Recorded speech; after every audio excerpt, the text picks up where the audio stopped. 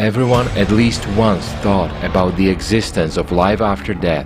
Various religions say that when you leave the body, you go either to hell or to heaven. But how do you know what happens beyond the line? Some people believe that no one has ever returned from there, and who said that no one had returned from there. How do we know then about the existence of reincarnation? Subpersonalities, who are they?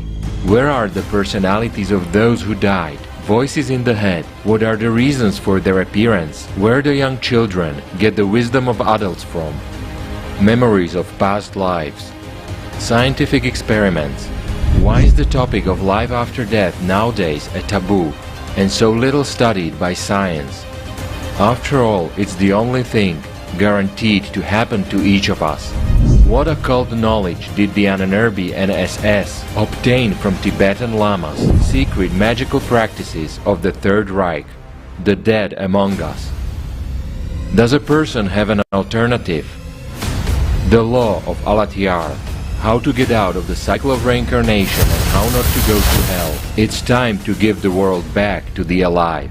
On October 13th, 2022, watch the Kaleidoscope of Facts, How Not to Go to Hell, initiated by participants of Allathyar International Public Movement from Germany and Latin America.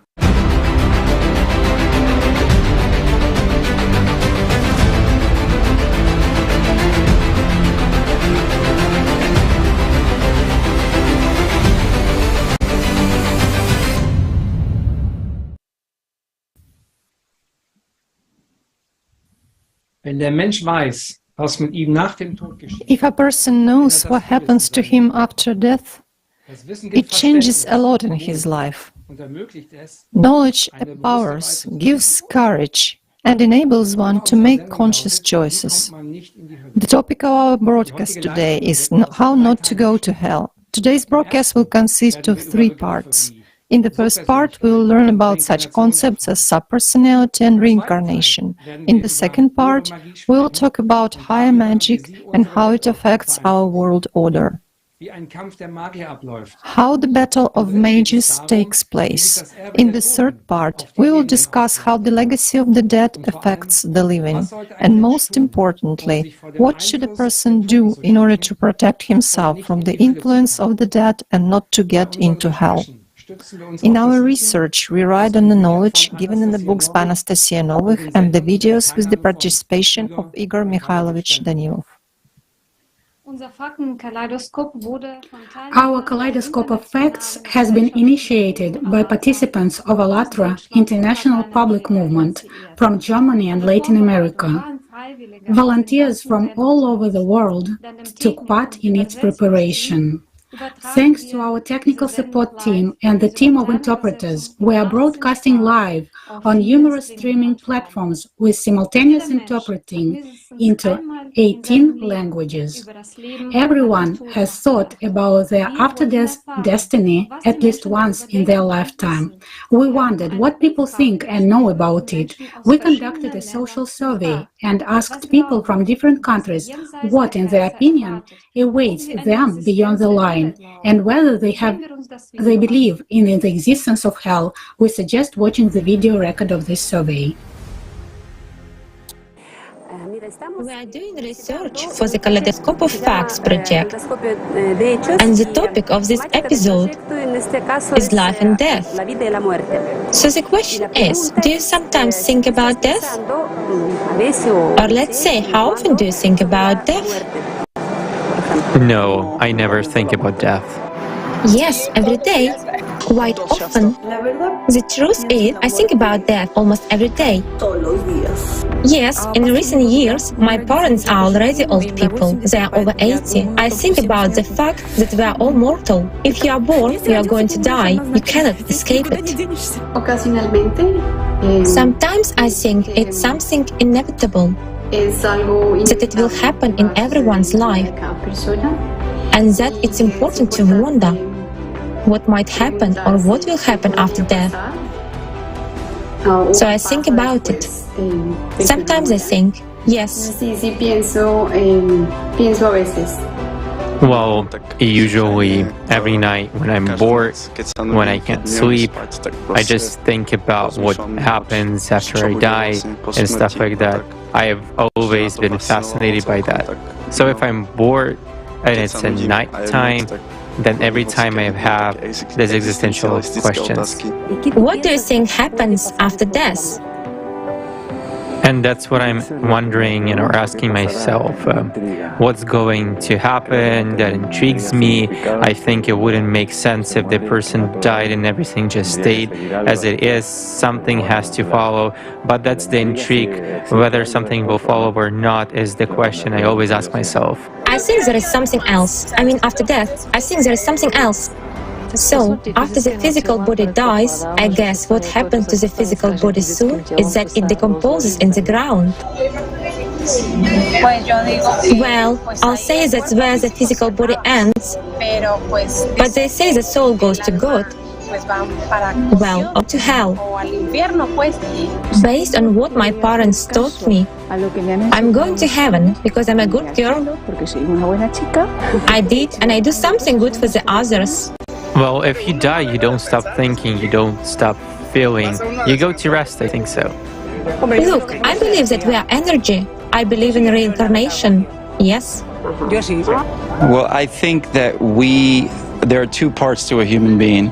I think we have a physical body, but I also believe that we have a soul. And I believe that death is only the death of your physical body. I think the soul lives on. Goes somewhere else. There are scientific statistics and data about what happens when a person actually dies. A substance called DMT is released into the brain, and it causes, for example, a person to actually relive all those moments, and in fact relieves his whole life. Everything goes before his life. And do I want to know what happens after death? Of course, sometimes I do. I'm a fatalist. What will be, will be. I think everyone will get what he believes in. There are also cases when people told what they experience after death, but for some reason science just doesn't investigate these issues, as if they wanted to keep it a secret so that people don't find out about what happens after death. And you believe in the existence of hell? I believe that hell in this life. If you are a bad person, if you do bad things to others, it comes back to you. I think hell is here. I've seen a lot of people who were very bad, and all the harm they've done comes back to them sooner or later. It may take time, but it comes back. So I think hell is already here. I believe in the existence of hell. I don't believe it looks the way religion presents it, or the way the Catholic religion has described it.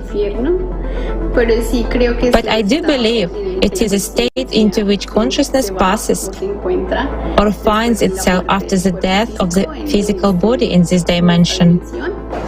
I believe that every bad person, bad people go there, like Hitler apparently is there, but there is also an opportunity for bad people to mend their ways and go to heaven.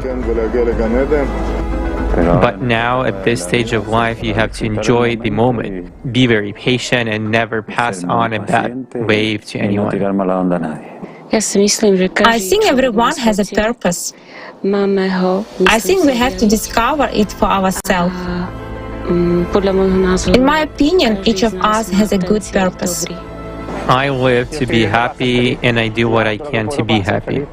Help the next one by you, and do as much good as you can.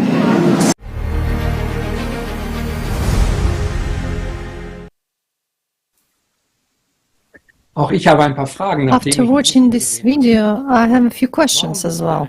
Why do we actually know so little about death? Why is it not duly studied by science? And if it is studied, why are the results not known to the general public? And what really happens after the death of one's physical body? Since ancient times, there has been a concept of subpersonality. We learned more about this from the videos with Igor Mikhailovich Danilov. I suggest us watching a fragment of the video Legacy of the Dead.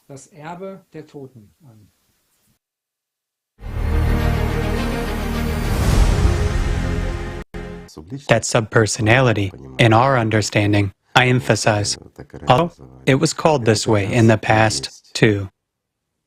It is actually an ordinary human, so to say, after death, who hasn't gained life, eternal. In religions, they talk a lot about hell, that we go somewhere underground or somewhere else. In reality, a human simply reincarnates, but not in the sense that reincarnation has occurred and we live in this world again and so forth. No, a human lives as personality only once, whereas a subpersonality transitions if a person died. I'll emphasize, but hasn't deserved life eternal, so to say. If he hasn't become an angel, he becomes a subpersonality. In other words, together with the soul, he reincarnates into another body, but there is already a completely different person, a completely different personality in that body. Therefore, subpersonality. You know, there is such an expression, it's like colors shimmering on a soap bubble. Let's say it is information that is preserved. For this very reason, there is such a term as subpersonality. There used to be personality and it became subpersonality.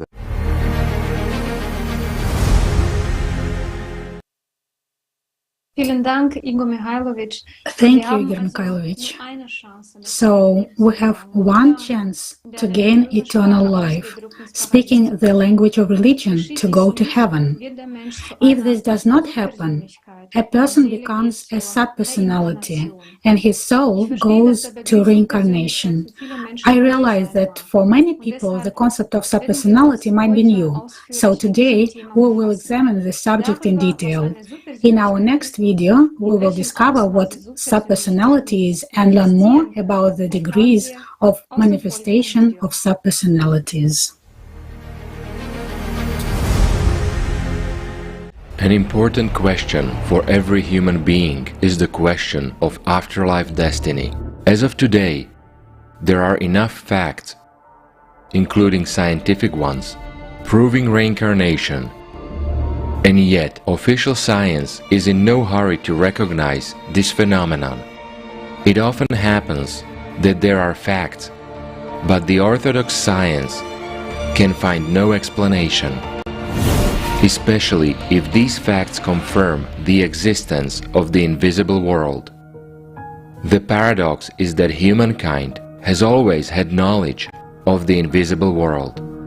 Religions have preserved the concept of reincarnation, meaning those real processes that occur to a person after the death of the physical body, and about those living dead subpersonalities which actively influence the life of the alive and steal their life force. If a person during his lifetime hasn't achieved spiritual liberation, which means fusion of personality with the soul, breaking the chains of reincarnations, then his personality fuses with consciousness and becomes a subpersonality, an eternally hungry evil spirit. There are different types of subpersonalities: dormant, inactive, and active.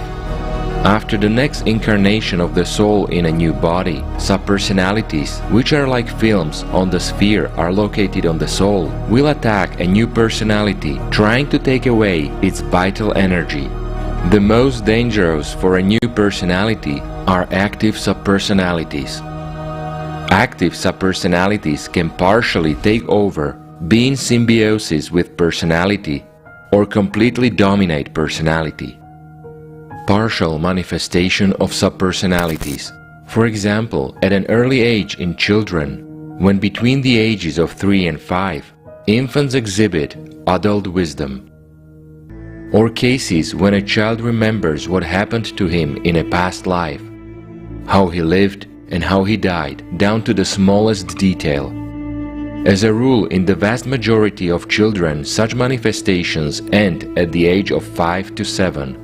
In the period of the primary surge, when the child's personality is formed and takes conscious control over the body and consciousness. In religions, this moment is reflected in the fact that children from the age of 7 are allowed to go to confession because they are already beginning to take responsibility for their thoughts and actions. After all, it used to be known that before the primary surge, a child could not be responsible for his actions because during this period, a subpersonality could dominate, controlling the body and consciousness of the child, and punishing a dead person makes no sense. Because of this, in some cultures, children under the age of 5 are not punished. The next degree of manifestation of the active subpersonality in a person is known to us as sleepwalking or somnambulism, from Latin somnus, sleep, and ambulo, to walk, to move. Sleepwalking can occur in children and adults to varying degrees, from walking around the room at night to the fact that people in this state do certain actions. For example, they draw pictures like the North Wales nurse Meadley Hadwin, or predict the future like Edgar Cayce, who had an active subpersonality that manifested itself during sleep and gave predictions about the future. Cayce himself remembered nothing, and everything the subpersonality said was written down by an assistant. As a rule, all of this is episodic and does not harm others, although personality itself is considerably harmed by this, because an active subpersonality running the person's body uses his vital energy for itself, in essence stealing and knowingly killing the carrier. Symbiosis of a subpersonality and personality. There are cases when the subpersonality enters into symbiosis with personality, acting as a wise prompter, a voice in the head. It really helps to solve all kinds of material problems and can even help a person to gain popularity and genius.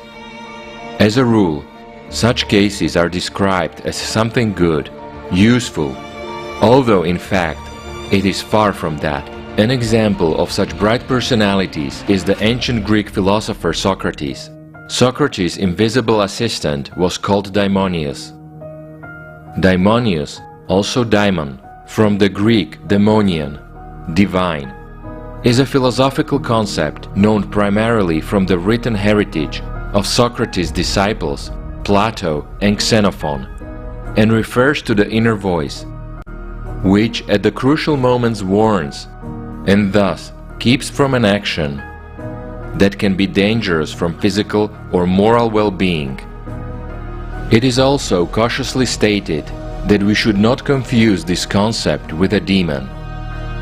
Who is it then? After all the divine manifests itself in the form of feelings emanating from the soul, but not as a voice in the head or an invisible interlocutor. In fact, it is a sneaky demon who at the right moment will let down personality, kill the body and enslave it, which is what happened to Socrates. He was sentenced to death on the official charge of introducing new gods and corrupting the youth in a new spirit. Since Socrates was treated well, he was given a chance to plead guilty and avoid the death penalty. But an invisible assistant prompted him otherwise, to stand up for what was right, even though all the facts were against Socrates. Naturally, the indignant judges did not give him a second chance and sentenced him to death through taking the cicuta poison, which he did. For the subpersonality, Socrates' invisible assistant, this was a victory. But for the personality of Socrates, it was a spiritual defeat. After all, not only did he himself become a subpersonality, but he also became a slave to his assistant. The history of humankind is replete with numerous examples of the genius of human beings due to such a demonic helper. Complete substitution of personality. There are cases of an even more active manifestation, when the subpersonality takes vital energy not only from the human host, but also from the people around him. Such a subpersonality takes complete control of the human body and consciousness, removing him as personality from control. If the body is compared to a car and personality to a driver, the driver is replaced and the subpersonality is at the wheel. Externally, this can manifest itself in different ways. When personality is replaced by the subpersonality, the body posture, look, timbre of voice, and facial expression may change. This gives the subpersonality the ability to get to the energy field of other people. In their desire to feed off the energy of others, the subpersonality acts quite aggressively, starting with provoking negative emotions and ending with murder, or even a series of murders. We all know the examples of maniacs who, after being caught, said that they didn't commit the murders, but were just unwilling observers. Everything in this world evolves and develops. The same happens with active subpersonalities. Having accumulated enough power and having mastered certain practices, they are capable of a conscious rebirth. In other words, when manifesting in a new body, such a subpersonality remembers all of its past experience and knowledge. It is able to control not only the body, but also the flows of real power, which gives it undeniable advantages over a young, unformed personality. Thus, the subpersonality has access not only to the life force of the host, but also the life force of other people, which is what it actively uses, taking this power from the living and accumulating it for itself, in order to seize power over new personality in the next rebirths, as well to enslave it and kill the living for prolonging its life. Such living dead do great harm to the living. This becomes especially dangerous and can have catastrophic consequences for all humankind. When such active subpersonalities unite, seize power, and create situations on the world political arena in which entire nations perish. It is important for us, the living, to be aware of this problem and to be able to defend ourselves, not to let the dead rule this world. The dead should be in the world of the dead. They have no business in the world of the living.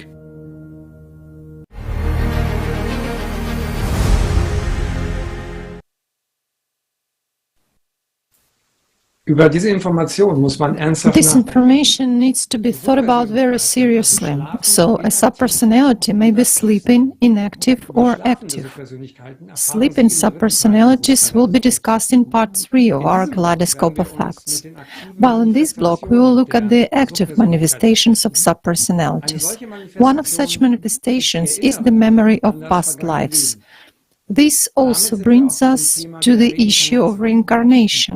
Today we have with us Dr. James Matlock, PhD, author of Signs of Reincarnation, Exploring Beliefs, Cases and Theory. Dr. Matlock, we wonder what mainstream science says about reincarnation, and what do you think about such a phenomenon? Is a very good, important question. I think it comes back down to the materialist philosophy that still rules most of our sciences. I mean, under materialism and the associated physicalism, the consciousness is generated by the brain, right?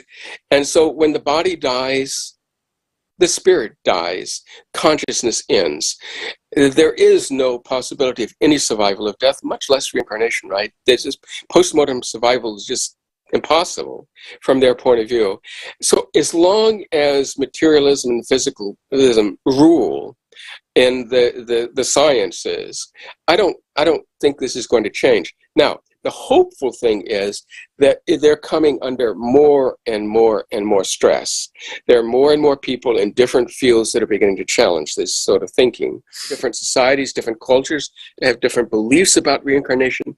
But I believe that they all began in this sort of empirical way by seeing these signs, hearing stories like this, seeing children's behaviors, and concluding that there was reincarnation. And we find, for instance, in Buddhist cultures, where the idea is that reincarnation has to occur at conception. That the intermissions between lives, the length of, is always more than 9 months. Whereas among the Druze people in Lebanon, Syria, that area, for them, reincarnation occurs immediately upon death into a child being born. So for them, ideally, there's no intermission period. And in their cases, the intermissions are much shorter. They're shorter than 9 months on the average. The median is 6 to 8 months in Druze cases. So you find beliefs then impacting the cases. And this is something skeptics like to say, oh, the cases then are simply responses to the beliefs. I mean, they're social constructions, and they argue along this way. But there's another way of understanding it too that Stevenson and I came to, and that is, if there is such a thing as reincarnation, it's likely that when we die, our consciousness simply continues, right? It continues, our bodies die. Our bodies are what die, not our minds, not our consciousness. That continues.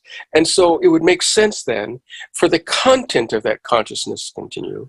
Islam is quite interesting because there are two branches, of course. There's Sunni Islam and there's Shia Islam. And the Sunni are strongly opposed to reincarnation. The Shia, however, include several sects that do have reincarnation beliefs. And you find a lot of cases in those societies. One of them are the Druze people that I mentioned in Lebanon and Syria. Another that was studied by Stevenson to a great extent, are the Alevi in Turkey, central Turkey.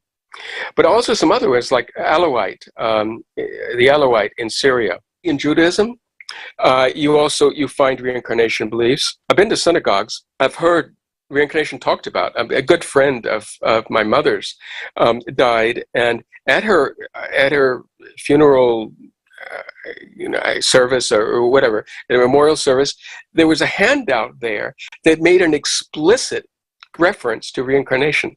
Now, I never talked to her in life about this. I don't know if that was her belief in life or how that became there, but this was a conservative synagogue, and so it's present in Judaism. Public opinion polls, both in the United States and in Europe, have shown that a good deal, maybe a quarter, of self-professed Christians still have reincarnation beliefs. So after death, our consciousness just continues. Our body dies, but our mind's consciousness continue. And they continue through what we call death until the reunion with a new body, which, in my way of thinking, is simply a possession of that body. But that possession, it takes, the consciousness has to learn to work with its new body. It has to learn to work with its new brain. The brain has to mature. I mean, we know this. I mean, this is why, we're not fully developed when we are born, right? We take years to develop. And, over that period of years, the brain becomes more and more sophisticated, and the link between consciousness and brain becomes tighter and tighter. And during that early period, when it's less tight, right, it's more possible for these memories to come up to the surface of consciousness, because I think they're there. I think they're there in the subconscious part of the mind, but they have to come up to the conscious awareness part, and that's easier when the brain is not fully in control.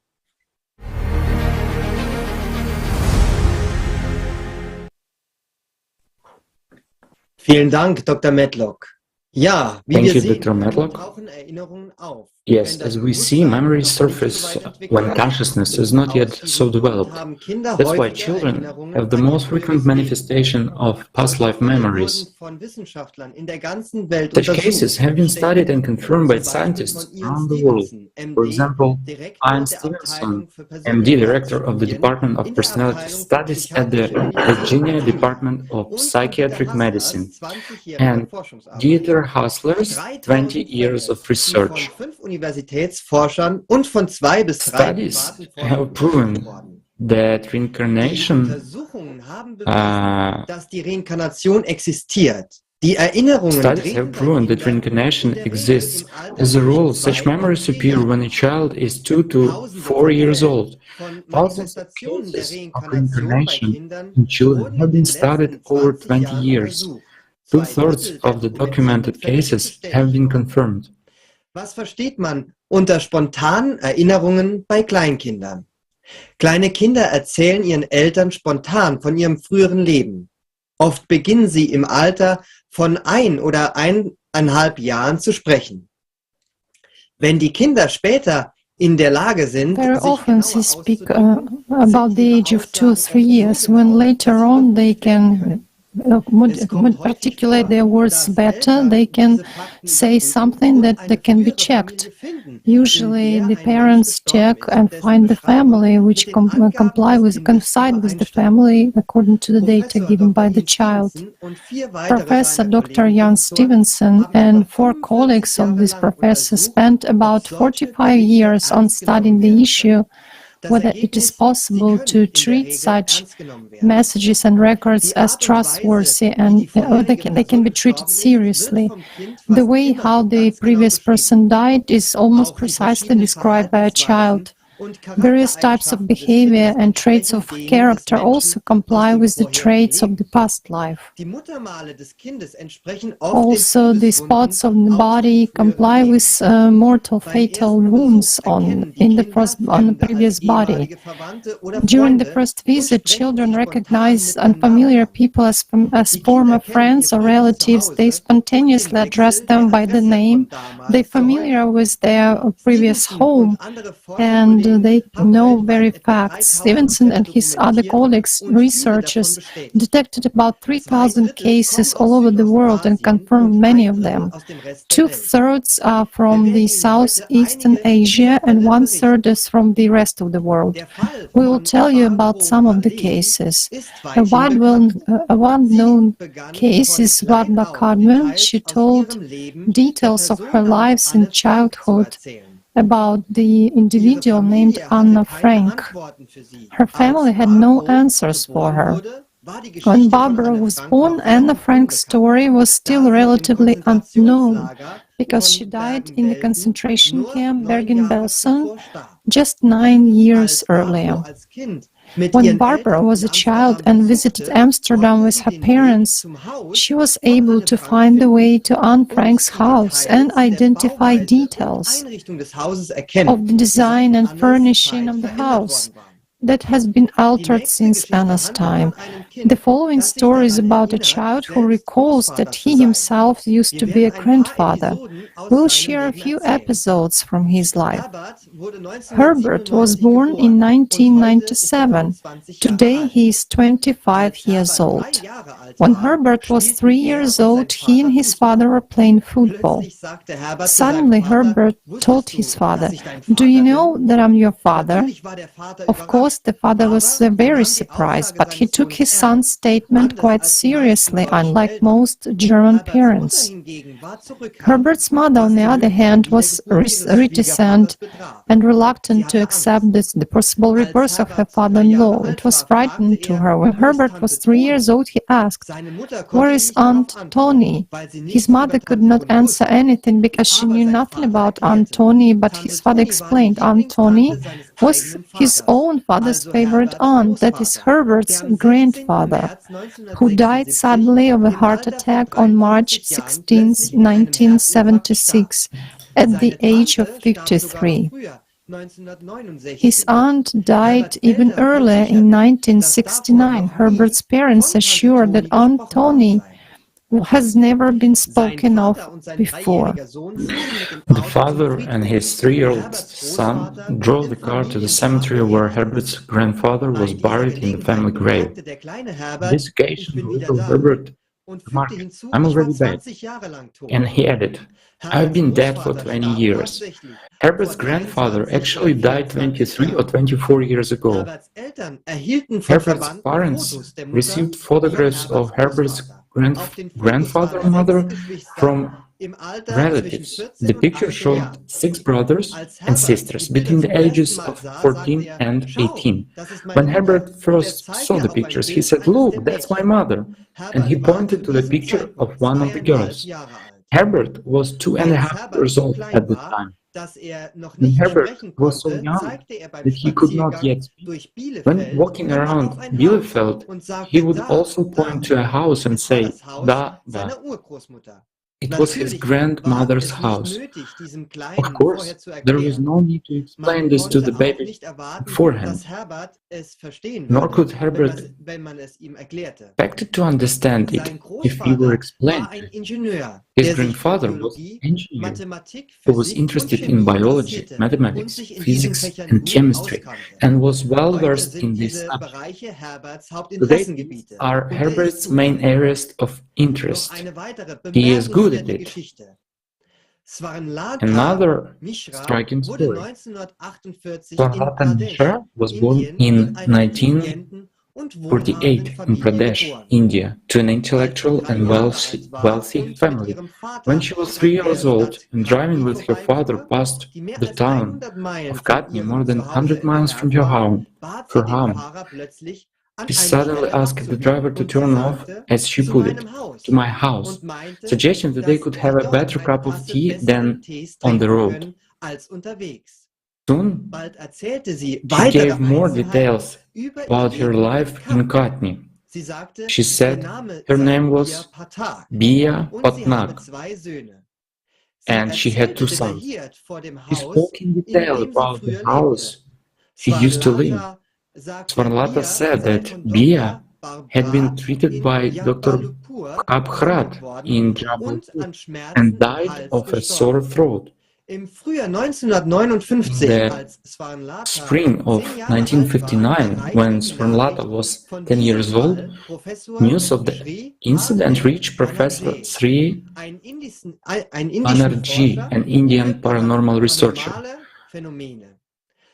Banerjee, taking notes, went to Katni to check the truthfulness of Swarnlata's memories. Using only the description given by Swarnlata, the house was found. It belonged to the Pathaks, a wealthy, prominent family with extensive business interests. The family confirmed everything Swarnlata told them. Bia Pathak died in 1939, leaving behind a grief-stricken husband, 2 young sons, and many younger brothers. These Pathaks had never previously heard of the Mishra family, who lived 100 miles away, and the Mishra family did not know of the Patnak family. The next scene in the story sounds like an Agatha Christie's story. In the summer of 1959, Bia's husband, son, and older brother traveled to Chhatkarpur, the town where Swarnlata now lived. They asked 9 others to accompany them to Mishra's house, where they arrived unannounced. Swarnlata immediately recognized her brother and called him Babu. 10-year-old Swarnlata walked around the room looking at each man in turn. Some she recognized, others were unfamiliar to her. Then she came to Sri Chintamani Pandey, Bia's husband. Swarnlata lowered her eyes and looked embarrassed, as Hindu wives do in the presence of their husbands, and said his name. Swarnlata also recognized her son from her previous life, whose name was Murli.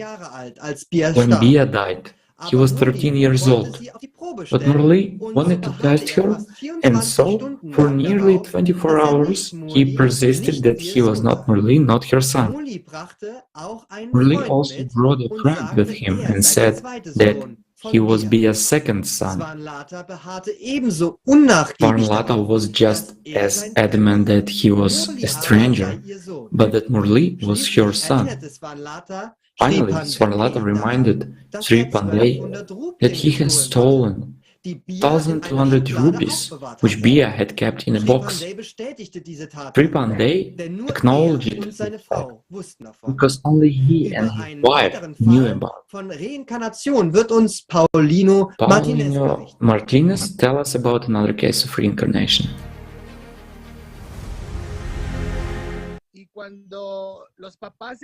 And when his parents addressed me, they told me that they wanted me to interview him. And when I interviewed him, I did not have the impression that I was talking to a child, not to mention a 4-year-old child. He was already talking like an adult. He was a little adult. He was already talking like an adult person, and he expressed himself with words that for a 4-year-old were difficult to pronounce or to have in his vocabulary. The words were very professional or very technical. He ended up asking his mother for tequila or cigarettes, or he would ask for things that were inappropriate for his age, and that is why his parents were very worried. They took him to a doctor. The doctor examined him and said that the child was fine, that nothing wrong was with him physically. When he came to me, I remember that he was a person who was very open in many things in his life, but I wanted to do a test with him, and I asked him to take me to the place where he used to live, to the house where he used to live, and to show me where that place was. And indeed, he took us, his parents and me, to a house, and before entering, he began to describe to us the exact layout of the house, where the kitchen was, where the dining room was, where the bathroom was, and he even took us to the bedroom where he used to live.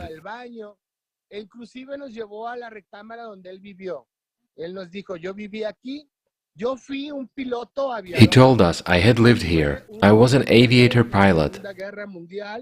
He was a fighter in the Second World War. He was a pilot in the war, and he was American, North American. And in this area of Chapala, there are many North American families that came to settle down to this place after the war.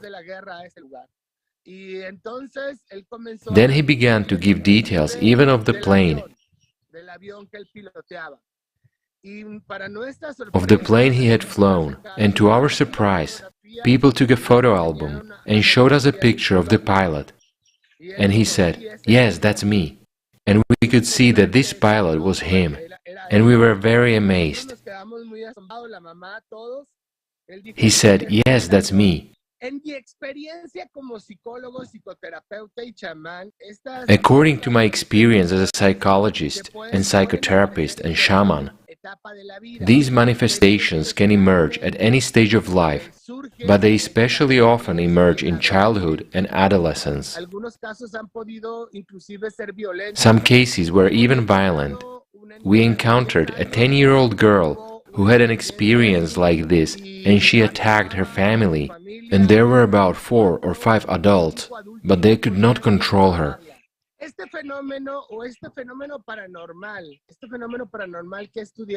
This phenomenon, this paranormal phenomenon that I have studied, in some cases, tends to be very similar to what psychiatry knows as a personality disorder, and also as a dissociative identity disorder. In other words, it's as if inside a person there are 2 personalities or 3 personalities, sometimes many more personalities.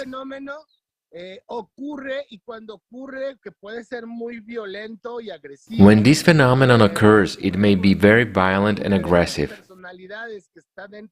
It happens because one of these personalities that are inside this person takes control over this person and makes him or her create such a type of situations which are very strange, but can be confirmed by science.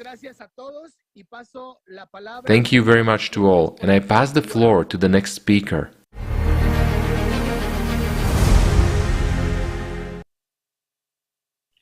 Vielen Dank, Paulino, Thank you, Paulino. I appreciate for your attention, and I pass the floor to the hosts. Thank you, Benjamin. This kind of fundamental research deserves sincere respect. So, we are now examining the issue of reincarnation, which proves that with the death of the physical body, human life does not end. Benjamin told us about cases when children manifested memories of past lives. Meanwhile, there are people who had near-death experiences. Jeffrey Long, doctor of medicine, radiation oncologist, and author of the best-selling book, Evidence of the Afterlife, The Science of Near-Death Experience, will tell us more about this. Since scientists respect evidence and reasoning, a lot of the evidence that supports life after death, that encourages scientists to believe there's scientific evidence of life after death, comes from a lot of observations, a lot of good studies that have been done, all suggesting that life after death is a reality. And I'm an expert on near-death experiences, by the way. I've studied over 4,000. So that's the scientific aspect of this issue that I know the most about. But understand, when you have a cardiac arrest, in other words, when your heart stops immediately, when your heart stops beating, blood immediately stops flowing to the brain. 10 to 20 seconds after blood stops flowing to the brain, the EEG, or electroencephalogram, and that's a measure of brain electrical activity, goes absolutely flat. There's no measurable brain activity at all, even with very sensitive measurement devices, the EEG. So at that time, it should be absolutely impossible to have any conscious experience. And yet near-death experiences by the hundreds and hundreds report highly lucid, organized, and remarkably consistent experiences occurring at exactly that time, which are remarkably similar wherever they occur in the world. By every measure that you have as a doctor, they have no evidence of consciousness. They don't have any evidence that their brain is functioning at all. They're literally in a coma. It's beyond unconscious. I mean, by all clinical measures, they are literally dead. They don't respond to painful stimuli, no pupil reflexes when you shine a light in their eye. So physically, they're absolutely dead and shouldn't have any memory. But where they're at least by what I've learned in near-death experiences, is that conscious part of them, some call it the soul, and I think that's the best word we have in the English language. That soul is apart from the physical body. That soul is actually experiencing, perceiving, aware, and remembering in great detail what's going on at the time they're physically on Earth, clinically dead. So that's a part of what makes near-death experience research so exciting, is that kind of evidence that even by all appearances, a person is dead, and yet there's that survival of who we are, what we are, everything that we are, personality, memories, consciousness goes on, surviving even severe physical trauma, even what appears to be clinical death. Typically, when they have that close brush with death, when they're physically unconscious or clinically dead, their consciousness rises up typically above their body. From that vantage point, they can see and hear ongoing earthly events, including other people frantically trying to bring them back to life. But in near-death experiences, when they report that, it's called an out-of-body experience, what they see, what they're hearing, when they check it out later, is absolutely, completely accurate, even down to the finest details, almost all of the time, which is absolutely amazing, given that their physical body down below them is unconscious or dead. There are many and large number, actually, that talk about remembrance of prior lives, indicating reincarnation. In near-death experiences, that usually happens when they're sharing about their life review, where they see part or even all of their immediate prior earthly life. And that occurs in about 20% of near-death experiences. But some of the times when they have these life reviews, they actually become aware not only of their immediate prior earthly life, but lives before their earthly life, lives that could have been decades to even centuries prior to the time that they were living on Earth. and they can describe in fairly vivid detail what their life was like. Now, interestingly, when they describe these prior lives and near-death experiences, they're not like Cleopatra or anybody famous. Essentially, always, they're people from every walk of life, very mundane, typical lives, but decades to centuries occurring previously. And even if they were a male in their earthly life, they might be a female. If they were a female, they might have been a male. Doesn't seem to make any difference. But here they are with very detailed memories of a life that existed far prior to their earthly life. And to me, that's very powerful evidence of reincarnation. There's also quite a bit of good scholarly research, scientific research, that also converges on an understanding that reincarnation is real. And the scholarly phrase is cases of reincarnation experience. And there's a pretty good body of literature that corroborates what's being shared in near-death experiences, that reincarnation indeed is a reality.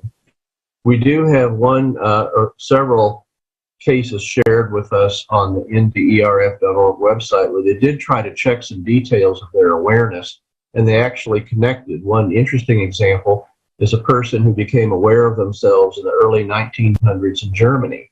They actually went to that area of the city that they saw in their reincarnation awareness during their near-death experience, and even though all the buildings were down and the streets were different, when they checked on it and looked at historical maps, they found their remembrance was absolutely accurate down to the finest details. There was the buildings, the street names, that was all real. So we don't have a lot of experiences like that, because don't forget, a lot of these reincarnation remembrances are centuries and centuries old of people from everyday life, where there really isn't or wouldn't be expected to be anything really left that they could point to as being evidential. Even if they checked it out, it wouldn't be of historical record anywhere. But we do have several that, in fact, there's been some other reports. There's one very dramatic one reported here in the United States where a boy was aware that he had a prior life as a Japanese fighter pilot in World War II. And they were able to identify the location of the plane where it went down, a lot of details about the Japanese fighter pilot's name, a lot of personal details about them that he could not possibly have known other than from a true reincarnation experience. So there are certainly some very well documented cases like that. When I look at these stories, I am myself a scientist, so I'm always looking for alternative explanations. Is there any other explanation for what we're seeing? And after having scientifically considered that now for over 20 years, I have to conclude that the remarkable consistency of near-death experiences, and certainly some strong reincarnation evidence, no alternative explanation. Skeptics have never come up with an explanation of near-death experiences, or these cases of reincarnation experience either, for that matter. So after carefully looking at all these cases, any possible explanations, I've concluded that without a shadow of a doubt, this is really seems to be the initial pathway of what's described in a near-death experience after permanent irreversible death. So this seems to be basically telling us this is what happens in a near-death experience. I went from over 20 years ago not being sure if this evidence was real, if there really was any evidence of life after death, to now being convinced, absolutely convinced, based on evidence that there is life after death. So this has affected me personally as a physician. Now, as time goes on, people change in near-death after a near-death experience. It's called after effects, a very consistently observed pattern of value and belief changes following a near-death experience. And not surprisingly, they become much more loving, much more compassionate, less materialistic, more focused on interpersonal relationships.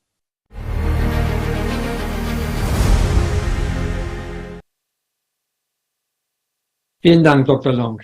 Es ist wichtig, dass Thank you, Dr. Long. It's important that the scientists talk about the facts of life after death, because it changes the very approach to life. And after such insights, people also begin to change.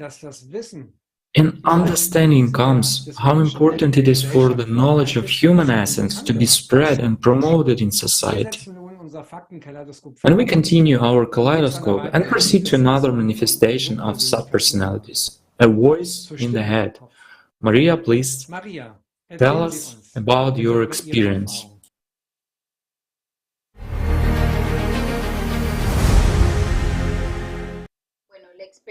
Well, the experience started at a time when I made a decision to change many things in my external life.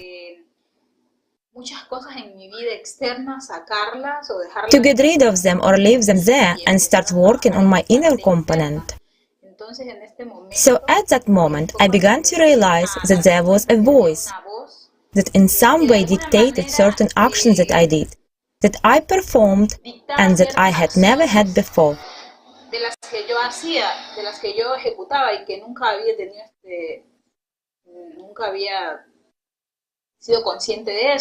I had never been aware of that before, but this voice began to sound. I began to hear it send out very subtle phrases like, it intervened, it attracted my attention. Because it told about such things like which didn't appeal to me, about science, about important information. But after hearing that clear voice, the voice of a man in my head, I began to have a dialogue with that voice, until it got to the point where that voice began to dictate to me many of the actions I was taking. I started to keep away from people and spend a lot of time in conversation with that voice in my head in my room. It was a very reasonable dialogue, like a dialogue between two people in the beginning. Only later I realized that my body, or practically I myself, was doing what it told me, what it ordered me to do almost unconditionally. But somewhere in this experience there was an observer who, thanks God, woke up and began to realize that no, it's not you who is living, there is something else living through you. And this is where it was. I remember from that experience that he told me not to tell anyone that we were talking, because otherwise we would not be able to talk anymore. And also people would say that I was crazy. And I also realized that when I started to pay attention to that voice, a very strange power came to me, like a very strange energy, as if I got strength and big hyperactivity. I wanted to do many things, to go out and exercise, to attract a lot of attention. I hadn't been like that before. Now it had become much more acute, and it also allowed me to realize what I had told about before, that there was something living through me, and I did not understand what it was. Anyway, at some point, I decided to see a psychologist and a psychiatrist. However, knowing a little bit the medical terms, because I'm a doctor by profession, I understood that it has nothing to do with medicine. This went beyond medicine, and that part was something transcendent that I didn't know about. In any case, I went through the treatment. I meditated with a psychologist who told me that it was an illusion or a hallucination. And the psychiatrist also told me that this was depression with symptoms of mania and things like that. But the truth is the one who was experiencing it was me. And I knew it wasn't what they were talking about, because I knew the medical concept that did not relate to the experience that I had. And I also started taking the medicine to see if it would go away, and it did not. So I just took them for a short time and then stopped. I decided to start with myself, to look for, to find the way to get rid of it. And then what helped me to get out of it was that once when I'm sure it was the first time in my life, when with such determination and honestly, I asked God for a chance and light to get rid of it. And then I began to feel a kind of spark in my chest that began to kind of appear, a spark that was caressing me inside my chest in a very strange way, but very, very, very faintly. And I remember that what I was doing was holding on to that feeling, to that sense, holding on and not letting it go anymore. I was there. I was cultivating it more and more. And so I started to distract my attention from that experience, and to focus more on this part, which practically blocked that previous experience.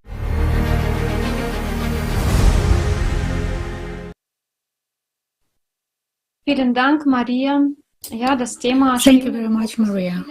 The topic of voices in the head is relevant and close to many people nowadays. Moreover, many mentally healthy people hear such voices. What kind of a phenomenon is it? What is the nature of those voices in one's head? We discussed this subject with a psychiatrist and a psychotherapist, Diana Leinik, and suggest watching a fragment of the interview.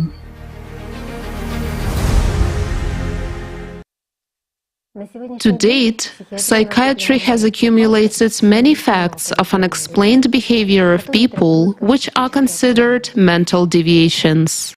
But if we have a look at the criteria of norm and pathology, the line is so thin that it is sometimes very difficult to distinguish one from the other.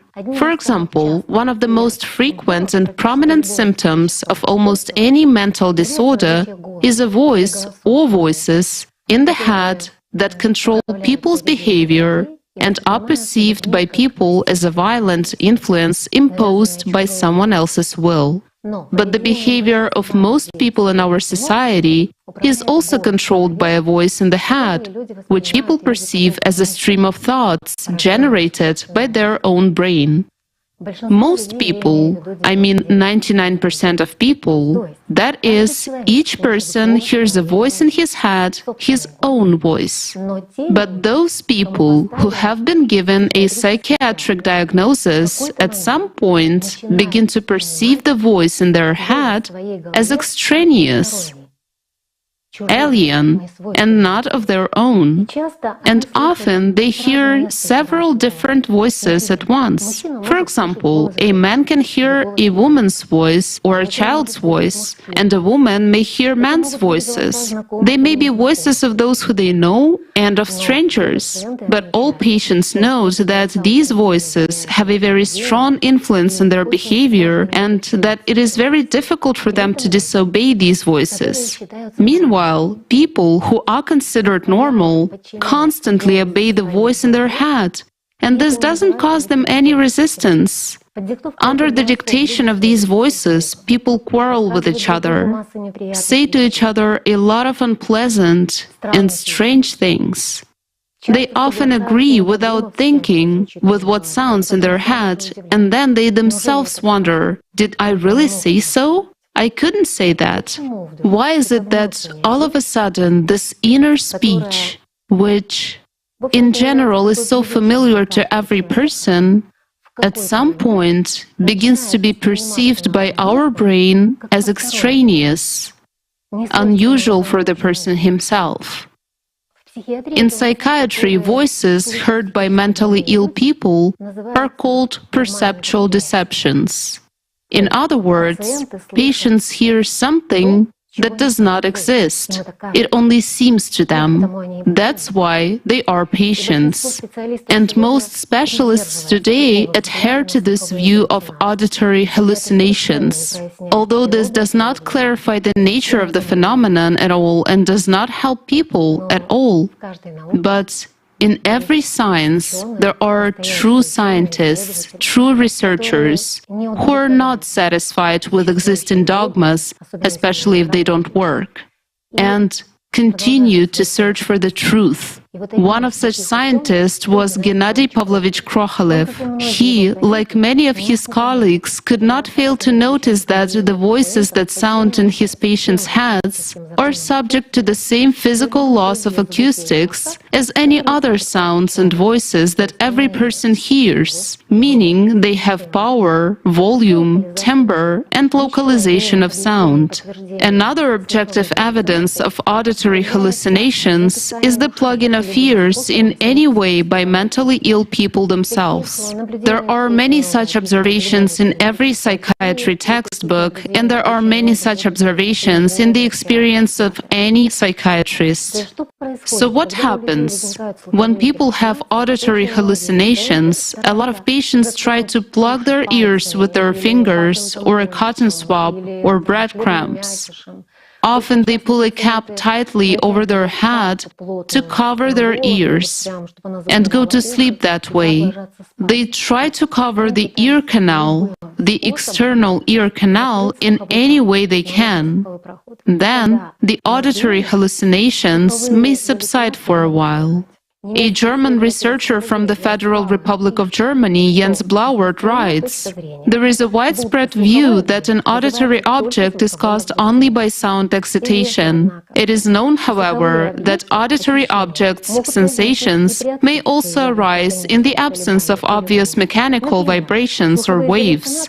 For example, auditory hallucinations, music, noises in hearing-impaired people, or auditory objects caused by artificial irritation of the auditory nerve." There are many observations that external noises and sounds affect the dynamics of auditory hallucinations. Patients often try to drown out the voices that they hear in their head, for example, with loud music, or by watching some program, or they go to a very noisy place. There are many observations that various external noises and sounds, in example, murmuring water, footsteps, ringing bells, the sound of a radio, can provoke or intensify auditory hallucinations. Based on these and many other observations and various studies conducted by psychiatrists and specialists working with auditory perception, Krokalev hypothesized that auditory hallucinations, which patients hear, can also be heard by people around. And they may not just be heard, but they can be recorded with a tape recorder. He carried out a number of very interesting, and I would even say bold experiments. And he managed to prove that voices heard by mentally ill people really exist. For example, he noticed that if an electric current of 913 volts was passed through earlobes, the voices in one's head began to sound louder. Krokalev took 2 rubber tubes from a phonendoscope. One end of the tubes was in the patient's ear, and the other end of the tubes was in the doctor's ear. The experiment took place in a quiet room. He stimulated the earlobes with an electric current, and when the patient confirmed that the voice became stronger, he would ask them to close their eyes and concentrate on that voice in their head. And he himself began to listen harder to the sounds in the phonendoscope. And he managed to hear what his patients heard. The experiments were repeated several times. The next step to prove that these voices really exist was to record the voices on a tape recorder. I will not now describe the methodology of this experiment in detail. It is described in the monograph by Krokalev, Biophysical Mechanisms of the Pathogenesis of Auditory Hallucinations. I will read out the conclusion he came to as a result of these experiments. A previously unknown pattern has been experimentally established that in auditory hallucinations there is a reverse transmission of auditory information from the center of the auditory analyzer to the periphery with the emission of sound vibrations of patients' voices from the quotium organ, which has been objectively recorded by means of a tape recorder on magnetic tapes. Interestingly, similar experiments were conducted in Italy by 3 Italian parapsychologists, a professor, a doctor, and an engineer. It is described in Sergio Conti's article 1982. cacophony of voices in auditory hallucinations. Interesting experiments were carried out by Zdeněk Radek in Prague in the 1970s. He was a president of the International Association for Research of Psychotronics. As a result of his experiments, he came to very interesting conclusions that a human body can function like a radio. In other words, our brain functions as a receiver that receives waves and converts them into speech, which is exactly what Krokalev proved by recording patients' voices on a tape recorder. But the most important thing that Krokalev proved with his experiments was that the voices heard by mentally ill people really exist. It is not something that seems to them. Someone really speaks to them. What remains to be discovered is who. In fact, it is not difficult to verify. For example, with the electroencephalography method. This method, which is already well known to many people, can today completely change the approach to understanding the nature of mental illness in general and make a truly revolutionary breakthrough in understanding who a person really is. What is life and what is death for a human? Electroencephalography is a method of recording the wave activity of the brain. There are clear patterns of changes in the wave activity of the brain starting from birth and up to about 18-19 years old, when the electroencephalogram becomes consistent with the norms of the wave activity of an adult. Why am I saying all this? Because you can tell the approximate age of a person from the electroencephalogram of the brain, and you can tell whether it is from a child, an adult, or an elderly person. The point is that each person's encephalogram is strictly specific and not repeatable. Today, the encephalograms of the mentally ill are studied in comparison with the encephalograms of a healthy person, meaning with what it should be in the norm. Definitely, certain changes are found, but there are no clear markers to date that allow us to say whether it is schizophrenia or depression or another mental illness. In most cases, the encephalogram allows us to say that a person is in some kind of strong emotional state, and we can even identify in which one. But it would be much more interesting to study one person's encephalogram in dynamics. For example, we took an encephalogram from a person who hears voices in their head, a mentally ill person. It is strictly a specific one. And if you then take an encephalogram at the moment when the person hears these voices, or, for example, when he has a very intense anxiety attack, or when his behavior changes in such a way that he becomes unlike himself. And if we find that an encephalogram does not match the original one, it tells us that in one person there are two different people.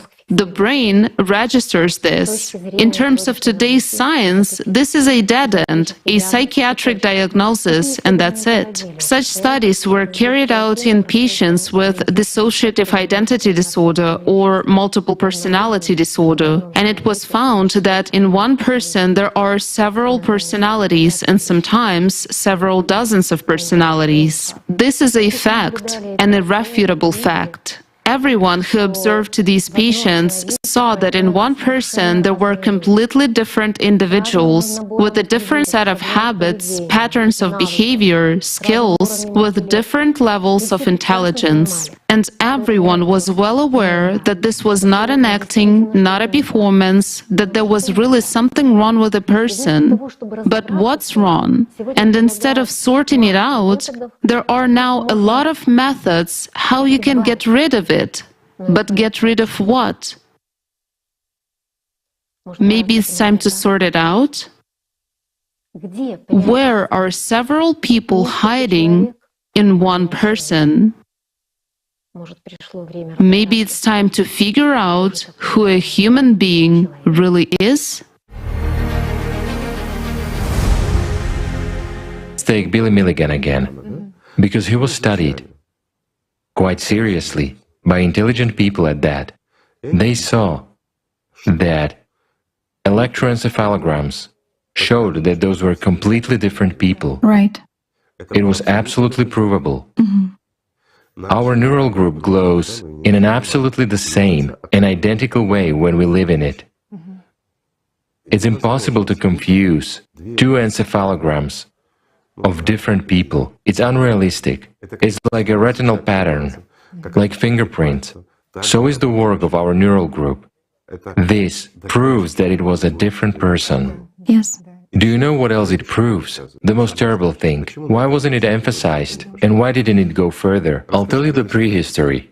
My friend, a good friend of mine, defended a thesis in his time. I once mentioned that this thesis was immediately destroyed together with the documents. The thesis exactly contained evidence that there is life after death, let's put it mildly, and in such a peculiar form. The evidence was actually based on fundamental scientific research, including examination of maniacs and masses of other people and so on. However, when studying those very electroencephalograms and conducting psychological tests, well, it is clear that he defended his work in psychiatry with a little bit of military bias. But it doesn't matter. The man simply had such a job. He uncovered something that really scared many people, and a lot of people who studied. In fact, he and I met people who studied maniacs, psychiatrists, investigators and the like. They understood perfectly well what was going on, but all of them were scared. Do you know why? I'll give you a simple example. You and I can talk, but not a single scientist can officially come out and talk about this. Why? Because the opinion of an authoritative scientist who shows and tells it all based on evidence would be a disaster for this world. Well, the fact that we say this, well, it is us who say it, it's our personal opinion, right? Can it really affect this world, so to say? Now look here. If an electroencephalogram changes when personality is replaced, it means that our brain is merely a tool that performs the function of receiving and transmitting information. Let's say it's a young superstructure, while the ancient one plays the role of that very animal brain like that of monkeys. Do I make myself clear? The brain indiscriminately retransmits everything that is given to it without any critical analysis. Absolutely right. So I'm saying it once again. Do I make myself clear, friends? In other words, a human being is something much more complicated and totally different than what we are used to. And this knowledge is so dangerous, strikingly dangerous. Why? Because it undermines everything. All institutions simply collapse. I'm not even talking about healthcare and psychiatry. Definitely, there are plenty of problems. Firstly, politics. Secondly, I emphasize all religious institutions simply stop functioning the way they used to function. To put it mildly, why? Because the foundation and the main support in all religions is the after-death fate and people's disbelief in it. There is a play, interconnection and so on. Well, in this case, it turns out to be pure knowledge of that. Pure knowledge. It turns out that life after death exists. It turns out, my friend, that you will not die. And you have the right of choice to choose life eternal or to become a subpersonality.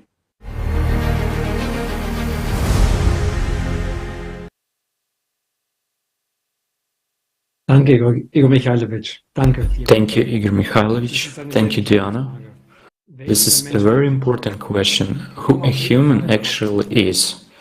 We will certainly come back to it. Voices in the head is one of the acute and urgent subjects, not only in psychiatry, but also for many ordinary people.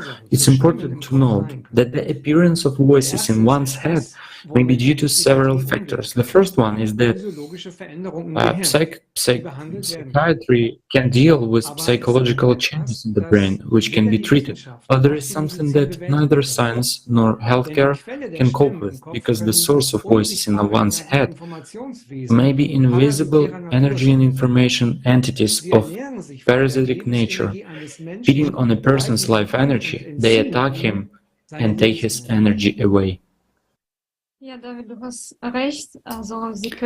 David, you're right. They may be divided into two categories by the impact on a human: those who attack from the outside, shadows, conducts, demons, and those who attack a human personality from within, subpersonalities. Since subpersonalities are a film on a person's soul, the attack will come from within. We won't discuss in detail the classification of all these invisible entities. There are so many of them, indeed. We are now looking at how subpersonalities manifest and act in a person. We suggest watching an excerpt from the video Legacy of the Dead.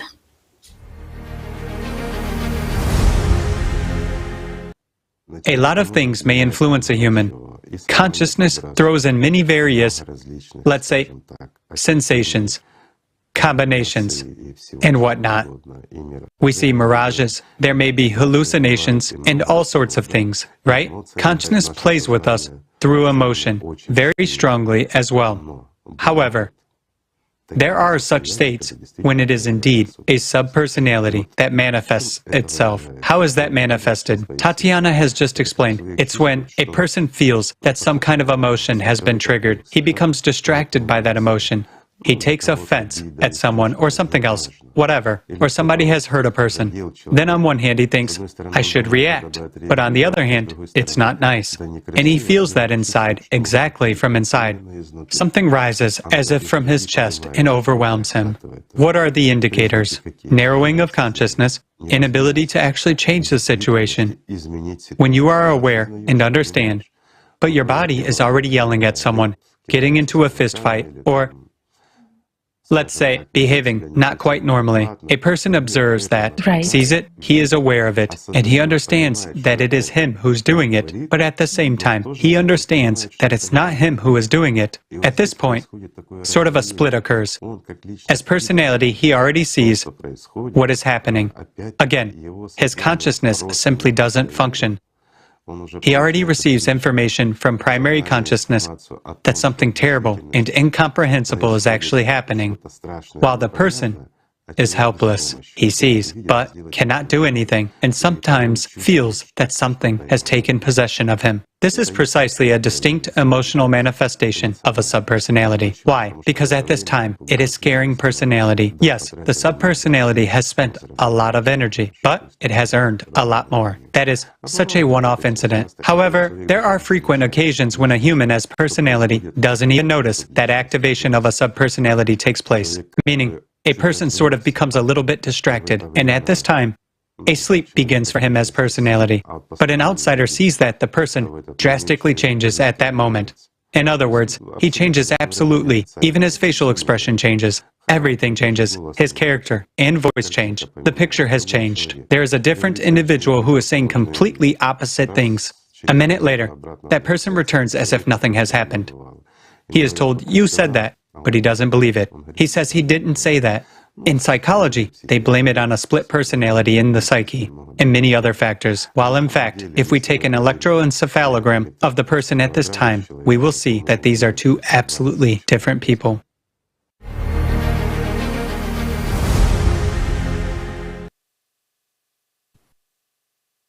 Vielen Dank, Igor Mikhailovich. Thank you very much, Igor Mikhailovich. I would like to note a few points. First point, is that subpersonality attacks personality from within, and a person can trace these manifestations in oneself. The second point is complete replacement. When a person doesn't remember what happened to him during certain periods of time. Let's watch a video, and afterwards we'll continue discussing active manifestations of subpersonalities and how this threatens a person.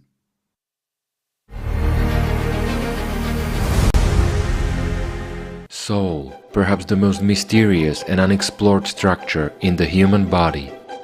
Millions of believers for many thousands of years have been putting a lot of effort into saving it. But what do we save it from, and what do we know about it at all? According to religious teachings, the soul comes into the body at birth and leaves after death. What does science say? Leafing through an anatomy textbook, we will not find any mention of the soul. But if we dig into history, we can find one very interesting experience. In 1007, Duncan McDougall hypothesized that since the soul is the source of vital energy, it must have mass. Then followed a series of experiments in which McDougall measured the weight of living beings at the moment of death. As a result of his experiments, he found that the weight of the human body decreases by several dozens of grams. Meanwhile, the weight of the dog's body did not change in any way at the moment of death. The question arises, what happens to the soul after the death of the body? To answer this question, it is necessary to understand what function the soul performs. The soul is the door to the world of God. If personality during the lifetime has fused with the soul, passed through the door, a qualitatively new being is formed, which we call an angel. But if the fusion did not happen, the soul goes to another body, and the consciousness of the deceased forms a film on the soul, experiencing the torments of hell. Now, let us mentally travel back to 1977, the year when a world-famous maniac was tried for robbery and rape. As a result of the trial, the defendant was acquitted with a diagnosis of multiple personalities. Further examination revealed that 24 people were imprisoned inside one body. More precisely, it was not people themselves that were imprisoned, but their consciousness, with all their habits and skills. In certain situations, they could connect to the body and control it. For example, one of the imprisoned is a communist, an expert in weapons and ammunition, in charge of physical form. He possesses extreme strength due to the fact that he knows how to control the flow of adrenaline. The other is an expert in science and medicine, with an emphasis on hematology. He taught himself Arabic and Swahili. Using logic and deduction, he figured out that he was not alone in the body, and figured out the other subpersonalities. An interesting fact is that once different consciousnesses connected to the body, it dramatically changed its appearance. Everything changed, right down to the smallest detail, posture, gait, look. That's why the world-famous maniac Billy Milligan was acquitted. In the course of the trial, it became clear to the investigation that to master all the skills that the defendant possessed, one life was not enough, and consequently, that wasn't Billy who committed the crimes, but those who seized power over his body and controlled it. It still bugs me when they call me Billy, but I don't say much. I don't say anything really. I'm not Billy. It sounds like science fiction, but unfortunately, it is a reality supported by scientific evidence. Multiple experiments during which an encephalograph was connected to the defendant showed that during the connection of different consciousnesses to the body, different parts of the brain became instantly active, which is unusual for ordinary people. And now let's sum it up. All the subpersonalities inside Billy died a certain time ago, and according to religious beliefs, after death, a person goes either to heaven or hell. Since there were rapists and murderers among them, the answer is self-evident. All of them are obviously not in heaven. As of today, there are a lot of cases of manifestation of dead people in living bodies. In many cases, these are children. Some of them remember their past lives. Some speak a language they could never hear. Others are lunatics who, after waking up, have no recollection of what has happened to them, and only in rare cases subpersonalities do manifest themselves in adulthood.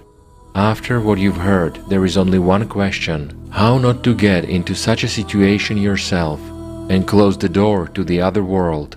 Or is there no door, and we ourselves are the carriers of the other world? Since ancient times it was known that hell and heaven are inside a human.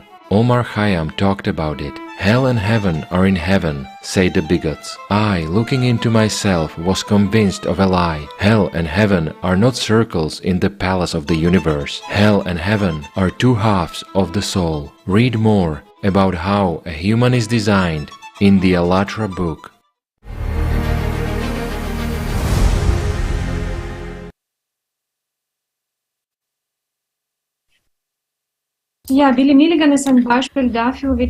By the example of Billy Milligan, we can see what the result of a complete replacement by an active subpersonality can be for personality, when a subpersonality takes full control over a person's body and consciousness.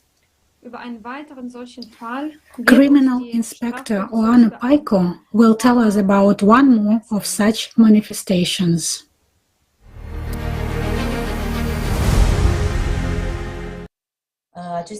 These manifestations are usually very rare. Over decades of practice, there were 1 or 2 cases. At least in my practice, I am sure that in the work of prosecutors and police criminal investigators, such cases happen more often than in our field of attention, as we deal mainly with less serious crimes, especially committed by minors. In teenage years and adolescence, such a displacement of personality and intrusion of subpersonality happens in very rare cases. Most cases happen in childhood up to the age of 6, when a child starts behaving as an adult and telling stories from the past life, or talking about things which he can't possibly know or can't have such information, but they do know it. Or a child comes to his parents telling them they are not his parents, but he occasionally loses touch with reality. But after the secondary research and hormonal changes at the age of 12 to 13, they usually don't appear anymore. Later, if personality doesn't develop, things become chaotic. If a child's personality isn't formed enough, then yes, such manifestations can happen. A recent case, an adult man of 36 years old. We were asked to make an assessment and prepare a report. He is an accused at the trial process and he will be sentenced. As a rule, we receive requests for adults in serious cases only. In case of felony, but here we have the attempted aggravated murder. And this means that actions of that man could have led to death, but luckily the victim survived. What happened in this particular case? That man, let's call him Bogdan, had been in a relationship for a long time. The couple didn't live together, but they were seeing each other from time to time.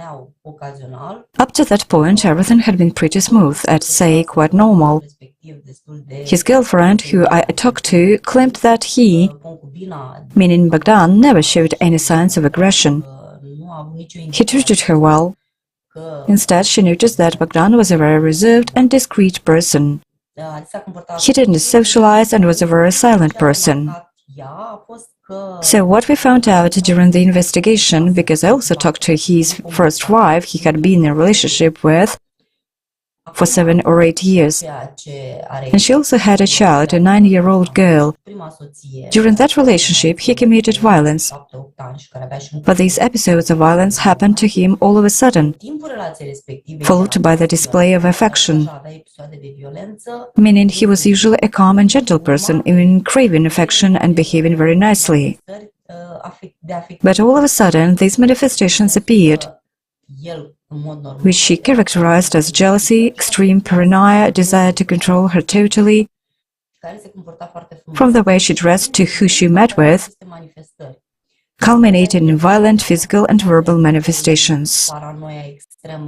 She was forced to leave her home and apply to the authorities for a protection order so that he would no longer have the right to approach her or her daughter. So the context of the crime was interesting for me because, as a rule, in similar violence cases, there is a so-called evolution, a gradual increase of it in a person's life. In Bogdan's case, he didn't drink alcohol at all, that is, he had no addiction to alcohol or drugs. Moreover, he had no other addictions, such as gambling or computer games, no addictions of the kind that lead to aggression, because they have a strong influence. On the contrary, these sudden losses of reality were very strange,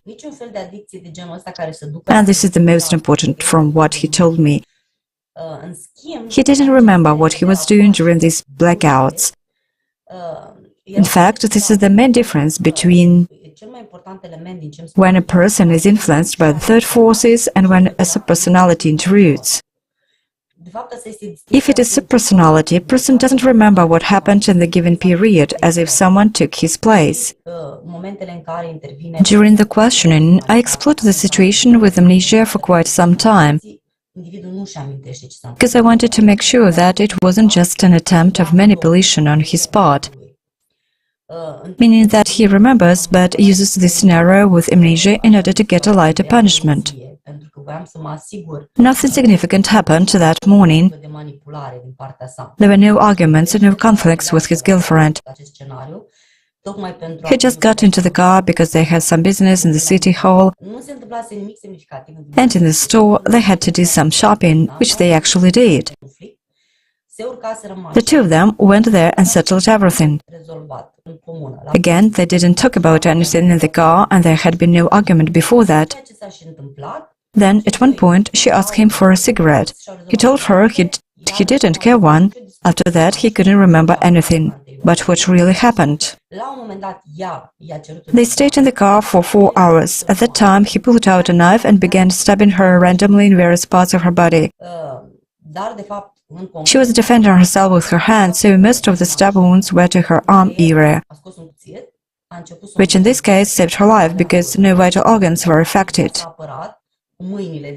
However, the wounds were quite deep, which required subsequent surgery and many days of medical care.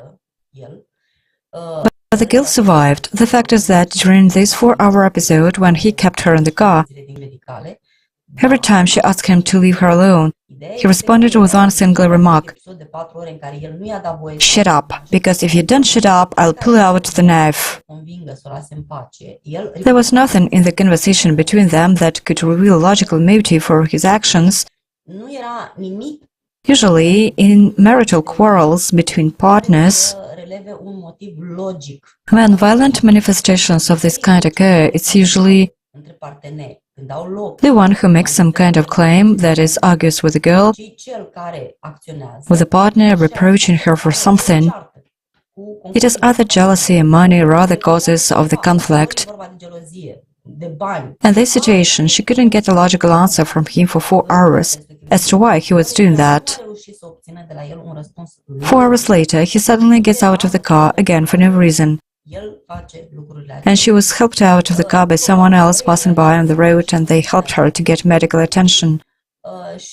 This is her story and the story of witnesses, because people who passed by the car later testified to what they remembered, but he only remembered the beginning, that she asked him for a cigarette, and that at some point he looked to his right and saw a woman who was all covered in blood.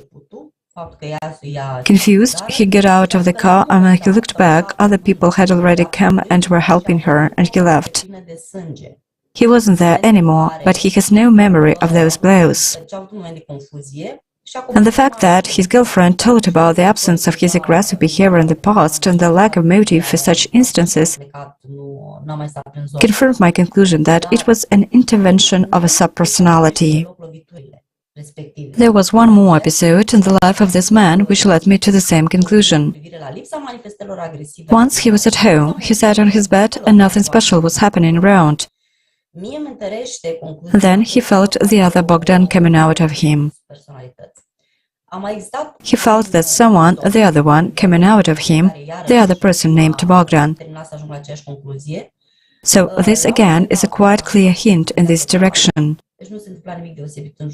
In other words, an aggressive individual is verbally aggressive every day. He screams, swears, and at some point he explodes in aggression. But these behavioral turnovers, these sudden transitions from the calm temper to extreme manifestations are not natural. I mean, they are not natural from a psychological standpoint. They appear somehow suddenly. And I cannot explain this suddenly otherwise than the intervention of the active subpersonality, over which he does not have any control. Exactly because of amnesia, the fact that he does not remember that time interval, right? What does this mean? This means that the other subpersonality has taken over his consciousness because there are several events when the person does not remember anything. This could be a brain concussion, for example, a knock to the head, and then there is a neurological situation when the person does not remember anything. It could be a non-organic problem, but rather a physical problem of the brain when a person does not remember certain instances. But in this neurological case, the person is normal. Therefore, the psychiatric examination showed nothing that would evidence neurological problems or psychiatric problems. There was also no diagnosis of schizophrenia.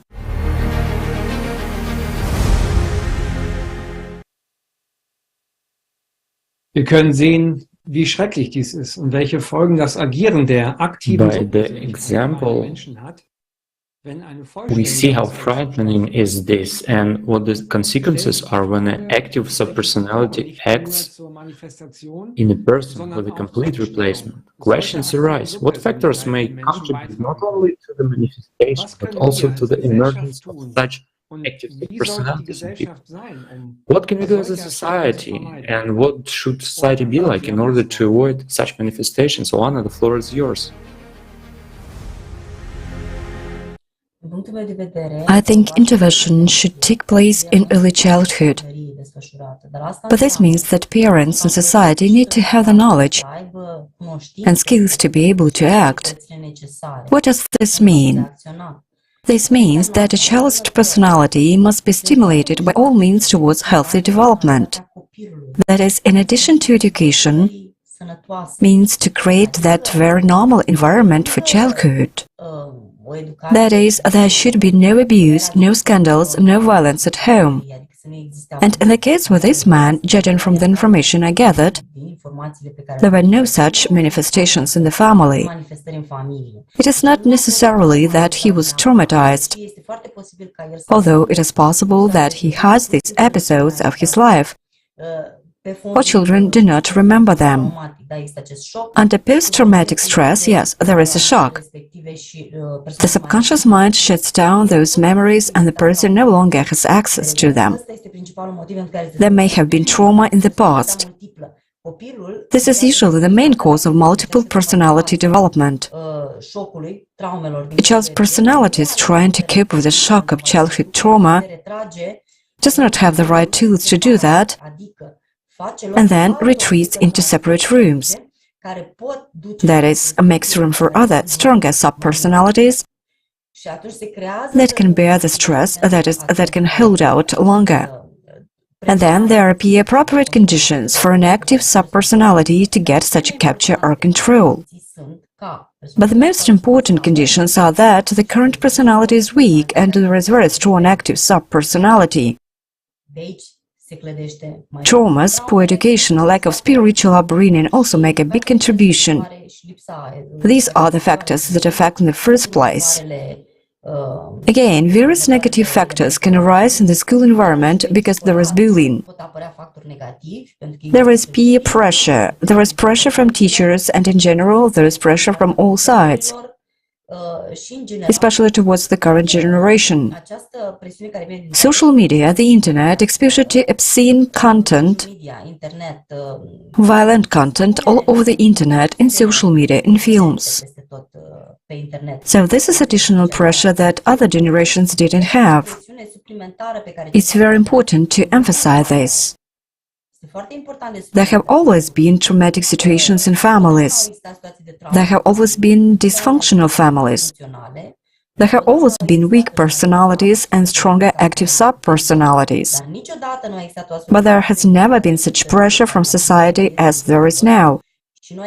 And there has never been pressure from the internet and television, which have come and become a cherry on the cake, so to say.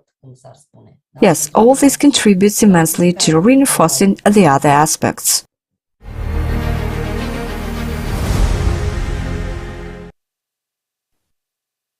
Yes,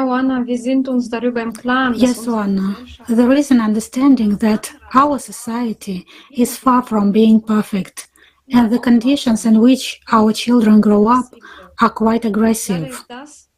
Unfortunately, what we observe nowadays does not contribute to spiritual development in any way. Hence, it doesn't favor the development of a child's personality, although childhood is an important period of time which has a direct impact on the further destiny and life of a person. Here a question arises: what should be the punishment for such people if at the moment of a crime their personality has been completely replaced by a subpersonality? Oana, the floor is yours. I would like to talk about what's going on now. Of course, science and the system of justice absolutely do not recognize the theory of subpersonality and the theory of past lives and reincarnation. It's not happening in science at the moment, yes, in the system of justice. I don't see this idea being successful or accepted. It fits more with the diagnosis of multiple personality. And then it is believed that the mind somehow creates these alternative personalities. But they are mental constructions. We can suppose they arise in the subconscious as a result of trauma. But they don't really exist, they are fictional. This is what psychiatry currently believes in, and so does the system of justice. And as for the responsibility for the committed act, the only criterion that is taken into account is sanity at the time of the act. That is, the person's awareness of what he or she is doing. If it is established that he or she is sane, then the person will be convicted and punished just as any other person who commits a crime or any act of violence. If it turns out that he or she has no sanity or did not have it at the time of the act, the person is no longer subject to criminal punishment, but is placed as a preventive measure in a psychiatric hospital for psychiatric care, where he or she stays for a fairly long period of time. Usually the case, until it is determined that the personality disorder, as it is called, has improved, or the person is released on the condition of getting medication treatment. How this person should be punished is another matter, but it goes beyond the existent legal framework. Such a person should not exist in a healthy society at all. In fact, it all starts again with what conditions are created in the society we live in. Because the interference and seizure of control by an active subpersonality implies that the present personality already has big problems. And then, first of all, we have to prevent this kind of context. these prerequisites in order not to get into such a situation. If this happens and it is found that another subpersonality acted, then I'm not in favor of the idea of punishment. I support the concept of isolation from society for a certain period of time, as long as the person is dangerous and there is a risk that he or she will commit criminal acts again. Yes, in this situation, the person should be isolated as punishment in the sense of retribution. In other words, he or she should also suffer as his or her victim suffered, so that he or she can learn something. That's what punishment means. Actually, I don't agree with that because, from my experience, prolonging trauma and prolonging sufferings do not lead to good results. The idea is to change a person's mental and emotional context. That is why he or she has to be isolated. But it is also necessary that in hospitals and other institutions which could support such people, they must receive therapy that includes the spiritual component and the physiological component, but not by means of drugs we have nowadays.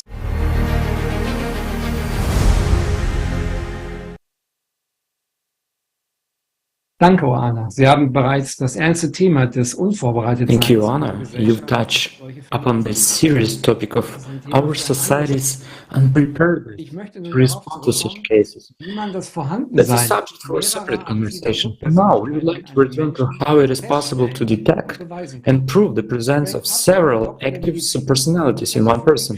Frank Putnam, MD, Professor of Clinical Psychiatry, Psychiatry at the University of North Carolina School of Medicine, will tell us about his research. Dissociative identity disorder, formerly known as multiple personality disorder, belongs to a group of disorders we call dissociative disorders. But what really we should think about them as childhood post-traumatic stress disorders, particularly as a result of early childhood trauma, usually before age 6 years old. Now, how many people have them? We don't really know. When we do epidemiological studies, we find that maybe about 1% of the population has them, making it about as common as schizophrenia. It's caused by very severe early trauma in childhood. What you're talking about is what we call a switch, where they switch from one identity state to another identity state. And often that's manifest by the person becoming very different. They may look differently, their voice may sound differently, they may have forgotten what they just said before. They might get, all of a sudden, an emotion comes out of the blue. They've been talking to you pleasantly and suddenly they're very angry with you. But the way you really tell is not by what you see in front of you, but it's by the person's experiences. Have they had a period that they bought and they have no recollection of buying them? So what we look for is what we call perplexing forgetfulness. Dissociative amnesia is amnesia for complex behavior that the person doesn't have any recollection. They might lose 2 or 3 days that they have no memory of at all. And then people say, well, you know, you did this or you did that, and they don't recall any of that. It's often we can get to the memories of what they did using hypnosis. Memories are there. They're not what we call retrievable. The person can't remember them. Sometimes they may have those memories occur spontaneously for them. That's a cardinal sign that they have these amnesias for complex behavior. They're often, when I say complex behavior, I mean getting in a car, driving places, interacting with people. It's not simply that they're passed out, but they're actually out in the world doing things. They just have no memory later. If they do have physiological changes that occur, when we see a switch, when we switch from one personality to another, often we'll see a change in the EEG, we'll see a change in heart rate. Very often heart rate is a very one that's pronounced. We'll also see changes in their face. Their face expressions will change quite dramatically sometimes, so that you almost wouldn't recognize this person as being the same person. We see changes in what they call galvanic skin response or the electrodermal response. So we see a variety of different changes. They're like the changes that you might see in somebody who goes from being calm to being angry. That is, the body changes a lot of physiology. It's not magic. It's the same kind of change we see when a depressed person becomes manic, or when a person goes from normal state to having a panic attack. Their heart rate will change also quite dramatically. But we do see these changes when they switch personalities. And the thing that makes them sort of unusual is that we can often have them do it on command. So we can take them into the laboratory and we can wire them up, and we can say, I'd like to talk to Jenny, I'd like to talk to Ralph, I'd like to talk to George. And then we see those changes occur on command or on request.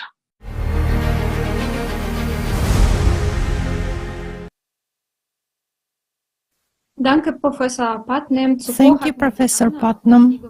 Earlier, Diana and Igor Mikhailovich also touched upon the subject of brain encephalogram readings and the fact that they are individual for every human. This is important for further research and understanding of the nature of such a phenomena as the dissociative identity disorder.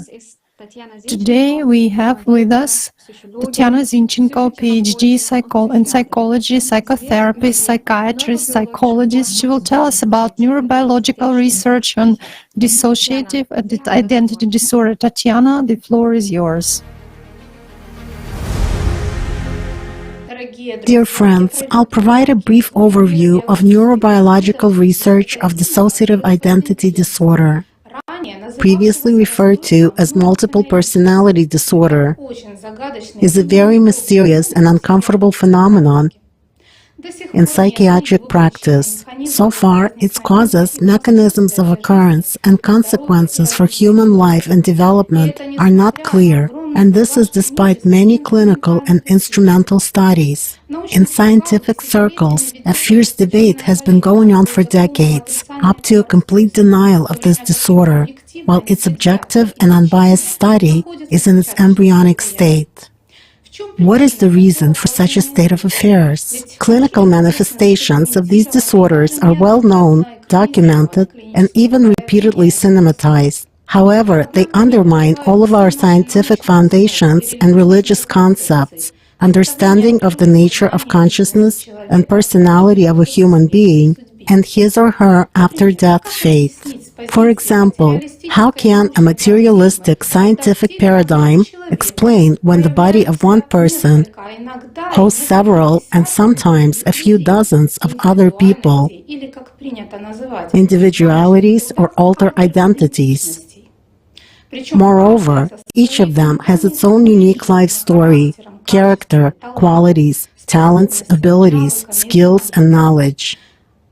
They differ in gender and age, sexual orientation, facial expressions and gestures, movement patterns, languages they speak, and voice. Some may be criminals, alcohol addicted, or drug addicted, or mentally ill. Others may have extensive knowledge in a particular scientific field, be talented musicians, artists, sculptors, dancers, have sports skills or martial arts skills. Notably, there is no way a person could have learned all this in his or her lifetime.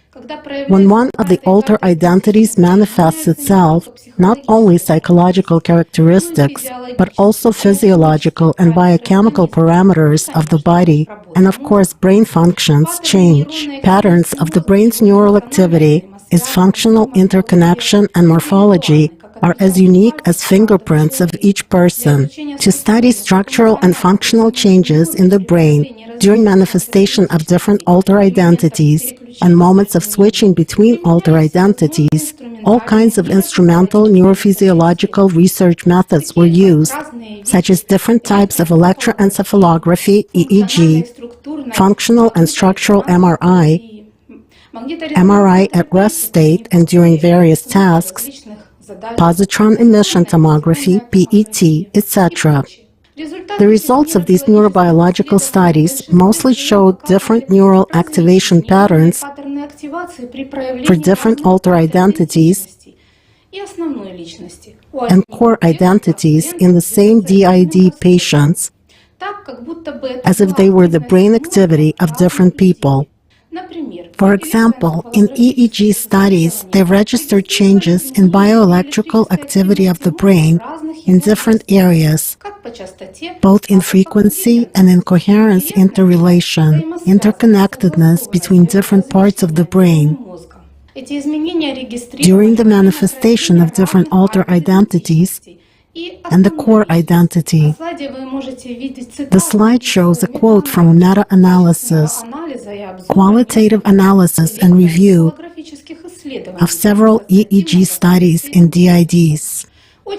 Most interesting are the results of studies when the pattern of brain activity in patients with DRI during the manifestation of their alter identities was compared with the pattern that occurred during the imitation of alter identities by the professional actor's performance.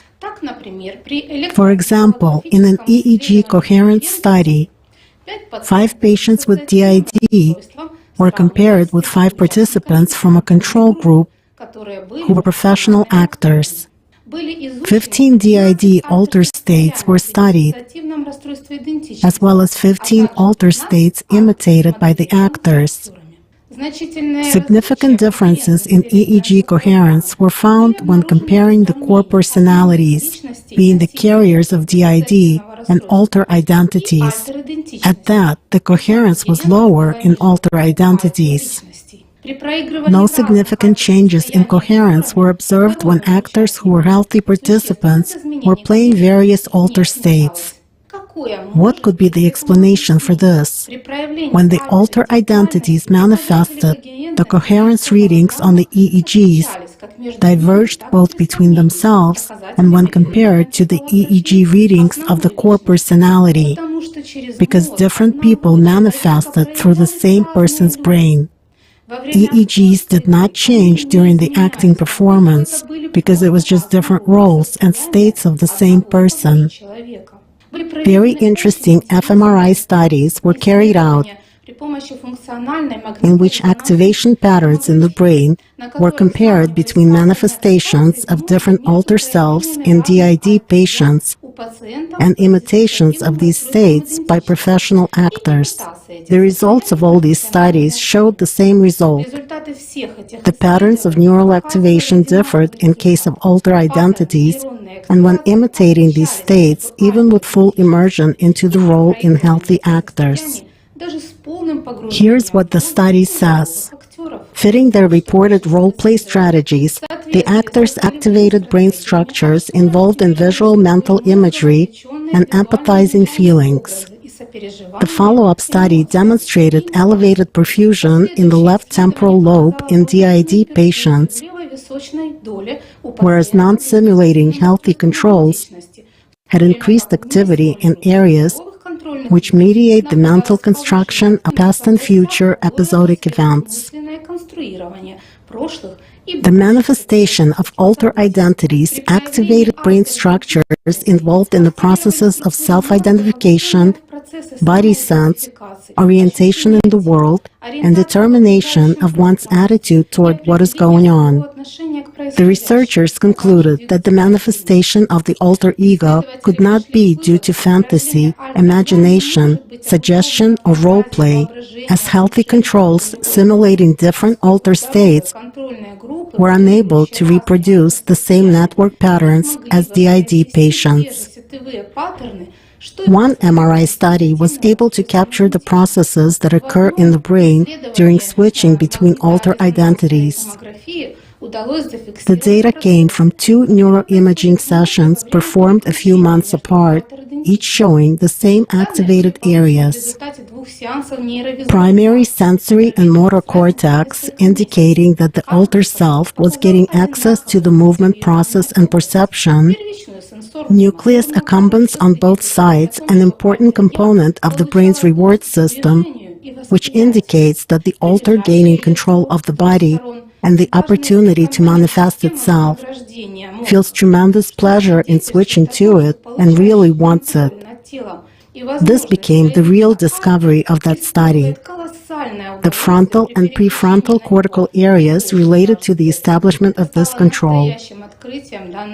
Overall, data from a 2022 systematic review of 13 instrumental neurobiological studies of DID patients showed us how disruptive to the human brain the manifestations of subpersonalities are, and that there is a constant switching between them and the main personality.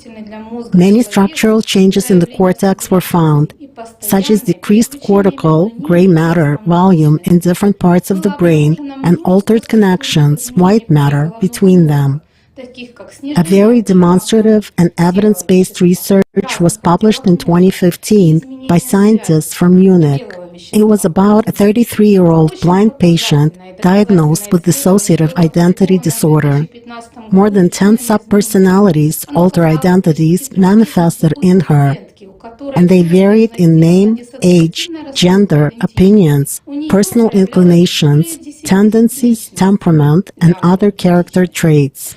Voice, gestures, and facial expressions were different. In some states, the patient could communicate only in English, in others only in German, and in third ones she spoke both languages. The patient informed that she had been in an accident 13 years before, after which her vision first became severely impaired, and then she became totally blind.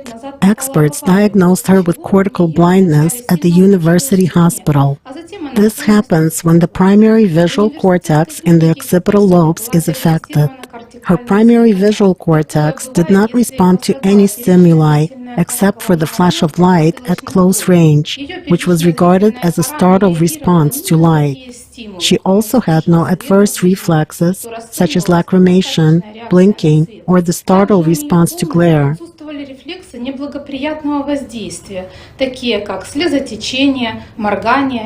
All of the tests performed confirmed this. Particularly convincing was the fact that no visual evoked potentials, VEPs, were detected.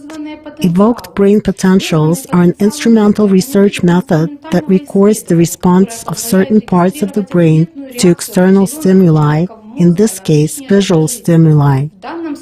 But upon activation of some subpersonalities, and accordingly, the visual evoked potentials in the primary visual cortex were restored, and the switching from blind to sighted state and back took place literally in seconds.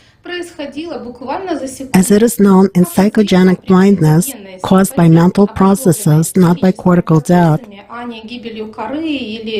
VEPs are preserved. Also, they do not require conscious perception or sustained attention, and are registered both under anesthesia and hypnosis. In forensic science, the absence of VEPs is considered an absolute reliable sign of true blindness. Absence of VEPs is convincing evidence that incoming neural information is blocked in some way in the primary nerve impulse pathway from the retina to the cerebral cortex. The restoration of activity in the visual cortex could not be explained by neuroplasticity. Neural transmission and connections are not restored in seconds. It is a long process that takes months or even years of constant training. Scientists were completely discouraged, and they raised the question of the nature of these alter identities and consciousness in general. Mental images are not capable of having such an impact on the brain with respect to the fundamental processing of early visual information and the corresponding perceptual changes. At present, there is no scientific theory capable of explaining the results of the above neurobiological and clinical studies. Obviously, we have encountered interference of another consciousness in the brain which identifies itself, meaning it has its own self with a different set of qualities and characteristics, a different informational content than the patient's consciousness. But all these manifestations are exhaustively explained by the manifestation of a subpersonality, or the personality of a past incarnation, which did not fulfill its inner spiritual potential, and due to certain circumstances, for example, in the case of a shock trauma, gained control over the body. A subpersonality is an active and aggressive parasite that takes advantage of a vulnerability factor, a person's childhood age and state of shock, to simply use and wear down this person's body. This is also confirmed by the results of neurobiological research. There are extensive structural changes in the brain matter, decreased coherence and interconnection of its different parts as a result of seizure of control over the body by subpersonalities and continuous switching between them. Now, we have a unique opportunity to thoroughly study this phenomenon, since the information on the nature and manifestations of subpersonalities is presented in detail in videos with the participation of Igor Mikhailovich Danilov.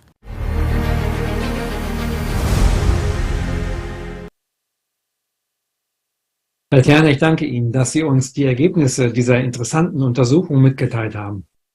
Sie zeigen die Manifestation der Subpersönlichkeit. Thank you, Tatiana, for sharing with us the results of such interesting studies. They demonstrate manifestations of subpersonality at the moment of its activation. Very revealing is the example of the blind patient who began to see at the moments when the subpersonality controlled her body. So who is a human being, and what mystery is hidden in him? I suggest watching a video. Human hides many secrets and mysteries within himself. Two events are particularly mystifying: the mystery of birth and the mystery of death. The processes that occur to human during these periods are very significant. The knowledge available to the masses in these matters is extremely limited and reduced to trivial phenomena, although they have their stages, which cardinally affect human life. And it is important for us humans to know about these stages in order to live our lives consciously. Everything starts at conception, because at this very moment a future human being receives that supply of prana which provides the duration of life of his or her body. At the moment of human body conception, while he is still in the womb, along with the development of his brain, the so-called primary consciousness develops. After birth, primary consciousness is directly related to the entire human body. It controls all chemistry and all life-supporting processes of the body, as well as being responsible for unconditioned reflexes. It has a weakly expressed intellect. This is the primate's consciousness, which reaches the level of a 5 to 6-year-old child, but more often even younger. The primary consciousness gives information about the three-dimensional world to our personality. It hides what religions call pride. Few people know that until the 8th day after birth, humans are no different from animals. The question arises, but how are we humans different from any other matter, including intelligent matter?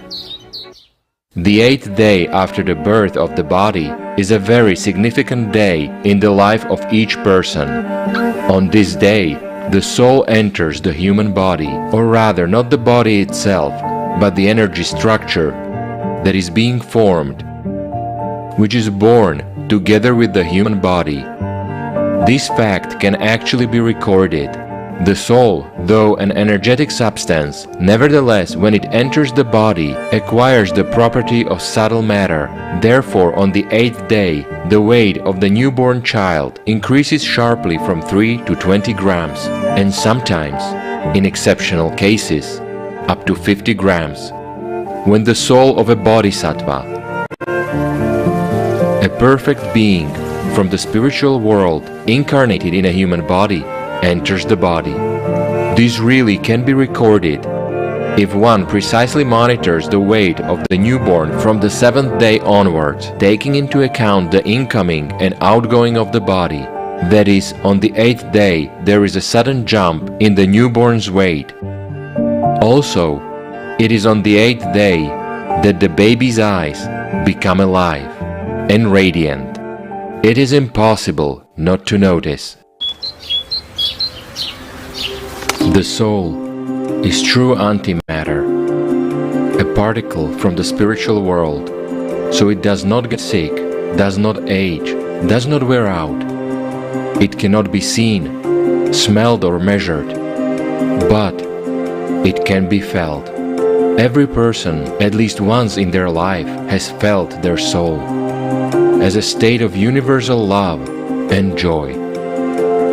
When the connection with the soul is blocked, a person feels this loss as a soul pain, sometimes so strong that it is unbearable.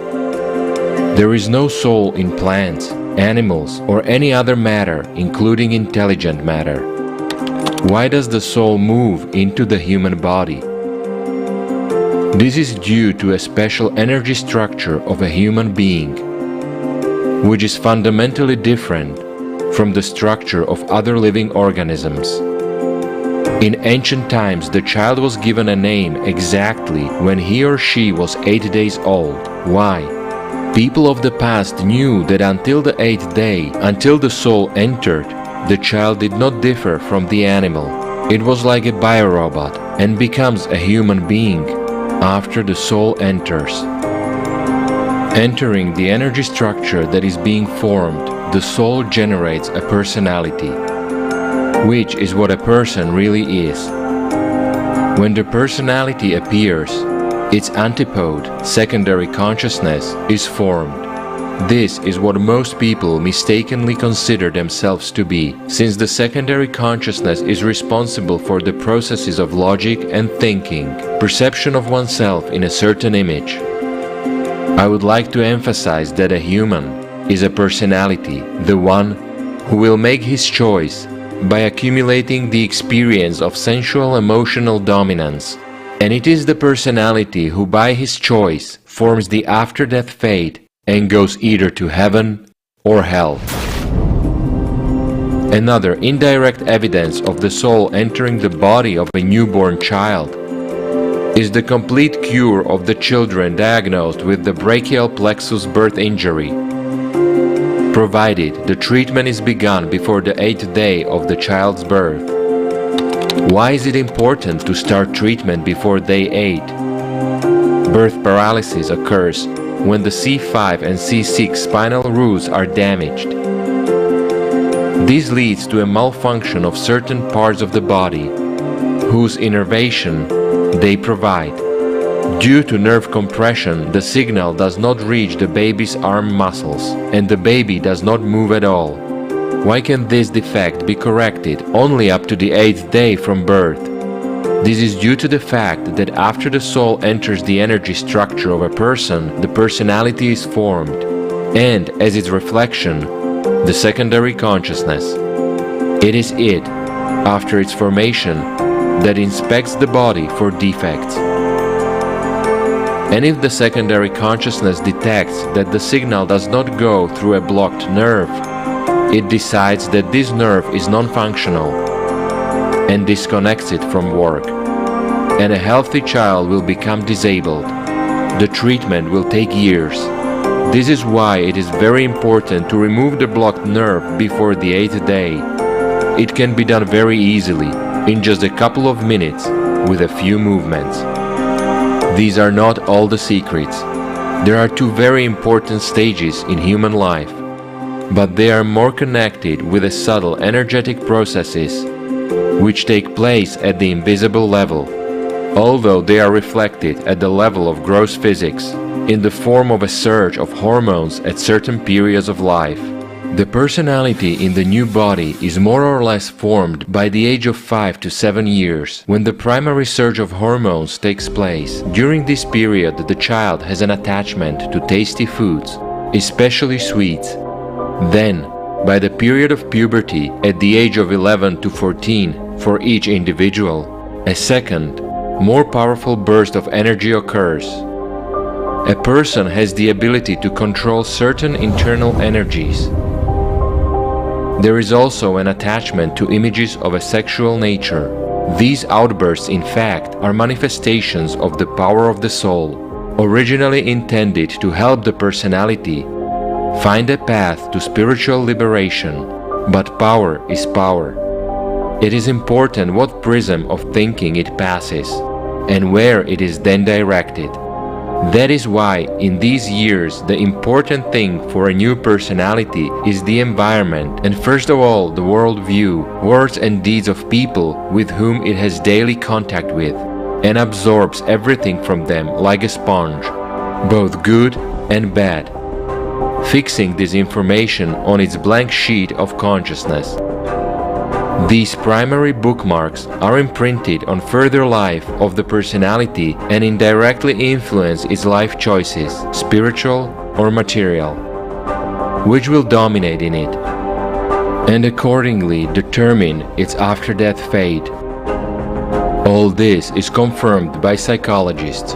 Of course, few of them, unfortunately, are aware of these subtle energy processes, but they are well aware of the patterns of behavior that are established at this very age, and subsequently affect a person's life.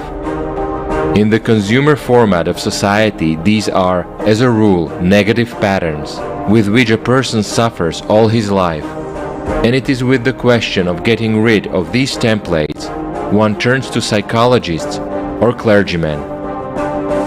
The knowledge about the importance of primary and secondary surges on the way of spiritual development of a person has been preserved in the ancient religion Zoroastrianism. After all, it is said that after the secondary outburst, a person consciously chooses whom he would serve, God or the devil. God gave the personality two gifts: the power of attention and the freedom to choose where to invest that attention. If the personality pays more attention to the material programs of consciousness, it merges with it and becomes a subpersonality after the death of the physical body. What is a subpersonality? Religions say that in hell people will be tormented, or rather their body will be punished.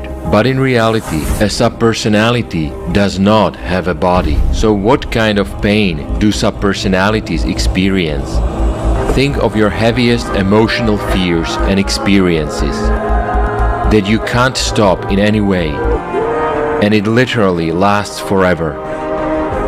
Subpersonality is an energy information clot that is in the form of a film on the soul, and it is doomed to suffer for a long time. Such a subpersonality will be reborn together with the soul and in agony silently observe from the side in a new body which way the new personality will choose. After all, the subpersonality cannot pass on its experience to the new subpersonality. The state of subpersonality is what we used to call hell.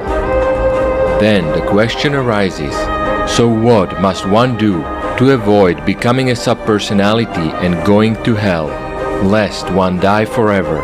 For that, one must develop spiritually.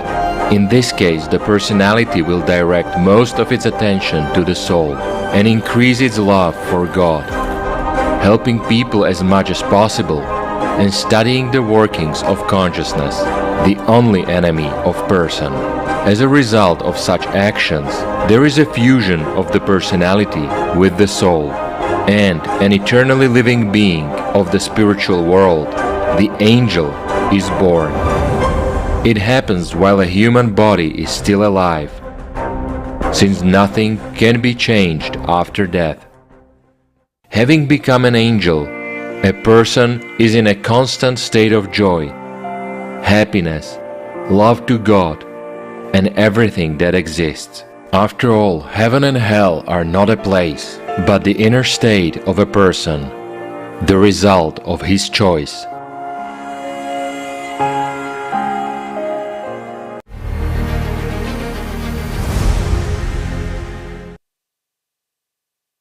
Wir sind viel komplexer aufgebaut als bisher angenommen. Der Mensch We are designed in a much more complicated way than we previously imagined. A human is a personality who makes choices and bears responsibility for them. And only our choice determines what our life and after-death destiny will turn out to be.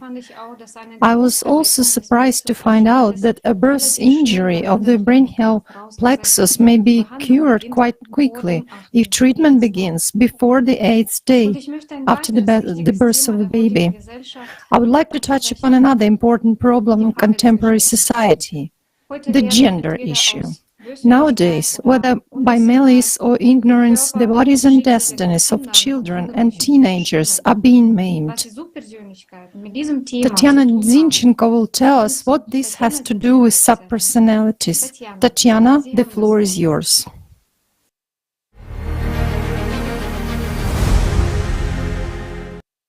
Today, we have explored various phenomena of the manifestation of subpersonality in childhood. But there is another manifestation which is not just observed, but actively supported and literally imposed at the state level. We're talking about transgender transition, hormonal interventions, and gender reassignment surgeries, which are now gaining great attention and support in the media, schools, governments, and among medical professionals. In fact, the greatest evil is taking place in our society right in front of our eyes, a crime that can be qualified as child abuse. Dr. Paul R. McHugh, former psychiatrist-in-chief at the Johns Hopkins Hospital, wrote, "The idea that one's sex is fluid and a matter open to choice runs unquestioned through our culture and is reflected everywhere in the media, the theater, the classroom, and in many medical clinics. It has taken on cult-like features, its own special lingo, internet chat rooms providing slick answers to new recruits, and clubs for easy access to dresses and styles supporting the sex change. It is doing much damage to families, adolescents, and children, and should be confronted as an opinion without biological foundation wherever it emerges." In modern medical literature, this phenomenon is called transsexual attraction or gender dysphoria. Previously, this state of emotional discomfort, rejection of female or male gender, the feeling of being out of your body with a strong desire to be the other sex, was called gender identity disorder, GID. It develops in early childhood, from the age of 2 to 4, or during puberty, from the age of 9 to 10, and reaches its climax by adolescence. Children change their behavior, habits, interests, and social circle. They begin to play games, toys, wear clothes, do their hair, and socialize with children of the opposite sex. For example, in my practice, one fragile girl experiencing this disorder at the age of 10, when her body began to change, quit ballet and drawing, went to a martial arts class, where there were mostly boys, broke up and stopped socializing with girls, cut her hair, and stopped wearing skirts and dresses she used to love. Instead, she wore only pants, t-shirts, and shirts. 2 years before her change of style and behavior, and I want to mention that she fantasized a lot, a male character had appeared in her imagination with whom she was constantly communicating, also in the form of a guy.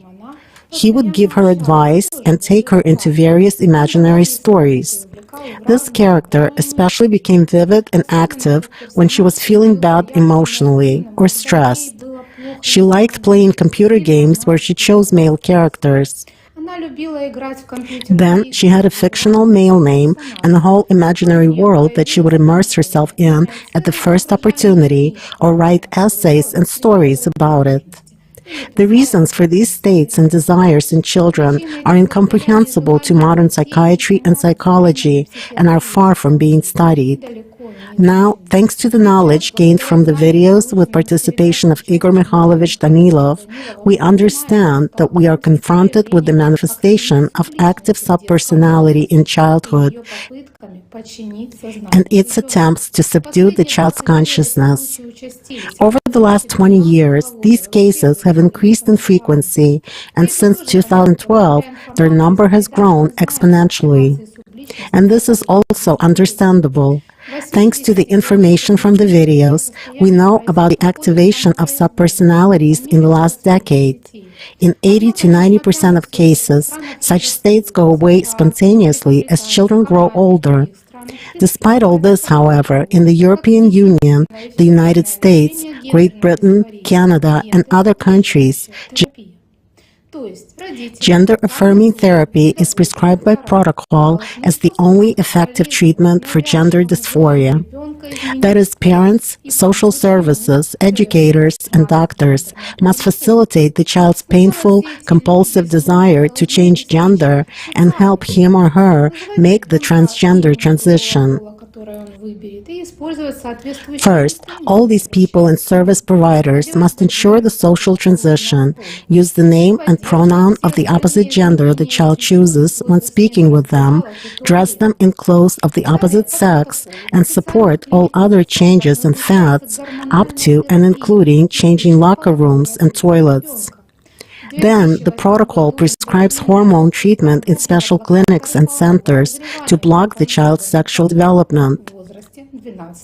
In 2008, the Endocrine Society approved puberty blockers for transgender adolescents as young as 12 years old. The next step is the prescription of cross-sex hormones, CSH, which transgender people will be forced to take for life to maintain body resemblance to the opposite sex. And then the last stage is sex reassignment surgery, the consequences of which will be irreversible. For example, girls have their breasts removed, boys have their penis removed, and the reproductive organs of the opposite sex are created. Children and adolescents in a deep crisis with many psychological conflicts, traumas, and problems are offered procedures comparable only to sophisticated torture as the only solution. Any other therapy in this case is considered inappropriate. In fact, no real help is given to them. Parents are intimidated by the adherents of transgender ideology that if they don't agree to the transgender transition, their children will suffer permanently, which will lead to depression and suicide. But in fact, there are no reliable scientific studies to support this widespread belief.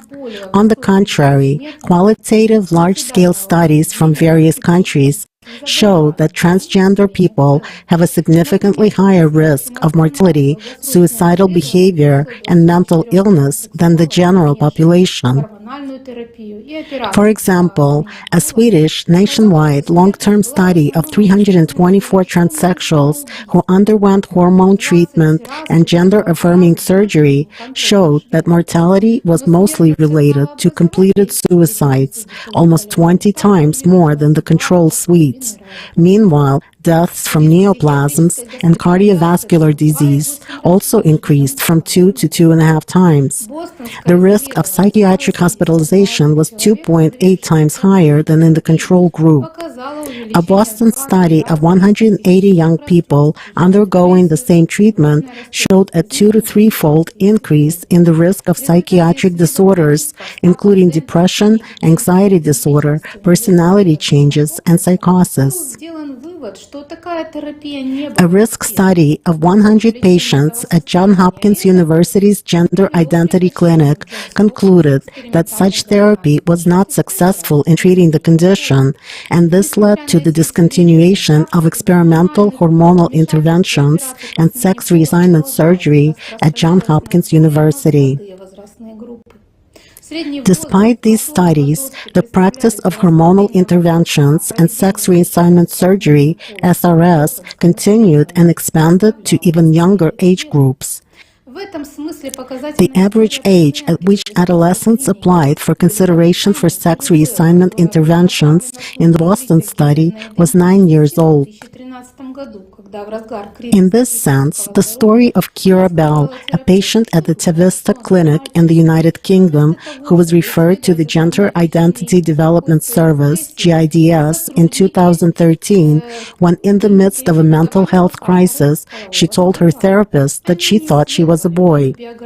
But instead of exploring the underlying causes of her anxiety and depression, the GIDS staff recommended puberty blockers.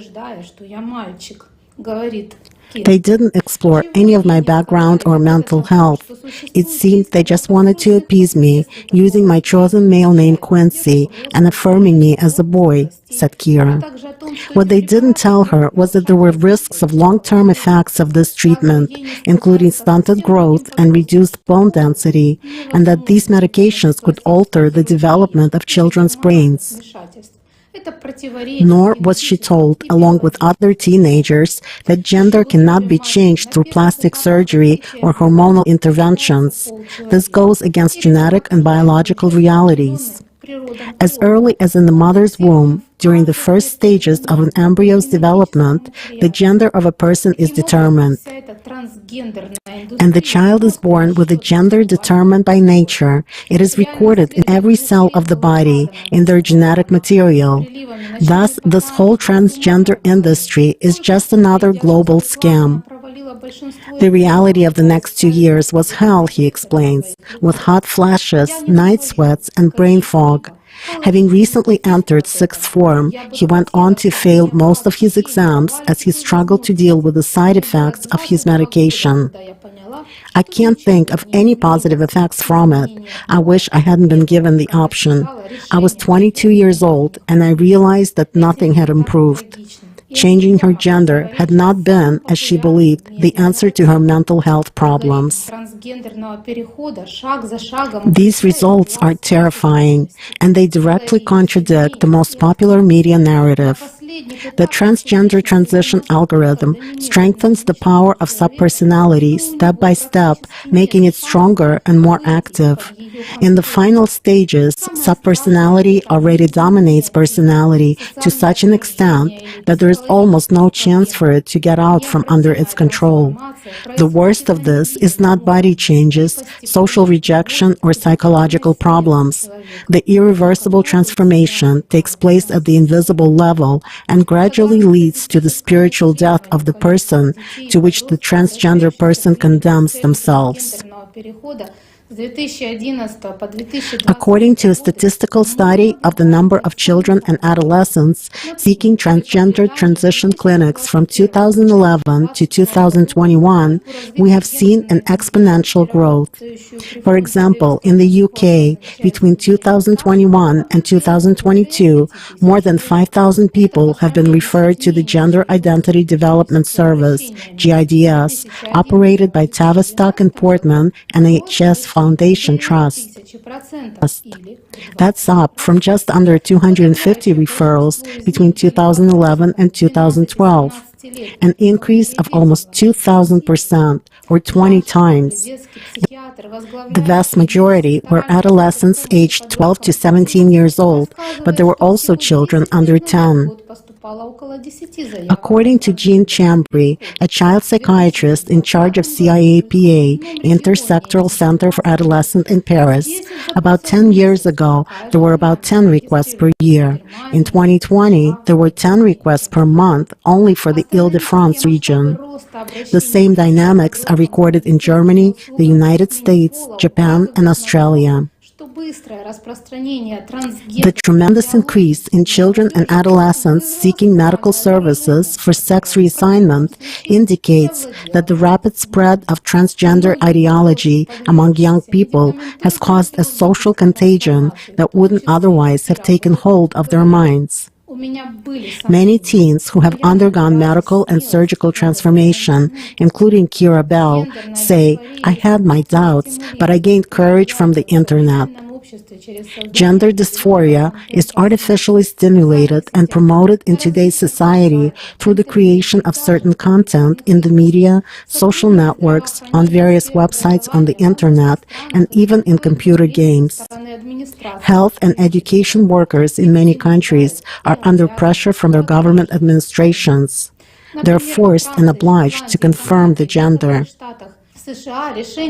For example, in France, Scotland, Canada, and many states in the US, even children as young as 4 years old may decide to change their gender. Moreover, teachers are obliged to support their social transition, change of name, pronouns, use of clothes of the opposite sex, etc., without not only consent, but even without informing the parents. Tell me, how can such young children, who are psychologically, physically, and spiritually immature, make such important decisions concerning their lives, health, and future? Do you see what is happening?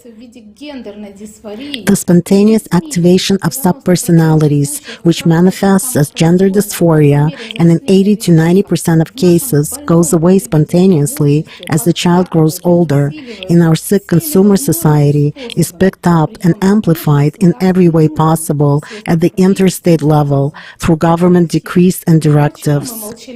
Why do we silently accept these directives and consent to them? Why do we allow our children to be tortured and turned into the walking dead? Only the change of the format from consumer to the creative one can stop these monstrous crimes under the guise of medical care, and as Igor Mikhailovich said, give the world back to the alive.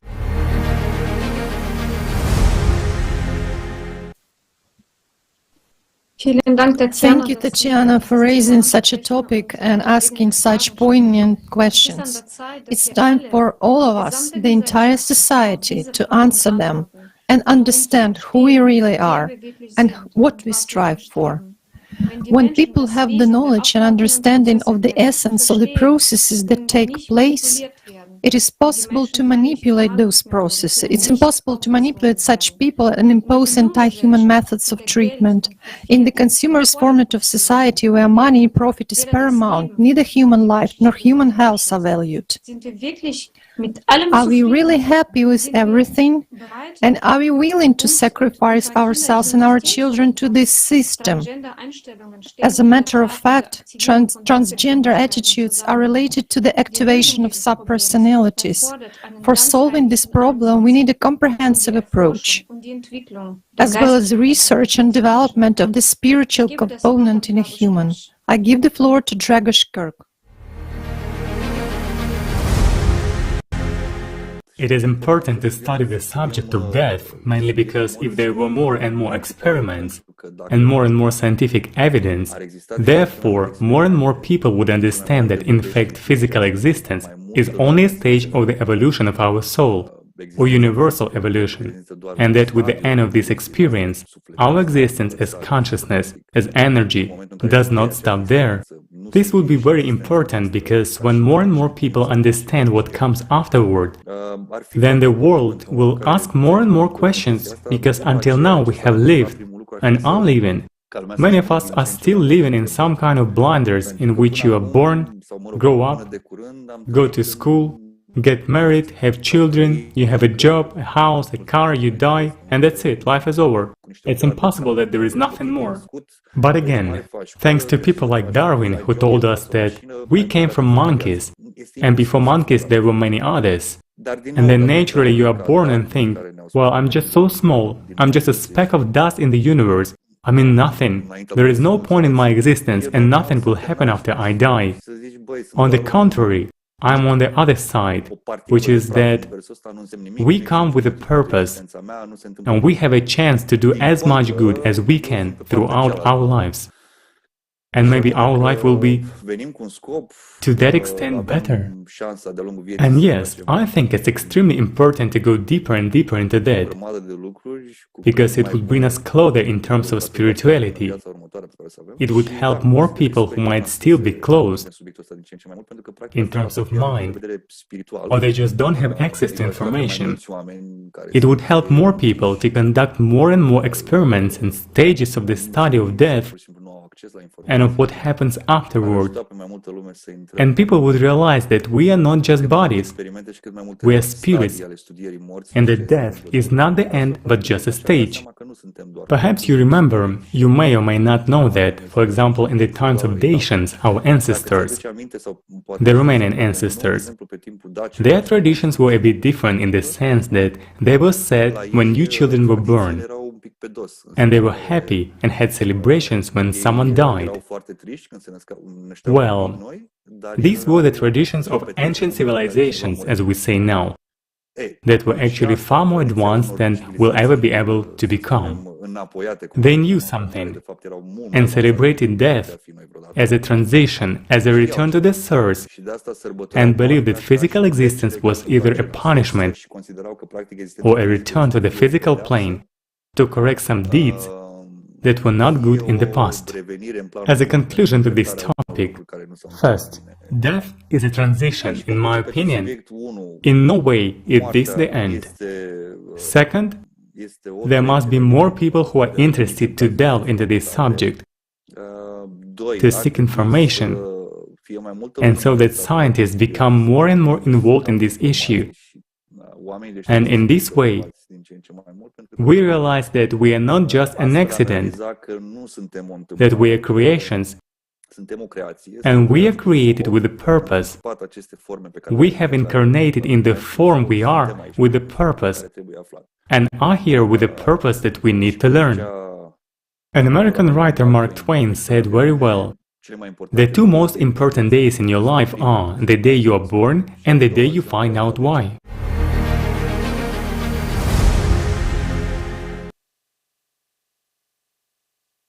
Thank you, Dragos. Dear viewers, why do you think a human comes into this world? Please write your comments and questions.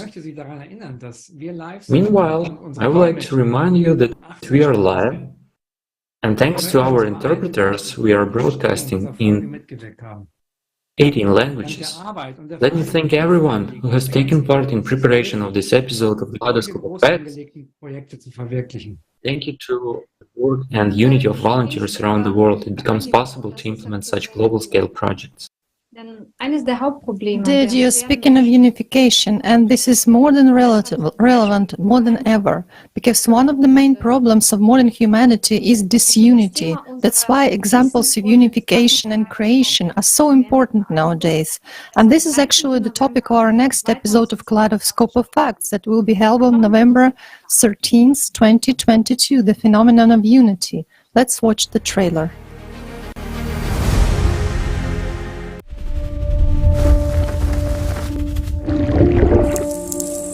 The animal world lives by the brutal laws of competition, hierarchy, subordination, and domination.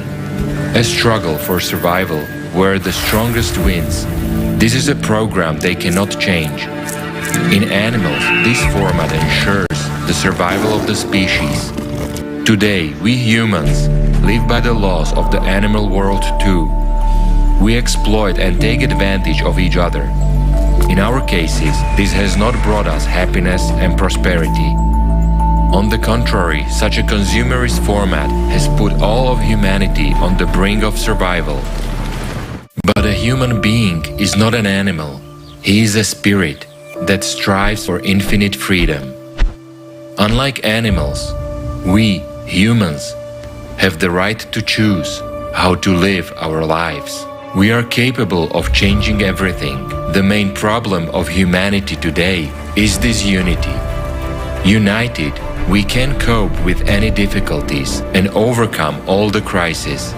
What are the prospects that will open up for a united humanity? What is true unity? How to reach the new stage of development of our civilization in an evolutionary way? Watch on November 13, 2022, Kaleidoscope of Facts, the phenomenon of unity. Initiated by participants of Allathyar International Public Movement from Slovakia and Czech Republic.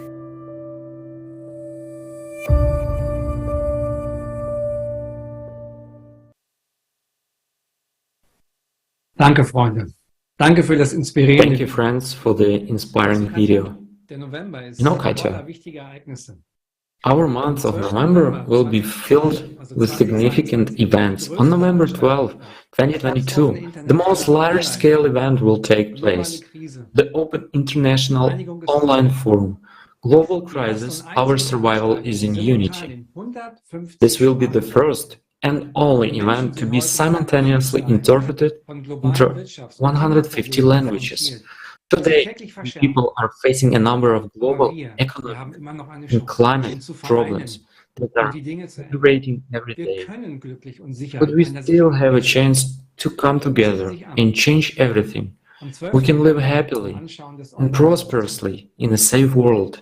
Join us in viewing the broadcast on November 12, 2022.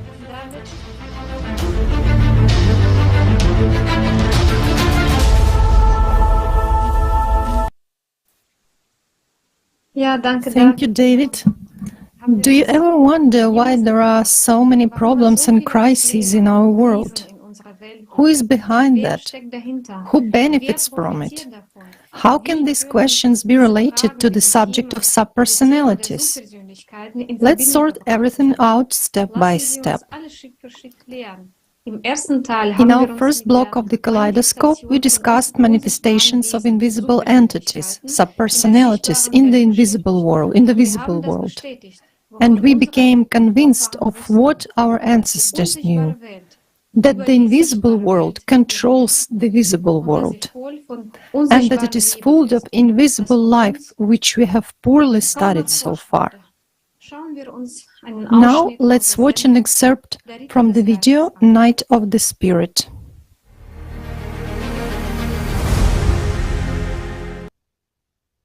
It's just that what people don't see, right? Why, after all? People don't see a lot. In reality, consciousness tells us that we see everything, and that we know everything, that we are very smart. No, guys. Everything that is the most interesting is hidden. If we look at that side, at that which lives in the shadows, so to speak, there is a huge ocean of life there. It is much bigger than here. And all this is hidden from our eyes. We exist only in the third dimension. Even for your intellect, so as not to offend it, this should be clear.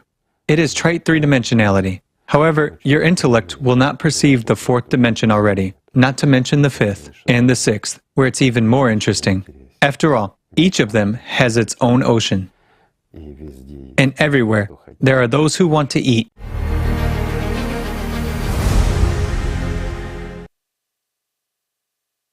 Danke, Igor Mikhailovich. Wir sind am zweiten Teil. Thank you, Igor Mikhailovich. We have come to the second block of our Kaleidoscope of Facts, which is titled The Battle of Mages. Later on, we will discover what this battle was and what its outcome for the millions of people. It's not a secret that at all times there were people and organizations that studied the invisible world and tried to put it at their service, trying to subdue the dark invisible world. They ended up falling under its influence. I suggest us watching a fragment of the interview with Andrei Gurovsky, Doctor of Philosophy, Professor, Historian, and Archaeologist.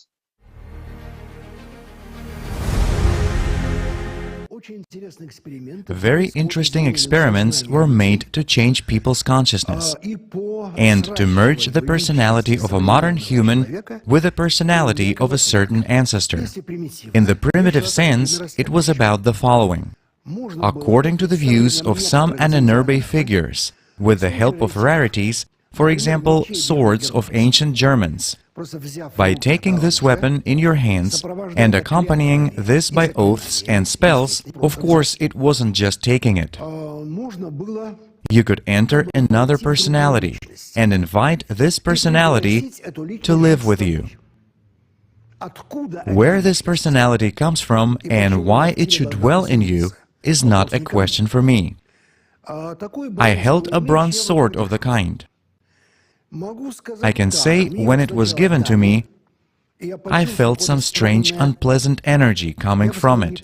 That is, it was unpleasant to hold it in my hands. But an archaeologist gets used to it, because he takes any objects in his hands, for example, people's bones, and he doesn't feel any negativity. It's just a kind of a source. You take one weapon, you take another, you pick up a third one, it's unpleasant to hold. I put it on my hand like I'm supposed to, I check how sharp it is, and I want to throw it away. Not just put it away, but throw it the hell away. Then I say, that's a very strange thing. Ah, did you feel it? I don't know what I felt. I can't say. But there seemed to be all sorts of interesting experiments going on with it. It's possible to indirectly judge about some things. First, one could speculate at length about what kind of entities could be summoned with these rarities. Secondly, what it would take for that entity to merge with your essence. And the third question is, what would happen to you if it did merge with you? When I talk about circumstantial signs, I've met people who didn't seem quite human to me. I mean people who seem to have crossed the line of humanity. Well, here are two known rights. The first is the SS, not the green SS as a guard, but the black SS, the Black Order. However, they had to pass two trials. You know what's the trouble? The trial by fire came down to a street fight. You beat up a Jew in another pogrom, so you passed the trial of fire. And to pass the trial of blood, that is, to plunge a ritual dagger into a living person, well, there were not so many people for them in peacetime. So they had to take a criminal sentenced to death, and up to 40 people stuck daggers in him. This is reality. It's already the truth. Whether they ate that man, I don't know. But it's not excluded, because dehumanization must go as far as possible. Even more so, the image that was created. Well, yes, the ancient priests and chiefs of the Germanic tribes went into battle with a bison skull on their heads, that is, with horns, respectively. The ritual helmets of the SS, the Black SS, had horns. And excuse me, who has horns anyway? Well, that's it. You see, it's simple. That is, a person acquires the appearance of a non-human being, an infernal being, not a light angel, but a demon. The goal was to acquire power in the first place. All right, a person who acquires some kind of superhuman capabilities, merges with some obscure entity which moves into a bronze-red sword. He becomes invulnerable, invulnerable to a bullet. He can fly through the air. He can disappear in one place and appear in another. He can finally penetrate your thoughts. He is superhuman. The idea of the superhuman, Übermensch, was in the Ahnenerbe. It is such an individual, Übermensch, could become one through a series of certain trials, through dehumanization, like superhumanization. And in particular, sodomy as an element was practiced in lots of these cults as well. And here we must clearly discuss a very important point. Sodomy played the role of such initiation, no matter what the sexual orientation it was. Again, committing something which is repulsive to you, you are crossing a certain line. Why do so many criminals practice sodomy, or let's say, make their inmates spit in the face of an elderly woman in a store, in public? The purpose is very clear. The image of a mother, the image of a grandmother. Try to spit if you can. That is, you need to surpass yourself. You need to go beyond the role of a person, to become not quite a human. Then he becomes one of them. And I've met people with whom I felt that they weren't quite humans. Here he can eat you up. He's capable of that. There is a strong reason to believe that such experiments were conducted in Wewelsburg, the holy castle of the SS order. Their purpose is clear, that is, to do something inhuman, something unthinkable, and thereby cross the line. A person drank human blood and ate human flesh, and that's it. Another way is to kill a child. It's not just a crime. It's a violation of powerful instinctual programs. The adult male, Homo sapiens, has a hard time beating a woman. He can do it, but he commits an act that at an instinctive level he is forbidden to do. It is the same to kill a child, even more so. Any adult, man or a woman, they patronize an infant, a small child, and now you try to kill him. Again, in the Ahnenerbe, as if the Satanists, they had such a right. They put a baby, an infant. Here is a dagger to cut him. You don't have to do anything else but this. Go up and stab. No, you didn't stab it right. Stab in the heart. Stab him, quick. If you can kill, they congratulate you. You have passed the trial. It's called initiation. And these kinds of initiations, it seems like, I don't know how much they bring a person closer to superhuman greatness. From my point of view, no, they don't. But maybe I'm a very limited and wild person. Maybe I don't understand something, but at least they are dehumanizing. That is quite certain, and the purpose is probably dehumanization.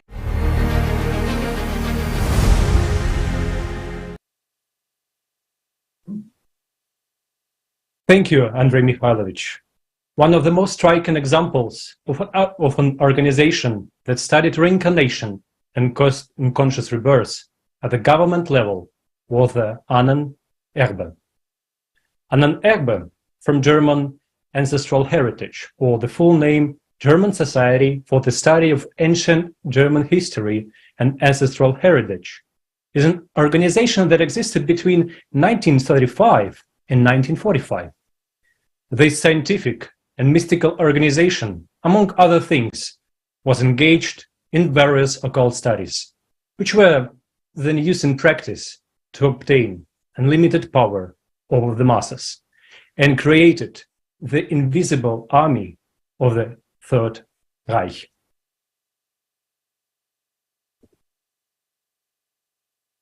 Nun einen kleinen Teil der Forschung, die diese Organisation betrieben hat, näher bringen. Wie bereits erwähnt, beschäftigte sich Ahnenerbe mit der Erforschung der kontrollierten Wiedergeburt der Seele und des Bewusstseins in den anderen Körper.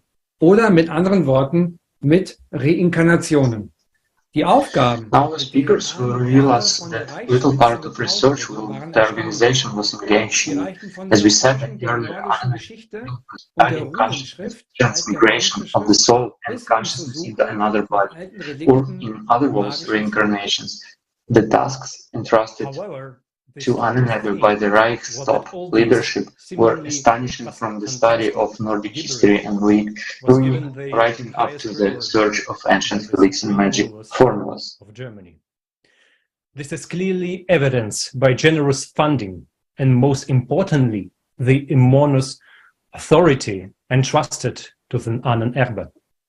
Moreover, the degree of secrecy that shrouded the activities of this mysterious institute surpasses even the development of the newest weapons. It would seem that Hitler and Himmler attach more importance to deciphering ancient texts than to manufacturing tanks and testing fighter jets. Robert will tell us more about the Ahnenerbe organization.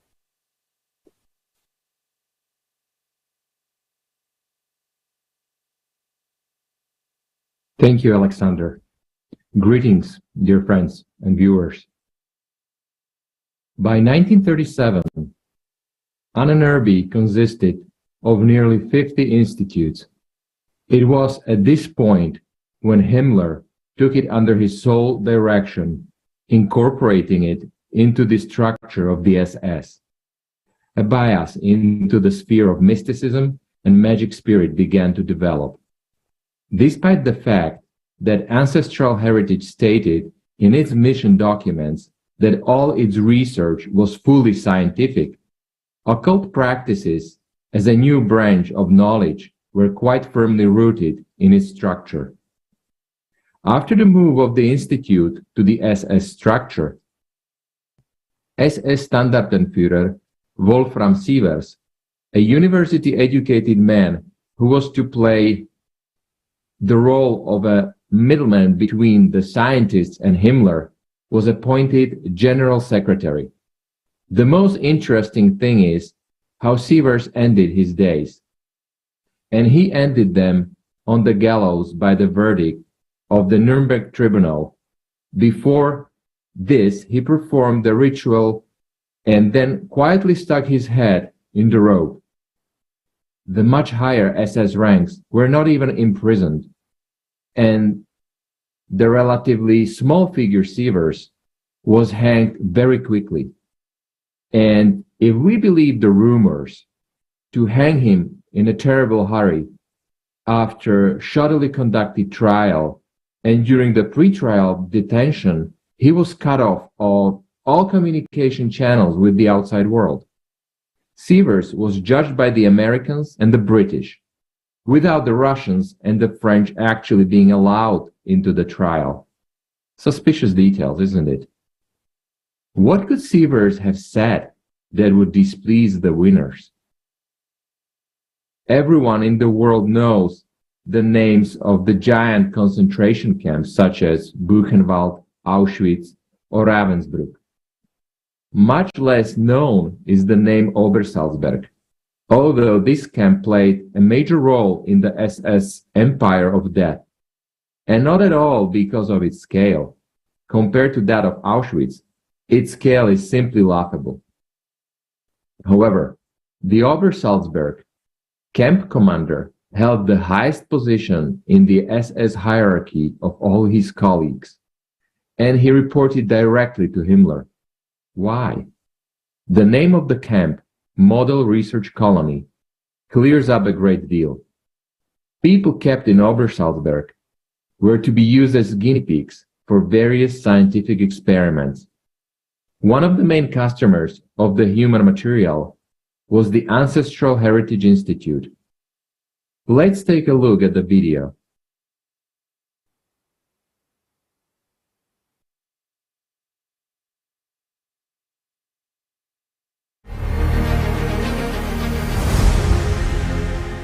The Ahnenerbe is not the same as the SS. The SS is a military order of the type of ancient orders, ancient German, Scandinavian orders. The SS was also built on the same principle. An iron ring was given, on which there was a runic inscription, stating that the highest aim of a member of this order was loyalty.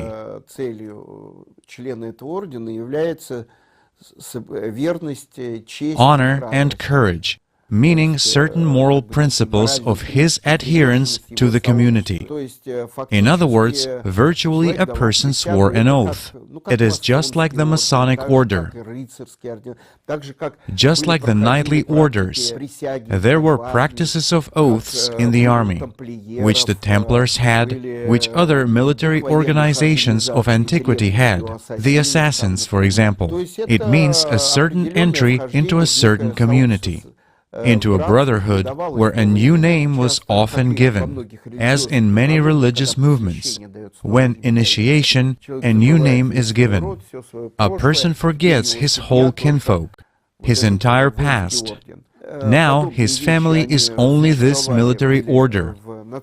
Similar things existed in Nazi Germany, the Third Reich actually. And the Third Reich was also built according to a single principle. They even had a slogan: one people, one Reich, one Führer. Ahnenerbe is a network of about 150 scientific institutes, united under one single organization, which researched ancient artifacts on our Earth and looked for what was left of previous civilizations. Before Ahnenerbe, the translation is ancestral heritage. They looked for ancient facts, saying that in ancient times there was some unified civilization that built megalithic structures, pyramids, Cusco in South America, Atlantis. There was the Hyperborean Empire that lived at the North Pole, Mount Meru, the 4 islands. Then, when there was a disaster, they moved to one of the Thule Islands. There was an occult order of Thule, which dealt with the technology of ancient civilizations that were superior to our present ones, and they had nuclear weapons. Now, they come to the conclusion that on Earth, before our 5th race, the 4th race had a nuclear war. We see traces of this nuclear war in various places, meaning that civilization was somehow destroyed. We came to replace it. Thule dealt with technology. Maria Orsic, who was involved in occult practices, spiritualism, created the Vril society. From the ancient Germanic language, Vril means energy, like chi energy, for example, or prana. In India, it is prana. In China, it is chi. With the Germans, it is Vril. They were in contact with other civilizations, with Arcturus, a civilization that had its representatives on Earth in ancient times, in very distant times. By contact, through spiritistic seances, through altered state of consciousness, maybe through the mirrors of Kozyrev, they were given some technology, the so-called techno-magical devices, castles built in the places of power, where this information was received. They transmitted this information, and Thule began to create these devices. Anti-gravity domes were created, German bells that took off without traction. A base was created under Antarctica, New Swabia, where the technology was brought in case the Nazis were defeated on the European continent. They could continue their activities under the ice. We have, by the way, German navigational logs to pass under the ice. Exactly, Ahnenerbe logs.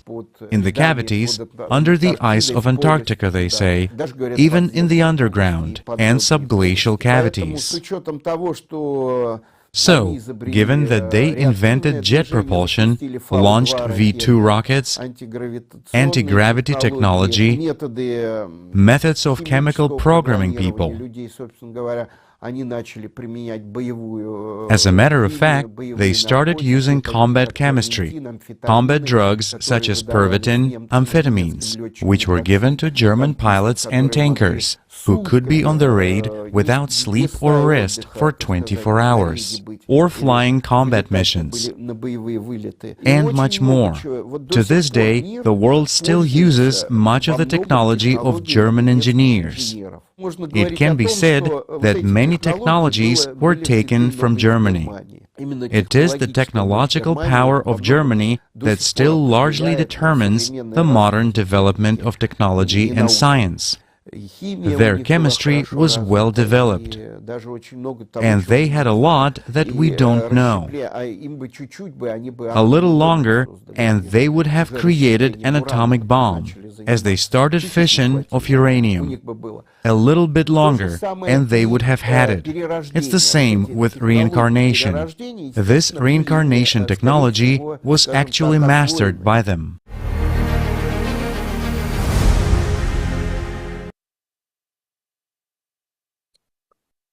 This is indeed surprising and maybe become interesting to some people, because many of the technologies we use today, including television, were inherited from Nazi Germany.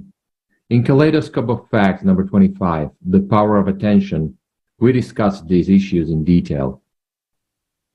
The next one is the Rose and the Cross. Operation Rose and the Cross began in 1935. Its essence is simple enough. The Institute Ahnenerbe studied the heritage of the famous order of the Rosekreuzers. Modern Rosekreuzers were of little interest to the Nazis. It was believed that the order had degenerated and could not be a keeper of ancient knowledge. The history of the order goes back to the Middle Ages. The Rosekreuzers tried to overcome the barrier between science and religion within the framework of their brotherhood. the church reacted rather nervously to these attempts, and the Rostkreuzers had to go into hiding. It was in the midst that many prominent alchemists emerged from their ranks. In addition, the Rostkreuzers explored in detail the capabilities of the human body and came to the conclusion that each of us, in addition to physical body, also has a spiritual body, the energy one. The contents of our soul, it is as if attached to the physical body at certain points called the nails. If one learns how to pull out these nails, then one can exist outside one's own perishable body, travel to other worlds. However, true travel in the astral is accessible only to a few initiates of the highest rank. This position can be achieved only after many years of diligent practice in the ranks of the order. Nazi scientists were particularly interested in this Rosenkreutzer discovery and conducted numerous experiments involving the energy body, often in very life-threatening ways. Concentration camp prisoners were used in such cases. In their experiments, scientists from the ancestral heritage managed to achieve some success. Here is an excerpt from the report, which in the spring of 1938 landed on the table of SS Reichsführer Heinrich Himmler himself. Already, the first experiments conducted as part of Operation Rose and Cross yielded some positive results. A group of volunteers was able to seriously improve their abilities to develop their senses, although no cardinal breakthroughs have been achieved today. All experts agree that such breakthroughs can be achieved in the near future. The method we have discovered can be used in a variety of fields, particularly for the training of Wehrmacht personnel. The ability to control one's own energy body will seriously improve the fighting ability of our soldiers. Let's have a look at the activities of the second directorate of the Ahnenerbe. The occult orientation of Ahnenerbe is confirmed by a document signed by Heinrich Himmler, which states, the second magical directorate Ahnenerbe is to have 3 divisions.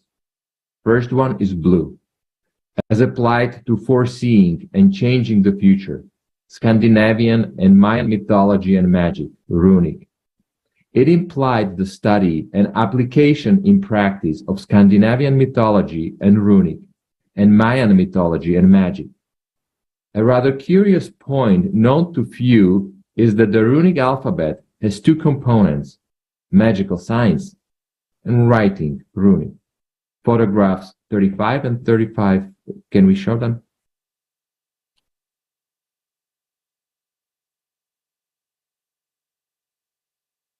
The photographs show the spreads of books by which SS officer learned the mythology and esotericism of the ancient Germanic people.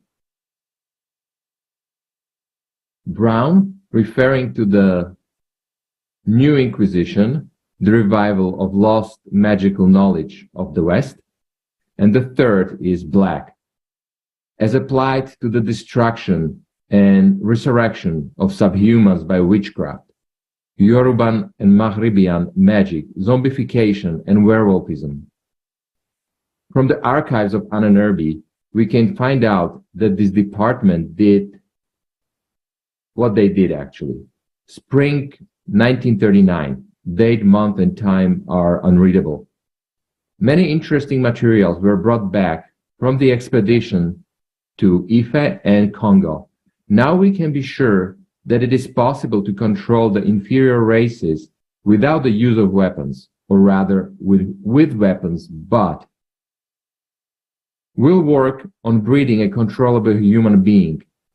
The poisons have been collected, classified, and now we are charged with learning how to use them. Yesterday, I was reincarnated for the first time in my life. just as our ancestors did many hundreds of years ago. Conclusion: the presence of special SS units on the battlefield will advance victory. The materials in this chapter is a kind of transposition to Heinrich Uhlke's notes with the addition of what information was available to me at the time. The Ahnenerbe was engaged in the study of the possibility of immortality of the human body. Dr. Life, Adolf Jagerman, conducted secret research in the field of immortality. After 6 years of scientific silence, he publishes a new article proving that reviving a dead body mechanically makes no sense. The soul must also be returned to the body. After this, Jagerman was declared insane and even fired from his job. In 1933, Jagerman, who was left out of work, comes to Ahnenerbe. There he was welcomed with a special department regarding death issues and it was created for him. Another scientist working at Ahnenerbe in the field of immortality of the human body was Niels Heider, an embryologist. Being the right hand of Professor Wilfried von Beeman, together they formed a small but friendly and efficient team. They worked together on the possibility of creating a new human body. From Heider's letters to his mother, we can learn about some of the details of their work.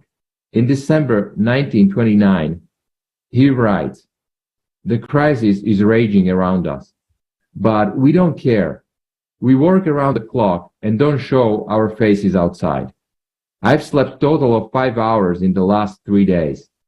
But don't worry about me. I feel great. We are on the verge of a great discovery that has the potential to revolutionize our understanding of the world and man, and to make the entire human race happy. Everyone wants to bring this moment closer. We fall asleep right in our workplace and wake up an hour later to continue our work." And in January 1931, he writes to his mother again, "After all, our science should not be about killing, but about healing people, healing their bodies and their souls. And if healing the body is impossible, it should take the liberty of making a new body. I know you don't like this idea because we are impertinently taking on the role of the Creator. But if our plans are contrary to the Almighty, He will find a way to hinder them." For the next 13 years, only 2 facts are known about him. First, he worked in the 3rd department of the Institute of Racial Research on Ahnenerbe and was closely connected with the Lebensborn program and with its secret part. Second, in the spring of 1941, he was awarded the German Cross in Gold, received the Gold Party badge, a promotion in 2 steps, and a large monetary subsidy. In the spring of 1941, the top secret Project W was launched. It could not have been a mere coincidence. Apparently, Heider had managed to make a great discovery after all, namely, to solve the mystery of cloning. All this scientific research required enormous funding. Fritz Thyssen, one of the largest tycoons in Germany at the time, the owner of the powerful United Steelworks concern, sponsored Heider's research in genetics and embryology at the request of the Nazis. The essence of the Lebensborn program was that the Nazi leaders decided to breed a pure race through what is called direct selection. A girl who matched the Aryan standards could give birth to a child of a similar man and then give him up for education in a special foster home. In addition, the Germans in the occupied countries selected children who matched their physical appearance and also sent them to these foster homes. The Lebensborn program had been under the direction of the Ahnenerbe Institute specifically the third department of the Institute for Racial Research since 1942. The Lebensborn, German for Source of Life, was founded in December 1935. The base for it was the organization Mother and Child, created a year earlier. As it is known, Hitler was determined to quickly increase the number of German people so that it would be enough both for the war with the whole world and for the colonization of the occupied vast territories. The following slogan was officially adopted: the population of Germany must double within 1 generation. The constitution of the organization stated its 4 primary purposes. The first was to support racially valuable German families. The second was to determine beforehand and create favorable conditions for girls from whom, so to speak, quality offsprings were to be born. The third is the care of children born under the program's umbrella. And the fourth is the care of their mothers. That's it. It's pretty simple and uncomplicated. Initially, Lebensborn was positioned as an independent organization supervised only by the SS. 3 years later, the union came under the direct authority of Reichsführer SS Heinrich Himmler. Around 1940, the Lebensborn system began to test another innovation. It was about such a relatively trivial things, an artificial insemination. The war was going on, young men were at the front, and the SS medics decided to get out of the situation this way. Among other things, this solution allowed for the selection of the most racially suitable fathers, primarily from the ranks of the SS. Now, a tall, blue-eyed blonde man with an athletic build and advanced mental faculties could, after coming home from the front for 3 days, become the father of a good 100 children. Inside the third directorate, the project was given the codename K and started very successfully. However, the project was virtually shut down just a few months later. Simultaneously with the termination of Project K, Obersturmbannführer Karl Reyer took personal charge of Project W. In 1930, after joining the SS, Hitler's personal guard, he took one of the leading positions in the third directorate of the Institute for Racial Research, Ahnenerbe. In mid-1941, under the Lebensborn, a top-secret project with the codename W was launched. Hitler had high hopes for this project, as he believed that the result of this project could give him immortality. Today, supporters of human cloning say that it can be used to make photocopies of outstanding personalities. But the truth is that when a person is cloned, another soul will enter the body of the clone. A new personality is formed there. And all that can be done is to transfer a part of the memory to the one from whom the clone was created. This technology was possessed and successfully used by the Atlanteans, and Hitler apparently knew about it.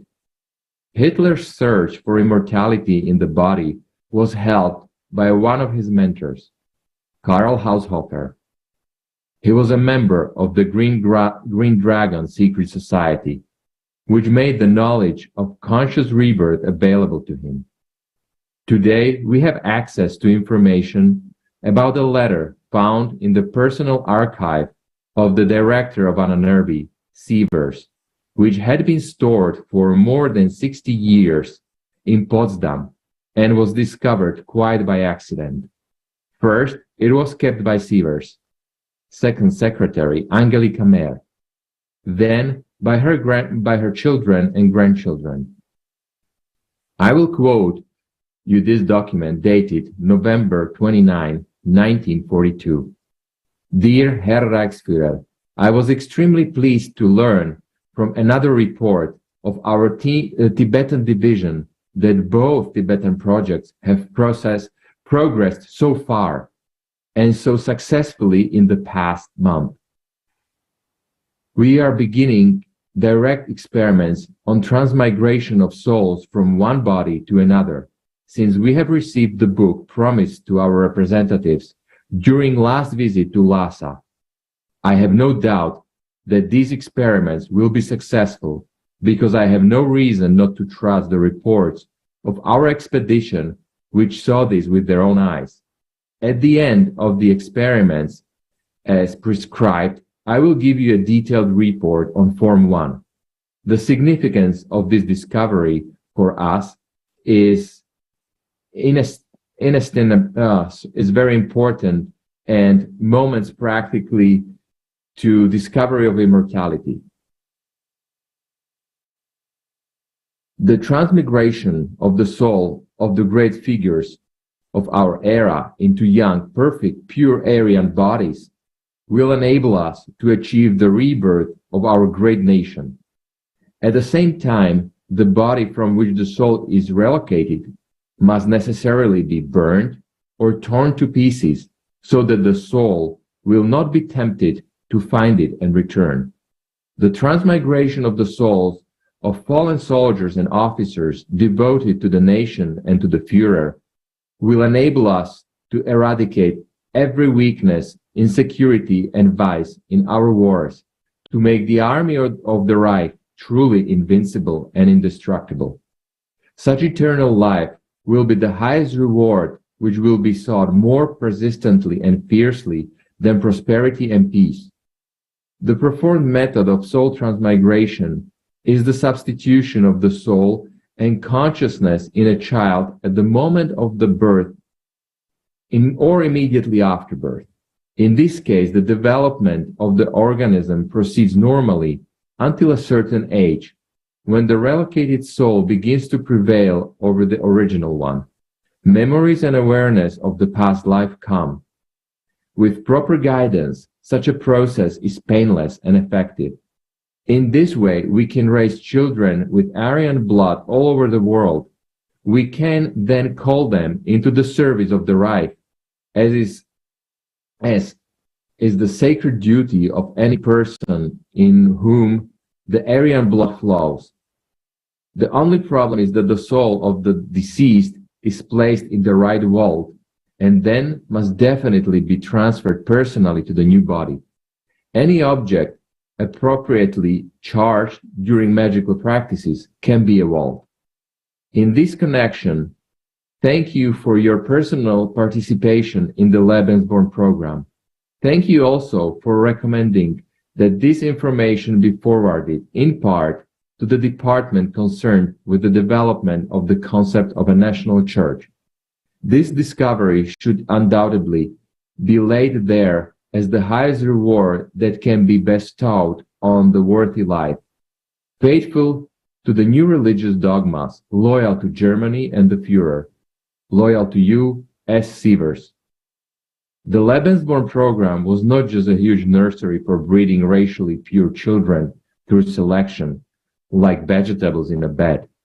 Lebensborn was preparing human raw materials, pure young bodies with Aryan blood, into which, according to Himmler and his comrades, the soul of Nazis could be moved with the help of magical practices learned in Tibet, especially those who wanted eternal life. These were to become the new Aryans, people who were to rule the world. I suggest watching a fragment from the video Life After Death with Igor Mikhailovich Danilov.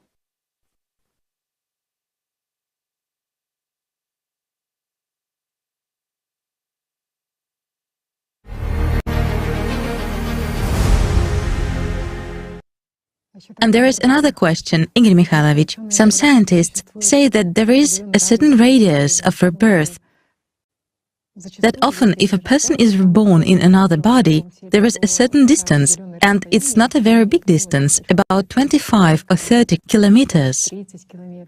I wonder what ruler they measured it with. Does it really happen this way? No, it doesn't. Let me explain the mechanism. It is strictly simple physics too, and here You know, this subject has been very well studied by one organization, by the Ahnenerbe. There was such an organization. They studied this subject in detail. They conducted a lot of experiments in this regard. It's a tremendous amount of work. It's a pity that people don't have free access to this, but they used this. They really used all this and studied it very well. In the court, some of them even treated the verdict with smiles on their faces because they had something to hope for. That's a different story, and it doesn't concern today's conversation. But they had certain techniques, and they knew more than other people know, so the Ahnenerbe studied this, and it was known a long time ago. Basically, I will now tell you why it was known a long time ago. A simple example. For instance, a person dies. He died in this place. While here, there is a child who is, for instance, 7 days have passed, the 8th day has started. Whereas here, the soul has left the structure. In less than 12 minutes, practically in 12 minutes, it will already settle in this body. If they are closely located, it won't be anyone else but exactly this soul. Within the time of Allat. Yes, almost within 12 minutes. It's a unit of measurement by which a lot of things are measured. Say, what is so valuable about Allat? And why Allat? Because it is Allat. It's a unit of measurement of certain energy and of a certain period of time, which is calculated a little bit differently there. We have it a little bit differently. Never mind. This is not the subject of today's conversation. So, if a person died here, his body is somewhere, it's natural that there may be candidates and a certain queue. Or the following example, there is a city, just like modern ones, with few children and a lot of old people. Therefore, reincarnation can take place, God knows where, on another continent. This also happens. Why did people know about this? Why did they use it? In more, say, a bit more distant times, when there was already a family institution, developed in tribes and the like.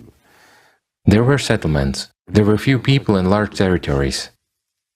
The family institution already existed. Exactly in those times, knowledge from the past was still preserved, as well as the clear understanding of how the process of transition, of subpersonality, personality, Formation of personality. and everything else takes place. If a person was spiritually mature, while it was already a rare case in those days, it was clear at that time who went to God, but almost all, just like in the modern world, all became subpersonalities.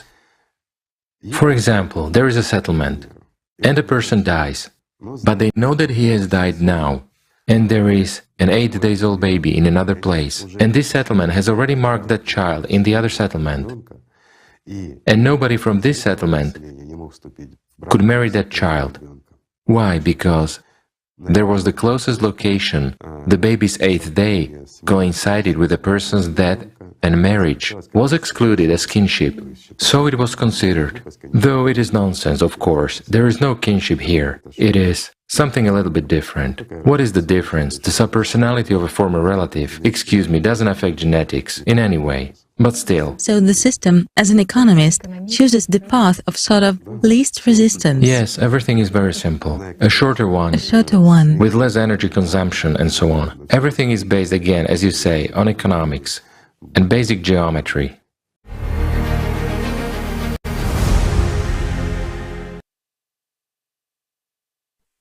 Dear viewers, thank you for your attention, and I pass the floor to our hosts.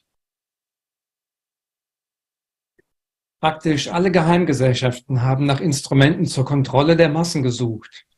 Und Ahnenerbe stellt da keine Virtually Ausnahme. all secret societies have been looking for tools to control the masses, and the Ahnenerbe is no exception. One of the strongest human vices is the desire of power. There are those who seek power unconsciously, instinctively, and there are those who do it purposefully, using magic and otherworldly forces. Let's together watch a video with Professor Andrei Burovsky.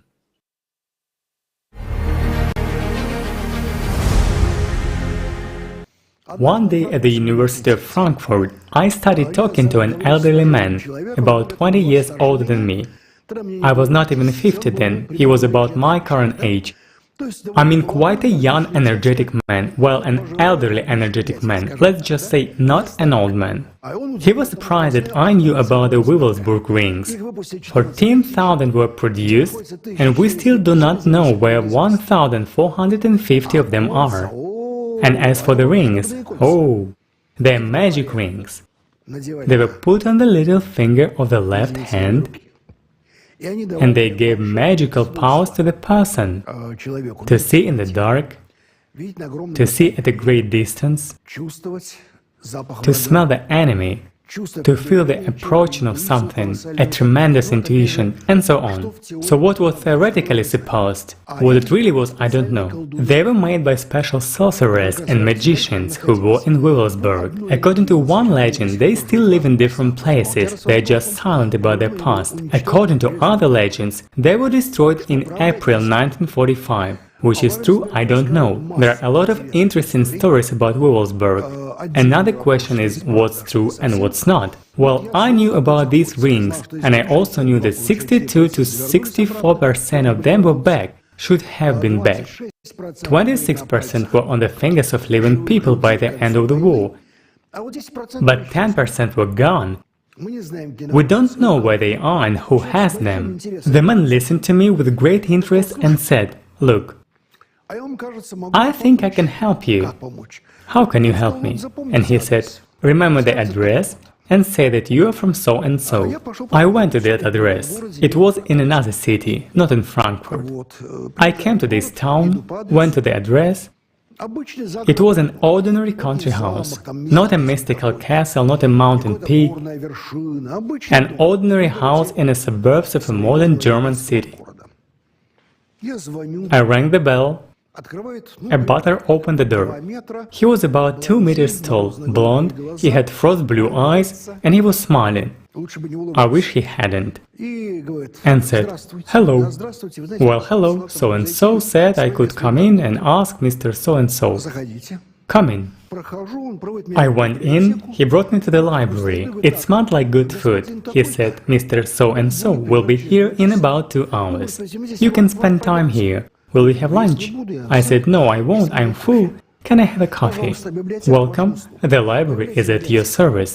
The librarian showed up, who was about 2 meters tall, blonde, and he was smiling. I wish he hadn't. The library was amazing. First of all, there were about 20,000 volumes, in all languages of the world. I simply couldn't read most of them, even if I wanted to. All occult literature was in Russian, not Blavatsky, but very interesting studies of the beginning of the 20th century, well, particularly about the transmigration of souls, about reincarnation, in terms of what Ahnenerbe and other interesting guys in Russia played with. There were their complete works there, and a Putin's transmigration of souls, everything was there. I read only some works that were there. Well, there were no reprints of the Soviet or post-Soviet period, but authentic works of the 19th century. I found the works of German mystics. I was frantically writing them out because I was told not to use a photocopier. Photocopiers already existed then. No, don't use it. I wrote out everything I could, in total about 30 names and titles that I didn't know anything about at all. This was the only place where I saw Lutz Heck's essay. There is literally everything there. Welcome, see, take notes, but don't use a photocopier. 2 hours later, Mr. So-and-so comes in. All he wanted to know is, why the hell do I need it, and who did I come from?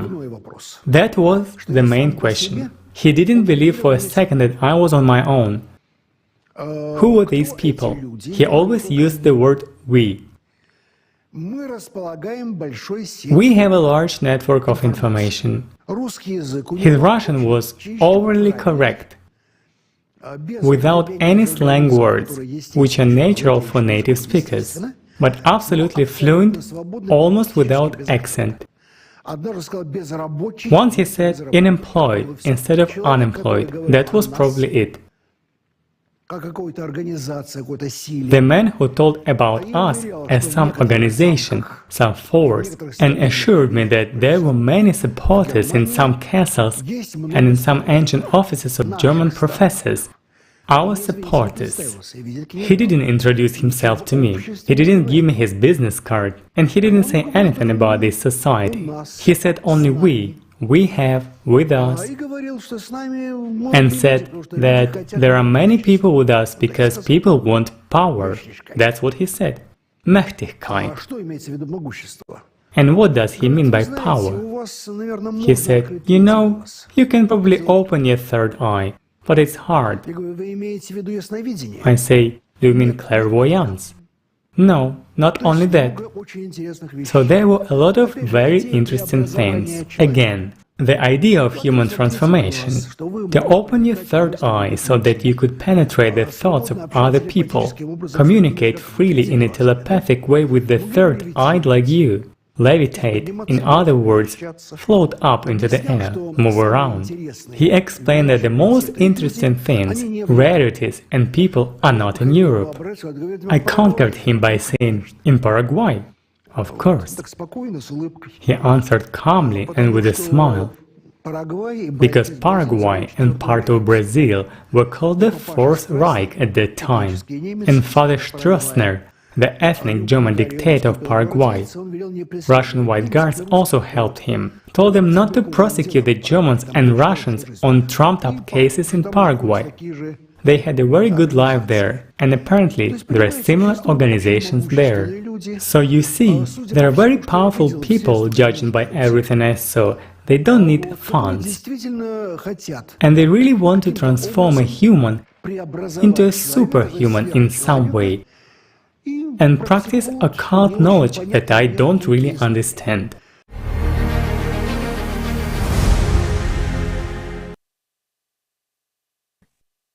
The beginning of the 20th century was full of all sorts of mystical events, as well as personalities who aspired to study magic in order to control entire nations. Everyone knows such dictators as Hitler and Stalin.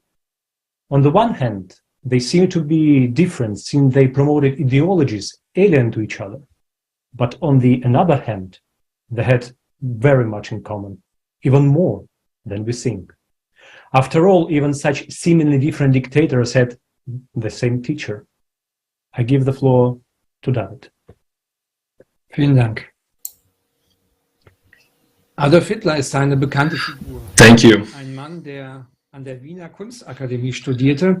Adolf Hitler is a famous person, a man who studied at the Vienna Academy of Arts. Mastered the skills of an artist, became one of the most famous dictators at the head of the powerful state, whose technical discoveries we are still using to this day.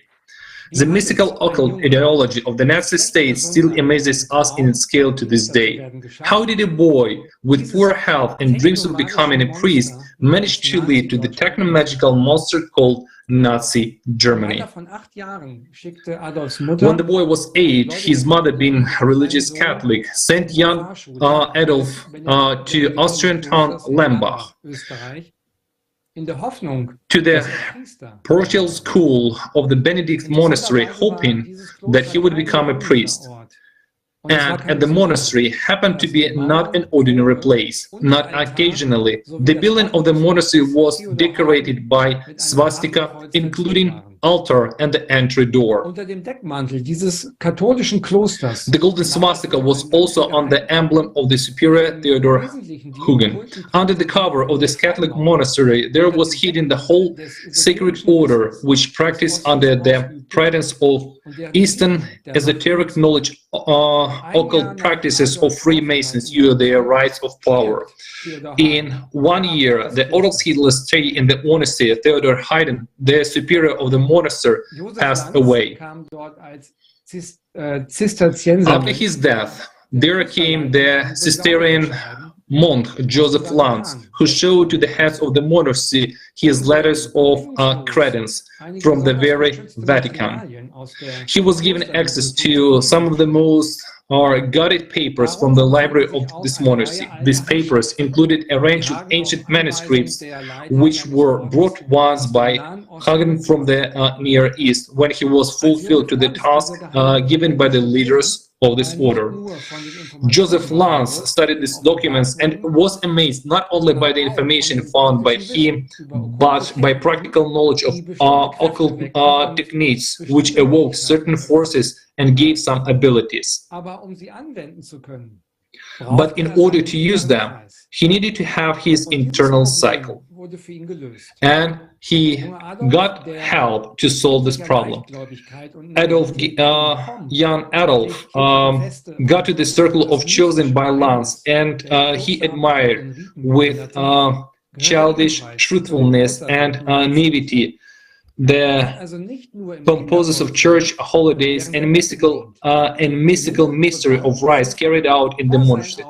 So he didn't just sing songs in the children's choir and serve during the mass. The boy began to change at once. A spontaneous disclosure of some force happened to him. Adolf's mother could not fail to notice that. As Adolf loved his mother, he told her what he had shown on the request of his superiors not to tell anyone. The mother was horrified by what she had heard.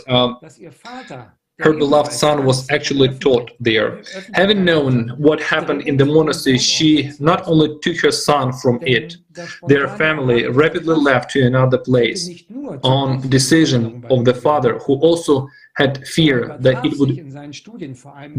it would become to know to all. And the spontaneous awakening of that force led not only to positive changes in the boy, he began to succeed in studies, especially with those subjects he liked. He revealed the evident leadership abilities, but also to negotiate manifestations which were actually the reason why his parents passed away early. At first, it happened to him on the subconscious level. Later, Hitler, when a young man got in touch with those people himself, left the school for them, and in fact he was left with unfinished school education. It should be mentioned that starting from the year when Adolf's family so rapidly left that place, there happened many events which caused the range of other events. Joseph Lance left the monastery and changed his name to Lance von Lebensfeld. Supported by certain interested persons, representatives of Freemasons, those threats led to Vatican as well. He founded in 1990 a spiritual secret society, the Order of New Temple, or the Order of the New Templars, and located its residence in Vienna. The main topics taught by Lance were about Hyperborea, Agartha, Shambhala, Asgard, a legendary ancient capital Thule.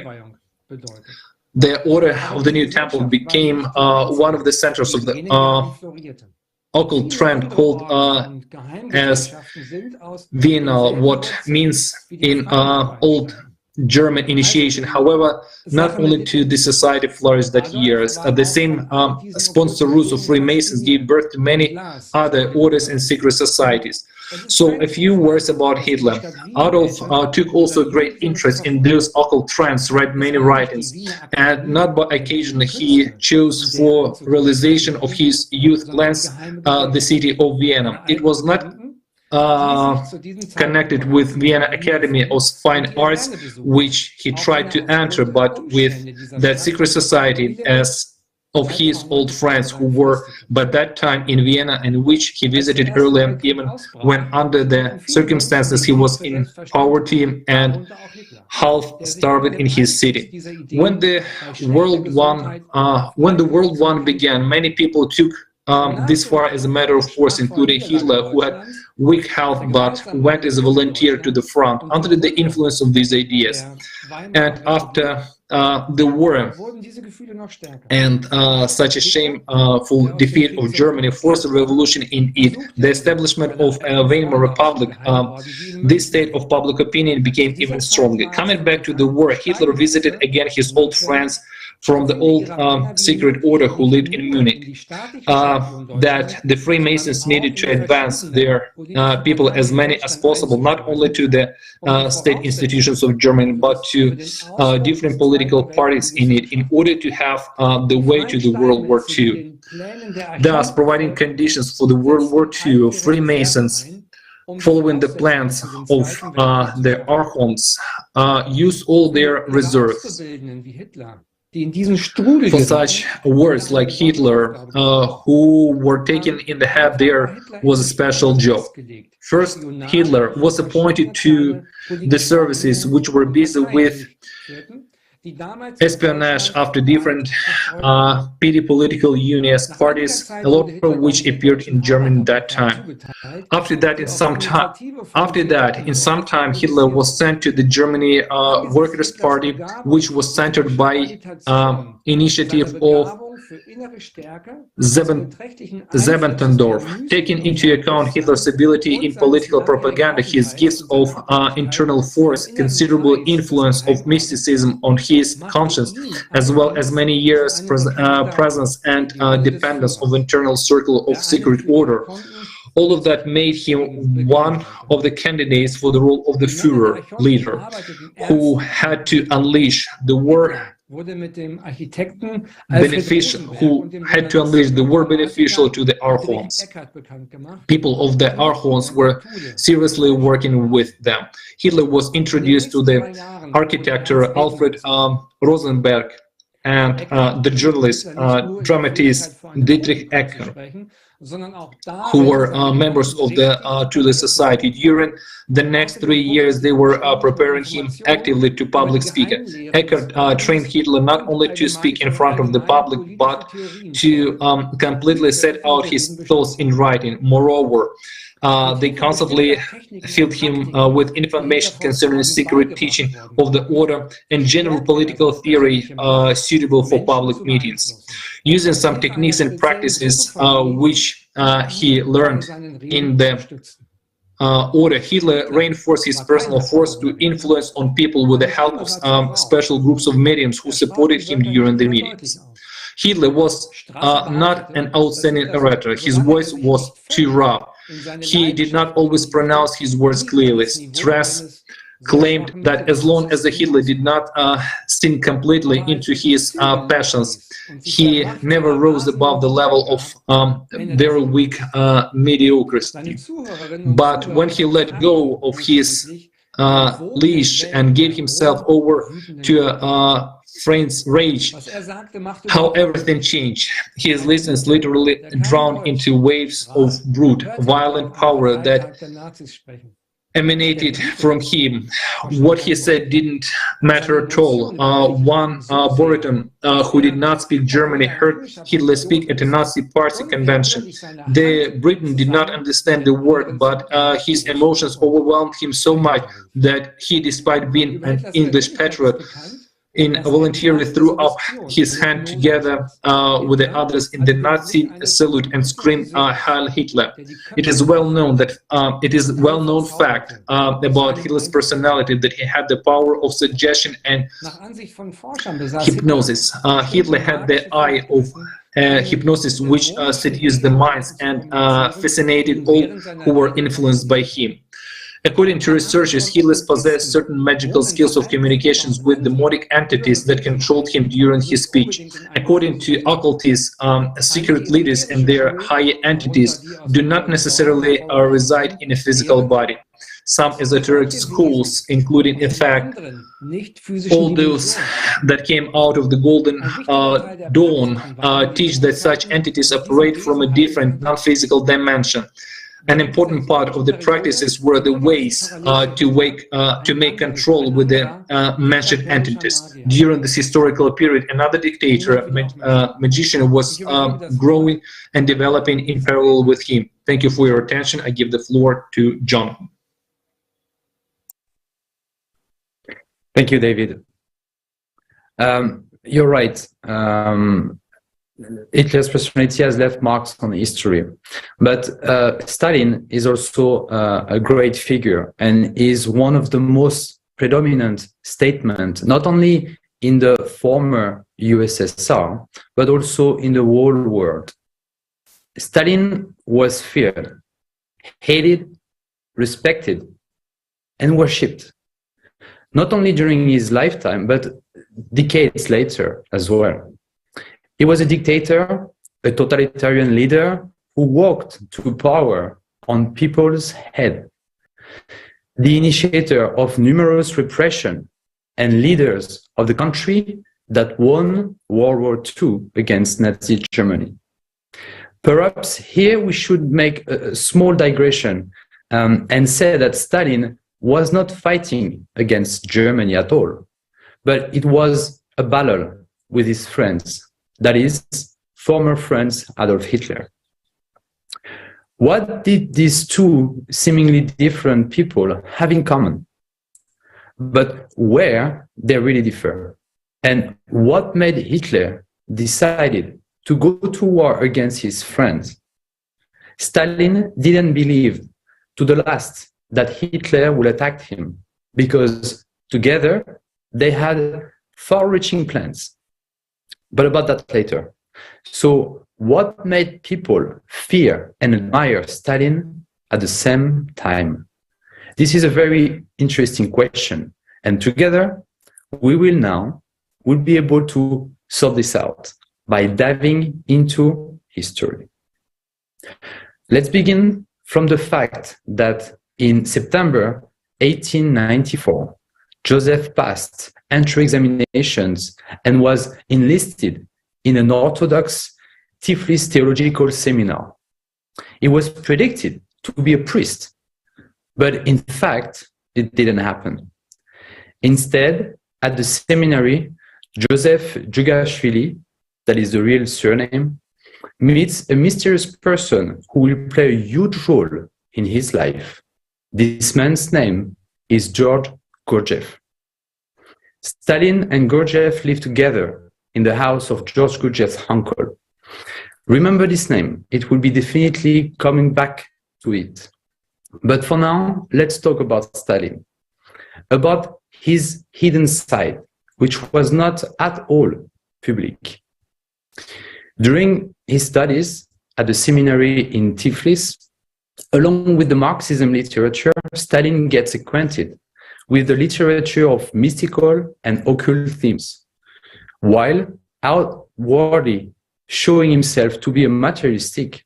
He became more and more immersed in the study of occult science and how to put them in practice.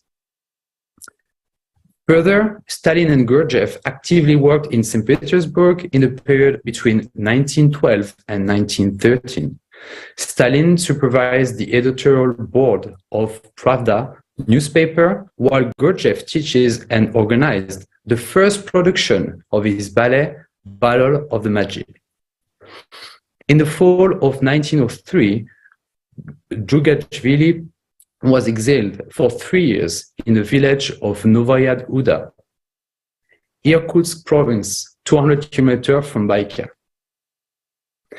There, he was in constant contact with the local shaman Kid K. In 1908-1910, Jugashvili was already in exile in Arkhangelsk province. There, he regularly went 20 kilometers far to the village of Pozariche, where the Council of the Magi of different peoples. At this gathering, Stalin was called the Great Dictator, Ruka. There, the future leader of all nations passed the first Vedic initiation on the ruins of the goddess Lada's temple near Sovelezhhodsk. Initiation of Stalin was carried out by the guardian of the holy place, Magus Belov, quite a famous person at those places. Joseph took his pseudonym Stalin in 1912 when he was actively involved in underground revolutionary activities. Then, a second initiation in 1912 was done on the ruins of an ancient temple of Borealist in the Narim exile. It is already the upper Ob. And the third time was in the foothill of the Peturona. After this initiation, Stalin developed an amazing intuition. Not having any military education, he suddenly turned out to be the best strategist in the USSR army. Moreover, his talent, foresight, and amazing knowledge of military affairs was recognized even in the West. In March 1913, Stalin was arrested at the party arranged by the St. Petersburg Committee of the Bolshevik at the hall of the Kalashnikov Stock Exchange, was imprisoned, and on July 2nd, 1913, was exiled to the Turkestan region of the Yenisei province for 4 years, where he remains until the end of the fall 1916. The fact that Stalin himself chose Koryaka is interesting. It wanted to get there to pass the highest priestly initiation, in other words, to receive a certain complex of knowledge necessary in the future. On various tributaries of the Yenisei River, Stalin lived in so-called exile among the great shamans for more than 4 years. Exactly so, he did not just live in places where people professing shamanism lives, but exactly lived among the great shamans, performed rituals with them, in particular, received a gift of the pipe of the great wolf, to which Stalin acquired right. The pipe played a serious ritual role in the lives of the indigenous people of Siberia and the far East. The smoking pipe was personal procession of a person in life and the afterlife. Smoking pipe played a huge role in shamanic rites in communicating with the spirits and was the main attribute of the shaman along with the tambourine. The sounds of the tambourine helped the consciousness to separate from the body, and the smoke from the pipe picked it up and immersed the shaman in the world of spirits. Moreover, the great shamans, being able to see into the future, treated Stalin as an initiate of a higher level. All this was happening even before the revolution of 1917. Also, shamans came to Stalin themselves, sometimes from far away. When Stalin was serving in exile in the village of Kostino, Evensky shamans came to him.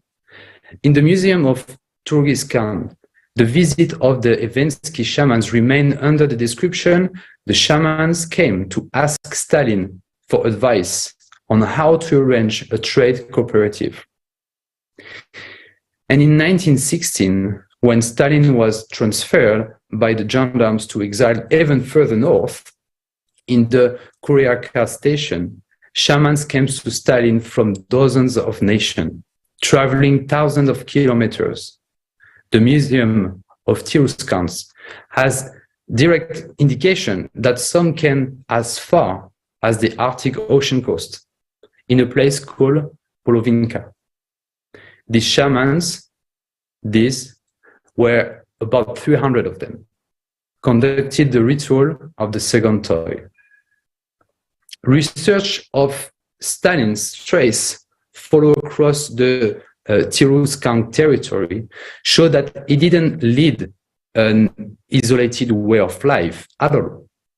He actively communicated in Kostino and Tiruskansk with Evensky shamans, and in the mouth of Kureka with Kato shamans and shamans of the peoples of Temir.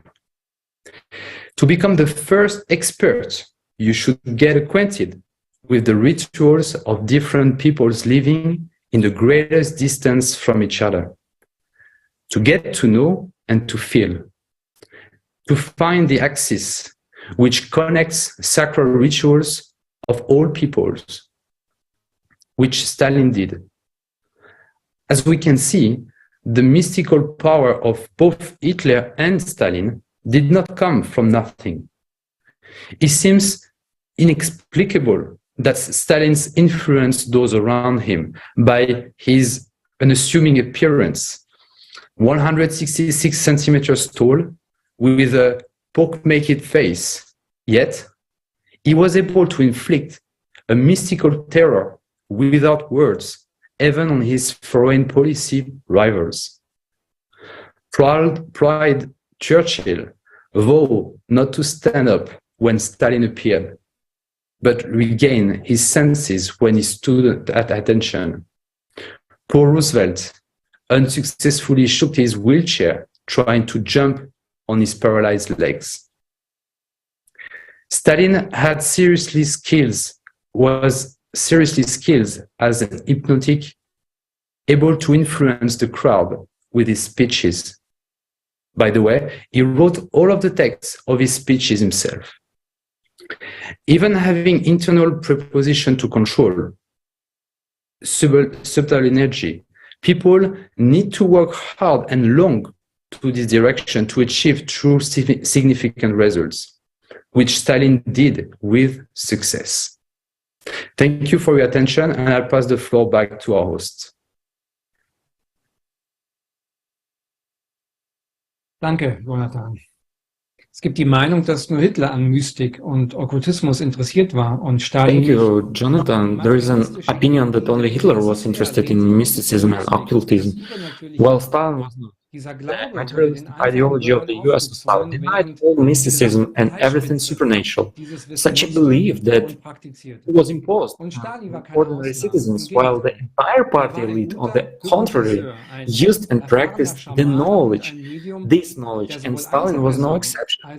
On the contrary, he was a good hypnotist, dedicated shaman and medium who was able to influence both individuals and masses of people. Of why Hitler was friends with Stalin and then attacked the USSR, we had to go back to early 1900s. And here we cannot do without the iconic figure of George Gurdjieff, who was a mystic, philosopher, and dance teacher. How did it happen that both powerful dictators, Stalin and Hitler, were his disciples, and not the most distinguished ones? Alexei will tell us more about that. Yes, thank you. And these are really good questions, and we will try to find answers to them. Well, there have been many and varied rumors about who George Gurdjieff was and where he came from.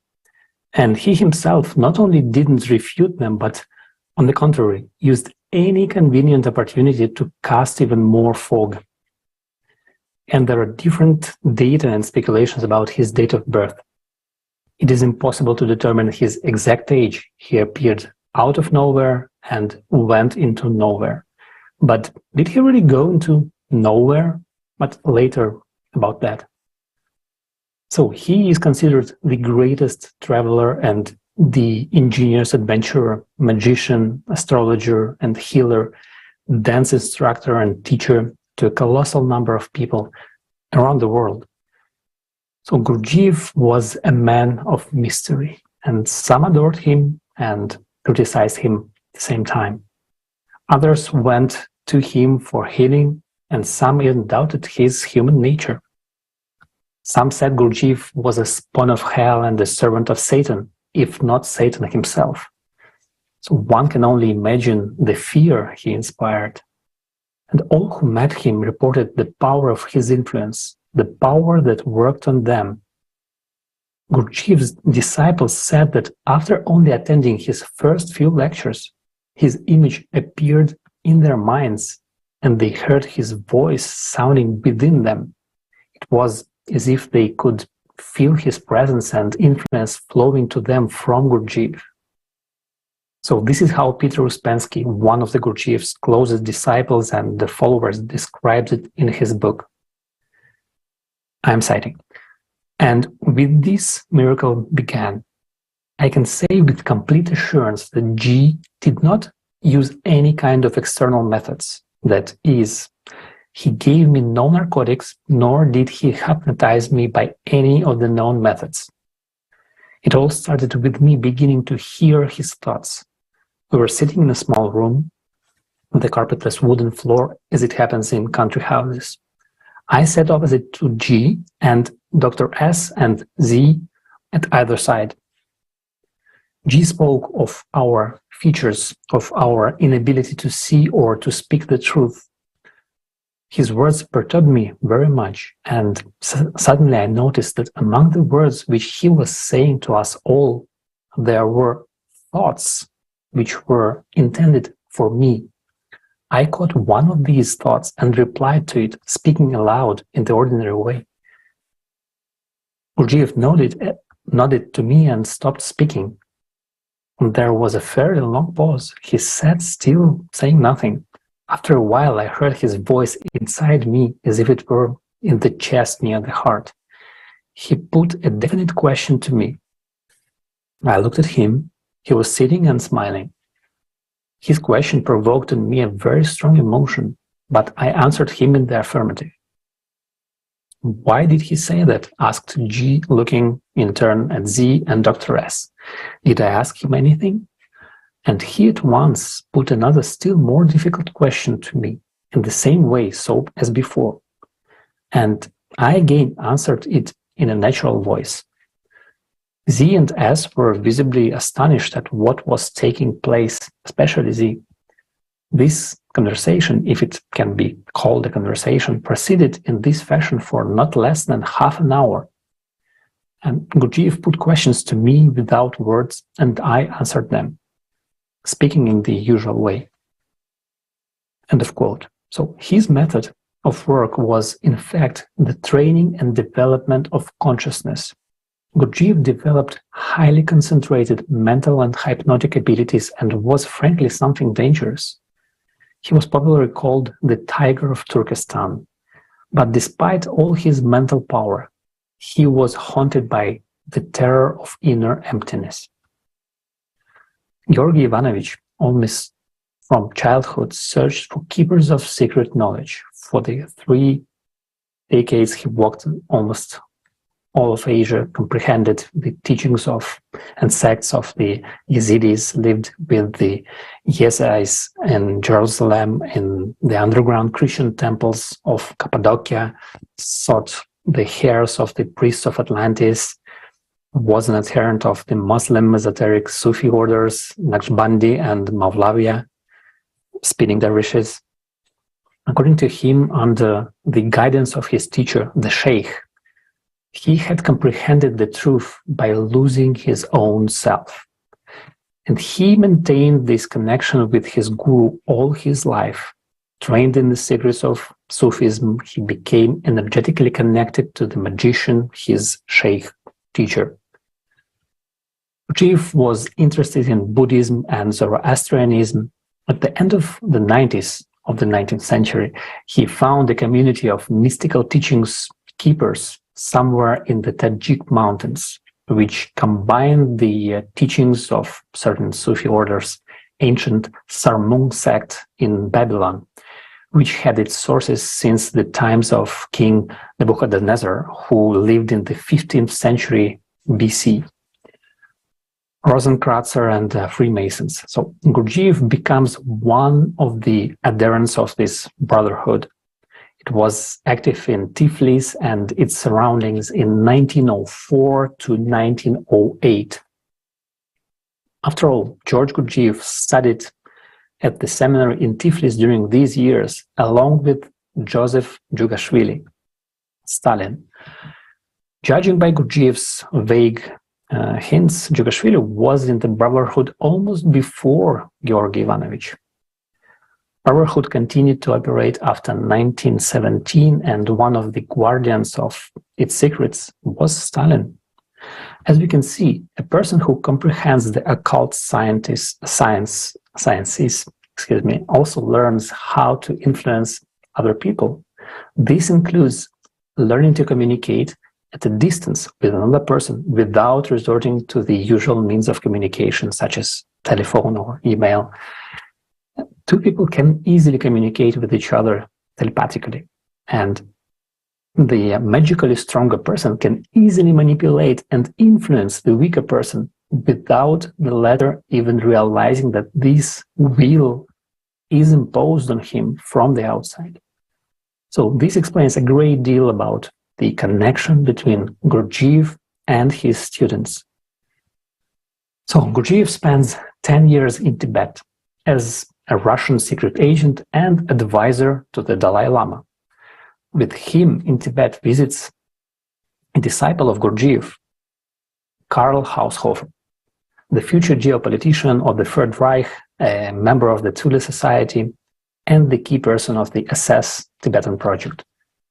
So he's there with him from 1902 to 1908, and Gurdjieff does not sit still and is constantly on the move, moving around the world.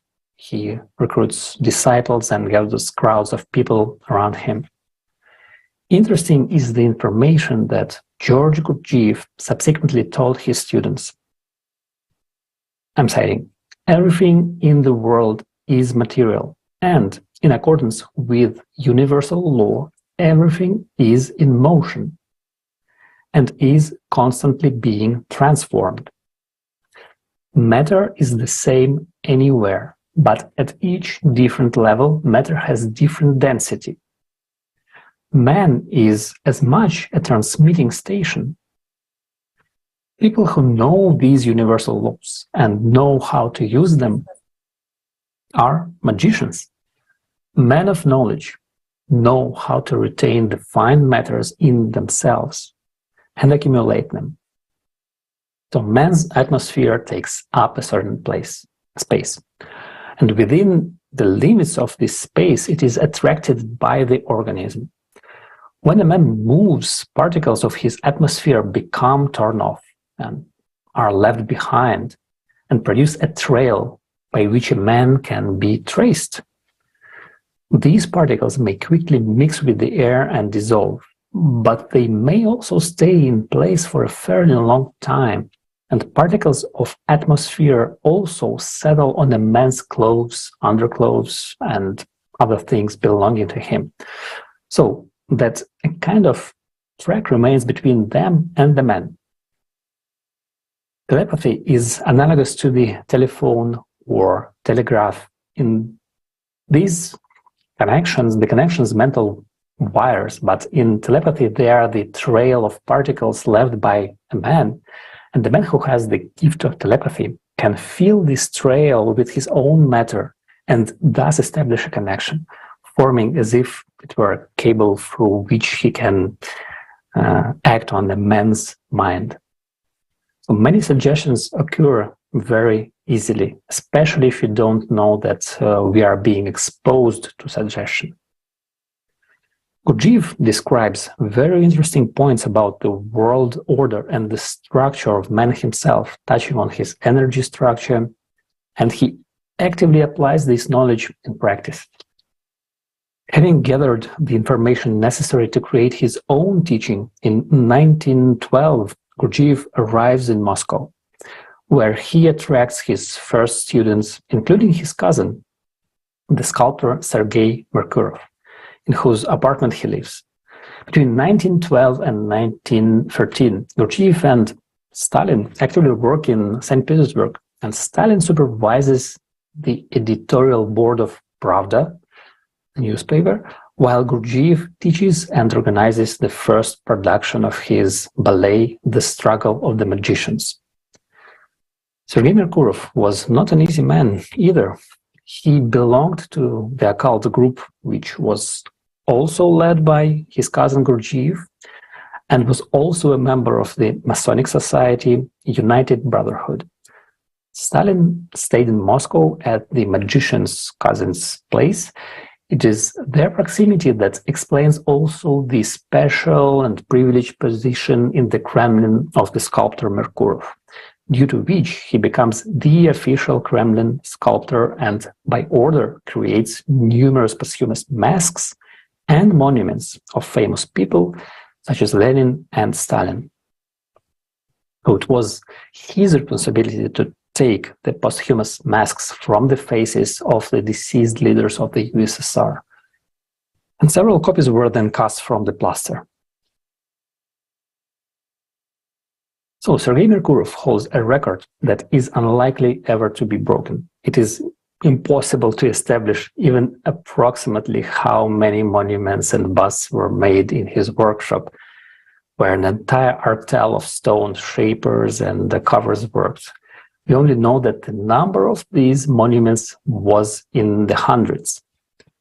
And there must be a reason why Merkurov was entrusted to make death masks of Soviet leaders and famous people, do you think? But back to Gurdjieff. Impressions of communication with Gurdjieff were so strong that many of his students, after only the first lessons, believed that they were in continuous telepathic communication with him. And this is hypnosis of incredible strength and incredible power. Since Gurdjieff possessed the strongest charisma, students fell into a psychological dependence on the teacher. And the Gurdjieff system drove pupils to a terrible state. So Louis Powell, who practiced it, was on the verge of suicide, nearly went blind in one eye and became so physically weak that he required hospital treatment. In his study of Gurdjieff, he describes the appearance of two young American women driven by the Gurdjieff group to similar extremes. They were incredibly thin. You could see how their nerves vibrated, forming knots on the neck and around the heart. They appeared to be suffering from poor circulation. Their faces were gray and their eyes were like those of hypnotized persons. They were on their last breath, enchanted. They were ready to plunge into the jaws of death. In fact, they had almost done so. End of quote. There are several stories indicating that Gurdjieff possessed unusual powers. It is reported, for example, that he once appeared to his followers in one part of Russia while his body was in another.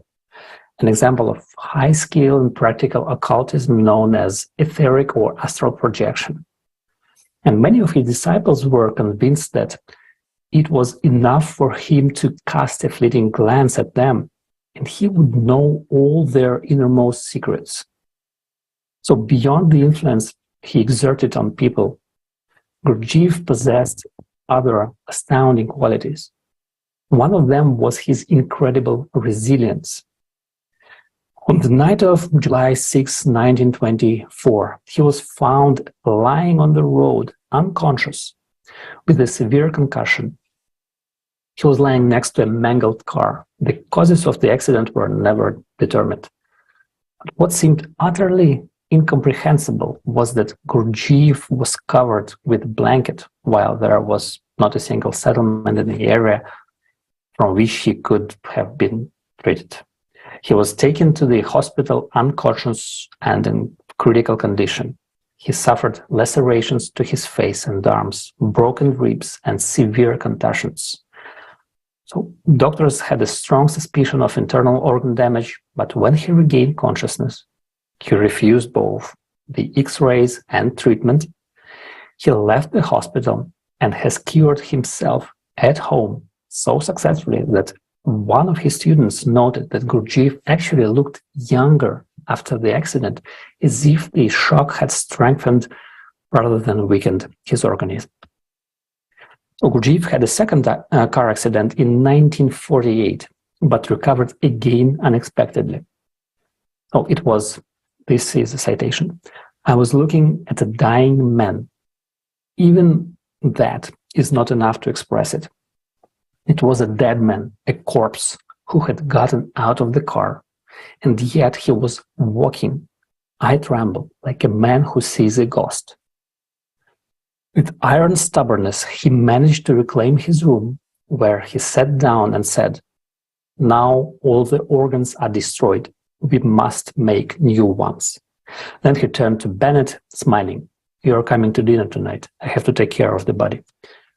As he spoke, a violent spasm of pain shook his body and blood gushed from his ear.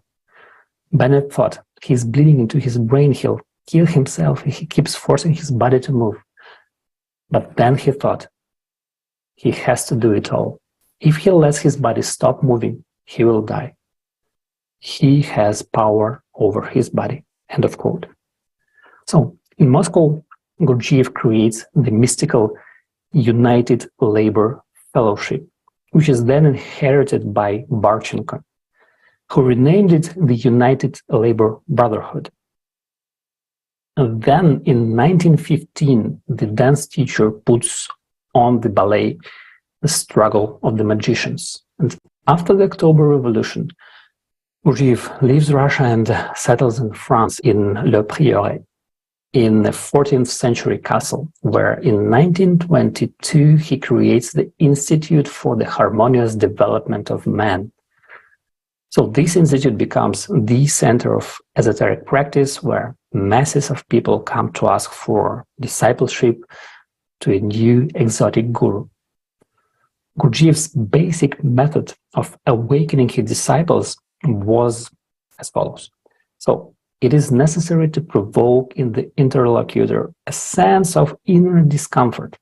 So, to tread on the most sensitive calluses of everyone with whom I meet was how he formulated his credo. So he pitted group members against one another and provoked inner conflicts in his students. For example, a man afraid of blood was tasked by Gurdjieff to cut up animals for food. Students totally subject to his will engaged in hard physical labor, building roads, constructing buildings, felling and planting trees, diverting rivers, and learning elaborate dances after a day's work. Automatism and precision were the two words that formed the basis of the spectator's experience. Obviously, this was what Gurdjieff was trying to achieve, to implement the plans he had conceived. The dancers of the Struggle of the Magicians had to perform their movements with mathematical precision. The script of the ballet was simple, but more important was the geometry of movements, their sequence and symbolism. The fact that dance is one of the most effective forms of magic ritual that awakens and activates subtle energies has been known since ancient times. A properly dancing person acquires supernormal powers and can change the world around him. In ancient India, for example, dance was equated with the highest forms of yoga and was considered an act of creation, with the help of which one can form a new space and a new situation. When applied to Gurdjieff, this meant that by using the archetypal symbols recorded in dance, he was engaged in activating the psychic forces that, according to his plan, were to manifest in the life of society and produce corresponding effects. What Gurdjieff staked on in these group dance rallies may be called effectiveness of symbols used in shamanic practices. Some of these ancient archetypal movements, effective symbols, Gurdjieff discovered in Tibet, took something from the dervishes of the Mevlevi order. The meaning of these exercises Gurdjieff explains simply. Doing them, students would achieve complete physical control over their bodies, study themselves, learn to control themselves, gradually revealing within them the highest forms of consciousness. But Gurdjieff himself clearly had other goals. No doubt I have my purpose, he once said to Ouspensky. But let me not speak of it. What that goal was and how Gurdjieff pursued it, we will learn from the next speakers. Thank you so much for your attention, and I give the floor to John Paul. Gracias, Alexei.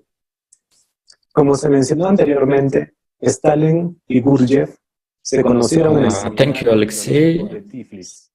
As it was stated earlier, Stalin and Gurdjieff met at the Tiflis Theological Seminary. Moreover, they lived in the house of Gurdjieff's uncle. It is not a secret that Stalin was expelled from the seminary for participating in esoteric sect. Both failed priests were carried away by the same muse, revolution. Gurdjieff once shared, I worked in Tiflis in the railway workshops, and Soso was the main revolutionary there. He found out that I was interested in magic and hypnosis and came to me often. He even asked me to join his expedition. He listened to me carefully. I told Joseph all I could until I looked at his horoscope and I said, you won't become a man with this horoscope, so change yourself. So he changed his date of birth. By the way, the totem of the year was a spider. Gurdjieff told Stalin, born twice, you will have to die twice. So it happened then. Stalin's first death was an ordinary physical one in March 1953.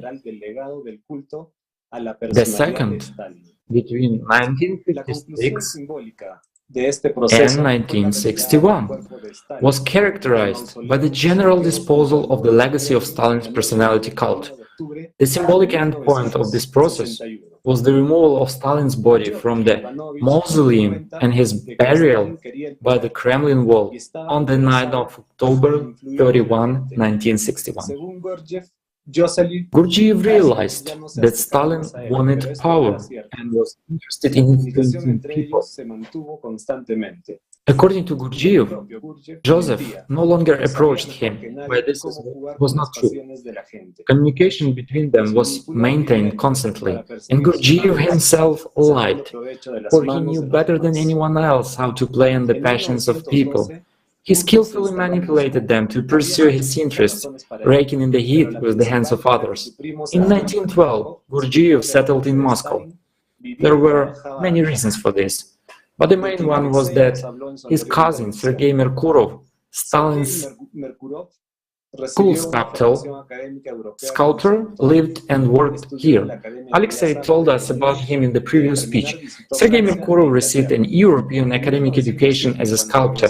He studied at the Munich Academy of Fine Arts, and after its completion, visited France and England. In 1907, when he returned to his homeland, the Catholics of Armenians Mkrtich Hremyan died, and he, as an educated, famous, though young sculptor, was invited to remove the posthumous mask of that man's face, and from there the mystical moments can already be traced.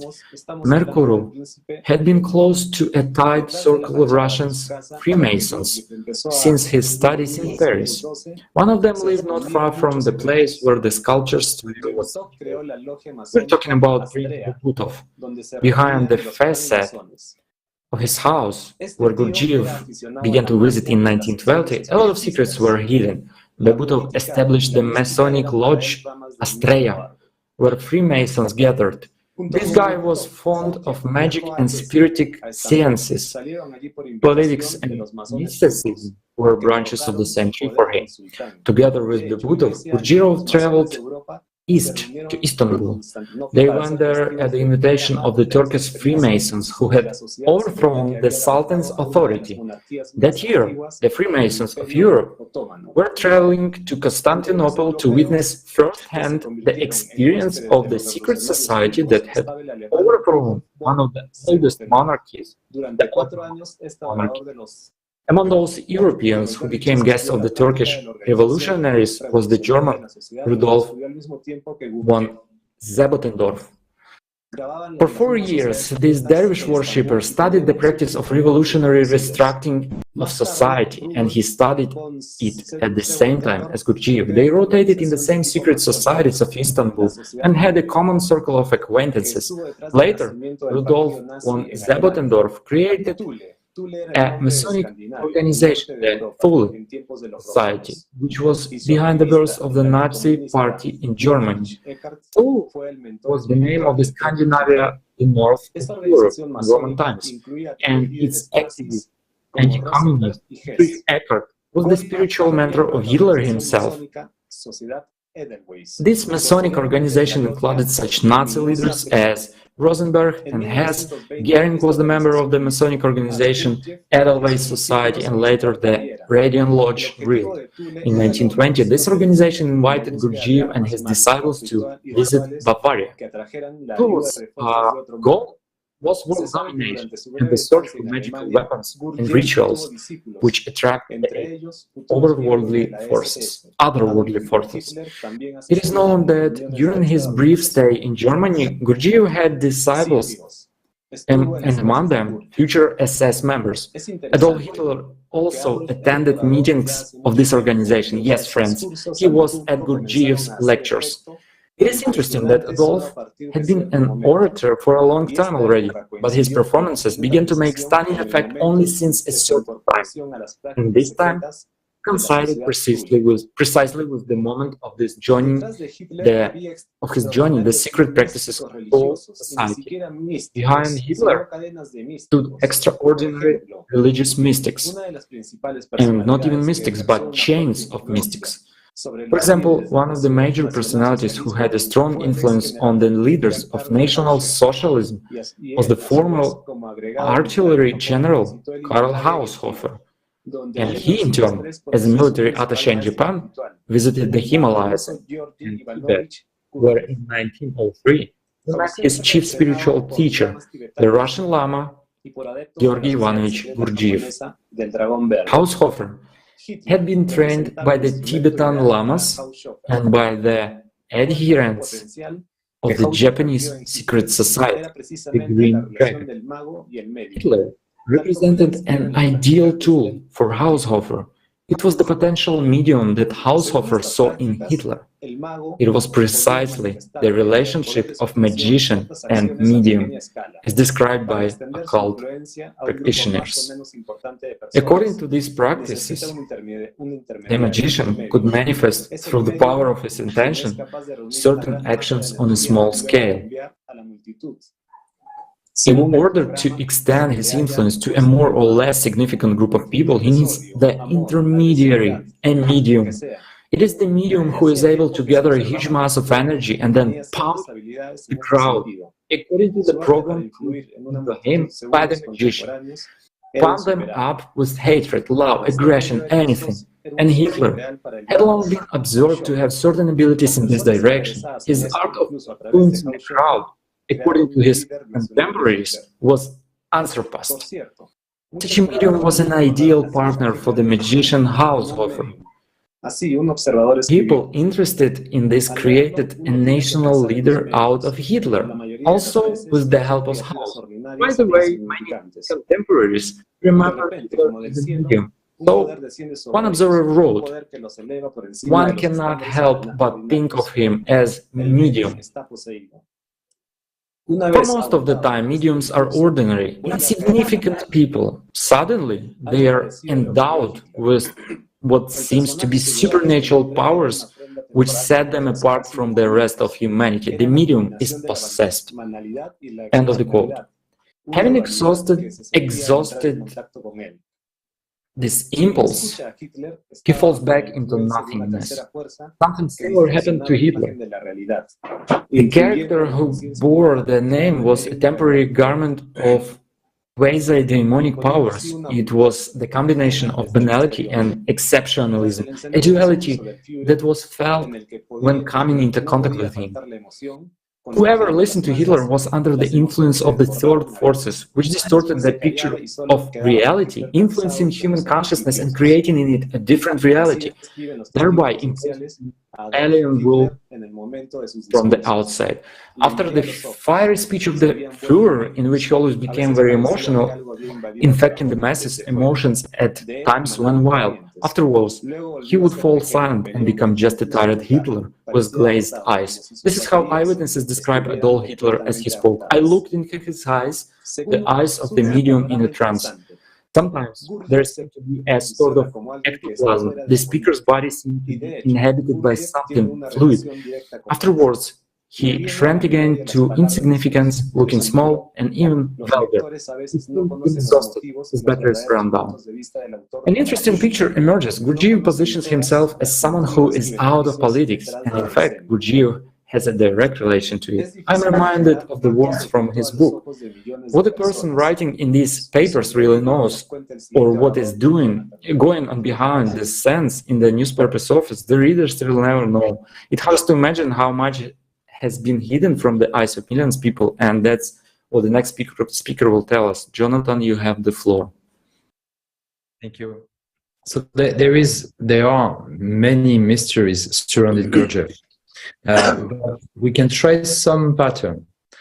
As already mentioned, Gurdjieff traveled to Turkey with Prince Beybutrov at the invitation of the Turkish Freemasons. Gurdjieff had his own reason for going there. Not that after his departure from Constantinople in 1915, there was a great massacres of Armenians. Massacres gripped the country and continued until 1923. Children, pregnant women, and the elderly were brutally murdered. During this period, 1.5 million of Armenians were massacred. After this, traders and brokers from Germany came to Turkey in large numbers. Gurdjieff's role is classified. Many facts about him are false, but wherever this mage appears, big blood flows. It was said earlier that after the Tiflis Theological Seminary, the connection between Stalin and Gurdjieff was not broken. And there is confirmation of this. It is known that in 1918, there was paths crossed again. In the spring of 1918, in Azerbaijan, Soviet power was established in the form of the Baku Commune. In the middle of the summer, it was overthrown though, and both British and Turkish interventionists came to power. And there were military conflicts between the Turks and the British for the sphere of their influence, even in the territory of Azerbaijan. The communists went underground. The entire government was also in the underground, and 26 Baku commissars were shot. Gurdjieff, dressed in dervish robes, accompanied Stalin as he crossed the Armenian village of Azerbaijan into Georgia. And an operation requiring the personal involvement of Stalin and Gurdjieff was underway. Among those who ensured the success of this mission was Lavrentiy Beria, the counterintelligence officer of the Azerbaijani Musavatists. Later, all the witnesses in the Musavatist counterintelligence were murdered at the same time. Afterwards, in 1953, after the fall of the empire, Beria's service to the Musavatists would become one of the changes leading to his execution. Azerbaijan's counterintelligence service was aware of Gurdjieff and Stalin's mission, and so was Beria. Stalin had an even more radical goal in mind during the negotiation. He wanted to understand how likely it was to split the Azerbaijani Musavat party and prepare the entire Red Army units into the Caucasus. Stalin attached great importance to the Caucasus, the working class, oil industry, etc. And it came to the point that when the question of assistance in overthrowing the Musavatists and Brits and Turkish and German interventionists arose, the 11th Army of the Caucasus Front was sent there, and Soviet power was established there. When the war broke out, and then this October Revolution, Gurdjieff hastily transferred his disciples to the Caucasus. There, Gurdjieff set up the United Labour's Commonwealth, whose emissary would later be represented in the Kremlin. Nevertheless, Gurdjieff did not wish to remain long in the Caucasus at such a turbulent time, and as soon as evacuated his disciples to Constantinople, and from there left to France. Interestingly, while in France, right up until 1935, Gurdjieff kept a correspondence with his brother, Sergei Mikurov, Stalin's court sculptor, who was under his patronage. Some of Gurdjieff's followers of the United Labourers Commonwealth soon found a new secret society, the United Labourers Brotherhood. High-ranking officials of the OGPU NKVD became its members. In particular, the heads of the special department of this organization, Gleb Boki. When Gurdjieff Ivanovich was touring America with his lectures, he was asked to come to the Soviet Union and to launch a longevity research work in the All-Union Institute of Experimental Medicine. Gurdjieff declined. In the document of the FSB Central Archive regarding the activities of the United Labourers Brotherhood Secret Society, his name appeared in 1938 during the interrogation of the head of the neuroenergetic laboratory of the All-Union Institute of Experimental Medicines, the parapsychologist Alexander Barchenko. The head of the Commonwealth, Gurdjieff, as well as I engage in research in the field of ancient science, I subsequently contacted Merkurov in Moscow. The latter presented to me the Gurdjieff's materials he had kept, and later, in 1934, the diary of Petrov, a disciple of Gurdjieff. Barchenko, having received valuable information, was preparing a secret OGPU expedition to the mystical kingdom of Shambhala, where he intended to find the ancient knowledge of telepathy and parapsychology. But the expedition never took place because Stalin gave the order to pull away the competitors. All members of the United Labourers Brotherhood were shot. In his later years, Gurdjieff presented himself as a dancer teacher, which of course meant more than just a choreographer. Gurdjieff claimed that each of his sacred dances contained hidden meanings inaccessible to the uninitiated. There is even a theory that with his ballet, the Battle of the Magi, Gurdjieff has instigated the Second World War. But this is not true. More precisely, his Battle of the Magi reflects what he was actually doing. After all, no one could interfere with his plans. Dark mages feel completely safe and open laugh at us humans. From impunity, they do not hesitate to announce their plans in advance.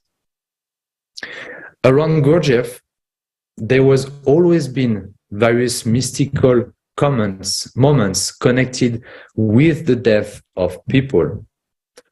Facts are stubborn things. Look, as soon as he appears somewhere, there was murders, brutal massacres, authorities were violently shifted, revolutions takes place. The worst thing is that the Battle of the Magi, supervised by the best disciple of Gurdjieff, is still going on. Let's look into it further. Dushan, I pass you the floor.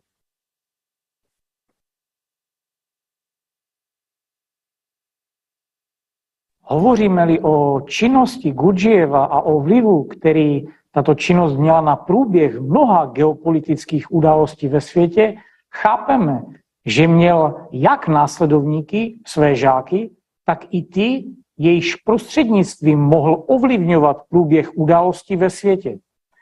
Mezi posledně jmenované patří stoupenec společnosti Zelený drak, otec německé geopolitiky, učitel a mentor Adolfa Hitlera Karl Haushofer. Samotný vztah není vůbec jasný, ale mnozí badatelé jej považují na jedné straně za relativně nezávislý a na straně druhé lze zcela jasně vycítit mentorský vztah Gurdjieva k Haushoferovi. A není se čemu divit. Thank you, Jonathan. When we talk about Gurdjieff's activities and the influence these activities had on the course of many geopolitical events in the world, we realize that he had both those who had followed him, his disciples, and those through whom he could influence the course of the events in the world. Among the latter is a follower of the Green Dragon Society, the father of German geopolitics, and Adolf Hitler's teacher and mentor, Karl Haushofer. Well, their relationship was far from straightforward, but many scholars see it as relatively independent. On the one hand, but on the other, there is a clear sense of Gurdjieff's mentoring attitude toward Haushofer. And this is not surprising, given the fact that Gurdjieff was a mage, an active subpersonality with 1,000 years of history, while Karl Haushofer was only a recent convert, albeit with one of the most powerful orders in human history, the Green Dragon. Their relationship, however, had begun long before Haushofer was accepted as adept of the Green Order, and it remained memorable for both of them. All those whom Gurdjieff deemed worthy of his attention and viewed as his equals in some respects, he incorporated into the so-called Society of the Seekers After Truth. The society was formed, in Gurdjieff's words, for the purpose of exploring the sanctuaries of the authentic tradition. But in fact, this society denoted the worthy, those whom Gurdjieff took seriously, distinguishing them from his disciples, toward whom he had an early exploitative attitude. After all, someone had to be his genuine pigs. One of the seekers after truth was Karl Haushofer. It so happened that he, with his lively character, felt burdened by constant military service in Bavaria. The leadership, noticing this, gave Haushofer the opportunity to travel to many countries on various diplomatic assignments. At the time, the intelligence services of many countries were actively studying Tibet, and the possibility of infiltrating this region still of 1872. The British were even trying to subdue it using military force. In 1904, a military expedition to Lhasa was organized. Before British troops entered Lhasa, Dalai Lama XIII fled to Urga, Outer Mongolia. Under the pressure from England, the Chinese government wanted to deprive the Dalai Lama XIII of his secular authority in Tibet. In any case, the situation was alarming, and the Green Dragon orders took an active part in resolving it. Due to the different circumstances, the paths of Gurdjieff and Haushofer crossed in Tibet. Both had an intelligence mission. The only difference was that these gentlemen worked for different countries. On one way or another, their paths crossed in Tibet in 1903 and 1905 to 1908. And these were important years for Haushofer. It was during this time that he gained access to occult knowledge and realized that he could prolong his life many times over using certain practices prevalent in Tibet, particularly in the Gelugpa sect, as well as Gurdjieff's precepts. He was impressed and fascinated by this. However, Haushofer was determined to achieve the utmost goal. It is in Tibet that he realized that the power of the Green Dragon Order could not be overstated. Yes, the Order of Yellow has certain power, but all its activities are focused on Tibet, while the activities of Green Dragon are carried out all over the world. Contacts with Gurdjieff and the representatives of Green Dragon Order undoubtedly lead to the appointment of Karl Haushofer as the German military attaché in Japan in 1908, 1910. In Tokyo, he was initiated into the secret order of the Green Dragon, becoming a member, through which he became intimately close to the imperial family, the Japanese samurai elite. Kontakty s Haushoferem jsou přerušeny až smrtí Haushofera. Či spíše magickým Later, through this very initiation, the doors to the Buddhist monasteries in Lhasa would get opened for him, along with the doors to one of the Asia's most influential secret societies, the Yellow Hat sect, also known as the Golden Hats. It should be noted that Yellow Hat sect members are essentially the reincarnating ones, as are the elite of the Green Dragon Order. They do possess a serious magical knowledge and practices. Gurdjieff contacts with Haushofer are not interrupted until the latter's death, or rather until a magician rituals has been performed in order for him to acquire power in the afterlife. It is true that for this he had to kill his ally, but who among those who betrayed God would let such a trifle stand in their way? There is no humanity left in him anymore. He is simply not human. It was Gurdjieff who advised Haushofer to choose the inverted swastika as the symbol of National Socialism. In their relationship, Gurdjieff played the role of a mage, guiding the young neophyte into the satanic path, using the energy he was able to obtain for himself. In time, however, Haushofer would internalize this course of action, and from 1923 to 1936, he would invisibly stand behind all Hitler's actions, directed him and provided visible assistance to the Reich through his alternative activities. Thus, he arranged for the Nazis to gain techno-magician knowledge through the capabilities of the real society, which he in fact founded. But that's not all. The victory of the SS Tibetan project dates back into 1922. The main role in this was played back to the very own Haushofer. He invited several Tibetan lamas to Germany, trying to learn divine wisdom from them. It stands to reason that he called himself a disciple of the Eastern mystery and believed that the main German colony should be Tibet, which would bestow mystical power onto the new Reich. In 1926, the Tibetan Society was founded in Berlin at the instigation of Haushofer. At the same time, he introduced the Tibetan culture and mythology to Hitler, recently released from prison. The future Führer was seized by the mystical story. He was in an awe reading the lines of the French esoteric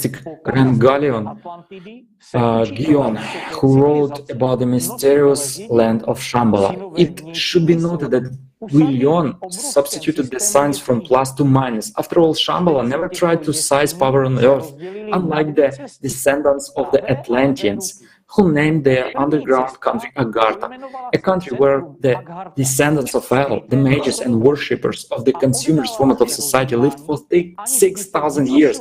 So this is what Guillaume writes. After all, the disaster of Atlantis, the teachers of high civilization, the possessors of knowledge, the sons of the outer mind, settled in a vast system of caves. In the heart of this cave, they divided into two paths, the right hand and the left hand. The first path named its center Agartha, hidden place of goodness, and indulged in contemplation without interfering in worldly affairs. The second path established Shambhala, a center of power which governs the elements and the human masses.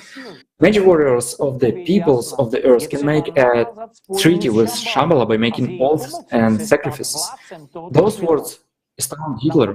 Secret doctrine, narrated by Haushofer, seems to provide answers to age-old questions. How can one acquire eternal life? How can one conquer another country? Using what powers? The answer is clear. One must establish a and with its support become the ruler of this world. The number of victims does not matter. What matters is victory and Adolf Hitler's personal immortality. The first Nazi expedition back to 1928 searched for the access to the cave city, to no avail. However, they brought back a valuable manuscript which proved that Shambhala might indeed contain knowledge capable of raising the Wehrmacht to a fundamentally different level. Since 1931, expeditions led by Ernst Schaffer have been continuously going to Tibet with the aim of establishing contact with the Shambhala and gaining the advantage for the Aryan nation and personal immortality for Adolf Hitler. It should be noted that these expeditions were more than effective. At a certain stage in the collaboration between the Nazis and Lhasa, the latter unlocked the secret of the City of Gods, providing Nazi Germany with a technological advantage: ballistic missiles, orbital bombers, long-range communications, and the most importantly, the successfully implemented nuclear project all have their roots in the cooperation between the Nazi and Lhasa. The fact that Nazi could not find Shambhala is a different matter, but they were given access to a library and the vanished civilization of Atlantis, Asgard. However, this is not the full list of the result of collaboration. It so happened that it was in Tibet that the chiefs of the Third Reich found the answer to the main question that plagued them: how to prolong their lives. It was in Tibet that Nazis gained an understanding which was converted in the project Lebensborn. The urge to ensure their own immortality has led to the mass creation of concentration camps and more. What is in fact Tibet and what are those organizations that are located on its territory? Our other speakers will tell us about this. Thank you for your attention, and I pass the floor to next speaker, to Antonina. Thank you very much, Dushan. Tibet is a religious country that practices Buddhism, or Lamaism as it is now called, because the teachings of Buddha have been altered. The head of government is Dalai Lama, the divine reincarnation of Chenrezi, if we may say so, the patron deity of the country. According to a legend, Tibetans descended from the population of their god Chenrezi with a female demon. In ancient times, Tibet was inhabited only by demons and demonesses, the Rakshasa. In order to repopulate the country with people and make it a stronghold of Buddha's teachings, Bodhisattva Avalokiteshvara assumed the form of a monkey and became the husband of one of these demonesses. Lamaism emerged in Tibet in the 7th century simultaneously with the creation of the first United States in that place. By the end of the 8th century, Buddhism became the dominant religion in Tibet, and Tibetan monks appeared with monastic land ownership, which emerged at that time.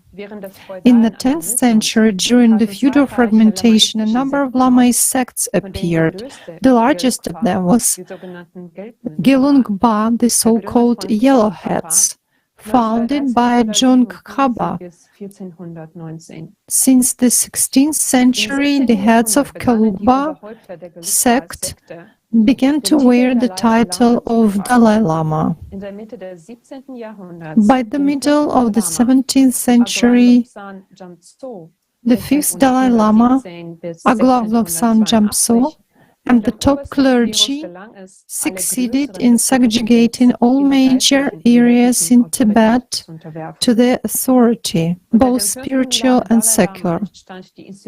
Under the fifth Dalai Lama, the institution of Panchen Lam, the second after the Dalai Lama hierarchs of the Lamaist Church, arose. Lamaism has a number of characteristics. Along with the retreat from worldly life and contemplation, magic and belief in numerous local deities occupy a significant place in Lamaism. Lamaism is characterized by elaborate ritualism and total submission of a disciple to the teacher, Lama. In Lamaism, based on the concept of reincarnations, There emerged the theory of reincarnations of Buddhas, Bodhisattvas, deities into certain persons, called tulku in Tibetan or hulbikans in Mongolian. The most famous person who has been consciously reborn for a long time is the Dalai Lama. Now we suggest watching a video with Vyacheslav Klimov, candidate of technical scientist, researcher of abnormal phenomena and traveler.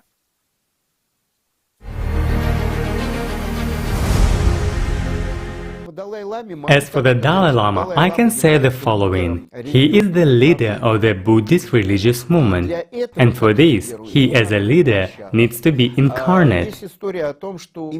There is a story that the very basis of the soul that incarnates in the leaders of the Buddhist movement, in Buddhism, the Dalai Lama, because Lamaism is a separate branch of Buddhism, meaning Lamas also reincarnate.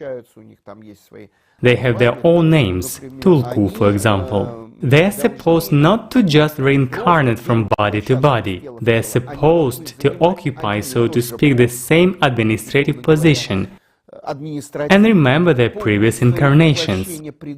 I mean, he has another task. He has to lead a whole direction of people who work in a certain way in this tradition. Thus, the incarnations must be conscious, and the Dalai Lama must be only a man. If his soul springs somehow into a woman's body, he will not be elected as the head of Buddhism. He is supposed to be male. Consequently, he must consciously, observing certain rituals, reincarnate only in a male body. As a rule, this happens with the help of psychics. There are some monks who have a connection with the soul. According to the Tibetan Book of the Dead, at the moment of dying, of death, and sometime after, he has already departed, but the soul is still nearby. When he hears, he is still listening. A text is read to him, where he should go, what direction to take, what he will go through, so that he won't be frightened. In other words, he is literally guided in that other world. He is given a road map, and he goes where he is supposed to go. Psychic lamas are staying in contact with him. They have a connection with his soul and guide it. And when he incarnates in the boy's body, they go to that place and outline it somehow. They can't exactly say who, but they can tell the settlement. They can tell the time. They have astrological calculations when the soul has incarnated. But who? At this moment, on this day, in this settlement, 10 boys or 5 boys were born. They need to choose from them where the right soul has incarnated.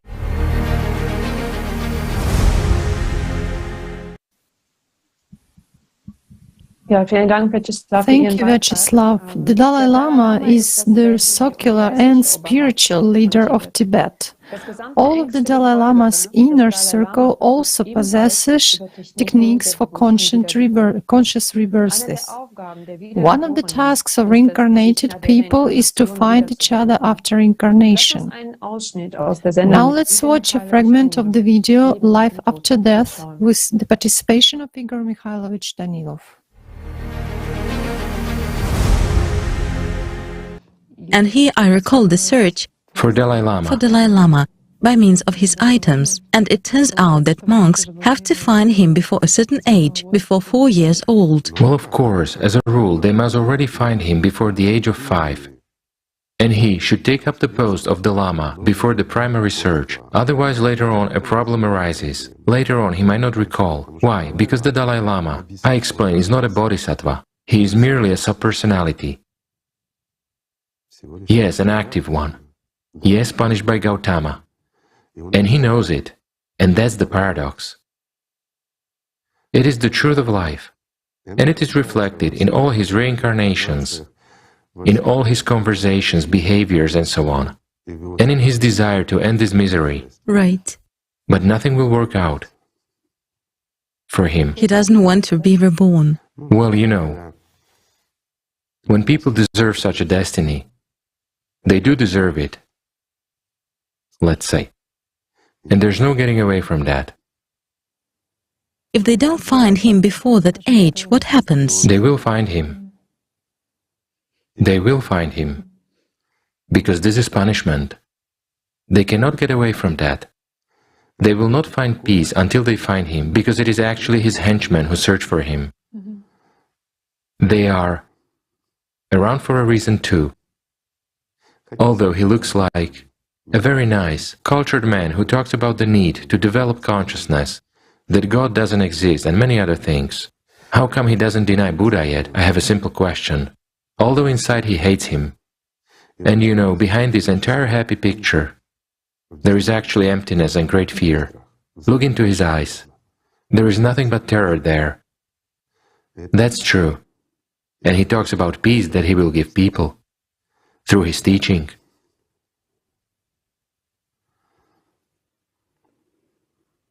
I have nothing against Buddhism. Buddhism, the source of Buddhism, is Belovodje. That's where the truth was. In what Gautama conveyed, he didn't distort anything. His followers distorted. His body was still warm when 18 trends were formed, and everyone altered it in their own way and claimed it to be true.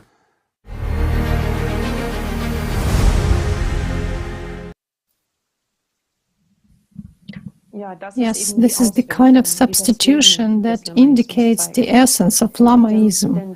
After all, the Buddha himself was not reborn.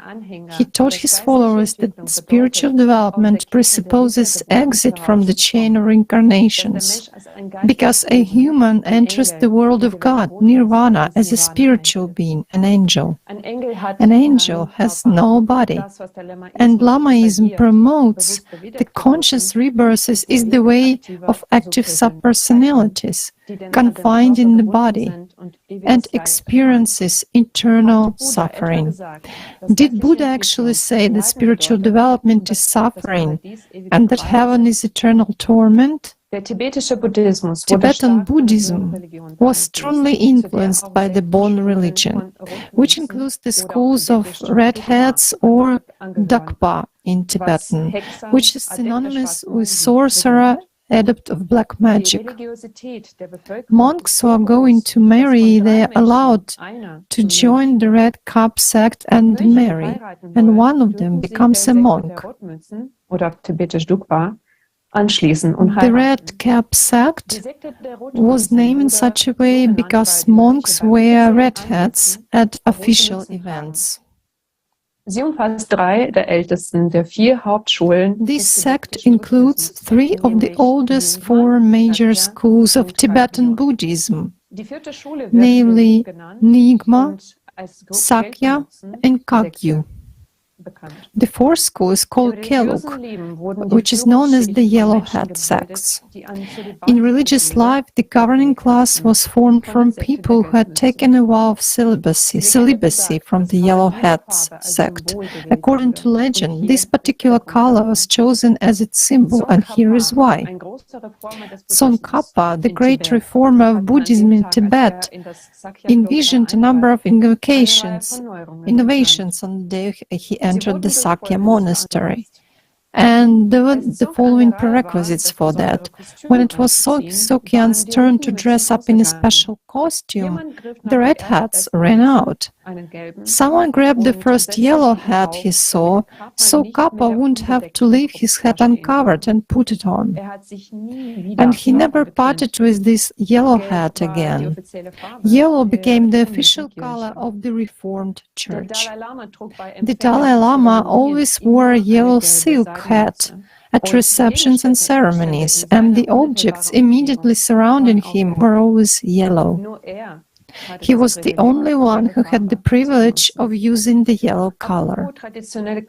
If we talk about traditional colors and clothing, it is interesting that headdresses of the retinue of noble Officials revealed a hidden meaning. They were a large red circle with a red fringe of wool sticking out along the edges.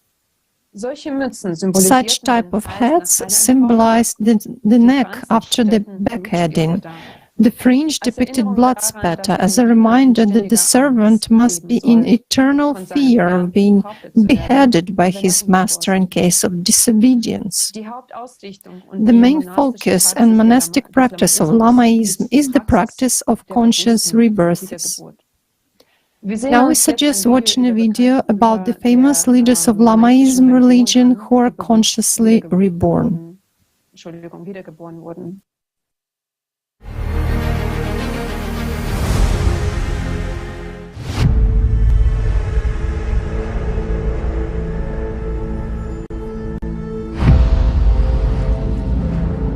What do we know about reincarnation and conscious rebirth? Is it a myth or truth? Let's open the veil of the past and look at reality as it is. Dalai Lama 14. Concerning reincarnation, those people who undergo certain spiritual training, their ability to remember increases. They are able to remember the existence of past lives.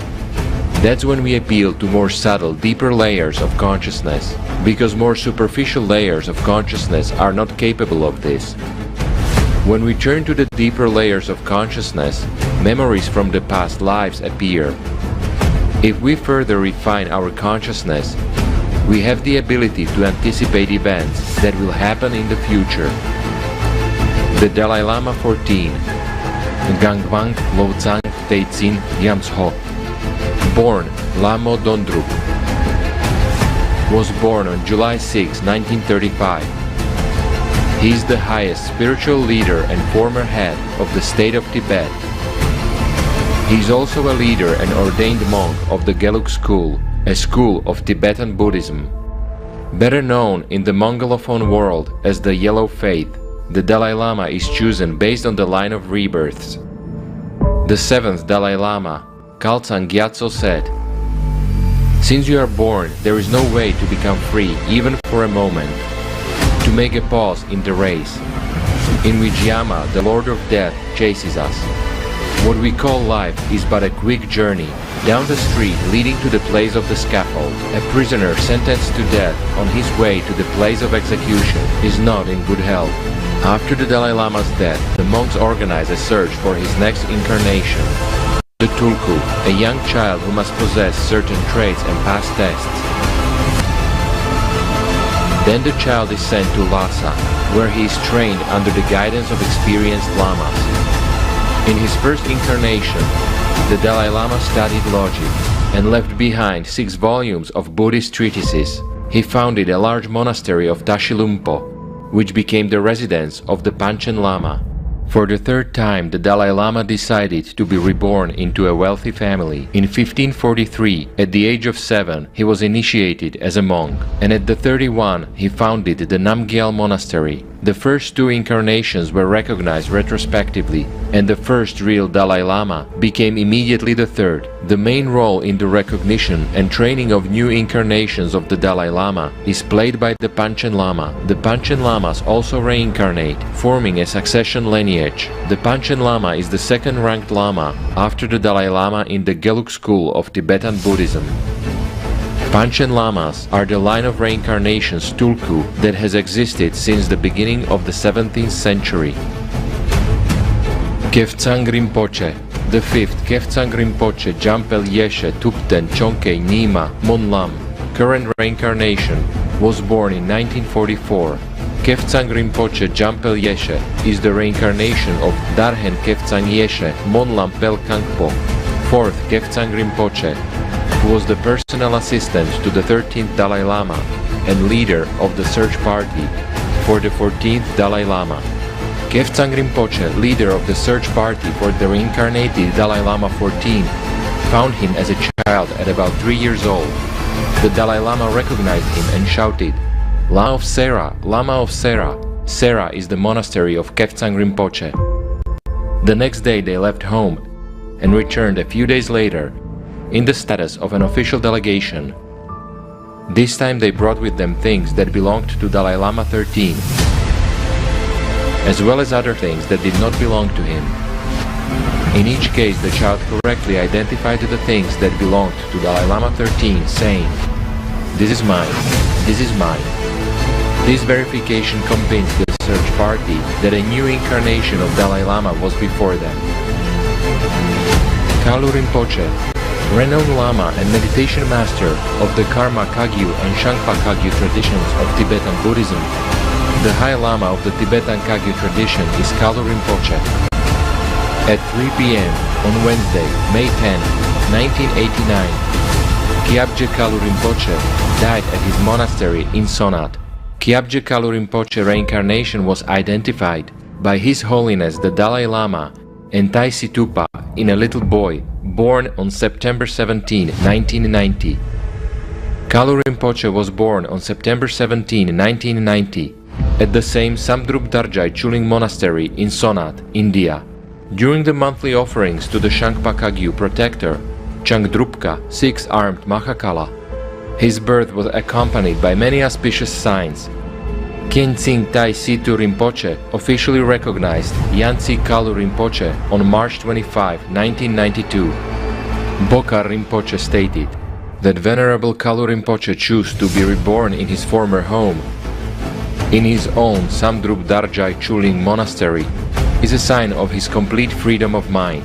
Yansi Kalu was officially recognized as second Kyabje Kalu Rinpoche by His Eminence, the 12th Tai Situ Rinpoche, on March 25, 1992. The Dalai Lama confirmed that Yansi Kalu, who was then a year and a half old, was undoubtedly and unmistakably the reincarnation of the previous Dorje Chang Kyabje Kalu Rinpoche. He was officially enthroned as the holder of Shangpa Kagyu lineage on February 25, 1993. Ling Rinpoche. Over the years of incarnation, Ling Rinpoche have founded many monasteries in Tibet and have taught students of all sects of Tibetan Buddhism. The current incarnation of Ling Rinpoche, the 7th Kyabje Yungzin Ling Choktrul Rinpoche, was born in India on November 18, 1985.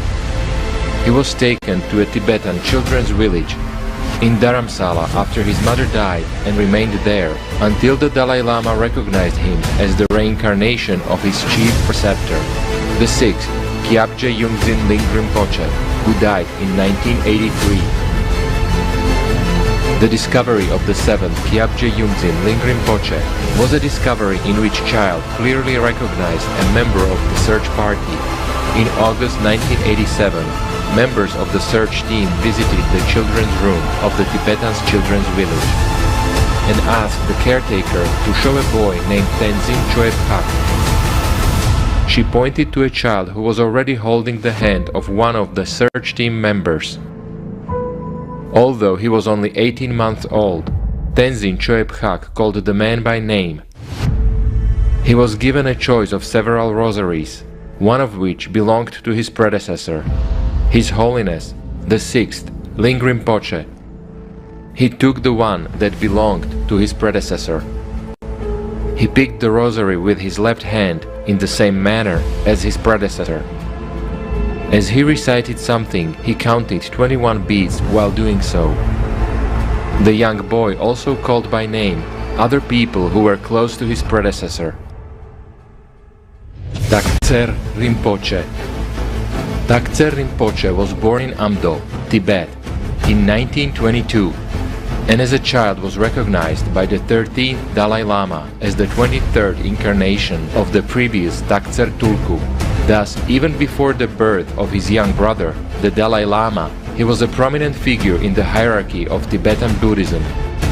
After the invasion of Tibet by the Chinese troops in 1949 and 1950, Taktser Rinpoche was a mediator between the Dalai Lama and the communist leaders of China, and later in India, he helped with contacts between the Dalai Lama and the US State Department. During the protracted negotiations between Beijing and Lhasa, he influenced countless people through his books and actions. Trijang Rinpoche. Trijang Rinpoche is the reincarnation of Yungzin Trijang Dorje Chang. Kyabje Trijang Dorje Chang is the mentor and indigenous guru of the 14th Dalai Lama. Former incarnations of Kyabje Trijang Dorje Chang. Indian Masters.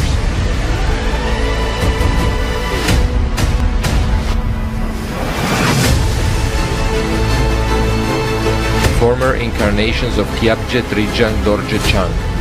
Tibetan Masters.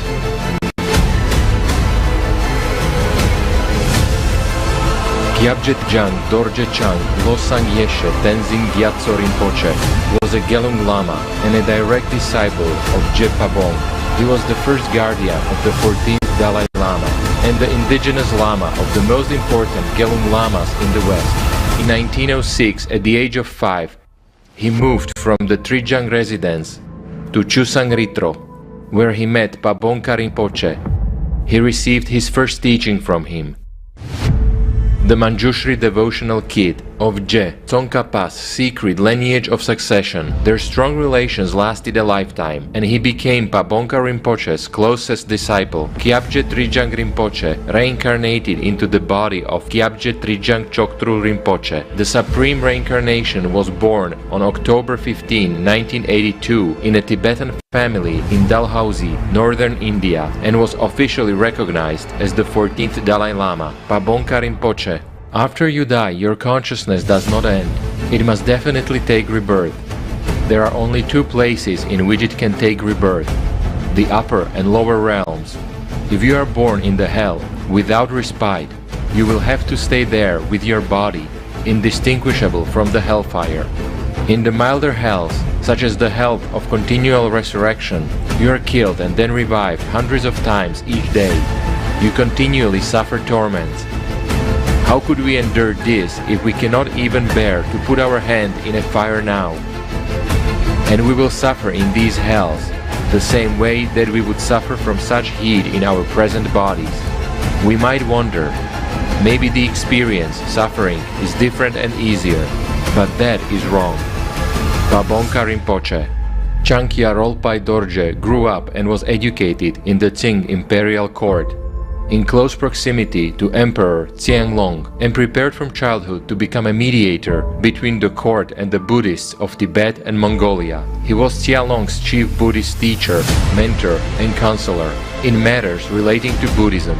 Later, he also became the Vajra master of the Qianlong Emperor, presenting him the Chakra Samvara initiation.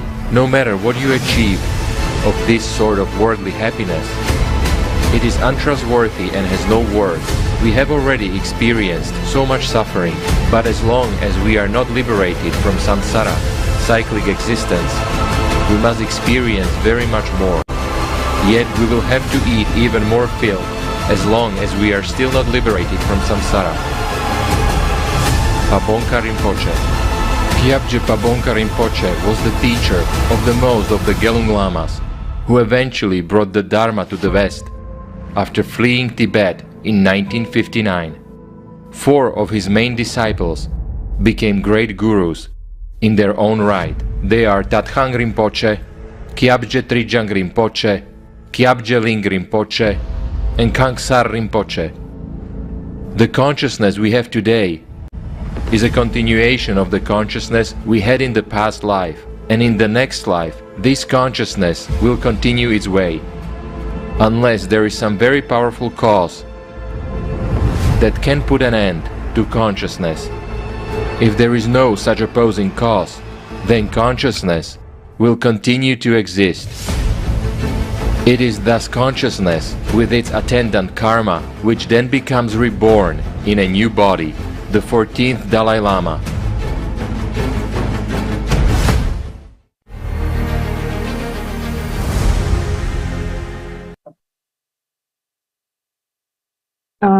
Ja, das ist ziemlich schockierende Information.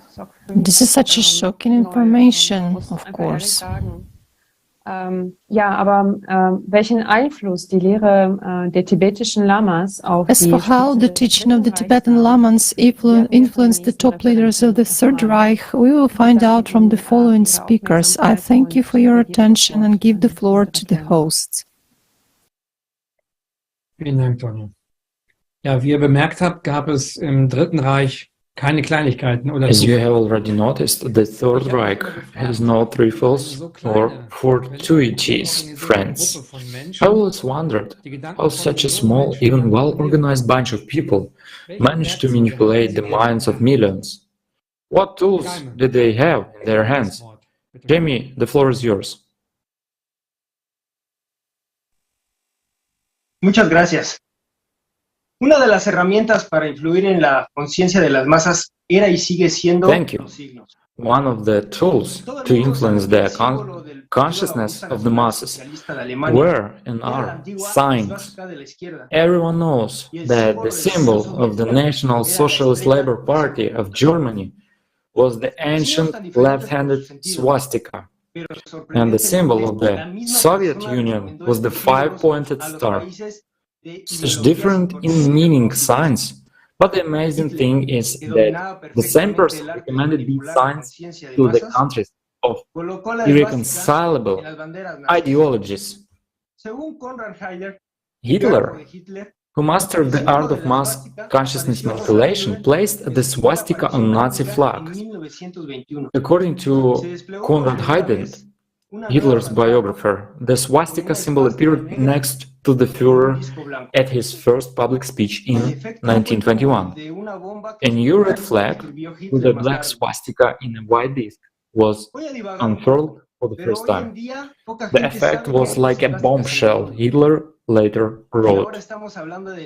I'll digress a little, but today few people know that there are two swastikas in nature, and now we are talking about the one aggressive reverse swastika, that is, in the form of a cross with the ends bent to the right. It symbolizes the counterclockwise movement. It activates the lowest animal demonic qualities in a person, such as swastika, turns against the movement of the sun and is a symbol of death and destruction. It is with the help of such a sign there is an invisible preparation of people's psyche to influence their subconscious in such a way that they unconditionally fulfill the manipulator's veiled commands, but at the same time believe that they do it of their own free will and desire. There is also the correct swastika, that is, in the form of a cross with the ends bent to the left. It sets the movement in a clockwise direction and is a symbol of creation and development. By the way, translated from Sanskrit, the old Indian word swastika comes from the word su, means associated with good, i.e. su or asti means the beautiful exists, good existence. It's an interesting fact that Hitler originally chose this very creative swastika, but George Ivanovich Gurdjieff, who as we know was the conductor of the will of the Black Elders of Tibet, offered another solution. Recomendó que el Führer llevara la esvástica girada no hacia la derecha, que significaba el servicio del sol. Through Karl Haushofer, who was his disciple and Hitler's future mentor, he recommended that the Führer take the swastika turned not to the right, which meant serving the sun, but to the left, moving against the sun. Such a sign creates imbalance in the psyche, narrows consciousness, and imposes on the individual a state of fear, hopelessness, and servile behavior.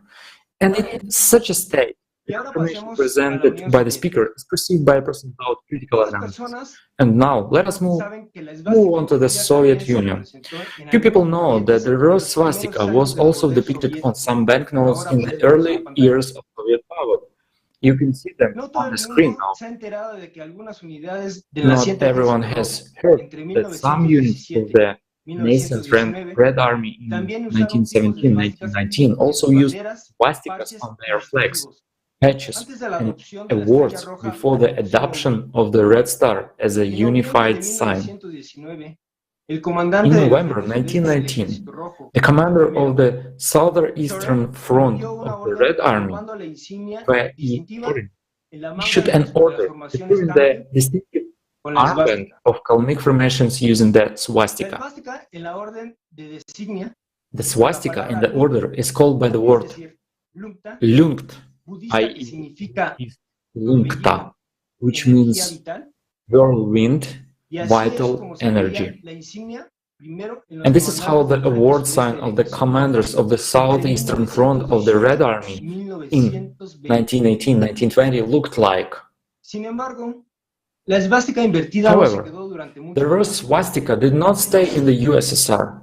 With the Red Star, with the start of World War II, it was taken away and attributed only to Hitler. Friends, we come to an interesting point. The sign that was presented on the flag and coat of arms of the Soviet Union and was also the symbol of the Red Army is the pentagram. It is interesting that from ancient times, the star has served as a symbol of the victory of the spiritual over evil. The sign of the star only gives a positive impetus, a surge of energy to some change, and where it is later directed by people is a matter of human choice. In history, the sign of the five-pointed star was often used to make revolutionaries and quotes. The star encouraged a positive impetus on the masses. It gave aspiration, motivated to action, stimulating people the desire for the best in the concept of their inner worldview. Therefore, people went through these transformations in society with faith, with a positive attitude, with hope for a better life and future, with the desire to gain the long-awaited freedom. This is the manifested effect of the impact of the sign on the masses. But where and with the help of what settings all this power was redirected by the leaders of such cults? Naturally, in the direction of power for the implementation of the material requests and programs. What do you think? Stalin chose the star as the main sign of the Soviet Union, and he was not without the invisible influence of Gurdjieff. The question arises, why Gurdjieff gave one dictator an aggressive, destructive swastika, and the other, more neutral in nature, the star?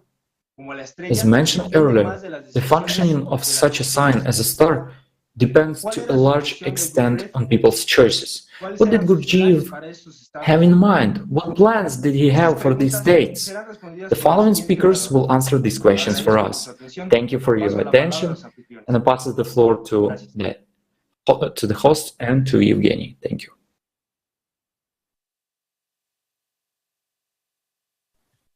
As we can see, signs and symbols play a very important role.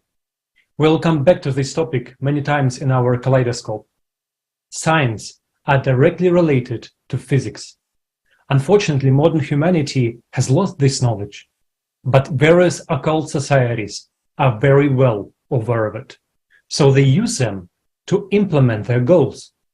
Moreover, occult societies widely practice rituals, murders, and suicides. Why did the top leaders of the Third Reich practice them? The next speaker, Eugen, will tell us about this. Eugen, the floor is yours. Guten Abend, Freunde. Good evening, friends. Als die Lage für Nazi-Deutschland When the things got really bad for Nazi Germany and it was clear that the war was lost, Hitler chose the scorched earth strategy. He ordered the Berlin subway to be flooded, killing, according to various sources, between 20,000 and 300,000 people. Hitler, like his fellow inmate Haushofer, decided that the only acceptable way for him to die was to commit a ritual suicide. Hitler had no fear of death, as he knew it was not the end. He had far-reaching plans, but in a new body. On the night of April 26, the first Soviet shells hit the Chancellery, and Hitler was still hesitant. If one studies these last days, one gets the impression that Hitler was clearly waiting for something. He ordered his body to be burned immediately after his death, right outside the bunker. For this purpose, 180 liters of petrol were delivered, which were intended to burn the corpse.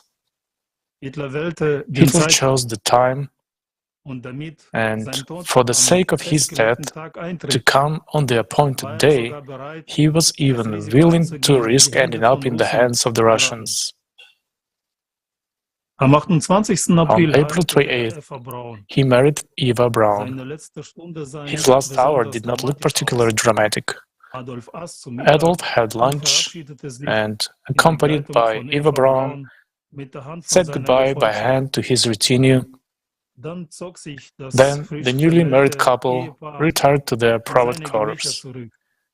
And a few minutes later, Hitler killed Eva Braun and shot himself through the mouth. All this happened on April 30th. He arranged everything to get as much energy as possible for the transition, for a conscious rebirth. On April 30th is the ancient feast of Beltane, which is smoothly turning into Walpurgis night. It is one of the most important dates in the Satanist calendar, as it is the night on which they have the opportunity to receive more energy. Moreover, by flooding the subway and thus depriving a great number of people of lives,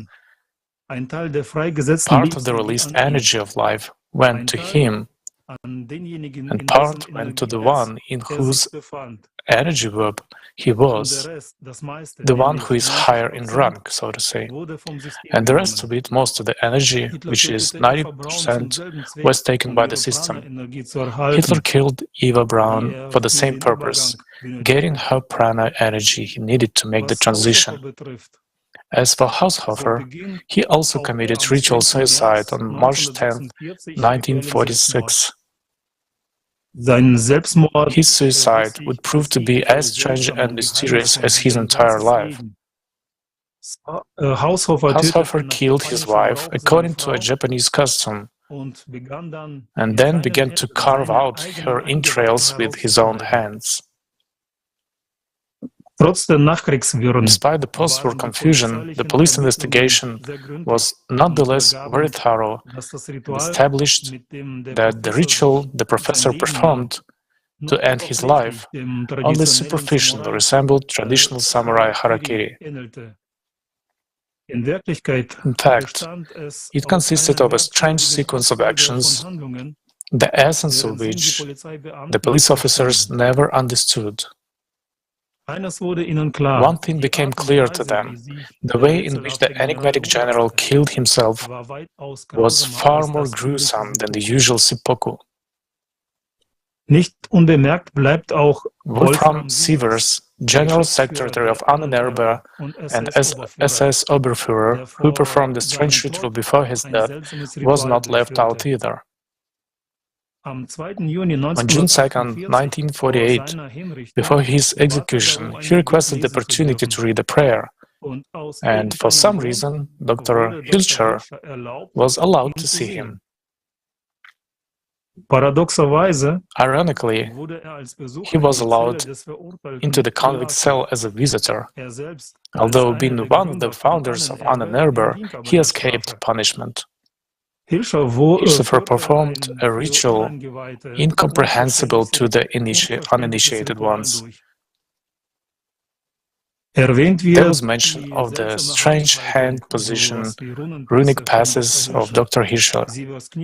Sievers knelt down in front of him and said a word, or rather, not even a word, but a runic mantra, meaning eternity. Ar is os ur. Then he began to draw some sorts of signs in the air with his hands. All those present were shocked. It looked as if the former SS man was performing a bizarre shamanistic ritual. When he had finished, Sivers calmly and strangely smiled, announced that he was ready to die. He was then hanged.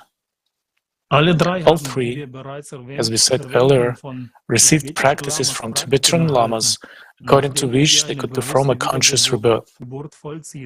Let's see a video on this topic.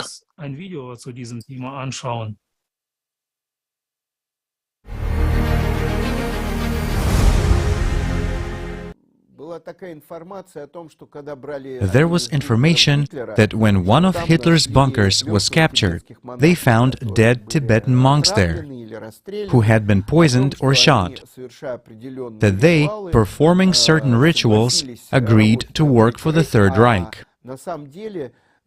But in fact, there are two known letters from the Tibetan Mahatmas. One is to Stalin, and the other is to Hitler, which they send. Technically, they saw in these regimes, let's say both the Soviet and the German, some progressive sprouts. They decided to support them, but as the ideology of the Soviet Union was far from mysticism, although Stalin himself was a mystic, he recognized all this, but the official ideology was atheistic. Any religious movements, either Christianity or shamanism or Buddhism, were not welcome. Then, naturally, their sphere of interest of Mahatmas and Lamas shifted to Germany, and they helped. We can say they were a core of this SS order, and they resisted really fiercely, because they had ideology. They were a kind of Tibetan magicians. They were not afraid of death. They knew that they risked only their bodies, because they had mastered the technology of reincarnation. And what were they doing at Hitler's headquarters, as a matter of fact? Naturally, they had been performing some kind of rituals. It is likely that these Tibetans were Bon direction. They made musical trumpets from a human tibia. There are Gabalas as well. It's a lid made of a human skull. This top part, an arch framed in silver, which was used for certain rituals. Those dark Bon rituals allowed rebirth. Yes, indeed. Karl Haushofer murdered his entire family. Before Hitler died, he married Eva Braun and killed her. Magda Goebbels also killed all her children by injection. They committed suicide. So, these are obviously some kind of black rituals that by sacrificing the blood of others allowed the soul to be reincarnated for the next incarnation. Naturally, Adolf Hitler used this occult technology, and most likely his death was, let's say, not just accidental. Namely, and most likely, some ritual could have been performed to reincarnate the soul, meaning the immigration of the soul from the old body into some new body that was either to be born or had already been born. In other words, the soul transfer was done. So, we can say that unequivocally, because these monks who could, and let's say performed those occult rituals, wouldn't have just sat next to Hitler in the headquarters. They wouldn't have been there. More likely, some kind of ritual could have been performed. Not by chance he just ended his life there. More likely, a ritual could have been performed, and then the corpses of Eva Braun and Adolf Hitler were burned. The corpse was burned. Most likely, this is that cremation ceremony of getting rid of the avatar, so that the soul could be reincarnated into some other body.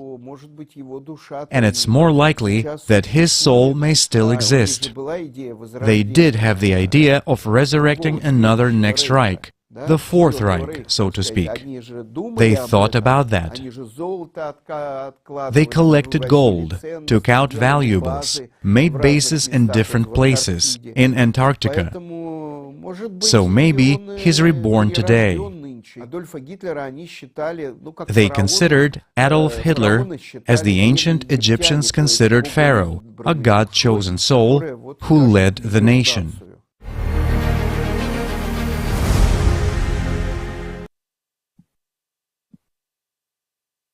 Thank you, Vyacheslav. As for Tibetans from Hitler's retinue, they all fell at the end of April 1945 when the Soviet troops stormed Berlin. They did not surrender, shot their wounded ones and took all their secrets with them to the grave. After all, the Tibetan monks who formed the Order of Yellow Hatters burned themselves by committing ritual suicide in the same way. Why did they do that? Knowing the techniques of controlled rebirth, imitating the master's teachers, they wanted to be consciously reborn into the new bodies. But it was not a fact that they succeeded.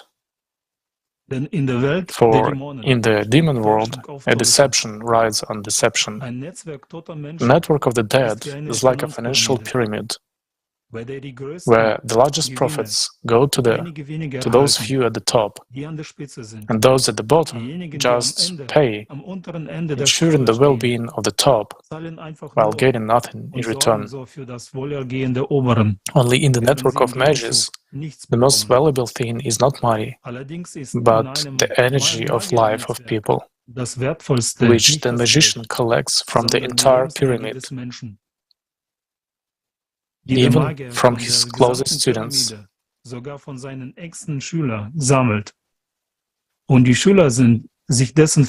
And people's students may not even be aware that this is happening. You can read more about how this mechanism of collecting energy works from in the book by Anastasia Novych Ezoosmos.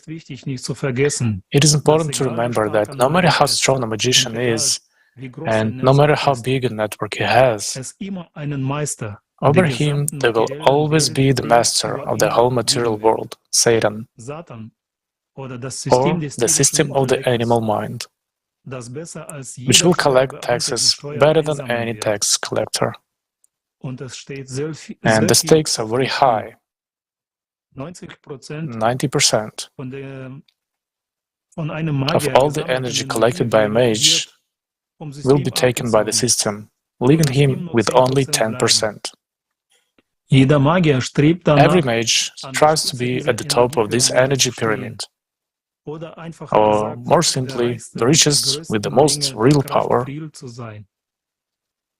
All this leads to the fact that in the visible world, we are faced with veiled sacrifices, wars, revolutions, all sorts of riots, in which a few 2 million of people die. Although all these conflicts in the invisible world are explained by all kinds of economic, social and political crises, on the invisible side, those who are hungry for food and are behind all of this. Everyone knows that Hitler was very ambitious, one of those who dreamed of becoming superior to Satan himself in this world. Although he himself was one of the links in the chain of magicians of higher order, such as George Gurdjieff. In spite of this fact that Hitler was quite a clever magician, yet he was deceived, and was only a tool in the hands of Gurdjieff. Another delusion the Führer had was that he could take the place of Satan himself. This is impossible. After all, an element of the system cannot be above the system itself. I wonder, so what did one of the men who set up this battle of mages say before he died? Thank you. I'll give the floor to Alex. Thank you, Eugen. The mage died on October 29, 1949, in an American hospital near Paris. A physician who was presented at the Gurdjieff death recalls, "I was present at the death of many people, but this particular death shocked me. How strange it was. I could not imagine anyone dying like that. At the moment of his passing, he opened his eyes, sat up in bed, supported by pillows, asked for a hat, put it on, a beautiful red hat with a white brim as a symbol of the cult of Saturn. He took a cigarette in one hand, a cup of coffee in the other, started smoking and sipping his coffee." End of citation. All life was gone from his body, but his face was bright and his eyes were shining. In the last moment he said, citation, "Does anyone have any questions? Because I'm leaving." According to another version, as Gurdjieff was dying, he said to his disciples, "What a mess are you in?" Stalin read Gurdjieff's book called All and Everything. In this book, the main culprit who destroyed the most sacred writings is Len Hamsanin. Stalin guessed what the first part of the name means. Len for Lenin, Tro for Trotsky, but who is Hamsanin? The soul of this Len Hamsanin was on the planet Eternal Vengeance, where the main torture is the agony of conscience. These torments are accompanied by a full understanding that they will never cease. Doesn't it remind you of the state of subpersonality is in? Stalin ordered that George Gurdjieff be found whenever he is. Stalin received a call from Beria, who reassured him and said that Gurdjieff had died a year ago, earlier in Paris, at the American hospital Ney. Stalin asked Beria what Gurdjieff had said before he died. Beria replied that Gurdjieff said, "I leave you in a very difficult situation." Which version of Gurdjieff's dying words is correct is unknown. But given who Gurdjieff really was by his nature, all of these phrases have deep meaning. An unusual death. But I would like to draw your attention to the doctor's words. He put on a hat with a white brim as a symbol of the cult of Saturn. What kind of symbol is that? Interestingly, according to mythology, Saturn represented the Greek titan Kronos, also known as Chronos, or time. Saturn, in his turn, got his name because he was saturated, or more precisely said, saturated by years. He regularly devoured his own children. The followers of the cult of Saturn describe him as an ancient, horrible ancestor. He's associated with another world. He influences the world of the dead. Because Saturn represents time, destroying everything, he's associated with necromancy and black magic. Necromancy is the practice of communicating the dead through worship or nurturing the spirits to discover secret knowledge, bringing someone from the dead back to life, or even the dead as a weapon. The cult of Saturn is associated with human sacrifice. Semitic civilizations call the god Saturn El. You can learn more about who El was in the movie Atlantis, the elite in search of immortality. Catholic clergy wear Saturn hats. Saturn was often depicted as Baphomet and Satan. associated with devouring of children. The black sun is the first step on the path to enlightenment or immortality, which is achieved through the philosopher's stone. This is where it gets interesting. The Illuminati are the old elite who are prey on the young, analogy to Cronus, Saturn, devouring children. This allows the Illuminati to get closer to the golden age by sacrificing the youth to the devil, Saturn, representing this material world, forcing them to pursue material welfare by exhausting themselves daily at endless drudgery because of the implanted desire of the masses to consume. Yes, indeed, the consumer format of society is a Satan worshipping cult. In this format of consumerism, people are never told the real reasons for the events that happen. The deeper motives always remain hidden from the masses. Thank you for your attention. I give the floor to Robert. Thank you, Alexander. Yes, you're right. World War II looked like a war of worldviews to people. What's the difference? Ideology, regimes are all just a window display, just a showroom. Stalin started out as a poet and Hitler as an artist. And actually, from Gurdjieff, they borrowed the method that they thought to be perfect. The method of remaking the man. In this method, man was seen as a machine to be controlled, and the fate of nations was only a bargaining chip in the game of non-humans.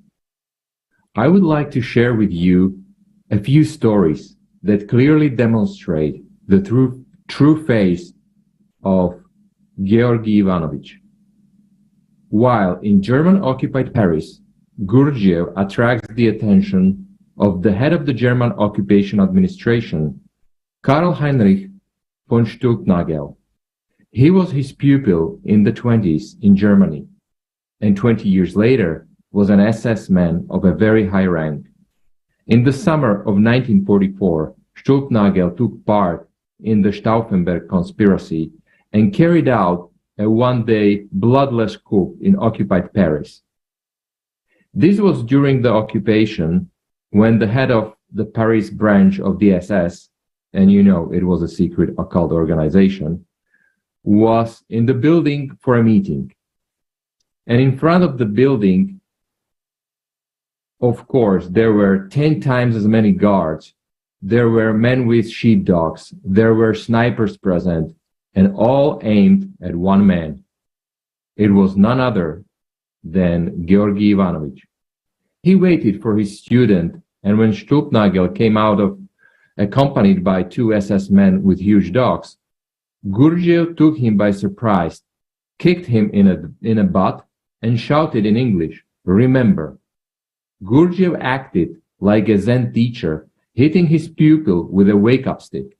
Here, of course, everyone aimed at him with machine guns, and Stülpnagel shouted in a wild voice in German, "Teacher!" He rushed to him and hugged him. As can be seen, Gurdjieff dared to kick the head of the German occupation administration in Paris in the presence of a crowd of his subordinates. He towered over all the German military leaders, and with this kick showed what they were worth. Such was his power over the people. They all obeyed his will, and you couldn't touch him. And nobody could touch him. Not Hitler, not Stalin. Gurdjieff raised 2 mages who were obsessed with the idea of world power, and this desire blinded them. This is what Gurdjieff took advantage of. He used the weaknesses of people to implement his selfish plans. Perhaps I will tell you another story that clearly reflects the true state of affairs. 1942. more and more territory was being seized by the Nazis. Hitler repeatedly invited Gurdjieff to come to Germany. Gurdjieff did not accept, and once replied, "Darkness is over Germany, Adolf. All of you are in darkness. Your only hope of breaking through to the light is by climbing a mountain, a high mountain. You will find light only on the top of Mount Elbrus." Was this an allegory of the master, another riddle, or a hint? Hitler took it literally. The Edelweiss division stormed Elbrus and put the Nazi swastika symbols there. And immediately, Stalin sends to install the symbol of the Soviet country on Mount Elbrus. Strange, isn't it? Divisions and armies are being killed, the fate of the war is being decided, and the leaders are preoccupied with the outcome of the King of the Hill game. Who will stay on top? This is the highest mountain front. Battles were fought at the altitude of over 4,000 meters. Friends, just think about it. What is the value of this territory? Is it a strategically important site? Maybe there are reserves of precious stones, metals, or oil.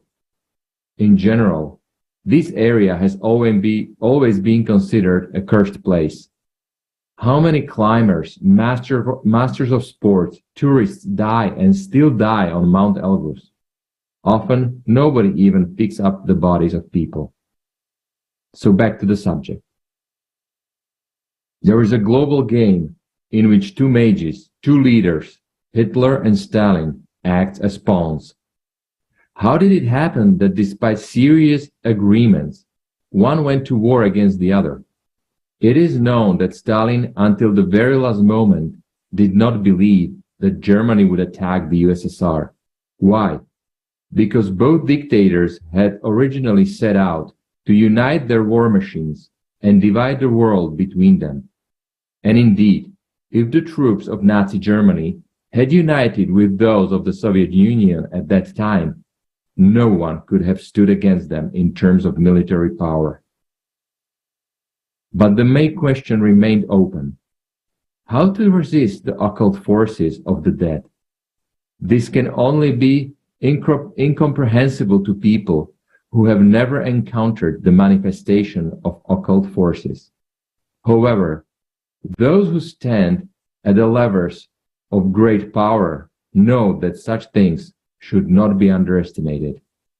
Hitler, in particular, was well aware of this, although in the eyes of ordinary people, he represented unrivaled power.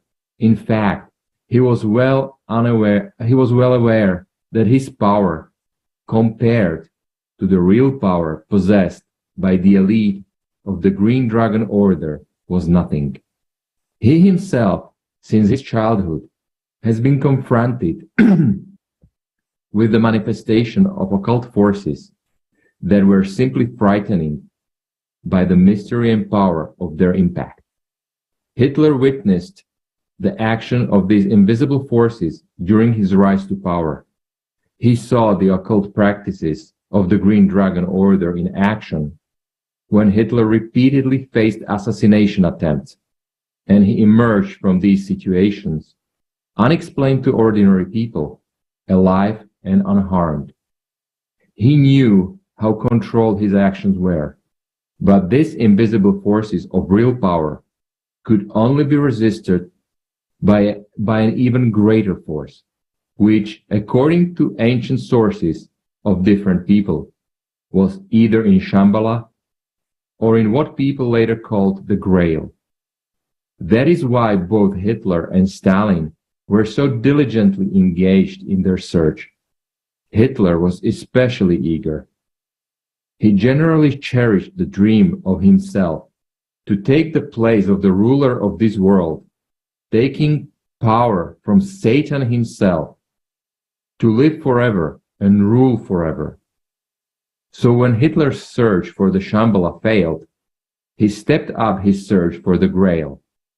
And it must be said that Hitler approached this matter very seriously His team was not only engaged in the search for the Grail, but also began construction, planned for 20 years, of an entire complex, where it was assumed the Grail would be stored. The complex was called Chateau Wewelsburg, after the ancient castle which stood there. Andrei Mikhailovich will tell us about Wewelsburg. Please, the floor is yours, Andrei.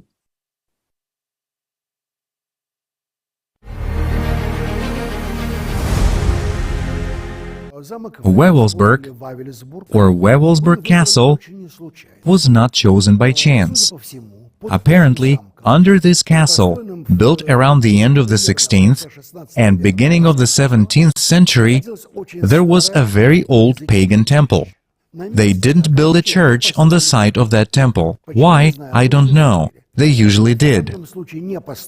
In this case, they didn't. And there arose a triangle-shaped castle under which, again, if we believe legends, there is a complex system of dungeons, and we do not know where they lead to.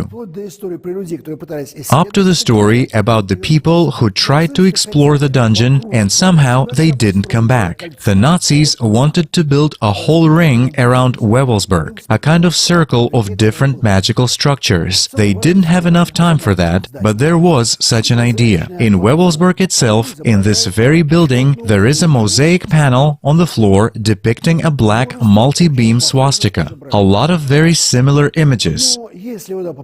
But if you get there, you will be shown, welcome.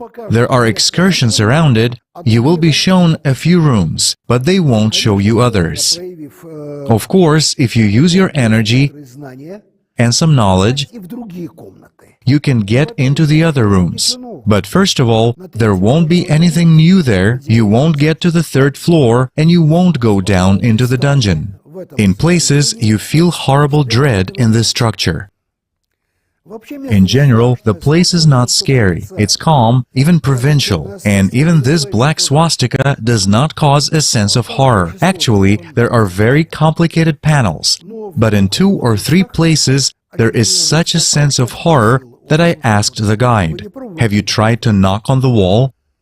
The point is, I suspected there is a person buried there. He answered me very harshly and very briefly, "No, that's it. 9. With that very intonation. So, and obviously I still don't know the reason for that sense of horror. But this place is magical, mystical, whatever you call it, the place is generally unpleasant. And it seems that these rituals were performed there. Some rituals were very peaceful. For example, the word baptism would not suit, but the dedication of a child to Wotan and Odin, in other words, to the ancient Germanic gods, weddings, and if you see pictures, they're on the internet, they're in albums, there's nothing unpleasant there. Young, beautiful, prominent people, beautiful young women with their babies or very little toddlers, chubby touching babies, that are dedicated to the gods. At times, in the pictures, people with long, gray, unpleasant faces and very strange eyes appear among people. Apparently, they are people of a high degree of initiation, who could tell very interesting things about those very dungeons of Wewelsburg. But I assure you, they will not do that. And I suspect that most of these SS youths, who had their rituals, their feasts, their weddings, and their dedications of infants to the gods, didn't know everything, I suppose. I have the full impression that very many people were blindly used. And these old men who say something, they were the ones who were blindly used, who are now trying to pretend to be incredibly knowledgeable.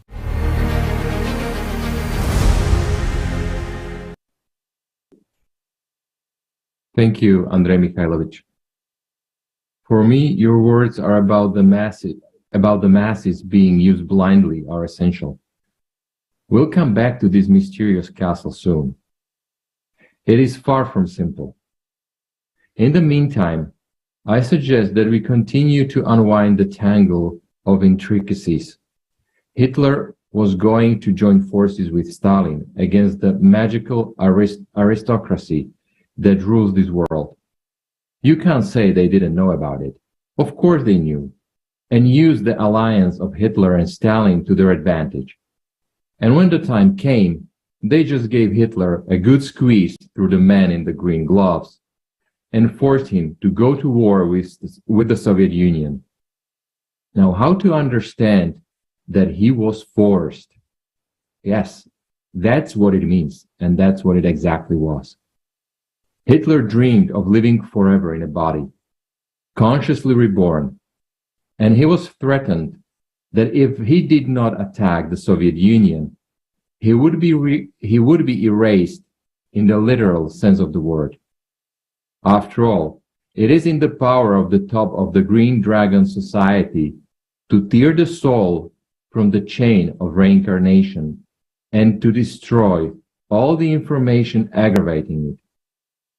And the subpersonality, even an active one, is nothing but information. Therefore, if to remove from the soul all the shells that weigh it down, it will return to its home, the spiritual world. Hitler, being a subpersonality, like any other dead person, was afraid of the final death. That is why he broke his agreement with Stalin and went to war against the Soviet Union. Now let us return to the castle. Castle Wewelsburg. It was from this location that the world was supposed to be ruled, establishing there the center of the Nazi new religion, which the SS elite was developing as a synthesis of ancient Germanic beliefs, Christianity not poisoned by Jews, and occultism. The plan for the complex was approved, in which the triangle of the castle, resembling the tip of a spear, fit into a giant ring of structures corresponding to the shape of the silver deadhead ring that each of the SS members had. This image of the spear symbolized not so much the legend of the spear of destiny, according to which the Roman centurion wounded the crucified Jesus, as the legend of the ancient Germans and Scandinavians. According to the latter, one of the most worshipped ancient gods of these people who lived in the heavenly city of Asgard was Odin, Germanic Wodan, the god of war and military honor. The constant attributes of this god were the lance Gungnir, which never missed the target, and the ring Draupnir, which begets its own kind. So the northern tower of the castle triangle was aimed at the legendary island of Thule in the Arctic. I will draw your attention to the fact that the castle itself had not only apartments for all 12 top SS generals. There were 3 main halls erected on the same axis but on different levels. The lower hall was called Valhalla, which represented the world of the dead from the ancient sagas, with an eternal fire in the middle and a crypt tomb for the Obergruppenführers, as well as to store the rings of all members of the Black Order after their departure from life. Further up the floor was the Midgard Hall, the name given to the world of the living according to Germanic Scandinavian mythology. The room was painted down to the floor with special rune symbols. There were 12 pillars in it. This hall was intended for the acts of power of the inner circle, meaning the 12 knights of the Black Order, who were to decide the fate of the mankind here. Finally, crowning the northern tower was the Hall of the Grail, which at the same time symbolized the ancient Germanic world of the gods, the Asgard. It was destined for Führer personally, who dreamed, as I told earlier, to get his hands not only on the power of magical aristocracy, but also the power of Satan himself, thanks to the Grail. And it was there that a special pedestal was erected for the 4 grail stones that Hitler was looking for. Although it was not finished, the castle walls were supposed to form a circle in the center of which the castle tower was placed. The shape of this castle resembles a transmitting antenna, as its creators thought it would allow to accumulate and transmit real energy, which was supposed to flow into this castle from those victims who died in this monstrous war on the battlefield, in concentration camps and laboratories, all those who fell into the network of mages. And then to those dead who stood at the top of this magical web. History has preserved the words of Gurdjieff regarding the actions of Hitler and Stalin. I quote, "One or two forces are not able to produce any phenomenon. A third force must be present. The doctrine of the 3 forces is the root of all ancient systems. The first 2 forces are more or less understandable to people, but people are ignorant of the third force. Stalin and Hitler are 2 mages, but there is no one superior among them. They are exactly the same. The desire for power, not over oneself but over others, destroys all possibilities of spiritual development.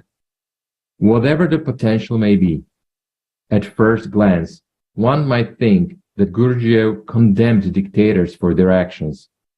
In fact, he was the first to have a direct interest in the massacre that the dictators had caused. And the reality is that these 2 bloody dictators put millions of human lives on the altar of sacrifice. They brought evil and destruction. Their image evoked horror and silent submission, even though they themselves were unquestioningly fulfilling someone else's will, the will of the mentor and teacher who guided their actions, and their every move and step was part of the grand staging of the Battle of the Mages. Now it becomes clear what Gurdjieff had in mind and what plans he had for both states. It is not for nothing that Georgy Ivanovich, the greatest mystic, called his ballet the Battles of the Mages. While the 2 mages were solving their issues, he provided himself with a huge influx of vital energy and influx of real power. Thank you for your attention, and I return the floor to the hosts. Thank you, Robert. It's incredibly difficult to believe that dictators who controlled multi-million armies and masses of people were skillfully manipulated by a dense teacher. Although, as we can see, Gurdjieff was not just a mage. He was and is someone who has been reborn more than once. A huge number of people fell into his net, which enabled him as an invisible architect to create and simulate situations on the world stage that provided him with a huge inflow of the power of will. For the same purpose, the Wewelsburg Castle was also built, where acts of power were performed, and the Knights of the Black Order received that power, which enabled them to control the masses and provided with enough real power to go through consciousness rebirth. One of the distinctive attributes of the SS officers who underwent initiation at Wewelsburg Castle were the dead head rings. The SS ceased to exist in 1945, but the legacy of SS did not disappear. I suggest that we watch a video on this subject.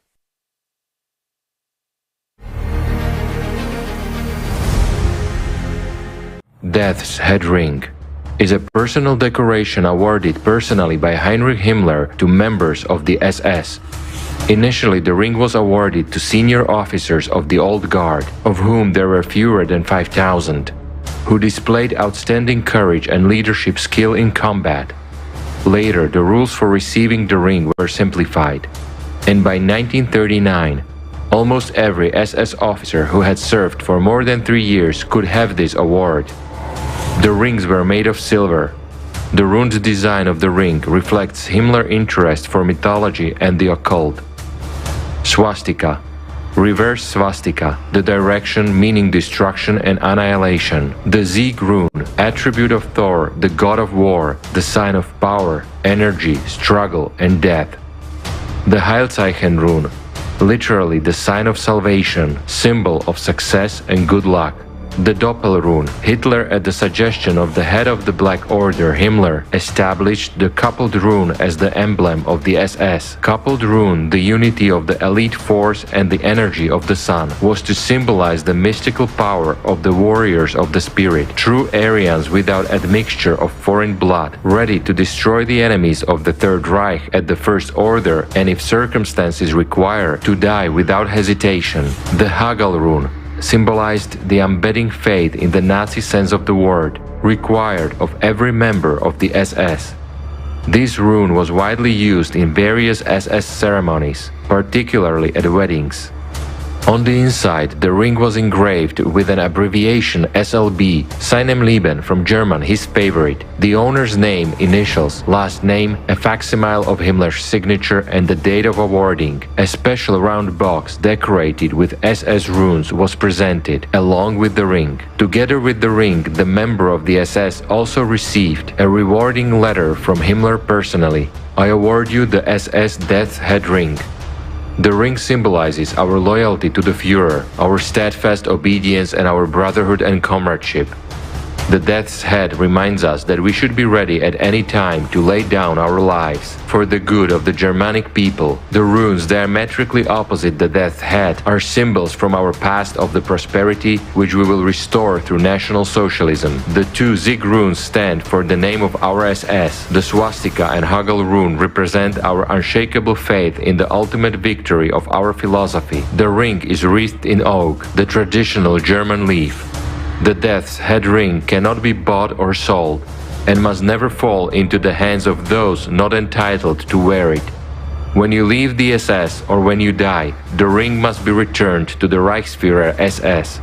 The unauthorized acquisition of duplicates of the ring is forbidden and punishable by law. Wear the ring with honor. Himmler. In the event of death of the owner, the ring had to be given back to Himmler, to be returned to the Castle Wewelsburg as a commemoration of the owner.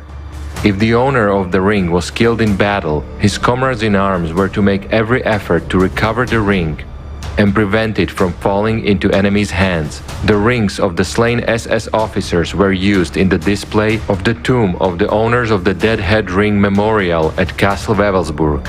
But let's go back to the present day. Many will say that the SS and its destructive ideas ceased to exist with the Third Reich, with the fall of the Germany in 1945. But is this really so? Then why do we now see the same symbols and signs and attributes used by the Third Reich all around us?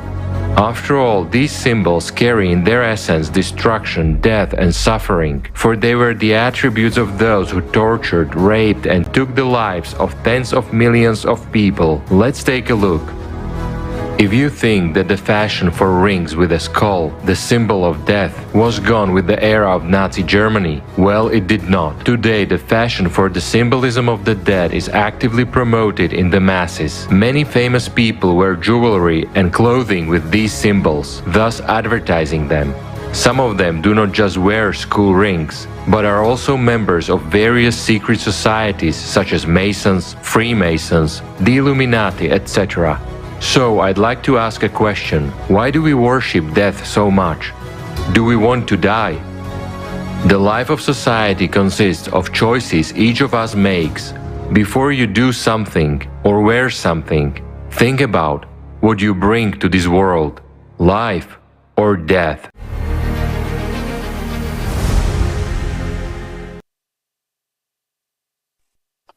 Ano, dějiny nacismu skutečně neskončily. Yes, indeed, the history of Nazism is not over.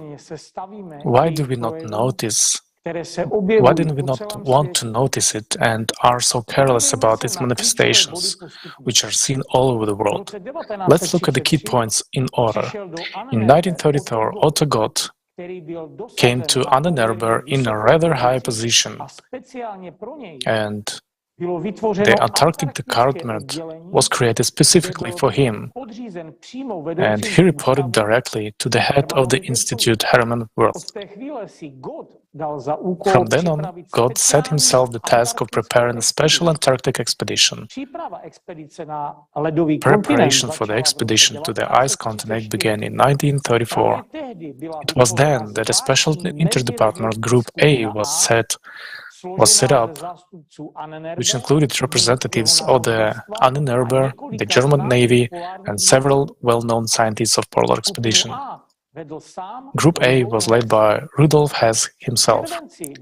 In July 1938, there was organized an expedition called New Schwabia, which established a secret military base in Antarctica. The entire network of Nazi organizations scattered around the world is nothing more than the tentacles of a giant octopus. But there has to be a head somewhere, and it is hard to find a better place than Antarctica for it. Antarctica, where by that time several thousand people lived and worked under the leadership of Rudolf Hess, became an important stronghold and potential shelter. By the end of the war, the colonists were already providing themselves with everything they needed. In 1945, a large evacuation was carried out.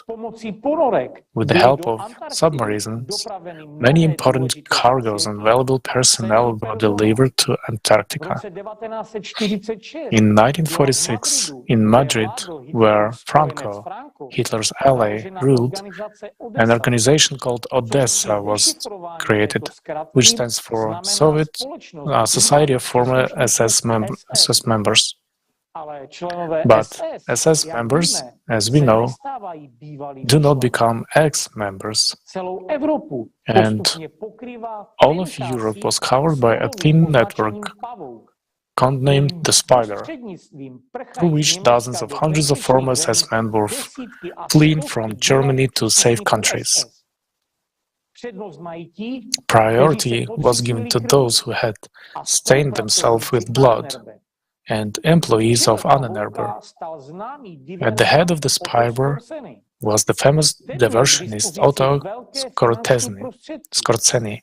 Skorzeny had large financial resources at his disposal, Nazis' deposits, as well as many blank passport forms of other countries. Argentina alone gave him 7,000 forms. However, Argentina and other third world countries were not always the final destination. The most reliable, proven people were taken further to the ice continent. Olaf Weizsäcker estimates that the population of New Schwabia exceeded 60,000 people by 1946. They were hosted at several ground stations, primarily in the so-called Garden of Eden and also in the cave town of Valhalla. The main production center and submarine base were also located here in Valhalla.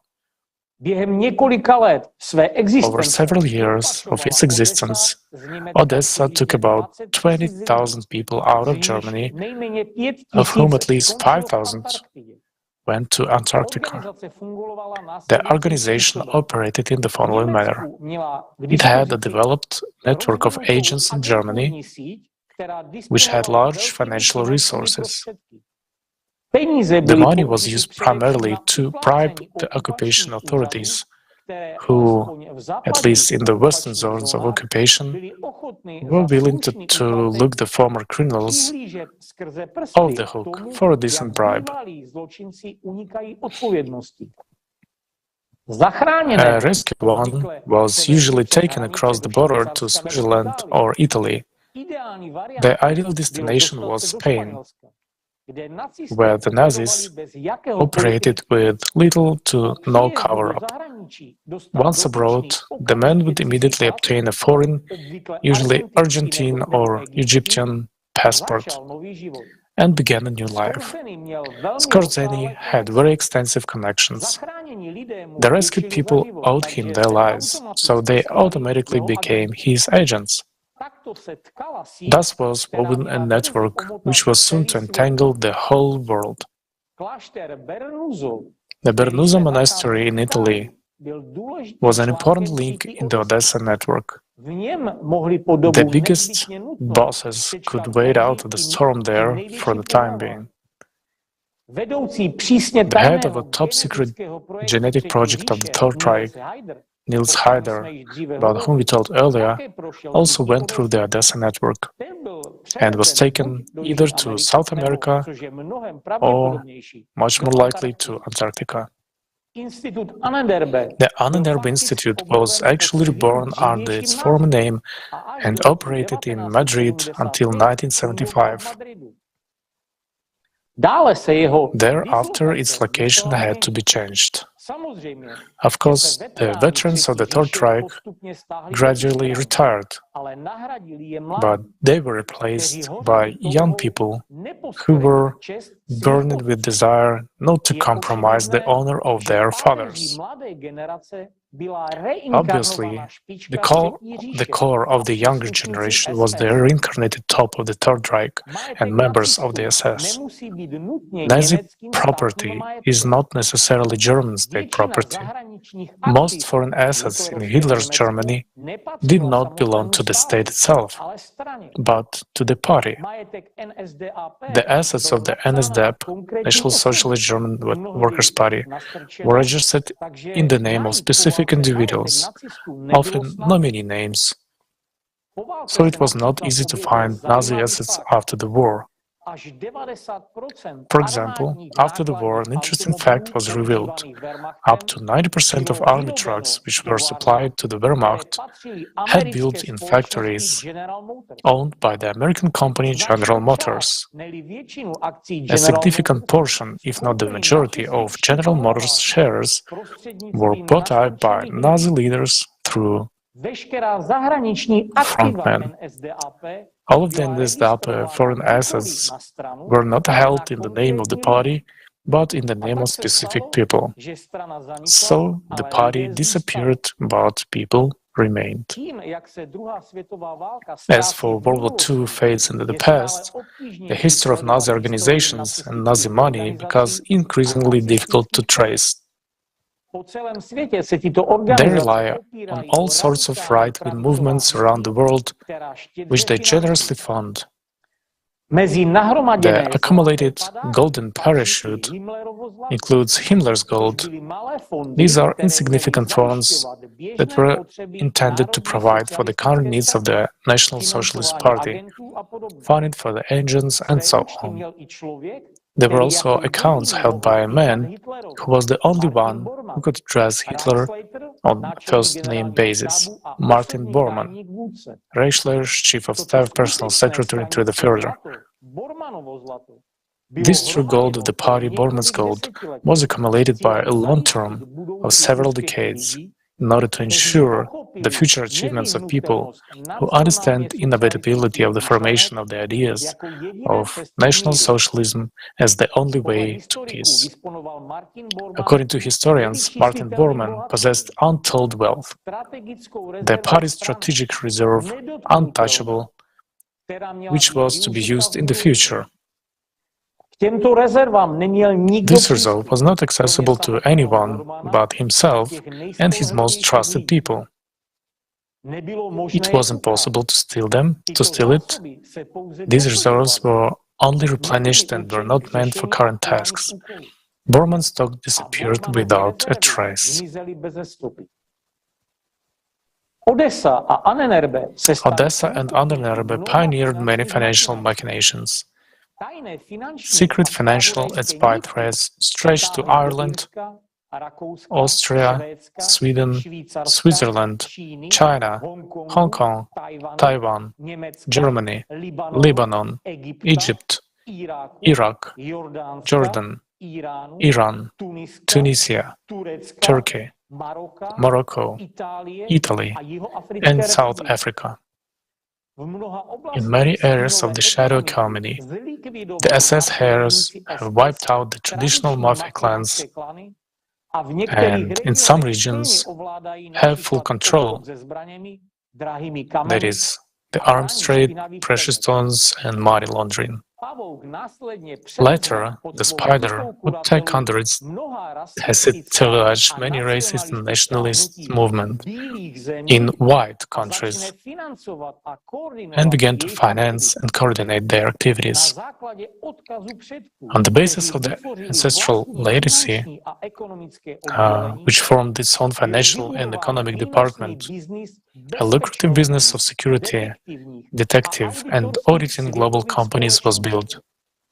The global financial empire of the Nazis is represented by Flick concern, which includes the famous Mercedes-Benz, the IG Farben industry, Trust, the United Australian Iron and Steel Works, the Stebach Company, the Ferreich Stahlwerk concern, and hundreds of other multinational corporations, trusts and corporations. The center of Nazi activity is considered Chile.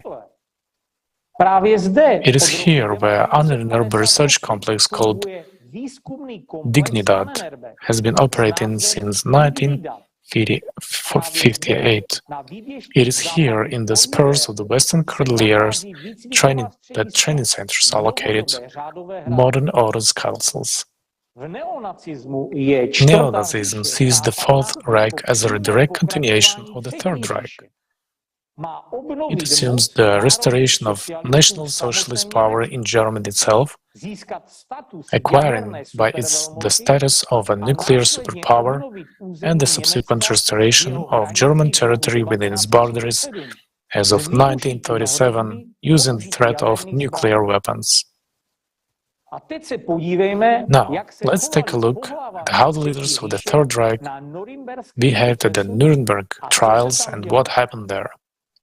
At the Nuremberg trials, as we know, several of the most prominent psychologists of the time were present. So they observed an extremely curious moment. SS officers during the interrogations simply didn't understand judges when they were told about their guilt for millions of human lives. Indeed, what kind of guilt could there be if all these people had been sacrificed for higher ideals? They all stayed and smiled. Why? Because they were already dead and clearly understood that they were not going to die. But what's more, they had an understanding which they had picked up in Tibet from the vivid example of Dalai Lama and Tulku reincarnation, that they could be reunited again after reincarnation in new bodies. Let's watch the video with Igor Mikhailovich Danilov.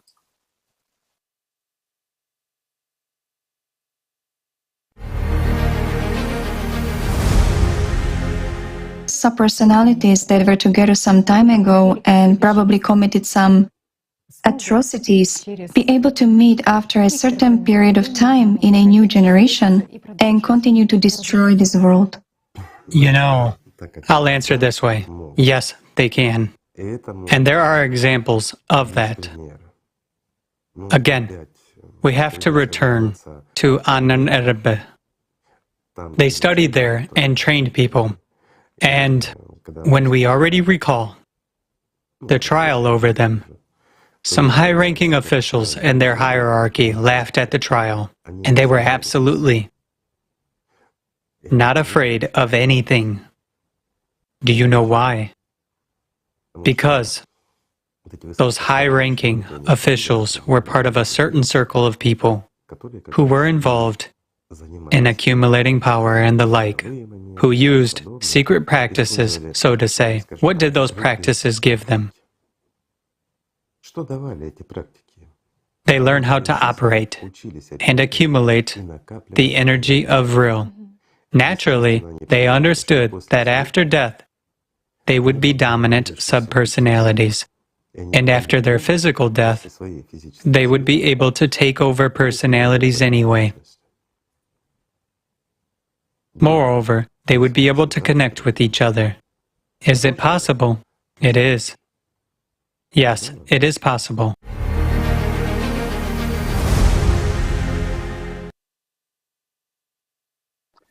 Thank you, Igor Mikhailovich. As we can see, in addition, they can contact each other after conscious reincarnation in new bodies. In this way, they can again combine their efforts aimed at destruction. After all, the most important thing for them is to satisfy their energy hunger. Göring, Haushofer, Hitler, Goebbels, Himmler all committed ritual suicides. Some of them killed their entire family in the process, their wives and children. For example, in the case of Joseph Goebbels, who killed 6 underage children and his wife and then killed himself. This is horrible and inhumane, but to them, their own children were mere reservoirs with a large supply of prana energy. Once again, the energy they received was needed to make the transition in a conscious rebirth. Thank you for your attention. I give the floor to the presenters. Vielen Dank, Dusan. Die Informationen sind schockierend. Es stellt sich heraus, dass die Spitze des Dritten Reiches nicht nur bewusst wiedergeboren werden, sondern sich danach auch wiederfinden konnten. Die Welt ist viel komplizierter, als wir denken. The information is shocking. It turns out that the top rulers were not only able to get consciously reborn, but could to find each other afterwards. The world is definitely much more complicated than we believe. Therefore, the outbreaks of Nazism that make place from time to time are not accidental.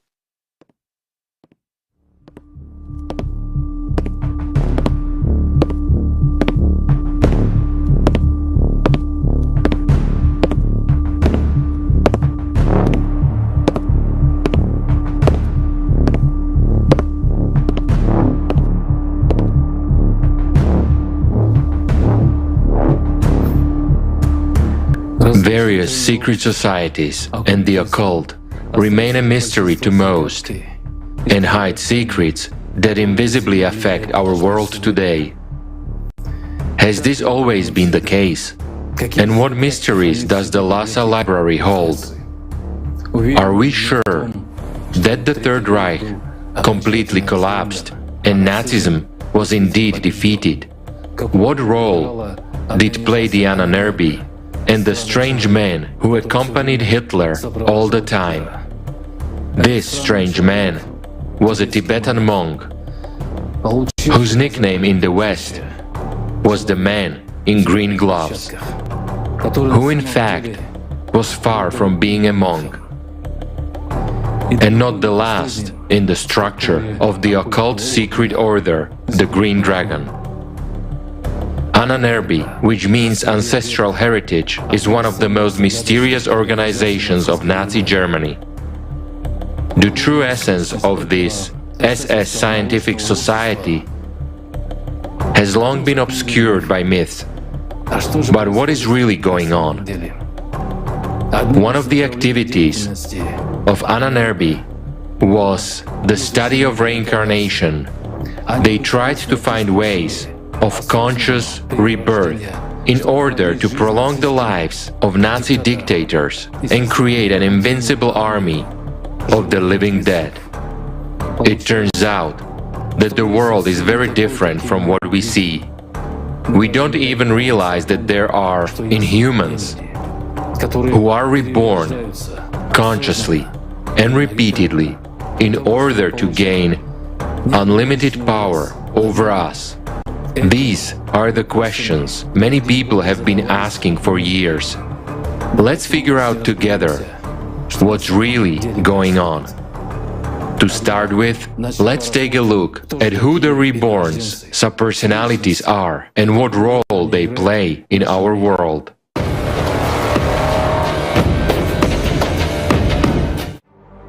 So, reborns. History knows the facts that speak for themselves. Here are some of them. Case number 1. Hitler. He considered himself the reincarnation of Klingsor, a medieval heretic who practiced satanic rituals, calling spirits and making human sacrifices. According to his contemporaries, Hitler resembled a possessed medium. Those who listened to Hitler suddenly saw the appearance of the leader of glory. At times, it looked as if something was infused into the speaker from outside. There were currents coming from him. Then he became small, mediocre, even vulgar again. He seemed exhausted, as if his batteries became completely empty. Hitler resembled a medium at a seance. It was as if from communicating with spirits his face lit up with unusual inner energy, and the unsightly little man turned into an all-powerful and formidable god in the eyes of the crowd, who knew all the innermost aspirations of the listening people. All who were in front of him at that moment were ready to follow him into fire and into water, to accept death by obeying only a wave of his hand.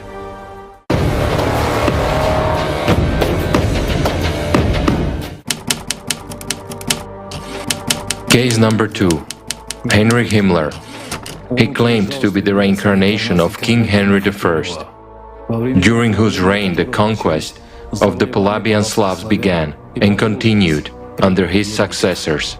Military victories over the Slavs and Hungarians greatly strengthened Henry's authority within the kingdom, while his diplomatic success increased his prestige among the rulers of the states neighboring Germany. As a result, during his reign, the German kingdom became one of the most powerful states in Europe. Nazi ideologists relied on symbols of the continuity of imperial power to create their millennial Reich. One manifestation of the Nazi cult of the ancestors was the arrival in 1936 of the top SS leaders in Quedlinburg to honor the memory of Henry I on the 1000th anniversary of his death, and later performed the ritual of reburial of his remains in the same castle.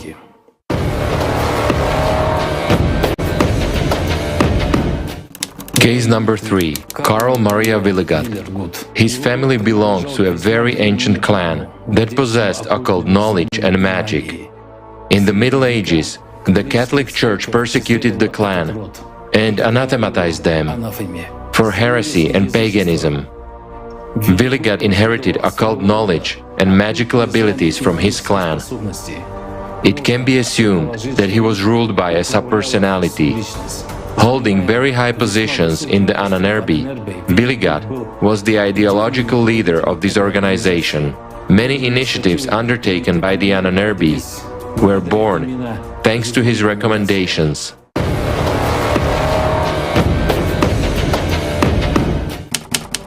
Case number 4. Ferenc Speer. The story of one person. Our contemporary, a researcher of the Third Reich, Hans Ulrich von Kranz, describes the story of a man named Ferenc Speer. Here are some excerpts from Ferenc's past life. It was as if I were there myself, in the past. I saw my home in Berlin, my father, my mother, only other, not my real parents, my wife, 2 daughters. I remembered the name. It turned out to be Ferenc too. Saw how I served in the SS. I started with the stormtroopers, joined the party in the first ranks. Then I joined the SS combat units, was awarded by the Reichsführer, rose to the rank of Sturmbannführer, and died in April 1945 in the street battles in Berlin. Then I began to collect information about other people, those who also felt and remembered something, like me. And I found quite a few such people. I am quite clearly aware of these two parts in me, the former SS man and the current journalist. I wondered for a long time who that Sturmbannführer Ferenc was. My father had already died by then. There was no one to ask. And yet I dared to, and once asked my mother if she happened to know any other Ferenc besides me. Of course, I didn't tell her anything that I had recalled about. I didn't want to worry her, and I doubted that she would immediately believe me. She said that one of my father's best friends when he was young was named Ferenc. Apparently, my father had told her about his life in Germany. When she told me that Ferenc was an SS Sturmbannführer who had served with my father and had been killed in the battles for Berlin, I almost fainted. Apparently, that was me. A few years later, something very strange began to happen to me. A part of that Ferenc in me seemed to grow. I now think and most importantly feel completely differently than before. One day it was as if I woke up with it. I believe in it, or rather, that Ferenc believes in it and makes me believe in it. I am having dreams. I am also dreaming about a man. He tells me about honor, justice, truth. He tells me about our just and wonderful ancestors, and most importantly, about our gods. I thought I had made this man up myself in my dreams, until I recognized him. Do you know who it was? Heinrich Himmler. I can feel him calling me. Now something changes in me every day. I don't want to become an SS man or a Nazi. I didn't approve of Hitler and I still don't approve of him, but I know that in a few more years I won't be able to resist it. This is a real story and there are many of them. Isn't it an important topic for research? After all, it is obvious that those dead from the past lives are taking over bodies of the living and dictating their program to them, continuing to implement their dark ideas, plunging each succeeding generation of people into a living hell. Thousands of Nazi criminals managed to escape justice after the end of the World War II, taking advantage of the help of the Vatican. You can find this information in open sources under the name Rat Trails, an organization Spider Network, an organization of former SS officers, Odessa.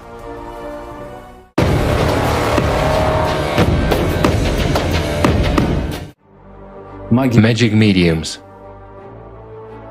How did the Nazi of the Third Reich manage to have such unlimited power and authority? And who was, and still is, behind it all? We found a lot of information about this in open sources. So, case number 5, Magic and the Occult. The magician, Karl Haushofer. At the Nuremberg trials, he was given the role of a martyr, a cabinet scholar who allegedly knew nothing about politics, and therefore should be freed from the responsibility for the atrocities of the Third Reich. In fact, in the dossier found in the safe of Hans Ulrich von Kranz's father, Haushofer had a different, sinister role. He was an initiate in one of the most influential secret Buddhist societies. There is a theory that Haushofer was not only a member of the Thule Society, but also belonged to the Berlin Lodge of the Brothers of Light, sometimes also called the Vril Society. There was a mystical nature of the relationship between him and his disciple Hitler. It was not simply a relationship of disciple and teacher. No, it was a magician-medium relationship, exactly as occult practitioners describe it.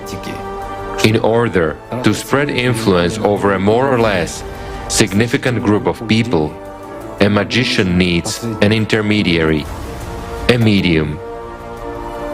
And Hitler was that medium. It is the medium who is able to gather a huge amount of energy and then pump the crowd in accordance with the program put into him by the magician. Pump it with hatred, love, aggression, anything. And Hitler had long had a certain ability in this direction.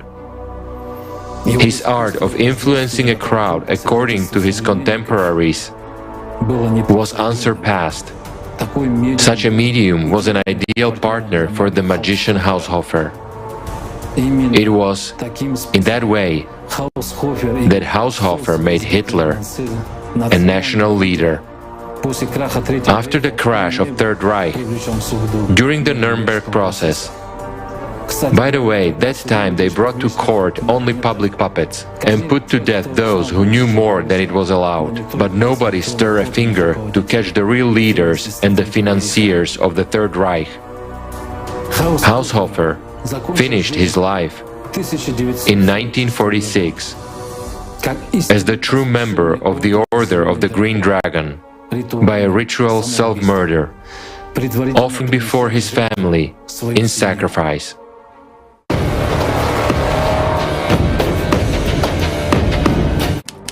The SS Vatican. Wewelsburg Castle, also known as the SS Vatican, is shrouded in legend and mystery and is located in Germany in North Rhine, Westphalia. Nearby is the megalithic building Externstein. Many historians suppose that the outline of the castle resembles the Grail cup into which the Spear of Destiny is plunged. For the SS, it was a sacred place.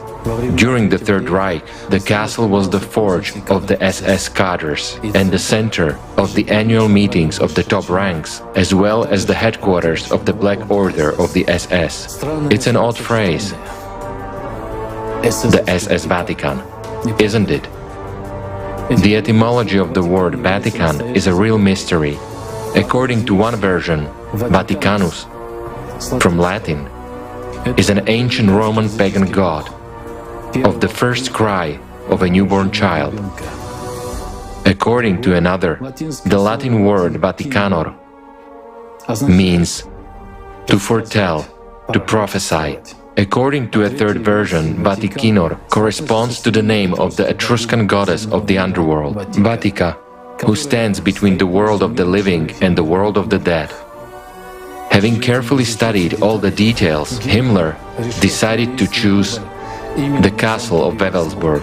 There he intended to establish a center of the Nazi new religion that was being created in the bowels of the SS. According to the findings of the Ahnenerbe experts, the castle was located at the intersection of several strong energy lines. This meant that the Earth's energy was concentrated in its foundation in the shape of a triangle and could be used at any time during magical rituals for the purpose that the magician intended. The centerpiece of the SS Vatican was to be the northern tower of the castle, triangle, aimed at the mythical island of Thule in the Arctic. The lower hall named Valhalla, in honor of the place where the Scandinavian gods and heroes feasted, with an eternal fire in the middle and a crypt tomb was built in it. This floor of the tower was Niflheim, the world of the dead, from the ancient sagas. This is where the deceased Obergruppenführers and the rings of all members of the Black Order were to rest, after their masters had passed into the other world. In the middle of the hall there was a recess, under which the shrine of the Order was located. The shrine was located in the deep and dark dungeons of the castle, and many occult rituals were performed there, such as blood baptisms for neophytes, offerings to pagan gods, numerous blood fests, and other dark events. The burning of the dead SS members and their emblems also took place here. Through special ventilation shafts, the smoke about the castle was kept strictly in the shape of a huge pillar. Their ashes were then deposited in one of 12 funerary urns, which were placed on 12 special pedestals. And on the floor above, the 12-column Midgard, the world of the living, was erected. Daily ceremonies were held in the middle hall. Influenced by the mystical tales of King Arthur, Himmler also decided to have a round table of 12 selected Obergruppenführers, Knights of the Black Order, who were to decide the fate of mankind. The Grail Hall was to crown the Northern Tower, at the same time symbolizing Asgard, the ancient Germanic world of the gods. But they did not succeed in realizing their plan. In 1945, all the valuables of Wewelsburg were evacuated, and the castle itself was blown up on the orders of Himmler. But most of the rooms, including Valhalla and the Hall of the Knights of the Round Table, are still preserved. The black sun, woven from the 12 runes of victory, the symbol of the Nazis' new order, is still on the floor. It was here that the Nazis received their initiations and performed their rituals. Although the castle was blown up, the interior has survived and is now silently awaiting its masters.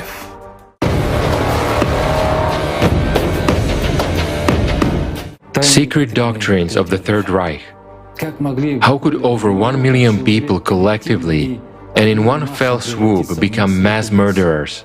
The Allied verdict at the Nuremberg trial did not clarify or explain the source of the SS power that enabled them to make the racial fantasies of the Nazi regime a nightmarish fact of reality.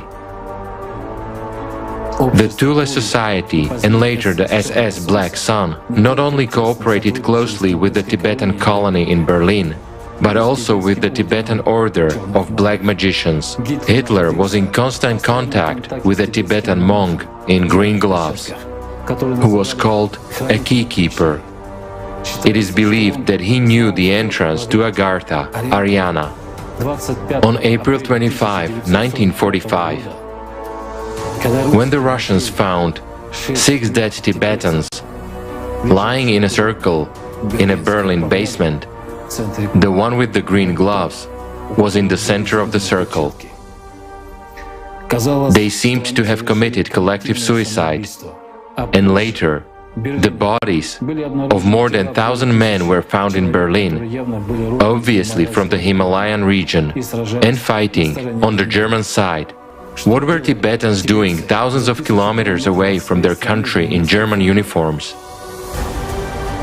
In his book, Secret Societies and Their Power in the 20th Century, Jan van Helsing writes, according to Franz Bardon, Adolf Hitler was also a member of a Masonic order of the Golden Century, which is actually known as the 99 Lodges.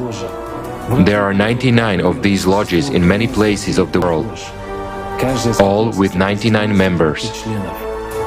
Each lodge is presided by a demon, and each member has his personal demon.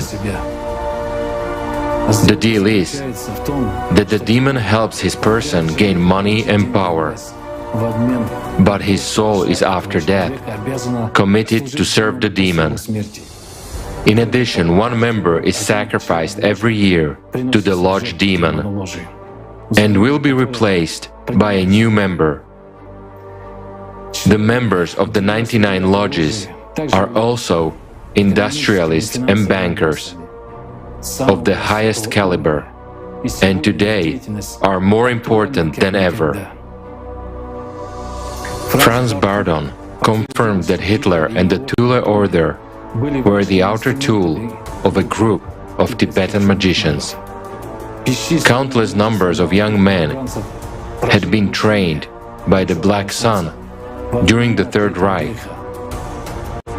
initiated in Wewelsburg, and sent to Tibet to survive there and to prepare for the great final battle at the end of this century. This letter is from the personal archive of the leader of Ahnenerbe Sievers, which turns out to be kept more than 60 years in Potsdam, and it was discovered quite by accident. I will quote you this document, which is dated November 29, 1942. Herr Reichsführer, I was extremely pleased to learn from another report of our Tibetan division that both Tibetan projects had progressed so far in the past month and had been so successful. We are beginning direct experiments on the transmigration of souls from one body to another.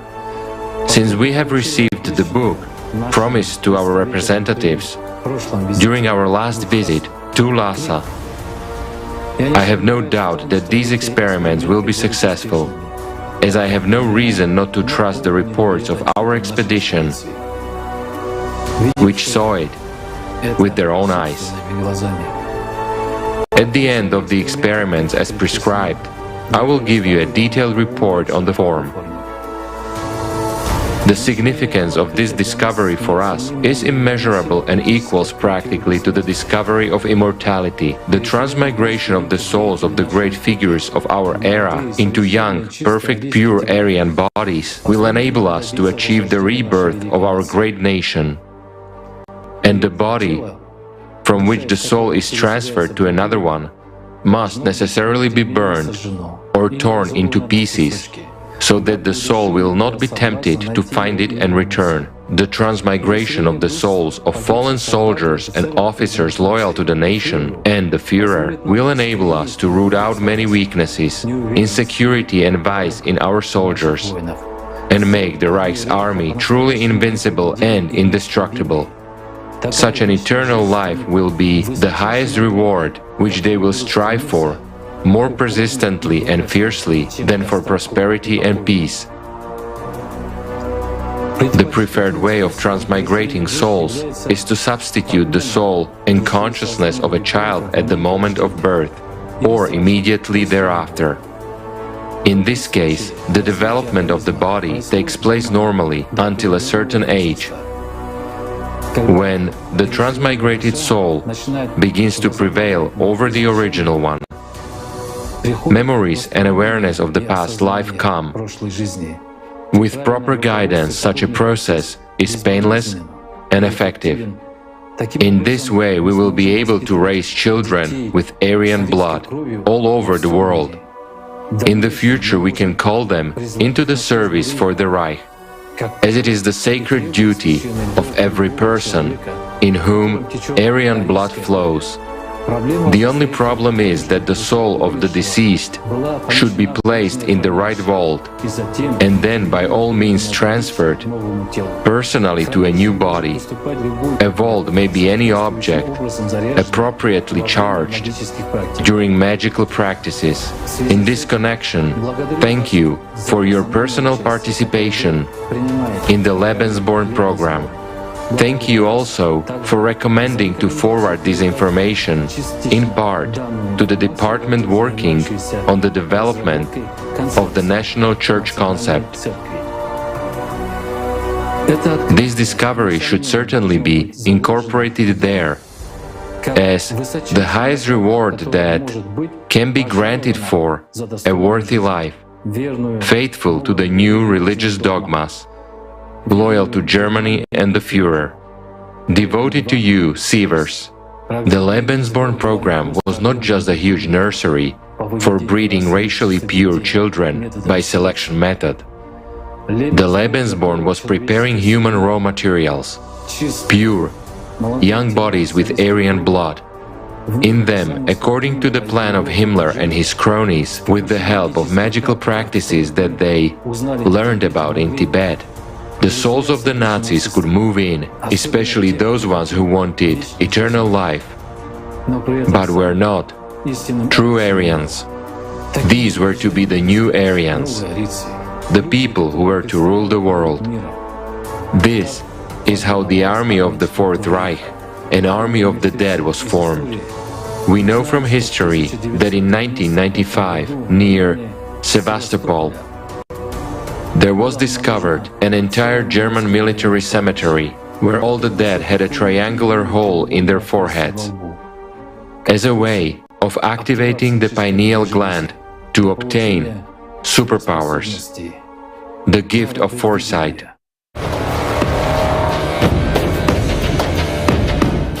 Nazism today. Today, the Nazis, acting all over the world, are preparing the new 1933, taking over the leading positions in the economy, advancing in the political sphere. They have the treasures of the Antarctic Reich at their disposal, billions of dollars in Swiss bank accounts, perhaps even help from an unknown civilization of the Antarctic and other, even darker and more terrifying forces. How could this happen and why do we accept it? Who or what is really behind it? There are right-wing radical movements in every country right now. In many countries, for example, they are very close to winning elections. And on a global scale, a Nazi victory should not be admitted under any circumstances. What has happened to us? Why has violence become a way of life almost everywhere in the world? Why is humanity now out of fashion? It seems like people are artificially forced to hate each other and want to die. All the dark forces always fight against humanity all the times, and we help them with our ignorance. Let's take a look at the facts. United States, 19 years after the war, former Nazis already held key government posts, namely 20 members in the US government, 189 generals and officers in NATO, as well as 1,118 prosecutors, 244 executives, and 300 police officers. There are currently 939 extremist groups operating in the United States, including neo-Nazi groups. According to an FBI report, between October 2001 and May 2008, about 200 military veterans returning from hot spots joined such organizations as the Ku Klux Klan, the Aryan Nations, the National Socialist Movement, and others. Poland. According to the Polish Prosecutor General's office, in the first half of 2014, the number of crimes committed by neo-Nazis in Poland doubled compared to the same period in 2013. 427 cases were initiated in total. Hungary. In 2013, the Constitutional Court lifted the ban on the use of Nazi and communist symbols. The swastika is now among the permitted symbols. Britain. The Britain Above All party, founded in 2011, opposes the Islamization of Britain. The British National Party puts forward anti-Semitic theses and calls the Holocaust a historical hoax. The neo-Nazi extremist group National Action repeatedly quotes Adolf Hitler in its statute. Neo-Nazi memorials are erected in the country in places of destroyed monuments to warrior liberators and Holocaust victims. Finland. The radical nationalist movement in Finland is growing noticeably. By the end of 2019, the right-wing True Finns party had the support of more than 22% of the country's population. Croatia. aggressive nationalism, ethnic and religious intransigence are gaining momentum. The far-right Croatian liberation movement, the successor of the Ustasha, which during the World War II was known for its savage, inhuman atrocities against other nationalities, is reviving. Some 700,000 Serbs, 30,000 Jews, and 80,000 Roma were murdered in concentration camps. Other 400,000 Serbs were expelled from Croatia. These atrocities have not ceased even today. And the worst thing is that since 1991, the activity of this neo-Nazi movement on the territory of Croatia has been legal. Bulgaria. For the past 12 years, a neo-Nazi torchlight procession, the so-called Lukov March, has been held in Sofia in memory of General H. Lukov, an odious figure of Bulgarian Nazism and supporter of the alliance with the Third Reich. Aggressive groups of teenagers and young people openly demonstrate their affiliation to neo-Nazi movements. In the last 2 decades, some 200 mosques in Bulgaria have been desecrated. Nazi symbols, flags and swastikas regularly appear in Bulgarian stadiums. Sweden. In 2014, according to the Swedish State Security Police, there were more than 3,000 active, mostly young, members of the far right. Compared to 2013, the number increased by 24%. About 100 of them, according to special services estimates, pose a serious risk to society. The number of radical websites and pages has doubled since 2014 and now exceeds 16,000. According to the Swedish State Media Council, on average, about 145,000 people use these resources every day. Switzerland. A number of officially registered nationalist parties and organizations operate in Switzerland. The total number of right-wing extremists prone to violent actions is estimated by law enforcement agencies at 900 to 1,000 people. Italy. In 1995, a number of contemporary extra-parliamentary political movements of neo-Nazi and neo-fascist persuasion were formed. In 2015, in the Apennines, there were branches of European neo-Nazi organizations and groups, skinhead and racist communities, and others. Canada. In 2015, various kinds of odious associations and structures that support an extreme right-wing ideology were openly active in Canada. At that time, nationalist parades, clashes with pacifists and other things were proactively organized. From the 1920s to 1930s, the far-right racist terrorist organization Ku Klux Klan was active.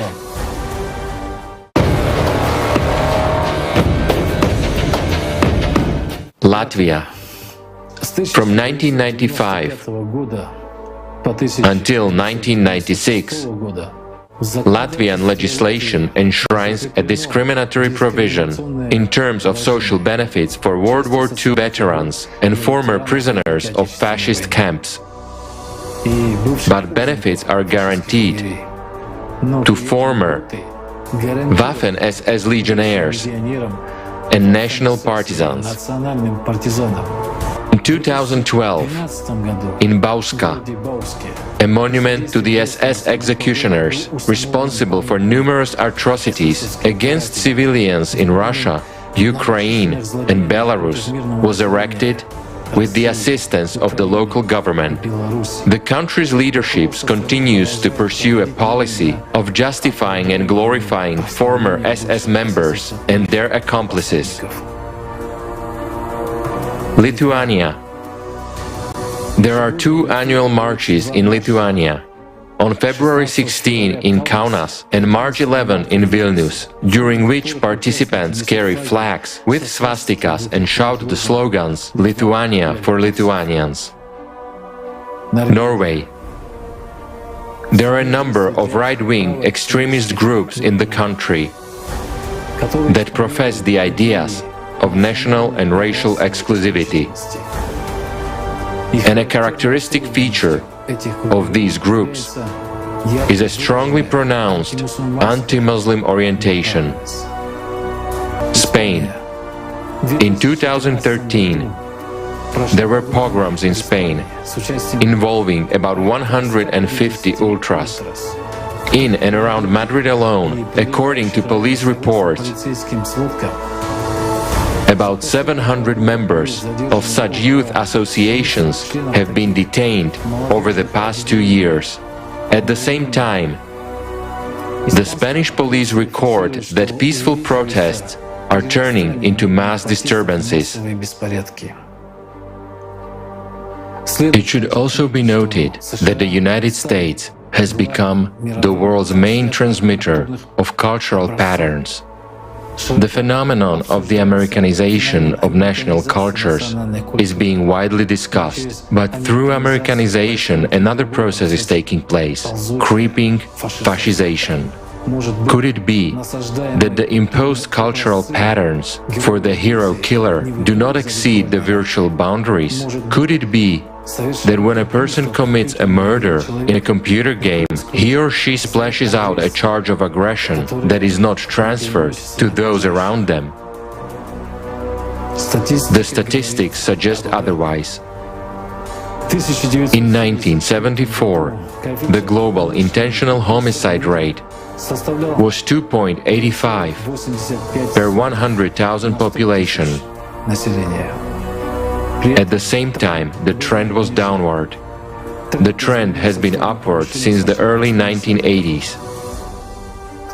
By 1993, the international homicide rate had risen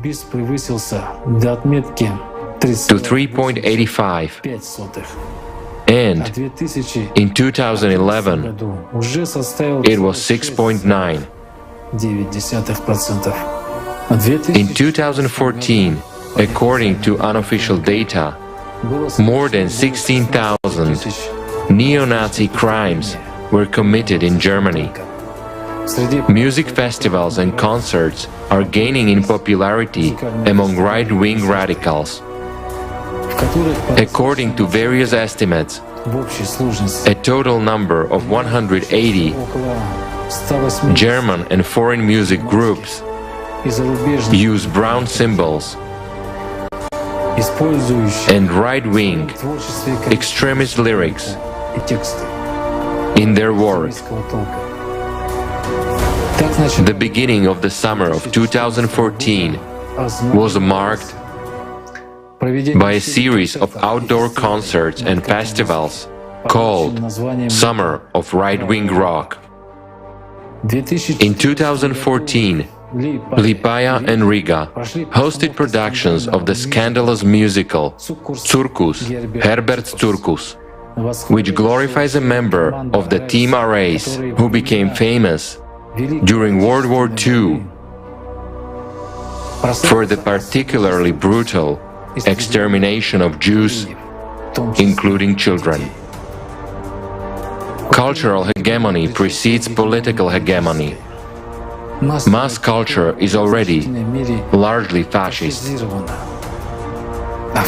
and computer games level the value of human life and the negative characters are presented as positive ones, with which the player associates him or herself. Thus, in the computer game Return to Castle Wolfenstein, Heinrich Birdman is the antagonist. In the story, the occultists of the Third Reich are trying to bring Henry I back to life to turn the course of the World War II, but this is opposed by the game's protagonist. This is not a complete list.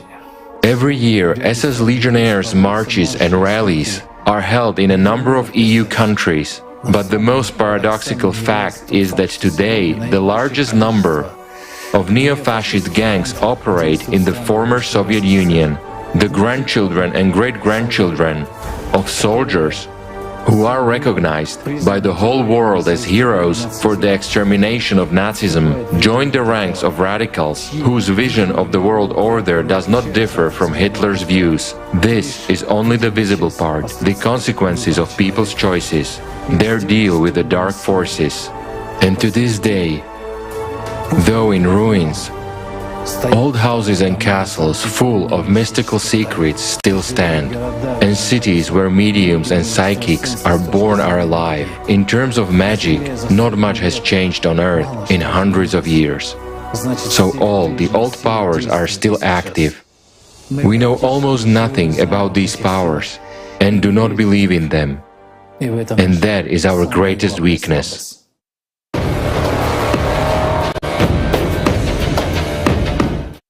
What kind of world do we live in?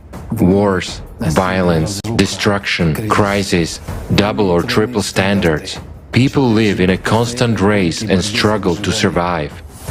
And you still don't believe that the dead rule this world. Evil is always well organized. Its adepts are constantly learning and mastering their skills, creating hellish conditions of existence for the rest of us. They take advantage of our ignorance. But what about a human being? Why do we mindlessly get caught in what is presented to us like a flock of sheep, taking everything for granted and beyond our control? With our laws of desires, we are too busy to find out the essence of what's going on. The Third Reich was and still is one of the worst and most brutal dictatorships of the dead in the human history. The dead do not need the victory of one leader or the other. They need the war to go on and on. Human pain and suffering is their food. They have a vested interest in seeing wars continue indefinitely. That is why history cannot be falsified. And the danger of the Hitler clique and its followers cannot be underestimated. And it is even more impossible to keep silent about those secret dark forces that were behind the Nazis. After all, it is clear that they exist and operate to this day, although they have not been fully explored. And official science does not take them seriously. Could this be done on purpose?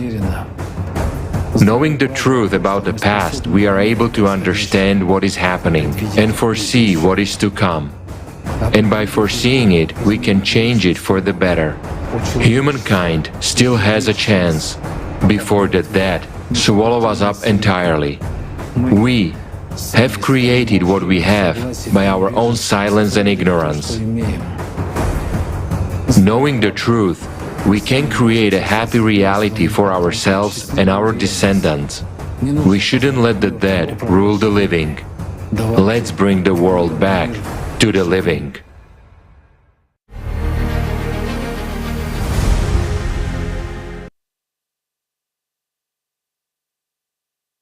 Vielen Dank an alle, die an diesem Film mitgewirkt haben. We sincerely thank everyone who took part in making this film. It revealed another invisible side of our lives. Now it becomes clear why the number of armed conflicts is constantly increasing. After all, as it was said in the documentary, The dead do not need the victory of one dictator or another. They need wars to continue. This means that the flow of real power from the living to the dead does not stop. Yet, even though the dead invisibly rule our world, everything depends on us humans and on our choices. The dead actually do all their dark deeds with the hands of the living. And the destiny of our civilization depends on what the living will choose, darkness or light. Dunkelheit oder Licht. I completely agree with you, David. The unity of the living constitutes a great power. Member of Allathyar International Public Movement show this in practice. Only through unification of ordinary people around the world makes it possible to create such documentaries and projects. I would like to express my sincere gratitude to those people who are now behind the scenes, to the friendly team of technical support, the team of designers, editors, the team of information search, the team on script writers, to those who contacted scientists and experts and interviewed them, and of course, the team of translators and interpreters, thanks to whom we broadcast live in 18 languages. Ja, ich schließe mich dem Dank an und möchte mich auch bei den Rednern. Yes, I join in gratitude and would like to thank our Kaleidoscope of Facts speakers and guests who shared their research and interesting facts with us. Hinterlassen Sie. We also thank our esteemed viewers for their attention. Leave your comments below the video with questions and topics that touched and impressed you the most. Proceed to part 3, from which you will learn how not to get into hell. Hell is considered to be the scariest place. To get there means to ultimately die. Let's see how hell was imagined in Tibet. After all, who better than the reborn people know what it's like to be in hell? Let's watch the video about hell in Tibetan beliefs.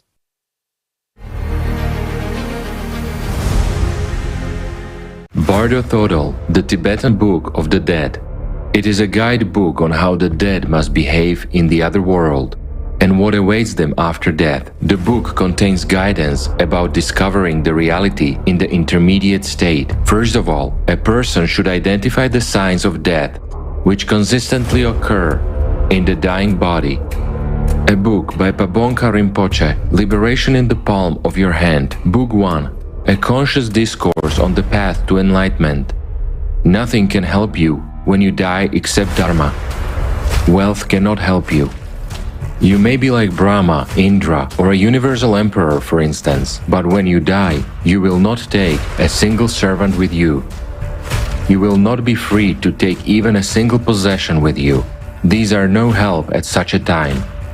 You may be the most powerful king, ruling every country, but when death comes, you will not be able to take even a grain of barley with you. If you are a beggar, you will not be allowed even your walking stick. The king will leave behind his trappings, the beggar will leave behind his stick. As J. Milarepa said, the terrifying thing called corpse now lives in the channels of the yogi's body. This is what the body is indeed. The first thing the consciousness questions, am I dead or not? We see relatives, friends or doctors the way we are used to. We even hear what they are talking about. Where am I? Ask your awakened essence if the body is lying over there. After death you will go to the bardo, where you will be unimaginably frightened and will have hallucinations of dust storms and firestorms, of being buried under avalanches or mounds of earth, of being surrounded by whirling firebrands, or being swept away by water or winds, and so forth. The bardos last around 49 days, starting from the day the deceased realizes his end. Usually, the realization comes during 3 days. After that, up to the 15th day approximately, we wander in the Choni bardo. Then comes the judgment and the Sidba bardo, where as a rule, the deceased seeks unconscious birth. With death, your consciousness will not cease to exist. It must reincarnate anyway. There are only two places it can be reborn, upper and lower realms. When we die, we experience hallucinations of cold, leading to longing for the warmth, which then activates karma for rebirth in the lower realms. Then comes the death, which can be compared to falling asleep. We experience bardo as a dream and then suddenly find ourselves in burning hell, as if we have just woken up. Hellfire is 7 times hotter than the fire in the human realm. If we compare both types of fire, human fire is as cold as the water cooled by sandalwood Goshirsha. Day 1. 3 days you have been unaware of what had happened to you. Now, being awake, don't try to find yourself. You've changed immensely. Everything changed, and you have changed. Don't look in the mirror, and don't bother your relatives. You will see what you haven't seen before, and hear the sounds unlike earthbound. Day 2. This is the day of clarity of the white light from the Eastern realm. This pure white light contains preeminent happiness and mirror-like wisdom. On the same day, hell will receive a sinner. It will get its terrible mouth open with dark light coming out of it. Evil deeds or anger may push you strongly to the dual, smoke-colored light from hell. On the second step of Bardo, the deceased obtains a so-called shining illusionary body. Tibetan, clear, shining, illusionary body. Sanskrit, Mayavi Rupa, eternal double of the human body, astral body in Theosophy. Not knowing if he's dead or not, the deceased obtains clarity of consciousness. With separation of the stream of consciousness from the body, there appears psychic vibration which then is replaced by a state of clarity. The deceased hears the crying and lamentation of his friends and relatives, but though he sees and hears their callings, his own callings are not heard. And then appear the sound, light and hallucinations all together, frightening and terrifying him. This is the way to hellish realms, the way out of which will be a long one. Keep away from anger, especially here in Bardo.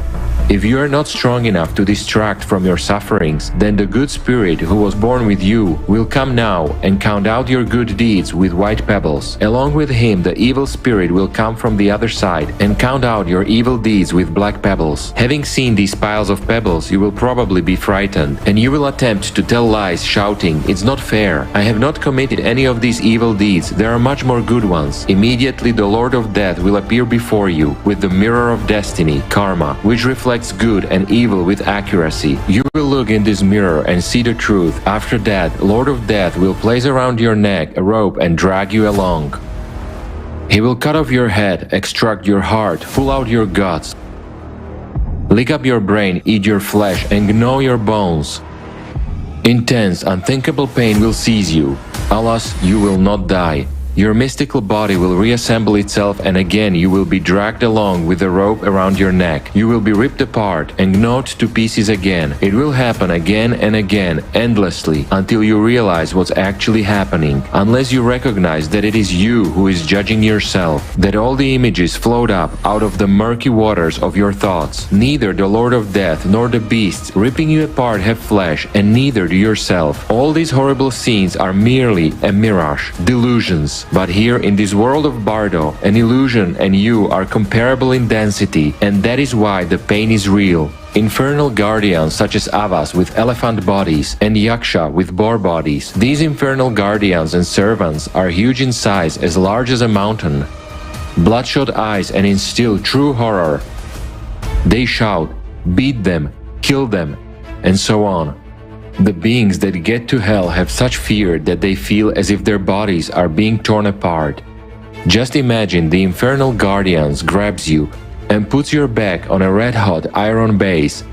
They cauterize your gigantic body with red-hot iron, leaving black spots and leaving many scars. Some of the guardians saw your body through these scars, like carpenters saw a piece of wood. Some guardians split the body with axes along these scars, yet others swing axes. But still, after you are split and shattered in this way, the pieces of meat and drops of blood that fall on the red-hot iron base will still be linked with your consciousness, and this aggravates the suffering that you are experiencing.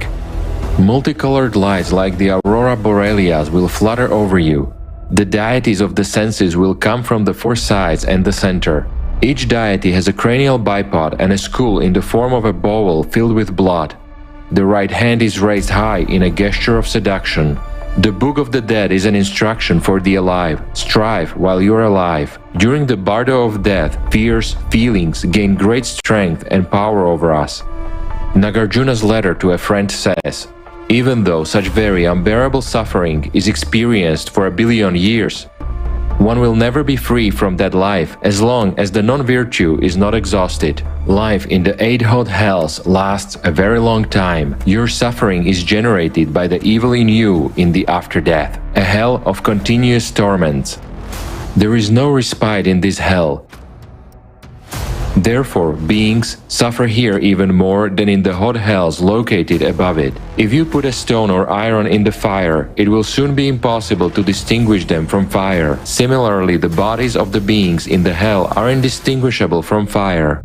Only by the heart-rending sounds that they emit, you can know that there are living beings in this hell. They are burned by 11 fires, one in each of the 4 celestial directions, as well as in the intermediate directions, one each for zenith and nadir, and the fire inside the body. They can be compared to charred wicks. Their suffering knows no bounds. Nagarjuna's letter to a friend says, just as the extinction of craving is supreme happiness, so too is the suffering of Avicii hell, the most horrible of all sufferings. In these rebirths, we must then suffer until the effect of negative karma is exhausted, because we will not be able to separate our consciousness from the body. Beings in the Avicii hell have the shortest lifespan. 50 years in the realm of human beings is equal to a single day and night in the realm of 4 Maharajas. 30 such days and nights make 1 month. 12 such months make a year. The lifespan of a being in the realm of the 4 Maharajas lasts 500 such years. However, it is equal to only 1 day in the Avicii hell. 30 such days make 1 month in hell. 12 such months make 1 year. Life in the Avicii hell lasts 500 such years. We are not able to tolerate a burn or a needle prick for a second.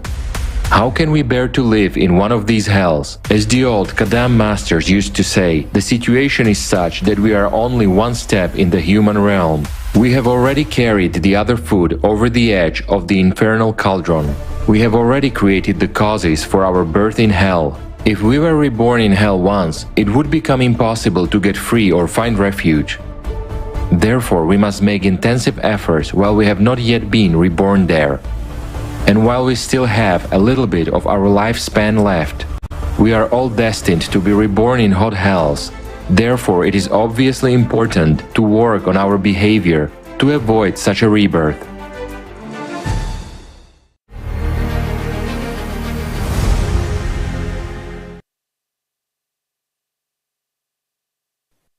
In allen Religionen herrscht der brutale Irrglaube, dass der Mensch nach seinem Tod in seinem Körper in die Hölle kommt. There's a raw misconception in all religions that a person goes to hell in his body after death, and all the torments of hell will be experienced by his body, including gnashing of teeth, destruction by fire, and resurrection, and again destruction of the body. And that resurrection after God's judgment will also take place in the body. To put it mildly, many believers are not satisfied with such an explanation by the priests. It undermines their faith and provokes doubts. And nothing is so destructive to a person's spiritual development as doubts. Knowledge of the real processes that take place after the death of one's physical body gives people an understanding of how to live their temporary life and why spiritual development is important.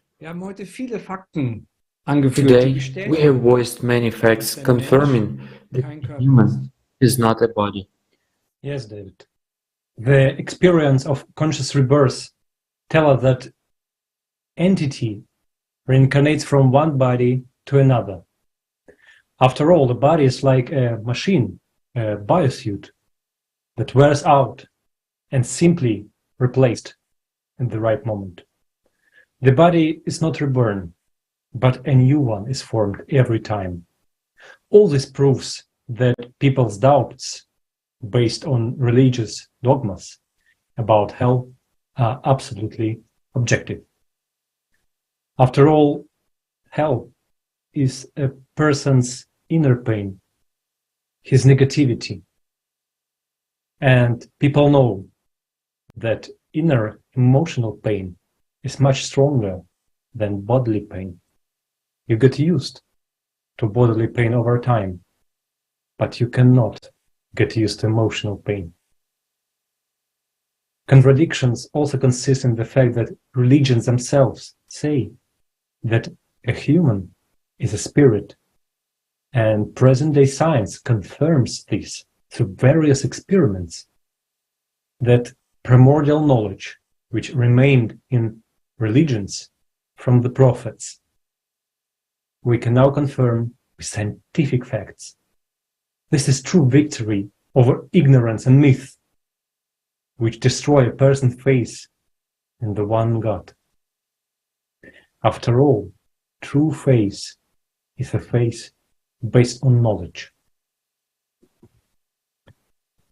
Die Toten beeinflussen die Lebenden auf unterschiedliche The Weise. dead affect the living in different ways. An active subpersonality can influence not only its carrier, but also another person who has taken things that belong to it.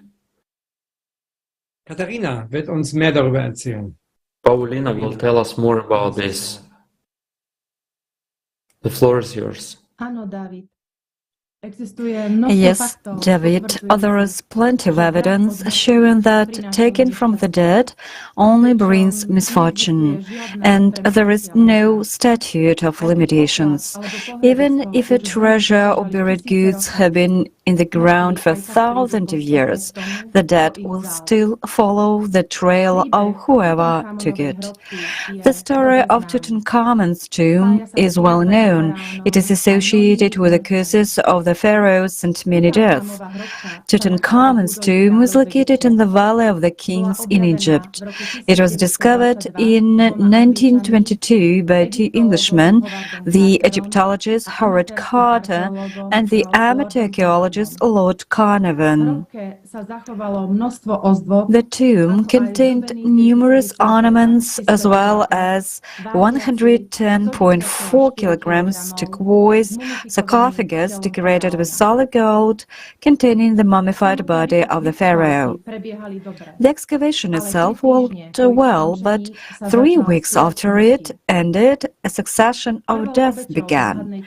The first victim of the mysterious curse was George Herbert, the Earl of Carnarvon, the man who funded the excavation of Tutankhamun's tomb. He accidentally shaved off a papule from a mosquito bite and soon died of blood poisoning. This happened a few months after the tomb was discovered. Although the official cause of death was attributed to blood poisoning caused by a mosquito bite, mysterious implications were suspected. People were convinced that the real cause of death was his contact with the cursed objects that he had found in the tomb and appropriated for himself. Just 5 months later, his half-brother, Obi Herbert, also died. His death was said to have been caused by sepsis as a result of an operation. Other people who were involved in the research also met an untimely death. Archibald Douglas Reid, an English expert who had carried out the X-ray analysis of the mummy, died upon his return home. Douglas Reid fell ill the very next day after he finished the X-ray and died 3 days later. Arthur Weigel an archaeologist and journalist, died at the same time. A little later, his colleague George Benedict died of a heart attack of unknown cause. Next, the curse of the pharaohs befell Sir Bruce Inem. He had received a paperweight from Pharaoh's tomb as a gift from his friend Howard Carter. The paperweight was made from a mummified hand with a bracelet allegedly inscribed with the phrase, "Cursed be he who moves my body." His house burned to the ground shortly after receiving the gift. When Inem tried to rebuild his home, it was swept away by a flood. George J. Gould died in 1923. Gould was a wealthy American financier and railway executive who visited Tutankhamun's tomb and fell ill almost immediately thereafter. He never recovered and died of pneumonia a few months later. In 1924, death befell Hugh Allen White, a British archaeologist who also visited Tutankhamun's tomb and may have helped to excavate the site. Realizing that by 1924 about 24 of his fellow excavators had died, Evelyn White committed suicide. But first, he left a note, allegedly written in his own blood. "I have succumbed to a curse which forces me to disappear." American Egyptologist Aaron Ember also died under mysterious circumstances. Interestingly, he was working on the manuscript of the Egyptian Book of the Dead during this period. Aaron was friends with many of the people who were present at the opening of the tomb, including George Herbert. Ember died in 1926 when his house in Baltimore burned down less than an hour after he and his wife had a dinner party. In 1929, Richard Bethel also died. He was George Herbert's secretary and the first person since Carter to enter the tomb. Bethel died under suspicious circumstances. He was found strangled in his room in an elite London gentleman's club. Shortly afterwards, the Nottingham Evening Post stated, "The suggestion that the Honorable Richard Bethel had been subjected to a curse was raised last year when a series of mysterious fires broke out in his house, which contained some of the Tutankhamun's priceless finds." The next victim was the chief ideologue and leader of the tomb excavations, Howard Carter. Although he himself escaped death for a long time, Carter managed to lose not only all his distinguished colleagues, but also his loyal secretary, young Lord Westbourne, who died in his sleep. In a matter of years, 22 people died. Carter himself died much later, in March of 1932, of illness. Officially, he had Hodgkin's lymphoma, the outbreak and development of which no one ever associated with his visit to the Tutankhamun's tomb. Both then and now, people are inclined to believe that this member of the incredible expedition had been spared by the pharaoh. According to the established belief, Carter's illness and death had nothing to do with the curse, which somehow bypassed him. But this was not the end of a mysterious death. In 1962, Dr. Taha, a biomedical scientist at Cairo University, attempted to put a definitive end to the pharaoh's curse. The scientist said that as a result of long observation of the state of archaeologists and prominent employees of the museum, he managed to make an important discovery. It turns out that there were fungi accumulated in their bodies, causing fever and severe inflammation of the respiratory tract. Separately, he singled out a pathogenic agent living in airtight crypts, pyramids, and even mummies. But contrary to expectation, the next news from Dr. Taha was not the revelation of the death of everyone involved in the ancient excavations, but the news of his untimely death in a bizarre car accident just a few days later.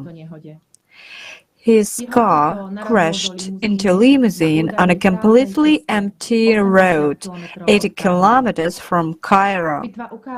An autopsy revealed that death was caused by an embolism.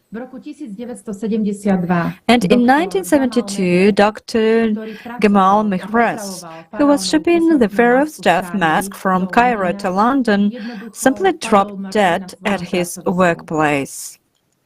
A little later, death befell Rick Leroy, the pilot who transported Tutankhamun's mask to England.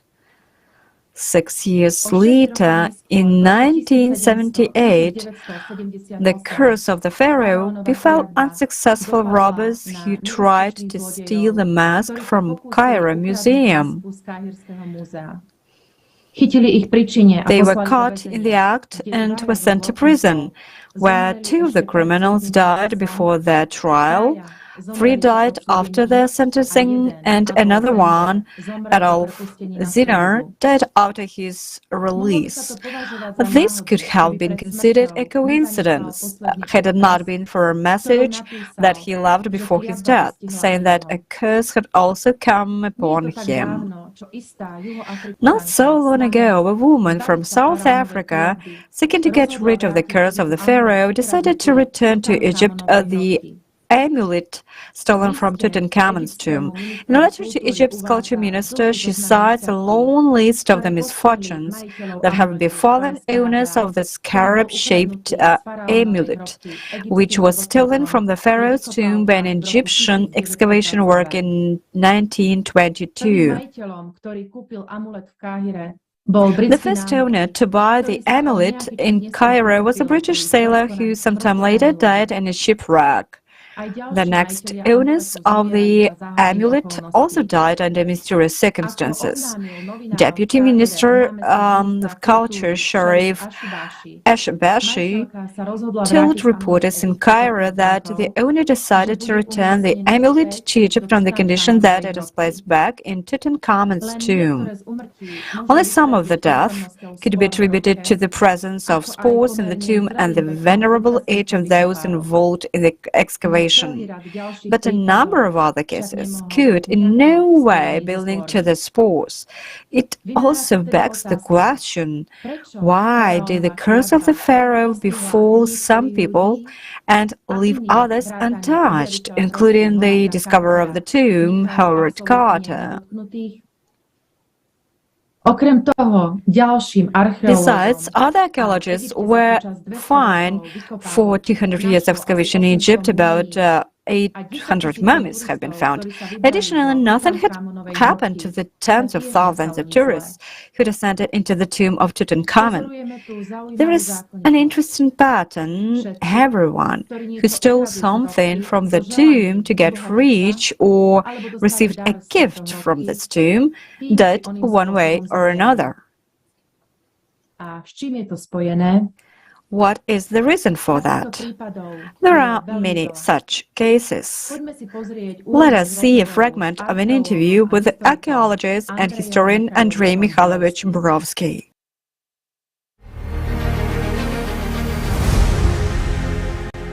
One shouldn't take the gold of the ancients. Again, when it's taken out and placed in a museum, that's science. But when a person takes it for themselves, even temporarily, to hold it for a while, that's a little bit different. A man who went digging in Central Asia told me about it. In the 80s of the 20th century, Uzbeks were so thirsty for gold. Gold was very special. It was no big deal if one had a lot of money. It's all just paper. And this is real gold, real money. He says, when you open the pot, it's like it's shining. And then what? For 3 days, we had been sitting there with a rifle, guarding it from our own workers until the police came and took it away to the airport. One is sitting with a rifle, archaeologists are sleeping, and a bell is hung up in case anything happens to this shining jug of gold. Well, some worker is said to have got to the jug and put his hand there. He didn't take anything else, but stole everything that fit in the handful. And you know, a heart attack. And so the local mullah persuaded him to quit that filthy thing. So he repented, took it back, and recovered.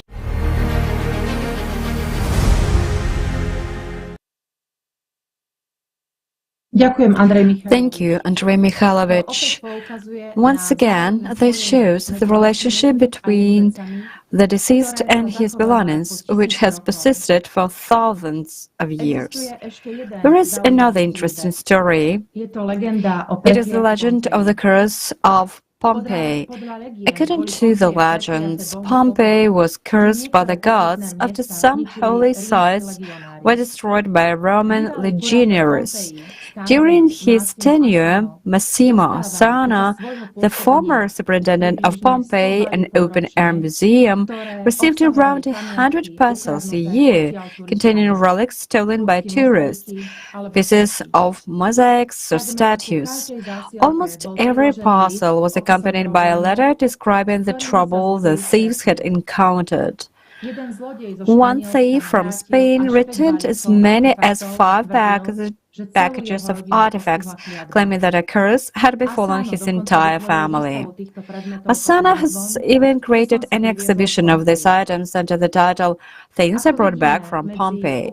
As we can see, there is definitely a clear correlation between the stolen objects that previously belonged to the dead and the troubles and misfortunes faced by their new owners.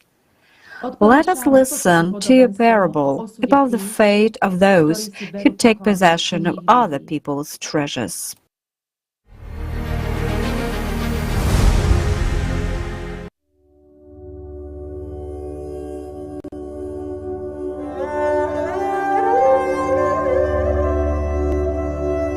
Once Buddha traveled around the country of the king Prasenjita and discovered a hidden treasure in the ground, which was full of jewels. Buddha asked Ananda, "Do you see it is a poisonous snake?" Ananda replied, "I see."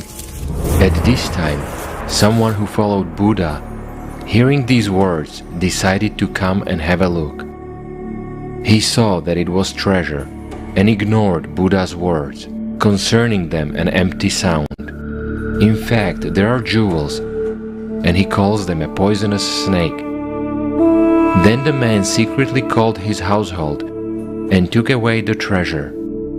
His family became rich, but soon there was a man who told the king that the treasure had not been handed over to the authorities. The king ordered to capture the finder. He swore that he had already given away everything, but the king didn't believe him. The poor fellow drank the poison of all suffering, but he said nothing. The king got furious and wanted to punish 7 generations of his family. When he was being brought to the execution, the king sent a servant to find out what he would say on the way. The convict said, "Buddha told the truth. That was really a poisonous snake."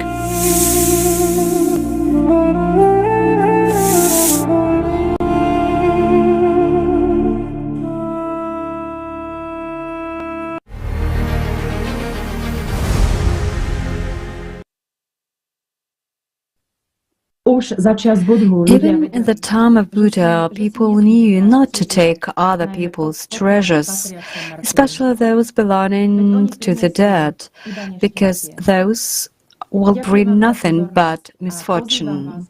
Thank you for your attention. Let us watch a fragment of the interview with archaeologist and historian Andrei Mikhailovich Borovsky.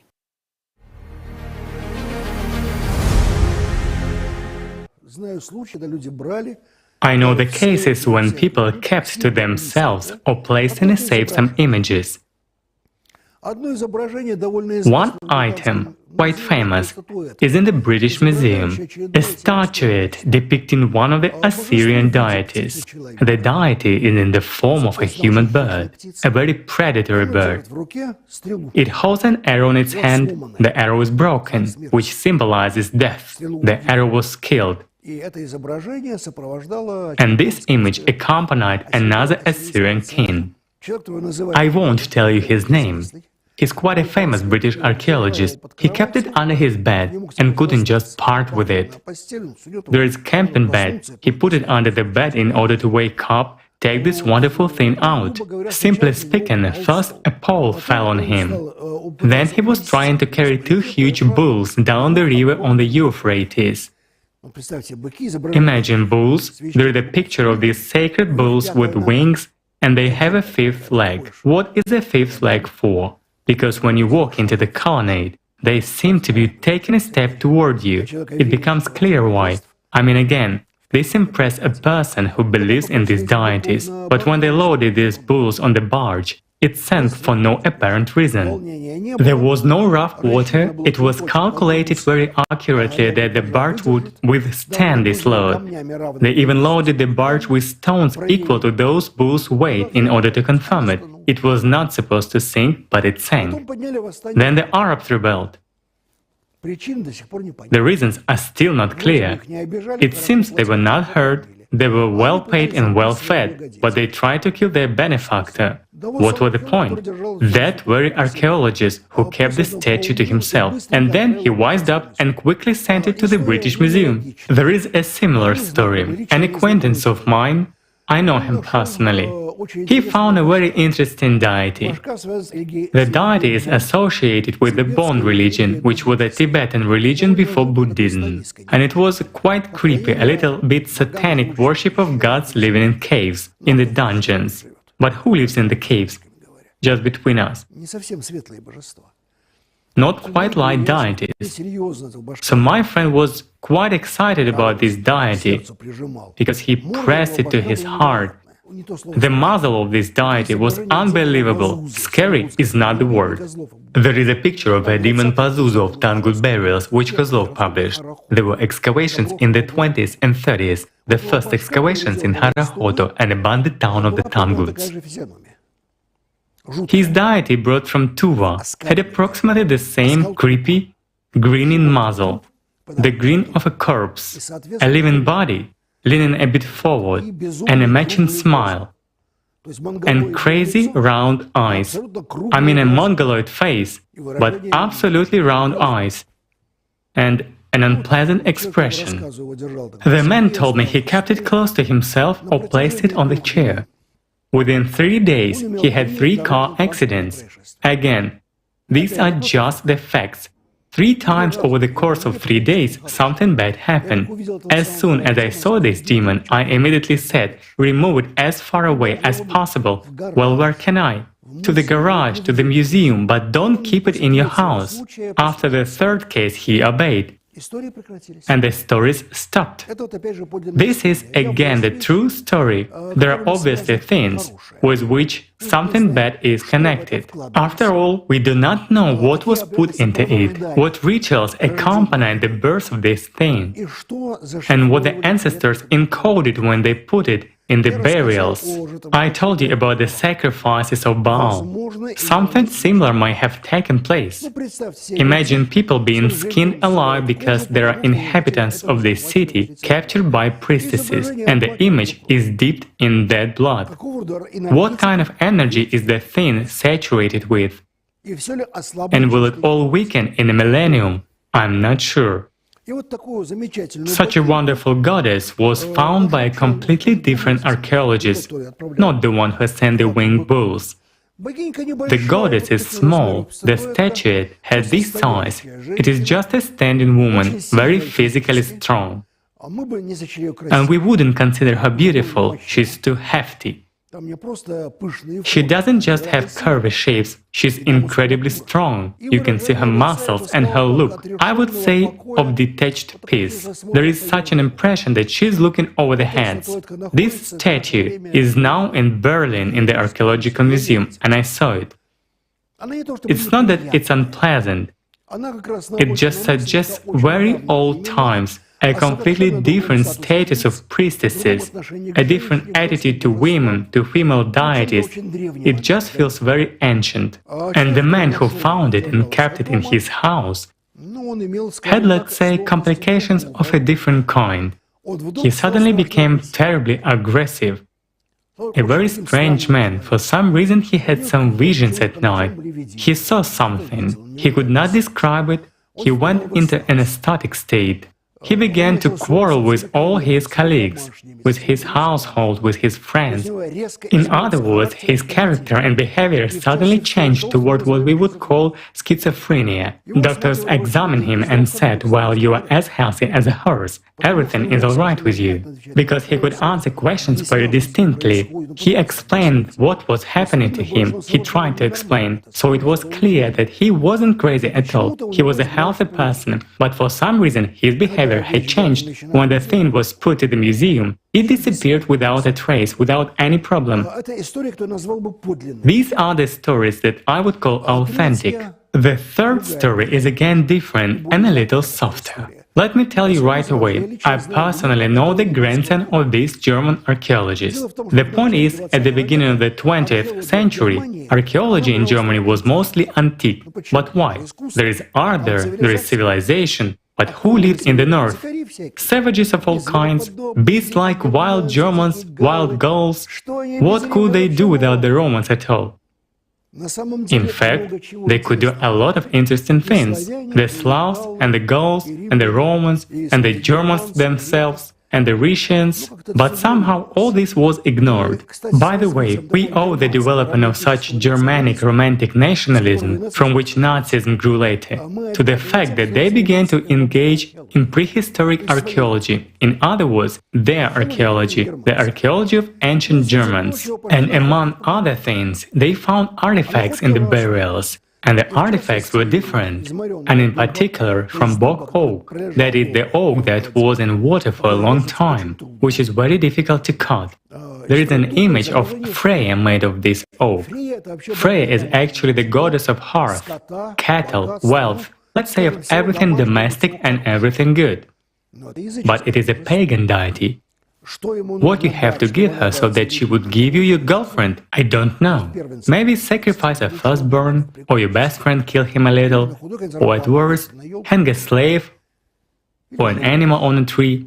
But again, to hang on an oak tree, the dog that loves you and loved by you, and in return you will be given everything perfect. The man also kept this image of Freya at home, and his wife left him.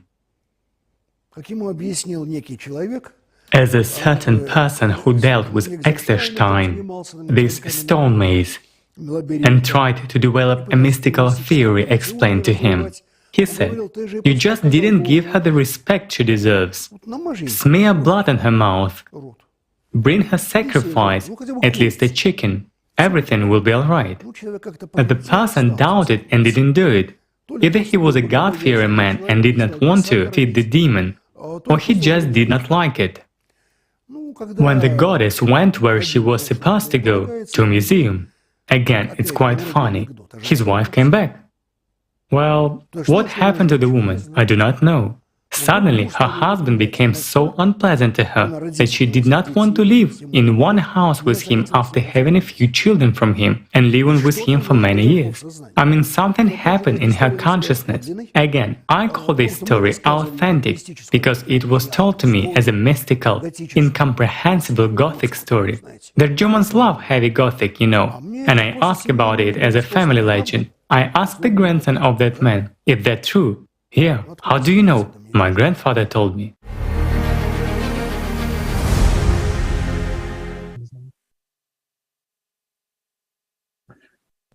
Alle Religionen besagen, dass Sünden einen Menschen All religions say that sins bring a person down to hell. This is true. After all, what causes a person to take someone else's valuables? Greed and desire for possession. In the material world, we will pay for everything that we have received just like that. It is one thing when we acquire certain values by our labor and investment of attention, but another thing is when we take those values from the dead. A person will pay for that with his life. Yes, David. The topic of the legacy of the dead is unexplored in today's world. While the subject of death and funerals is tabooed in general, it is not studied and there is no understanding of what to do in such a situation and why. When the living have no knowledge of what is really happening, the dead take life from the living, not only through their legacy, but also accustomed to the living to give them honors after the death. And not only honors, but also their life energy. Let's watch a video about funeral traditions among different peoples of the world.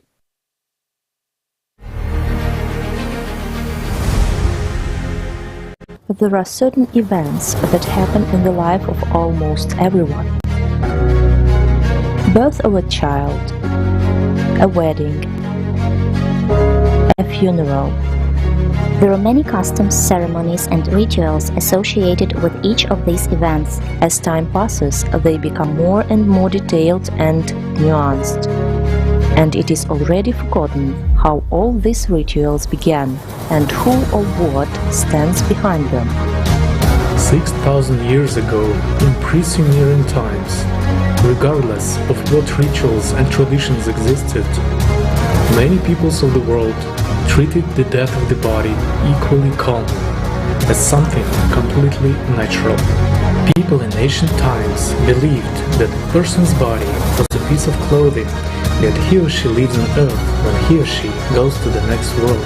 In those days, they possessed the primordial knowledge and knew that if a person became a subpersonality, they tried to destroy his body, as the subpersonality would return to it from time to time and harm the living people. For example, the ancient Slavs used to crowd the bodies of the dead. Crowding is a procedure in which Kroda, a pedestal of logs 2 to 5 meters high, was assembled from logs and dry straw at the edge of the forest. Such Kroda was capable of burning everything to ashes, including bones. The ashes were scattered in the wind. Death wasn't something to mourn. The bodies of the dead were given to fire with a sense of joy and happiness for the one who was climbing up the steps of his development. Since the spiritual development prevailed in the society, the Slavs believed that death for a spiritually free man was similar to a reward, because the very meaning of death was a transition to the higher world, the world of God. The origin of the word crowding, kroda, comes from the concept to the road, in the sense of go to the road. Rod, in the concept of the ancient Slavs, is the creator of everything, the primary spirit, the Holy Spirit. Over time, there has been a substitution in the concept of Rod. It is one thing when your ancestors, working on themselves, become angels, and through their image and name there was an additional connection with the spiritual world. And another thing is when ancestors become subpersonalities, and there was a connection with the world of the dead through their image and name. And worshipping the dead, Rod itself also sent the living to hell. Nowadays, we have found the right attitude to death as an echo of the primordial knowledge among the people of Buryatia. They still consider the passing of the deceased by means of fire to be the most pure. The bodies of dead men and women are burned separately in different places, and in the case of traditional funerals, Buryats hardly ever visit cemeteries, according to tradition, so as not to take good energy away from the home and not to disturb the souls of the dead, that is, not to feed the subpersonalities. History has also preserved the memory of burning rituals with the Tripolians, Varangians, Hindus and many other peoples. With the rise of the Sumerian era, everything changed dramatically. Society transitioned from a creative format to a consumer one, which altered the way of life, culture and naturally rituals and traditions. It was during this period that the institution of the priesthood appeared, through which a consumerist ideology was imposed on the masses. This happened about 6,000 years ago. Consumerist format created the cult of subpersonalities, and from this period, material priorities began to prevail over the spiritual development of a human being. Since then, the traditional funerals has fallen into the hands of the priests, and they still derive material benefit from all these rituals. Trying to preserve the bodies, they started to bury dead people in the ground and put in the graves jewelry and household items, which were supposed to be useful to the deceased in the afterlife. Thus, during the excavation of the ancient Sumerian city of Ur in Mesopotamia, now the territory of Iraq, a two-level cemetery was found, during the study of which archaeologists discovered the tomb of Queen Shubai. Ur is one of the oldest city-states in the world, known to us from the Old Testaments as Ur of the Chaldeans. The Arabs call the place Tal al-Mukayyir, Tar Hill, or Tel el-Mukayyar, by Temenes Hill, according to different sources. It is now a war zone, and there is a US military base not far from the ziggurat of Ur, fortified under Hussein. Upon detailed examination, archaeologists were astonished by the artifacts they found. Numerous remains of the queen's servants, a decayed donkey cart, numerous pieces of gold jewelry, headdresses, and even cosmetics, as well as other things that accompanied her during her life, were found in the queen's tomb. This fact suggests that the body has become of paramount importance to men, both in life and after death. A person began to think of himself as a body and associated himself with thoughts, losing the knowledge of who he really is. Even today, the traditions of the Sumerians are alive in funeral rites. Bodies are embalmed, buried, and the deceased is placed in the coffin or well-dressed. Personal belongings of the deceased may also be placed in the coffin. In the far north, next to the burial site, they leave nards. They can even leave a snowmobile, which costs as much as a good foreign car. People always go to the cemetery with food. They eat and drink there, remembering the deceased.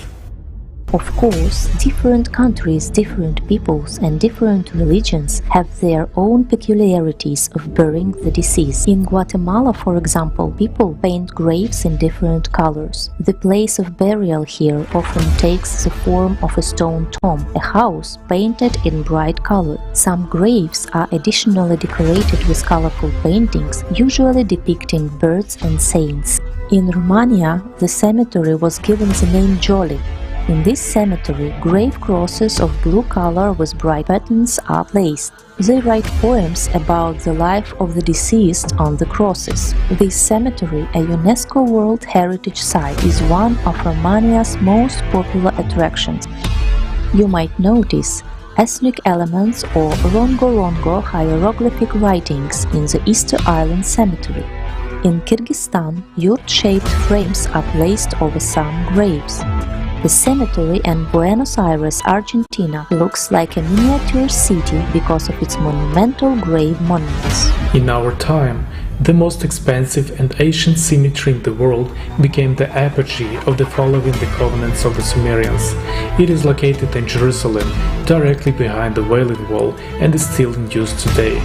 There are graves with tombstones in which people have been buried over 2,500 years. Burials in this cemetery occur to this day. In the old city of Jerusalem, around the turning, you can see the so-called Jehoshaphat Valley, where the Mount of Olives, a Christian shrine with its Sacred Heart, the Garden of Gethsemane, is located. Throughout the ages, thousands of Jews have dreamed of being buried here, so that at the coming of the Messiah, they would be the first ones to rise. They believe that the Messiah must descend from heaven to this very Mount of Olives and enter Jerusalem through the Lion's Gate, now walled up by the Muslims. Even today, People from all over the world spend huge sums of money to buy a place in this cemetery, naively believing that this is where they will be resurrected first. The primordial knowledge brought by the prophets at all the times has been perverted by shrewd businessmen of religions and turned into a business, selling a place in the paradise, suggesting to people that they will be resurrected in a body exactly here, and people believe it. But there can be no heaven in the body. These businessmen forget to tell the whole truth. If a person has not come to God during their lifetime, they will not come to Him after the death of the body. They will become a subpersonality and condemn themselves to eternal torment. This is how the consumerist format of society makes a business even out of death.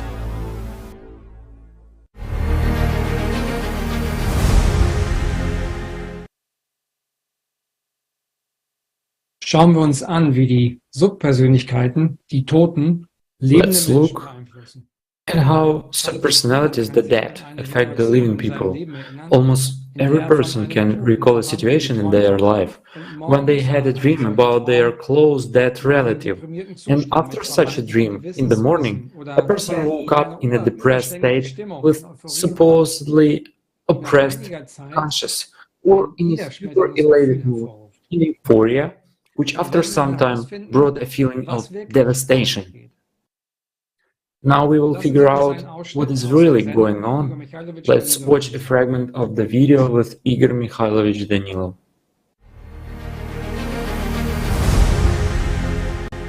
Can seeing subpersonalities, or let's say the dead in one's dream presage a good event, be a good sign? For example, the following situations are described. Never. Well, the situation is as follows. One sees a deceased person in a dream, wakes up in the morning in a high mood, full of energy, and there is some kind of euphoria. So, based on this, one has an impression that definitely there may be situations when you have a dream about a deceased person and it's a good sign. This inspires him. Yes. Again, the deceased come in order to eat. They eat your life. Sometimes a person sees the deceased in a dream and wakes up in anguish, in sadness, in a bad mood. He saw a relative, he talked to him, or the relative advised him something. It doesn't matter. While sometimes a person is indeed, as you say, cheerful, in such high mood, Yes. full of beans. But if we take his blood for analysis, what will we see? A release of Endorphins. Absolutely right. Why? Because the body compensates at this time. In other words, it's like compensation. When this scum comes, there is no other way to call it. It causes such damage to the body that our organism perceives this as a serious or almost fatal trauma. You see? So this trauma, which happens at the energy level, affects everything up to the work of the nervous system. It affects just everything. Let's say, let's not list that. But at that time, the body, as it counts the losses, it's the same as if we've lost a lot of blood, you know? Or we've had a limb cut off. What does it do? It turns on those very compensatory mechanisms. Absolutely right. And the compensatory mechanisms precisely create this euphoric mood, which a person experiences afterwards. So the person was devoured even more, in fact. Absolutely right. And more life and vitality was sucked out of him. A simple question. Let's take incubi, succubi, and the like. What do they give a person? Euphoria. But what do? They devour. They bind, they dominate. Those are trivial third forces. If we compare a strong, active subpersonality and those very succubi, who is more dangerous for a person? That's the answer. Isn't that so? Of course a subpersonality is, especially a strong one, because you will be its slave. You will never become a slave to that very succubus. Why? Yes, it might devour you. It might drive you to suicide, to anything, right? It will make you think, worry, or get nervous. The mechanism is very simple. Well, let's say to stir you up in order to take the cream off. That's their point. They just want to eat. And that's all. They have satisfied their appetite and gone. They left for you either a good mood or anguish as a reward. When this state passes, a hollow, sadness, or a craving arises, and the person can no longer resist. He already craves this. Why? Because he becomes like an addict. However, the body becomes drastically depleted. Yes, this is dangerous. You might die, but a subpersonality will also make a slave of the one it dominates. Why? It's business. So look, we build relationships in this world, and we build the world itself almost like a mirror reflection in relation to the world of the dead, where subpersonalities dominate. Again, hierarchies, domination, infinite greed, and insatiability. Isn't that so? It is. That's what is frightening, friends. Because only the dead can bring that into this world. It should be different in our society. Life, not death, should actually dominate here in this world. Yes. People also ask that, for example, when the dead come in their dreams, they show care, saying, "I'm letting you go, please live." Or on the contrary, they say, "Why are you mourning so much? That's enough, let me go." Is it actually possible for a subpersonality to care about a person? And can a subpersonality let someone go in general? It is possible, only during the transition to a new level, meaning when there is a weak contact influence. But when a subpersonality can come to personality, to a relative, to a very close friend, let's say, whoever, to a contact person, so to say, or to an object. When a subpersonality can come only in a phase state of sleep, while here, in this case, it transitions to a completely new level, meaning when personality already doesn't notice this contact. After all, they also have, let's say, steps of growth. The more power a subpersonality receives, the stronger it becomes, which means that its impact is greater. What is the danger of that? It will consume more life. That's the whole point. But for a subpersonality to let someone go, that doesn't happen.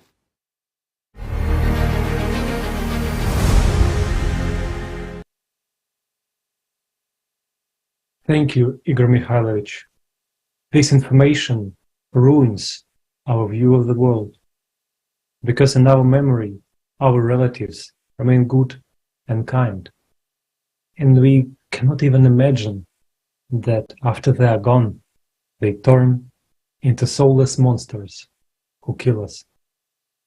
We can learn more about how deceased relatives affect the living from the next video.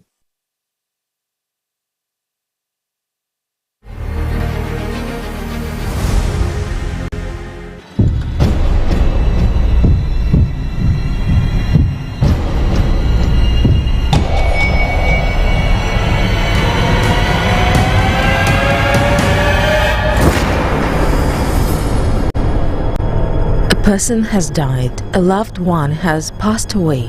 After that, life very often becomes unbearable, and then, after this state of shock, one begins to experience attacks of fear, loneliness, grief, despair, anger, and self-flagellation, and relatives begin to visit the cemetery, put candles, order a memorial service, have memorials, write memorial notes and crying, "Remember, remember, and remember." And then there are intrusive dreams about the dead, often without direct participation, withdrawing into oneself or constantly blaming oneself and other people. And as a result, an exacerbation of chronic diseases, deterioration of health, relationships, and life circumstances. Inability to get out of these states condemns the individual to personal Armageddon, which often entails alcohol dependence, premature death, or even suicide. These factors provoke a variety of what modern medicine calls mental disorders. And the worst thing is that in such cases, psychology recommends grieving, mourning, worrying, and suffering. But is it this that our life should consist of? Why does this happen? We often remember the best qualities and moments of our deceased loved ones. It seems to us that after death of the physical body, they are still as kind and good people as we knew them when they were alive. Can we imagine that they can do something bad to us? or somehow harm us. But is that actually true? Let's listen to what magicians say about that.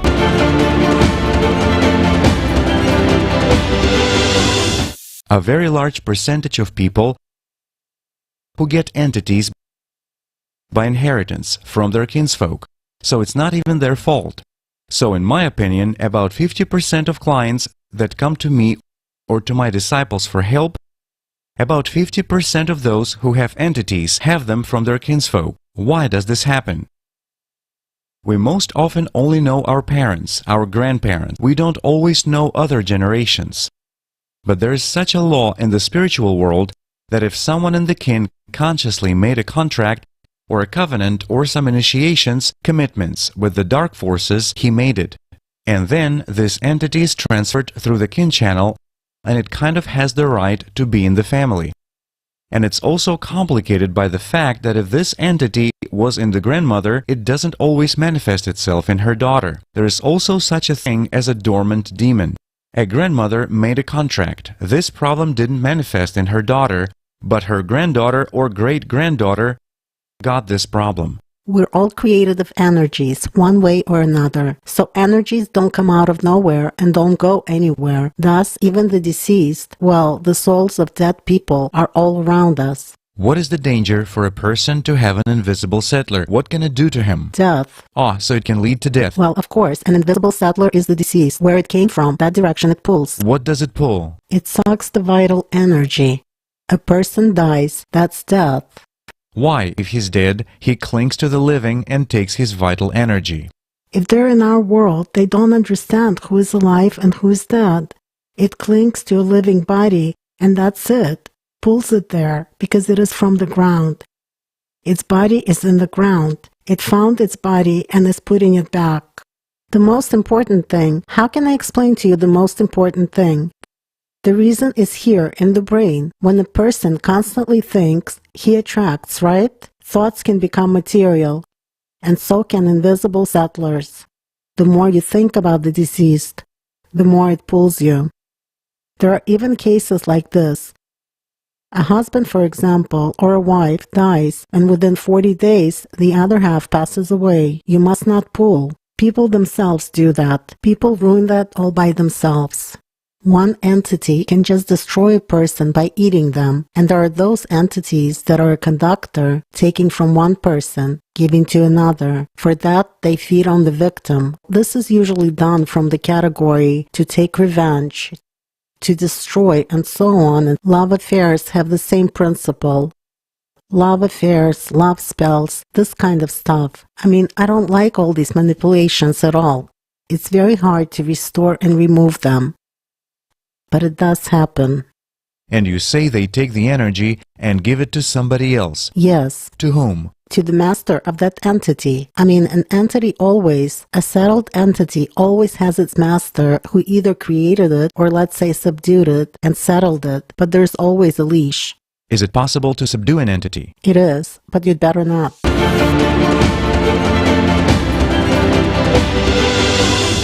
Most people simply don't know anything about after-death fate.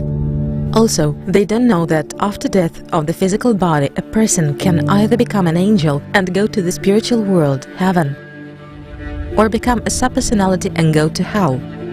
And it depends on every second choice of a person. In fact, our deceased relatives, who became subpersonalities, are eternally hungry spirits who constantly need energy to feed themselves, and they can take it only from living people and primarily from those who they were close to during their lifetime. That is why they are ready to do anything in order to get this energy. They may even take someone's life, and the truth is always on the surface.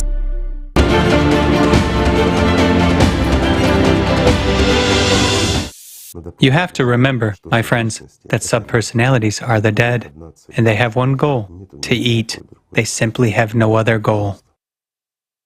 When you once said in a video about this, in consciousness of many people, a question arose. After all, they are relatives and close people. I don't know, they are mothers who lost children or children who lost their parents. And they certainly have bright memories of some episodes here in life when... Of course, they remember the living relatives and close people. Yes, they remember them in a good context. Sure. And it's very difficult to realize that subpersonalities are actually deprived of everything moral and ethical. Yes. When they are already on that side, that They know, they feel their relatives, they understand what they are doing, but they will do it anyway. Will they really deprive their near and dear person of life? They will. If they have such an opportunity to take the life of their closest relative, whom they insanely loved during their lifetime, or would easily give their own life for him or her, after becoming a subpersonality, if such a subpersonality has an opportunity to take life, it will take it without thinking, instantly. Okay, let me share such an example for understanding, friends. You and your relatives, your loved ones, your dearest people, decide to go for a walk. It is winter. There is ice on the river with a fast current. Everyone is walking around. Your family and friends decide to take a walk, and you too. The ice seems to be solid, everything seems to be fine, but right under you it collapses. You fall into the water, you try to get out, you grab onto the ice, but it breaks, and you feel that you are being carried away under the ice. You realize that one more instant, and you'll be pulled into this abyss, into this darkness. But here, on the ice, your family and friends are standing. Won't you be grabbing onto their feet? A simple question. Like a life-saving straw. Of course. You will. And who and you will be doing that? After all, you are putting your relatives under a threat. And now look at the situation we have here. Okay, you seem to be putting your family and friends under threat, but on the other hand, it's a chance for you to survive because you cannot grab onto the ice, and you are being carried away by the current. I also remember how you said that here a person experiences this emotion of fear and panic for 90 seconds, for as long as this chemical reaction is running. Of course. While there, people are constantly in this state, the state of panic, the state of fear. This is an oppressed state. And they understand perfectly well that this is their only chance to relieve pain. Certainly. To have at least some kind of life. Igor Mikhailovich, it so happens when you once said that subpersonalities influence a person. They do. It seemed to me that it happens at those moments when a person recalls subpersonalities and transmits powers to them. No, let's take a look at some families who haven't heard of that or who doesn't know such families. For example, there lived a good family with many children. One person dies, and literally, a month or two later, the second person dies, the third, the fourth, the fifth, and it is as if scripted. Yes. Within a year, half of the relatives may die. The question is, why? Because the first person who passed away became a fairly strong subpersonality, and he starts dragging others after himself. Well, it is not always that people must necessarily die and leave after him. How much evil does a subpersonality do? People start getting sick, everything begins to fall apart and collapse. A lot of problems arise. Again, people become annoyed, they lose sleep, It's all like one thing on top of another. Yes, there isn't an excuse here. We lost a near and dear person. We went through stress. That's why a lot of diseases emerged. They did emerge, but oftentimes, it's just a hungry creature. Yes, we want it to be a loving, good person, but a loving, good person is being pulled under the ice. He is scared, he's in pain, and he is grabbing onto the living. He is trying to get rid of the pain and the horror he is in. That's the reason why it all actually happens. Because of this, grabbing onto the living. And whom does subpersonality remember and feel the best? After all, subpersonality operates by different criteria, and even those small, sensory interrelations play for it the role of, let's say, that straw, which it grasps at, and can reach its relatives and loved ones. As a rule, they are relatives and close people or very close friends, where people have some kind of interrelation, let's say, a more solid one. than with the rest of people, because it would be hard to reach a stranger or someone, let's say, you don't consider him or her your family and friends, while relatives are precisely the first to suffer. Unfortunately, but it's true.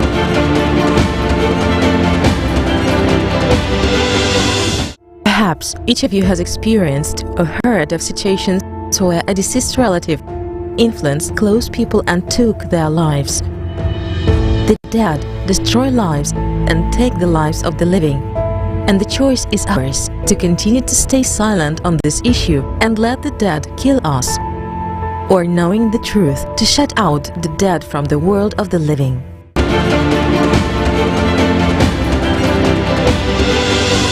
The primary factor is the death of a loved one. It most often causes the death of the one who is alive. If there is a death in the family, the danger threatens all of the alive, especially if they were emotionally strongly attached to the deceased. The death of a loved one can be transmitted and cause a chain of deaths in the family. Well, interestingly enough, when scientists were studying twins, one girl in a pair of twins got sick. She had catatonia, so she felt very bad. At the same time, her sister got ill, but with some non-serious childhood disease. The twins were placed in different wings of the building. In other words, they didn't even know where they were located. Where one was located and where the other was placed. And it has to be mentioned that when one girl died from catatonia, the second girl was found in the same exact position, lying exactly the same way on her right side, and she died at that very minute when her sister died. The death of one of the twins is especially dangerous because the threat to the other dramatically increased. Facts are stubborn things, and such cases are far from uncommon. We often think that those are mere accidents, but they are not, as a rule. Behind these deaths are subpersonalities. This world is far from what we used to imagine. There is the visible world, which we can touch, and there is the invisible world, and it invisibly affects us. It is full of secrets, mysteries, and things that we cannot explain from a material point of view. The world of the dead influences us so naturally that for the living it is just a part of life, a series of events and emotions. You told an interesting case about a friend, about how she was left with literally nothing after the death of her husband. And thanks to a medium, yes? Can you tell us? Yes, there was such a case. It was my really very good friend. And we were friends with her and her husband. Her husband suddenly passed away, very quickly, He had eye cancer. And this man was he was the biggest producer in Hollywood. Movies like Dances with Wolves, Gandhi, those were his movies. And he was treated all over the world. They couldn't do anything. Within a year he was gone. And then when he passed away, she suddenly found out that they were basically bankrupt. That they had nothing. Well, they still had some real estate somewhere in different places. And then she went to a medium in New York. And the woman called the spirit of her husband. And he said to her, "I'm very sorry, but I got mixed up with a certain business and I put a lot of money into it. And my partner deceived me. But that means there's a chance to fix it, because if you go to a certain bank on a certain street in San Francisco and you write down a number and they'll let you in a safe deposit box and they'll give the documents and you give those documents to the lawyers and they'll be able to solve the case, so to speak." So we met with her. At first she told us that that was it, that they didn't have any more money. Then we met with her 6 months later. She told me the story. She said that yes, she really went there, she really picked up the documents. The lawyers really were able to, so to say, spin the case. It turned out that the partner had really conducted such fraudulent operations. He was charged with this and told that either we, so to speak, spin this further and you go to jail, or you just give everything back. He gave it all back and she said I was a rich woman then. So you see, it's like a totally real story. So yeah, well then, actually a year later she died.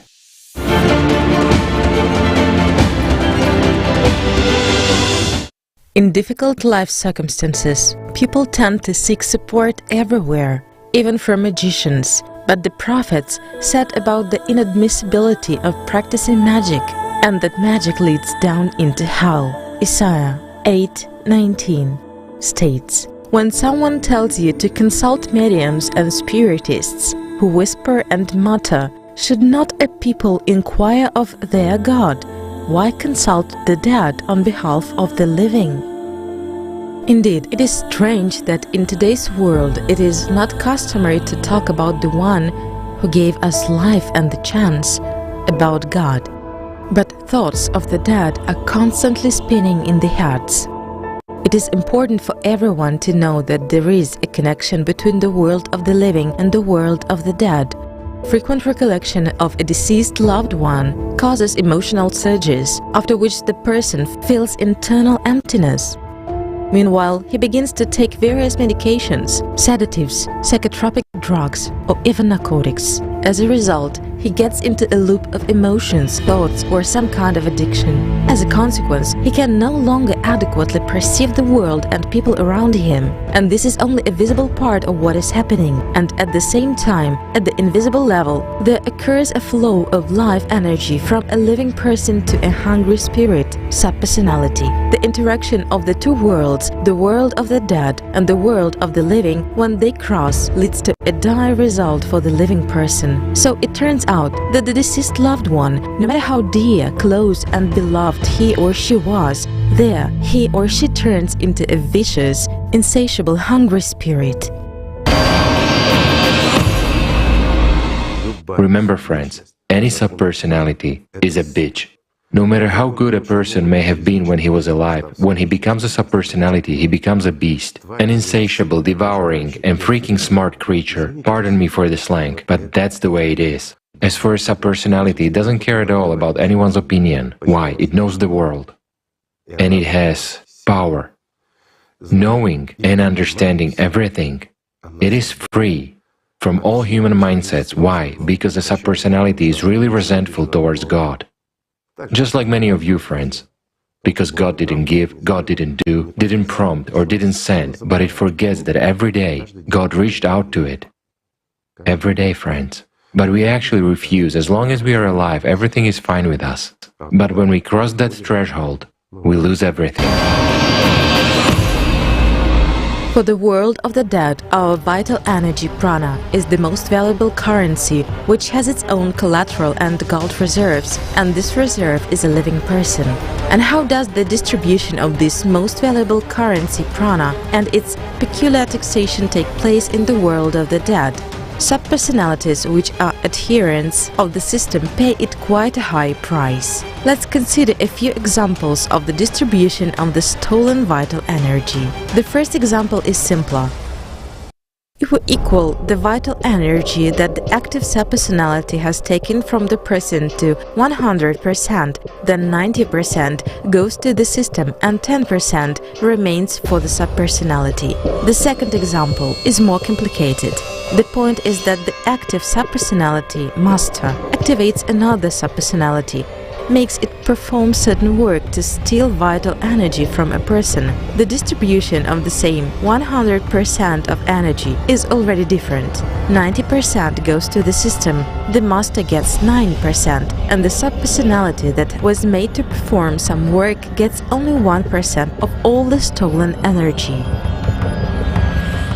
In the world of the dead, there is no preferential taxation or tax evasion. A strict law works here, and it cannot be circumvented, and for that reason the subpersonality is a constantly hungry, insatiable and evil spirit. Its permanent hunger makes it devour everyone, always and everywhere, at all costs. The system is constantly sharpening its skills, and the subpersonality can even take control over a person's body. Here is an example from everyday life. A person comes home and, giving in to a sudden negative state, begins to argue and hits a family member, observing his body from the outside, but he cannot stop. What is the victim experiencing at this moment? Pain, despair and even fear of death. And if a person experiences such a strong negative emotion as fear of death, then he has a leak of vital energy and taxation works already according to the second scheme. So, dear friends, it's just one action of one evening, he argued, got emotional and, as a result, added a couple of years of life to some beast. The visible world is only a reflection of what is happening in the invisible world, and after all, in any performance, the most interesting things happen behind the scenes. Are you not tired of being eaten by the dead? The picture turns out to be very sad. So what's the way out of this hell, you could ask? You have to strengthen your position as personality and grow spiritually. Feel joy, gratitude, and love.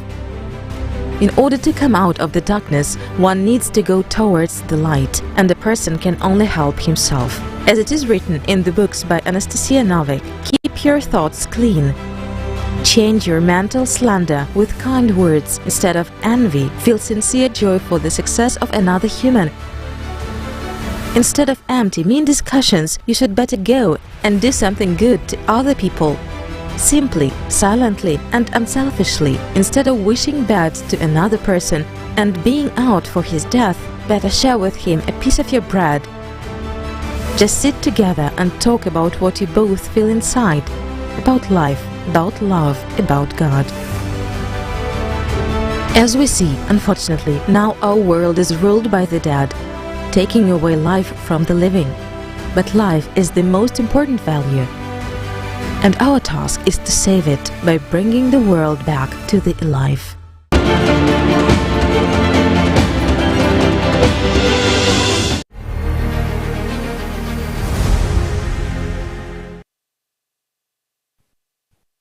Ja, die Informationen sind hart. Yes, the information is hard. But it is good that we have learned about the true laws of this world. Because it comes to understanding that we can't help our relatives after they die. But it's important for us who are alive to be able to protect ourselves. After all, our life is the most precious thing to us. And we need to know how to save it. Another trap is the inheritance of dead relatives. In reality, even if we receive an inheritance from our beloved relatives, we still have to pay for it. We mean not only taxes to the state, but also to the dead people for the use of their property. Erika will tell us more about this. Erika, hello. How did you like the movie? Gracias, amigos. Sí, viendo esta película me pongo. Thank you, dear friends. Yes, watching this film makes me sad. Just think about it. You just have to experience the fear of death, succumb to that emotion, and 20 years of your life is stolen from you. We thoughtlessly and so easily give away years of our lives without even knowing it. We have learned that it turns out there is another way in which the dead can take life from the living.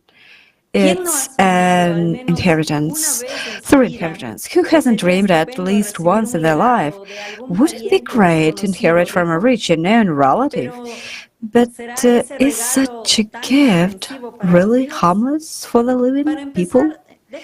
To begin with, let me tell you two stories from life. One day, two friends went to earn some money. As it happened, one of them fell ill and died. Before his death, he asked his friend to give his wife the money he had earned. When his wife arrived, the man did not give the money to her. He embezzled it and built a house with it. Soon after, he died too. His relatives who were using the house passed away after him. Now the house stands empty. The second story is about looting after the war. A man went to a neighboring village and took the house from there, so to say, occupied it. And before that, the owner of that house had passed away, committed suicide. The man who had moved the house hanged himself after some time. Subsequently, his son-in-law hanged himself in the same house. After that, the house was left abandoned. It sounds mystical, doesn't it? Let us find out how it works. Why, when a person takes something that belongs to the dead, he finds himself in unpleasant life circumstances up to the point of passing away? This happens because if a man, while being alive, has not become an angel, has not attained the fusion of his personality with the soul, then he becomes a sub-personality, a part of the system. And all his property, which he has earned during his life, that in which he has invested his attention, also becomes a part of the system. And when someone uses this property, just mine, not his own, but the property of another person, albeit a relative, he is obliged to pay for it to the dead person, and through him to the system. And what is most valuable to the system? A person's life force. But the fact is that this power this life force is no less valuable to the person himself. After all, the price of using the dead person's property can be exorbitant. And this is confirmed by many life situations. How can subpersonality affect the living, and how does it manifest itself? Let us watch an excerpt from the video Legacy of the Dead.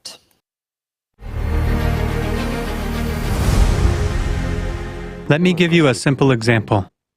Who doesn't know such cases? There was a family. Yes. Let's suppose the husband died after 2 or 3 months, Yes. usually within the first year. The wife passed away, or on the contrary, the wife died, and then the husband passed away, and so on. How many cases like that are there? Yes, it can be explained from a psychological point of view, right? People lived together. They lived their lives for decades. There's a longing or something else. Well, even among young people, it often happens. Okay, they loved each other, they missed each other, and so on. But how can you explain that most of these deaths are actually of a completely different level? Let's sort this out, friends.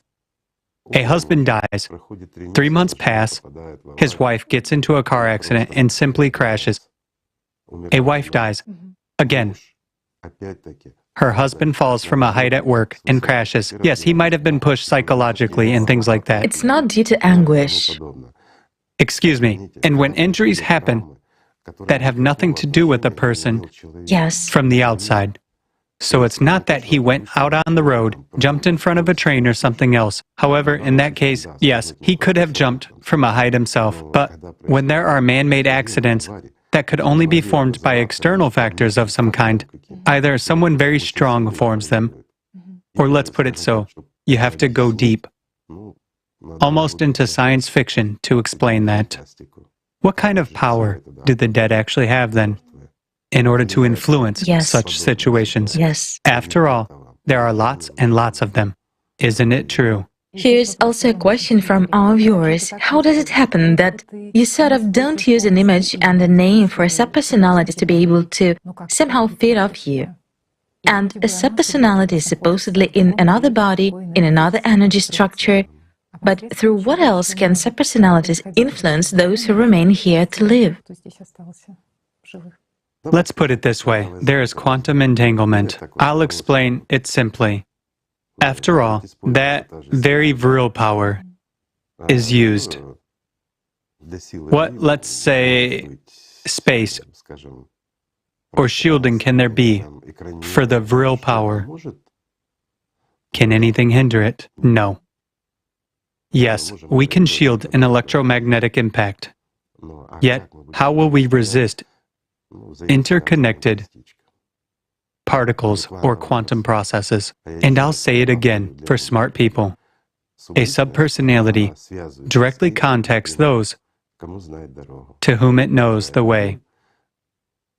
and it knows the way to those with whom it was mixed in terms of energy often enough. I mean, those are employees at work. You have worked for 20 years. You were sitting at one table. Your energy structures were in contact with each other. If an employee has died, you will feed him.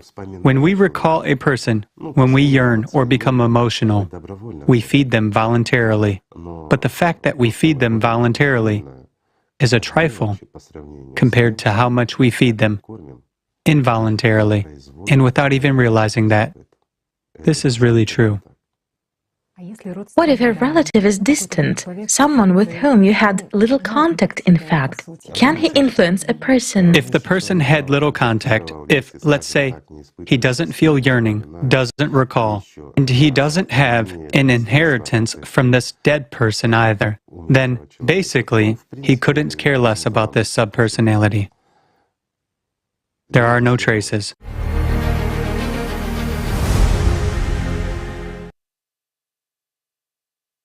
Why do you think most people in a consumer society format try to accumulate more property and leave it to relatives? I suggest to watch a fragment of the video Legacy of the Dead with the participation of Igor Mikhailovich Danilov.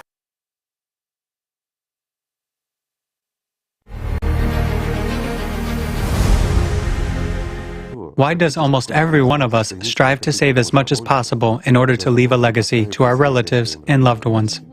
While some of us, despite everything, even resort to murdering people and kill masses of them in order to accumulate more money and leave it to their relatives. What for?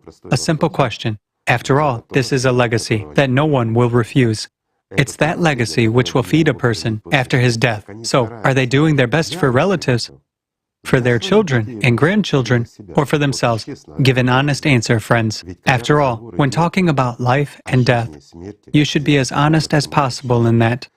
No matter how much it hurts our psyche, no matter how hard it is for us to perceive this, let's say, nowadays, in this consumerist format, when all spiritual principles are already ruined. But you still want to look humane, right?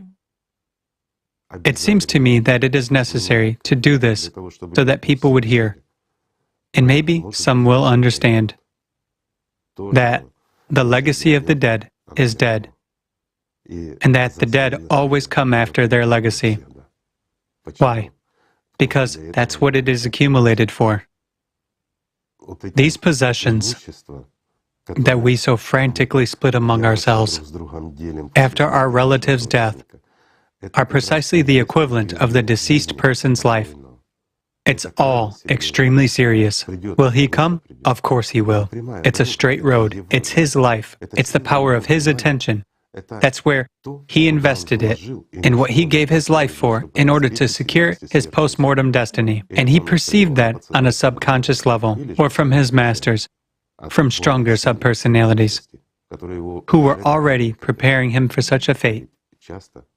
While oftentimes, and we see this in our world when, let's say, literally, crazy people, there's no other way to explain it. It is either schizophrenia or a subpersonality, and in order to accumulate something, people do things that no normal person would ever do, and they leave a huge legacy.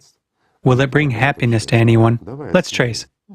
Simply, let's take anyone. Some people will say, let's take the royal families. After all, everything is fine with them, right? Actually, they passed down. There is also such an interesting slogan, Yes. that the king never dies. Yes. Right. So here is the answer for you. The king never dies. They feed, and they themselves already become. You know, no one from their families has entered heaven. Is it worth it? A simple question. Transience of life for the sake of inheriting a crown, inheriting countless riches, and so on. family, jewels, property. I mean, practically everything hinges on that in their circles, huge, enormous amounts. There's a bunch of those subpersonalities there, which go from generation to generation, and from generation to generation, so to say. People become subpersonalities. So what's the point? To lose life? To trade it for momentary pleasures? After all, no matter how long our lives are here, even if it's 100 years, even if it's 1,000 years, it flies by like an instant. If young people have doubts, talk to the elderly, to those who have already, one foot in that world. And if you bring them to a frank conversation, they remember themselves and feel like a little kid playing with dolls in a sandbox.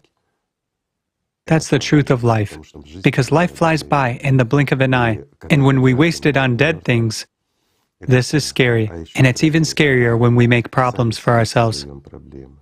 Do you understand? Again, this very property issue. Yes. Yes, I understand. It's important. Yes. This is greed, in the literal sense of the word. Why? When you receive an inheritance, you already think about how you'll live better, right? Well, thank God, you got an inheritance.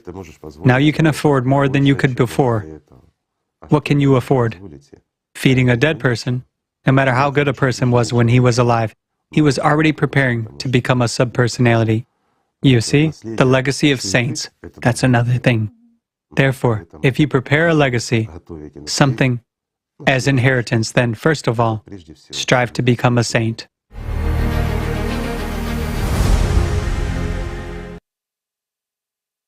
Gracias, Igor Thank you, Igor Mikhailovich. Yes, it would seem what is better that the person leaves an inheritance.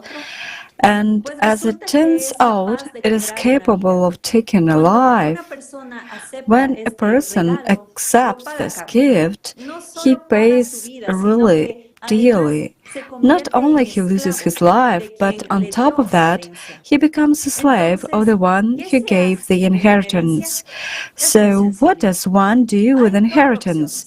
It is very simple. There are 4 options.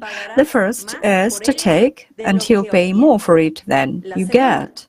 The second is not to take, to refuse the inheritance altogether, and the debt will have no influence on you.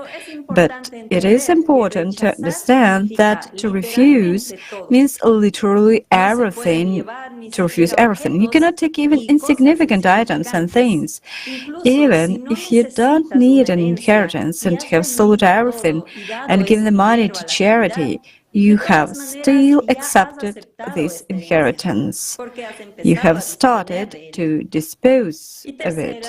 The third option is, if you have already received an inheritance but you did not know anything, in that case you have a way out. To start working on yourself, to multiply more light, love, joy, happiness, then you will be beyond the reach of evil spirits. And the fourth option is to transfer the equivalent of the deceased person's attention to the representatives of the spiritual world, who are in service to God on the earth. In ancient times, this law was known as the law of Allathyar. The next speaker will talk about the law of Allathyar in more detail. Thank you for your attention. I pass the floor to the host. Gracias. Gracias, Erica. Thank you. What we saw today was shocking. I mean, how many problems arise in our lives because of dead people, and we don't even realize it. I think that after watching this material, we will begin to appreciate each other more, to appreciate living people and the life of each person. After this information, we begin to understand more how valuable human life is and how carefully we should pay attention to what we invest our attention in, the dead or the living. And then the question arises, how to protect ourselves and how to protect our loved ones from the influence of subpersonalities. The next speaker will tell us about this. Ksenia, you have the floor. Thank you. Everything in this world is fair. Everything is in its place. What one lives with is what one eventually gets. We learned today that the subpersonality can be in several states. In an active state with the complete substitution of the new personality, depriving it of the opportunity to live its full life and have a chance to free itself from the cycle of reincarnations. In an active state with the partial replacements of the new personality, when the subpersonality steals life, both from personality and from the surrounding people.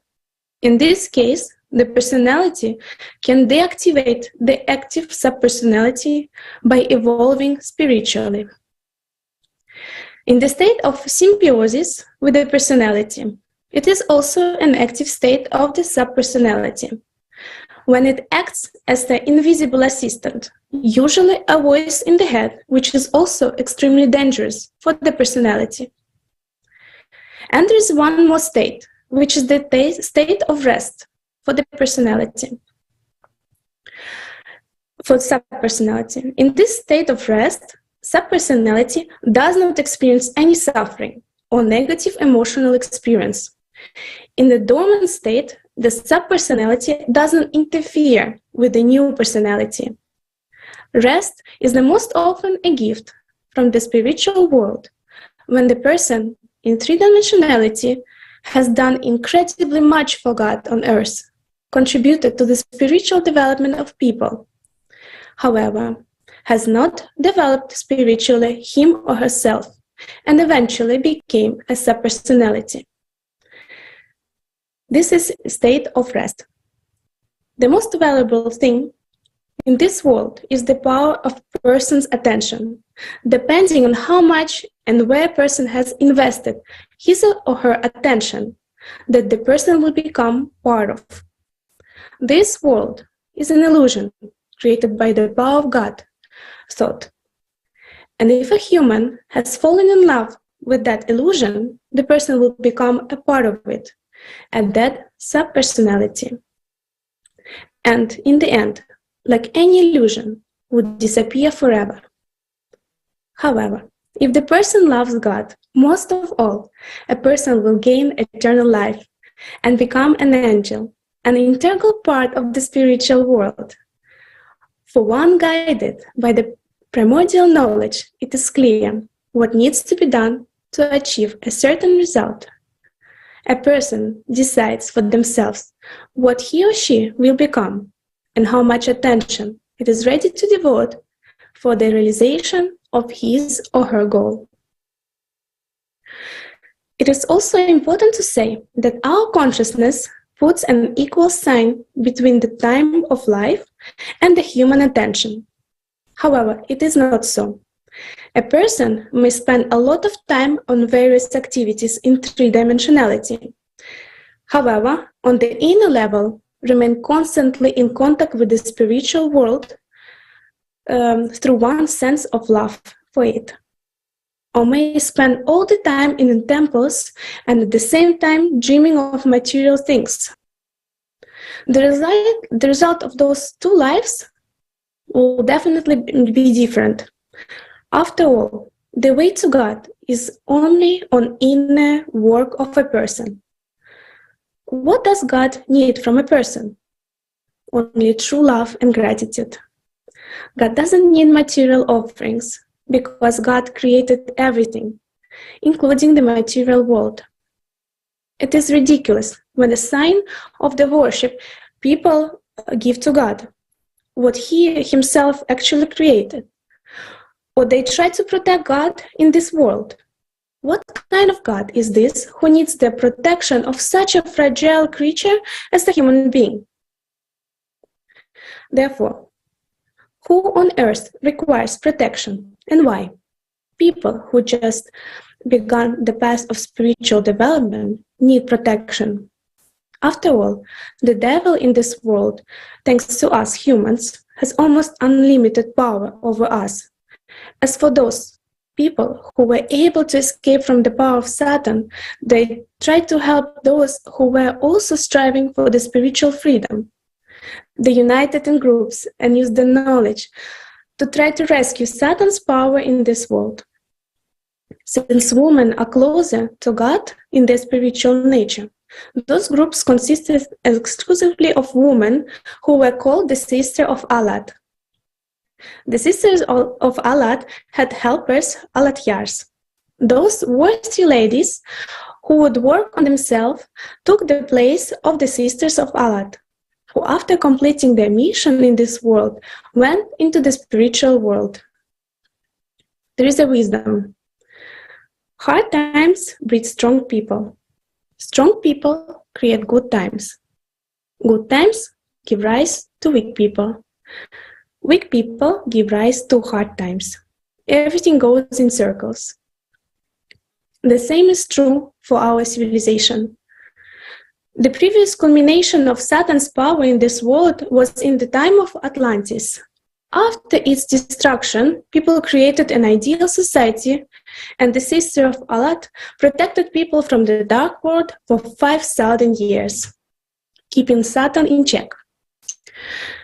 However, in such comfortable conditions, people relaxed and gradually postponed the main thing of their life, spiritual development for later.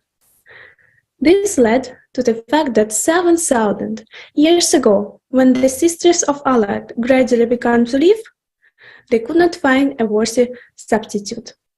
It was at this time the degradation began, and people went from the ideal society to a creative format. The duties of protecting people from the forces of evil were taken over by the remaining of Allathyars.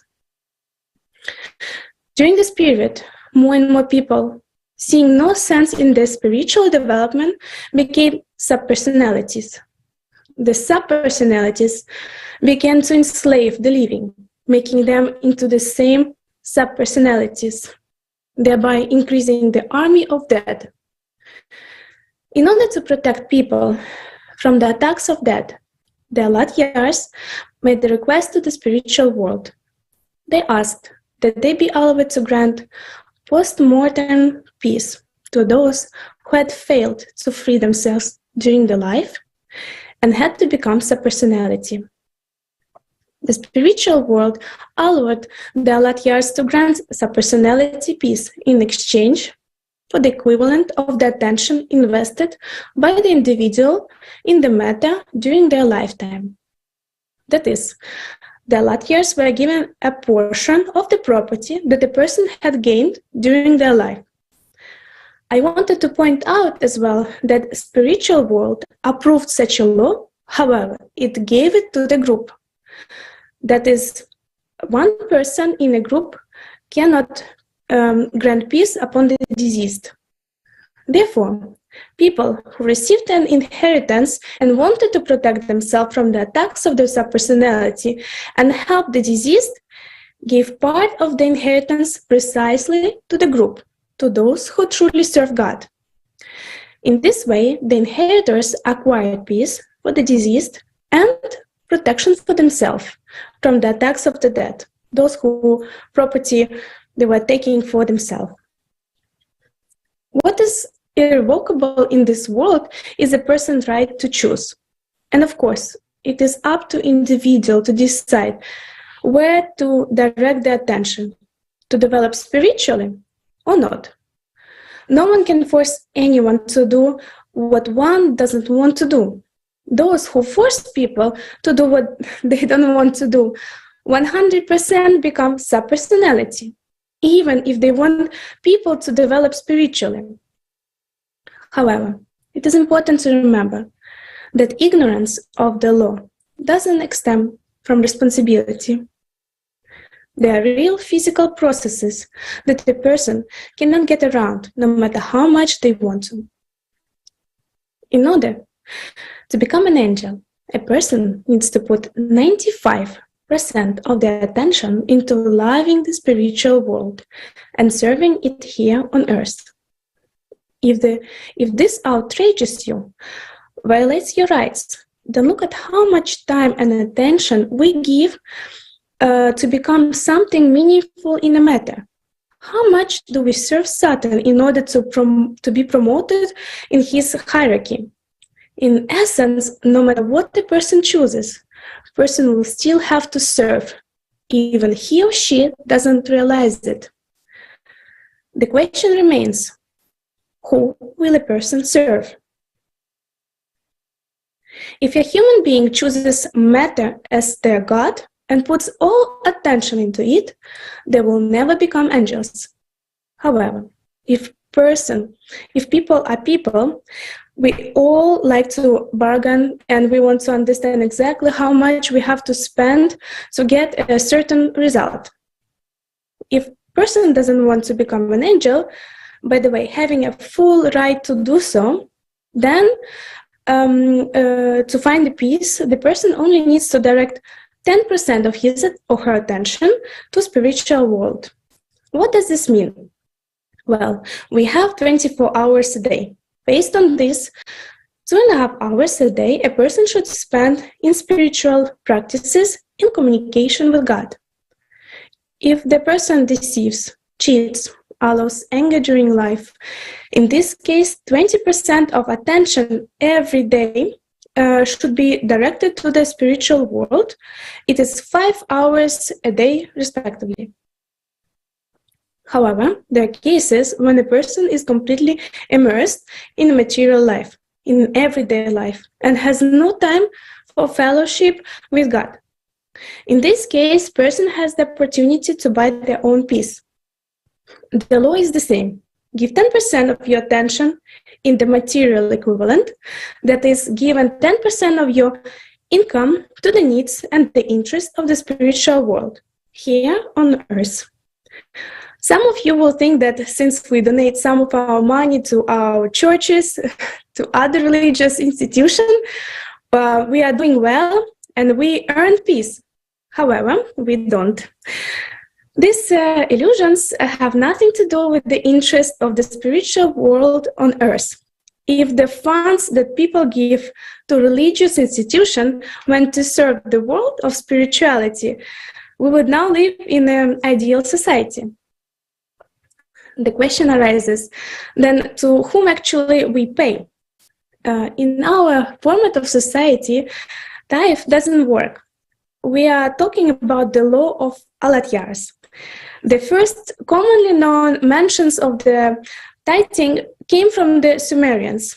However, the law of Allathyars is much older. I suggest we listen to when the tithe appeared and what was it spent on.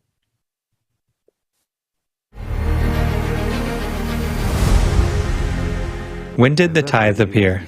And what is it in general? Those were the times when people still lived in communities. Those were still the times of the Allathyar, A commune. of communes.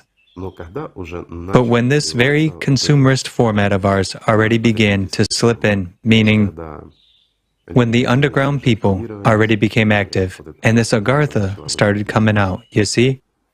Gradually and slowly influencing people's opinions. But as we already discussed quite a long time ago, it happened when a decline in the Allathyar themselves took place. That is, when the devil had seduced them as well. That's what the decay started from. The community began to slowly slide from the spiritual format to the consumerist one. Back then, there were communities where, as I say, there was everything you needed, and you didn't need anything excessively. But later on, with the decay of spirituality, I'll put it this way, a concept of mind emerged in society. Private property. Right, and this private property began to divide the community. In other words, there emerged farmers, there emerged artisans who started crafting something, but there were also people in society who really strove for spirituality and continued spiritual salvation. What solution did the Allathyar find? After all, it is them who introduced this tithe. That happened a very, very long time before the Torah, let's say. Let me explain. A person works in a field. He has to work from morning till night in order to grow something that is necessary for the whole community. But it is his private property. Let's put it in the modern language. It is his business that started. He needs it in order to exchange his products for clothes or meat because there's another farmer who raises animals, cattle, or a hunter who hunts from morning till night. Do you understand? So a natural exchange process took place. If we put this in modern terms, barter deals took place. You know, such a material exchange. A person didn't even have 2.5 hours. Why? Because he left early in the morning and came back late in the evening. If he would perform practices, he would just fall asleep. That's what actually happened. And for this very reason, the issue arose. Yet, society needed what he grew, or what he made. Society needed that. There was a great need for those very food products, clothes, and so on. Thus, private business started. Own territories appeared. What to do in such a case? Should those people perish, or should they give up their jobs? If everyone is saving themselves, while there is a part of people who... Sure, of course. Why? Because when there was a community, everything was distributed, and people had time for practice. Everything was simple. However, with the emergence of private property, people began to split into, let's say, specific occupations. You see, they were forced to. So, couldn't a person even attain peace or what? It is clear that spiritual salvation should be earned on your own. You cannot buy it just like that. So, they came up with a simple formula. A person spent the equivalent of 100% of his attention on growing crops, yet he was supposed to spend at least 10% on attaining peace. So he gave 10% of his harvest to the community. What did the community do? It distributed what was given to it. It was as an equivalent of attention. I'm explaining again. Because a person spent his time on that harvest. He spent his attention, his life on growing it. So the 10% were allocated to those people who really engaged in spiritual self-development. And not only that, but they worked for the spiritual world, so to say. They promoted, developed that, and so on. Thus, this percentage was allocated to the service for the spiritual world, to those who defended the rights and tried to retain, let's say, the dominance of the spiritual in the whole society at that time. This way compensation took place. Where were those funds directed? If a person, I'll tell you now, if a person dealt with exchange processes, while exchange is trade, people always strove to be more profitable, right? They always tried to make those deals more profitable for themselves. Thus, there was cheating and a little bit of lying. Somewhere, they weighed it wrong. Somewhere, they did something else. Why? Because business began. A person realized that he gave a bad product for a very high price, so to say. What could be done in that case? If in his life a person trades dishonestly and does many other things, that which, for example, the prophet, the last prophet, yes, the greatest of people, prohibited. So what could be done in such a case? Yet, a person had such a job. He was involved in trade. What the Allathyar offered was 20%. Just like in life, you have to spend 20%. In the same way here, you have to give 20% of your attention, the equivalent of attention, and then you get peace. Question: where and how was it spent? It was actually spent on sustaining those who were engaged to 100%, almost 100%. Well, 100% is impossible. But at least 90 to 95% of their attention was spent on life and on serving the spiritual world here, exactly on its interests.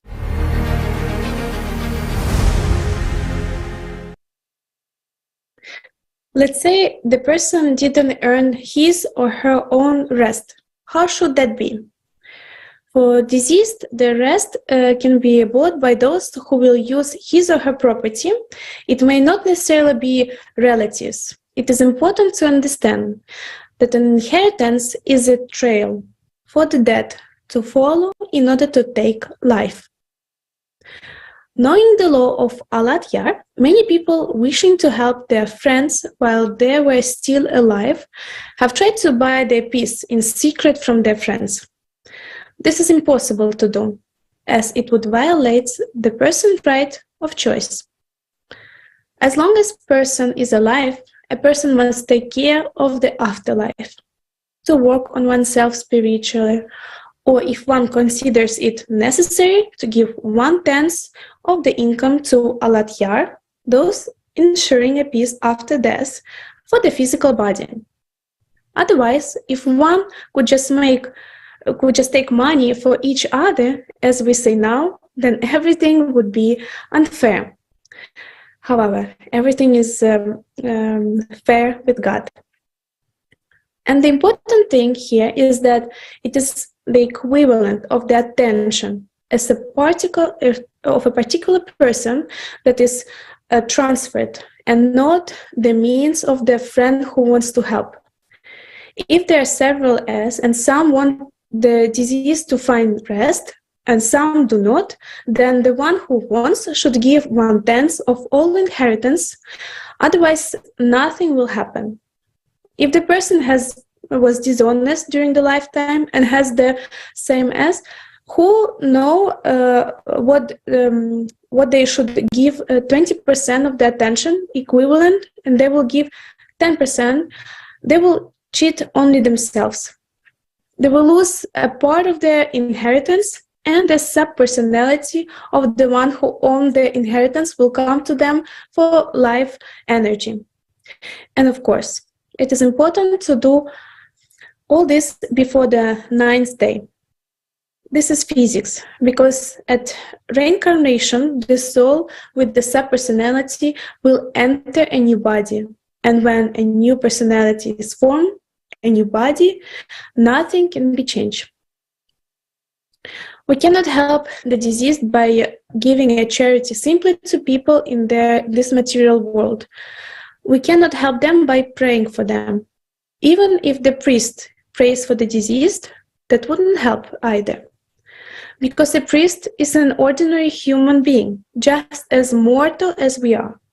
It will only temporarily alleviate the suffering of the deceased because we have given away the power of our attention. Yet it must be understood that subpersonality will not rest and will come again and again for our life force. Each time, the subpersonality will become stronger and stronger.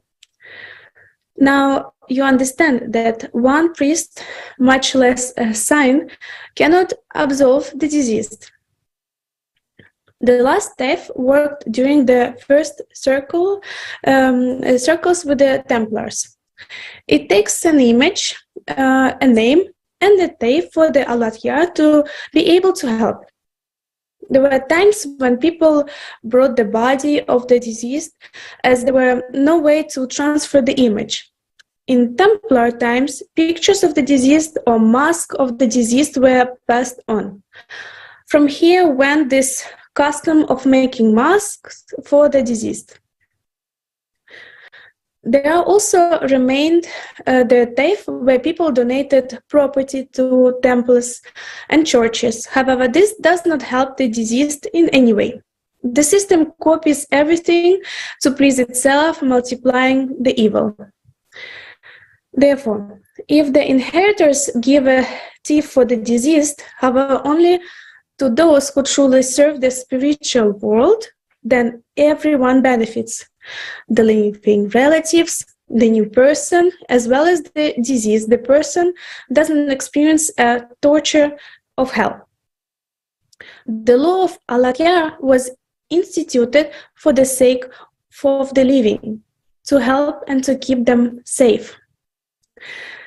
Thank you for your attention, and I pass the floor to the hosts. Vielen Dank, Xenia. Thank you, Xenia. Huge thanks to the spiritual world for the knowledge and support that it gives all us all the time. However, no one has cancelled the person's work on himself. All the more so in these days where the situation is quite critical. Now there are a lot of talk about the New World Order. The plan is to reduce the population from 8 billion people to 500 million. And it turns out that the implementation of this plan will result in 7.5 billion subpersonalities. And that's a burden for new personalities. There can be not only one subpersonality per vessel of a new person, but a dozen and more. Do we understand what will occur if this happens? What will we leave to the new generation? We will leave a race that will be doomed, because it will not have the slightest chance for spiritual development. This type of person is very beneficial to the dead people who rule this world. After all, if a person is in slavery to his consciousness or subpersonality, he's completely under control.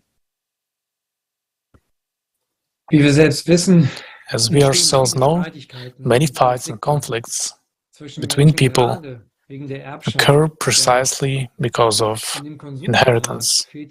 Because in the consumer's format, people are always lacking something. This is another way of feeding subpersonalities. Once we build the creative society, the problem of inheritance will disappear completely, because everyone will have everything they need and even more, and they will not need anyone else's inheritance. The technologies of the creative society will make it possible to feed 50 billion people, and this number of people will not even be enough for us, because we will set out to explore exoplanets, and for this we will definitely need more people, and the more the better. In the creative society, all conditions will be created for the all-round development of the personality, as all material needs will be provided for and fulfilled. People would be able to get out of this endless survival race and do what they really want to do. Yes, very interesting. But the subpersonalities are literally eating the living and ruling this world. What do we, the living, need to do in order to shut out, block the dead from entering our world? How can we protect ourselves and future generations from the influence of the subpersonalities? How can we find true life that never ends? Monica, you have the floor. Thank you. Yes, these are good questions. Let's answer them together, and let's start with a human. The quality of life, both internal and external, is important to all of us. The life of society is made up of the sum of individuals' lives. And the happier each one of us is, the happier the society will be, and the more beautiful world around us will be. After all, a happy person cannot do evil.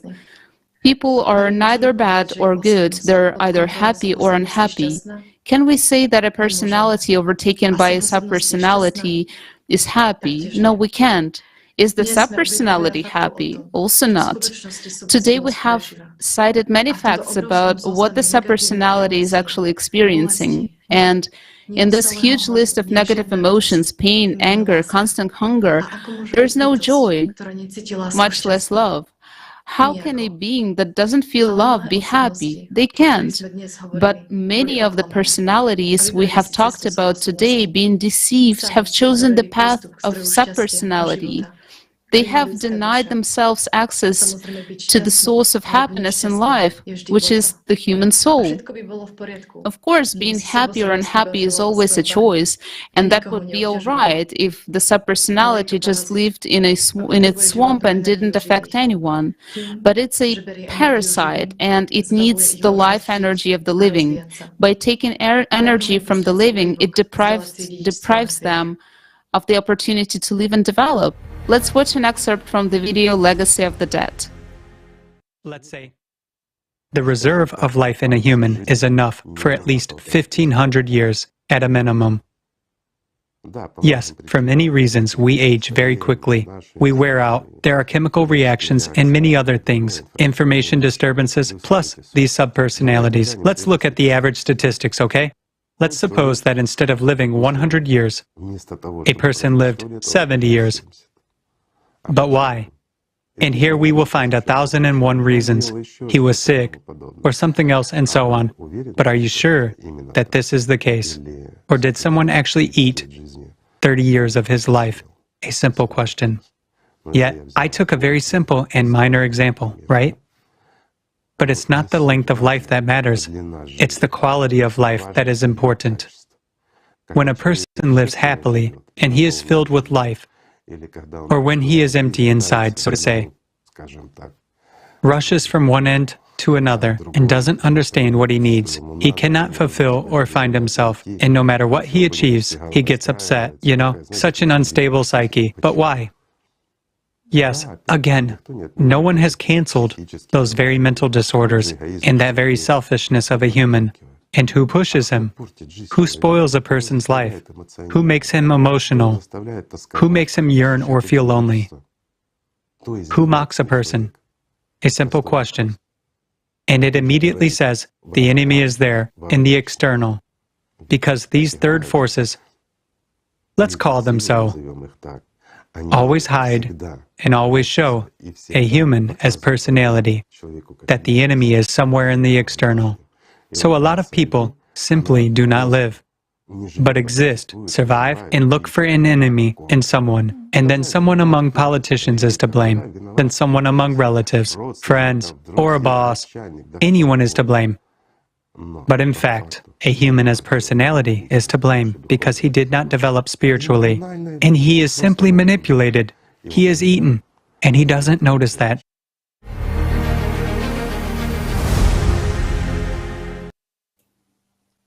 So what should we do? How do we protect ourselves from the influence of the dead? The answer is simple. We have to grow spiritually, to develop ourselves as a personality, learn to control our consciousness, its negative thoughts and emotions, and the most important thing, to develop the feeling of love and gratitude to God. By working on oneself, one becomes unavailable to attacks, first of all, of one's consciousness, and this is the key point. After all, the attacks of the dark forces on a person go mainly through his consciousness. Being in a state of love for God and maintaining control of consciousness, one controls the whole invisible world. Thus, one closes access to himself and his life force from the invisible evil forces that are hungry all the time and are constantly trying to attack. The only option is to be protected from the evil spirits, is to be constantly in the state of love and contact with the spiritual world. There is no other way. Amulets, incantations, mages will not help, but will only further weaken our spiritual immunity. This is the truth. After all, we observe hygiene, keep our bodies healthy, do different procedures not to get sick. It's understood by everyone, because we've been taught to think of ourselves only as the body. But when we talk about spiritual health, this information is not taken seriously. A person is not a body, but a spirit, and all processes related to the invisible world occur at the level of subtle energy. Therefore, the best protection from the dead people and death is to become those who are not accessible to their destructive energy. The energy of love is the most powerful energy of creation and protection. A person who is overflowing with love is transformed with time into a new spiritual being. The personality merges with the soul and person becomes an angel. Since ancient times, people were given tools to activate their souls for merging of the personality with the soul. Knowledge was given first of all about the invisible world, about what a human eye is unable to see, but what the personality feels very well. One of the main tasks of the dark forces was to take people spiritually blind, to make people spiritually blind frightened and helpless. After all, it's easier to eat them up this way. So what are those tools which provide spiritual protection and help to cultivate inner love for God? One of the simplest and most effective tools is spiritual development in the spiritual practice, the lotus flower. It has been given to people since the beginning of times. This very practice helps to activate the soul, to break free from slavery of one's consciousness, and therefore from slavery of the invisible world, evil world. Performing this practice correctly protects a person both from the external negative impact of the third forces and from the impact of subpersonalities, which are located on the soul of a person and attack the personality from within. If a person wants not only to free himself spiritually, but also help those who are on their paths to God and protect them from the influence of the invisible evil forces, he requires to use tools. It's important for such people to learn how to work with their energy structure, which is in the fifth dimension, has the form of a truncated pyramid with a separated top. There are two practices for knowing one's energy structure and for strengthening the connection of the personality with the soul. One is Chetverik. The meditation focuses on getting to know your four basic essences. The second one is Pyramid, a spiritual meditative practice intended to strengthen your connection with personality with the soul. You can read about it in the book Allathyar by Anastasia Novych. All this is individual work on oneself, and how else can we protect ourselves from the influence of the invisible dark forces? There is one more way to protect oneself from the evil invisible world, which is available to absolutely everyone, even those who not master the meditations or spiritual practices. We can borrow this tool from the dead. Yes, you heard it right. Because we can learn even from our enemies. We, the living, have a lot to learn from the dead. And the dead serve the Satan always, non-stop, 24 hours a day. So what do we live by? We basically live by laziness, ignorance, doubt, constantly putting off work on ourselves. So do we even want to live? Not to drag out a miserable existence, but to live. If so, then we must act. We can fill the world with positive signs and symbols, signs through which happiness and love will come into the world. The importance of installing constructive and creative work in science in the surrounding space has always been known to people, but we people have forgotten about it, and the dead remember it well and place their symbols everywhere, knowing that it will take it will be like a drop of water. It will affect the human subconsciousness, making it easier for the demonic forces to access it. So let's help ourselves. There are primordial positive signs that help people on their spiritual path, and then that can protect themselves from the evil magical influence. The main sign that activates the spiritual value of a person is the Allathyar sign. There are two types of it, the black sign on the white background and the white sign on the black background. The black sign on the white background affects a person positively, strengthening the spiritual nature in them. And it's important to know that this sign does not violate the right of the choice. And the other type of, which is the white sign on the black background, it protects against the outside magical influence. For details about the proper installation of the Allathyar signs, you can see the videos on Allathyar TV channel.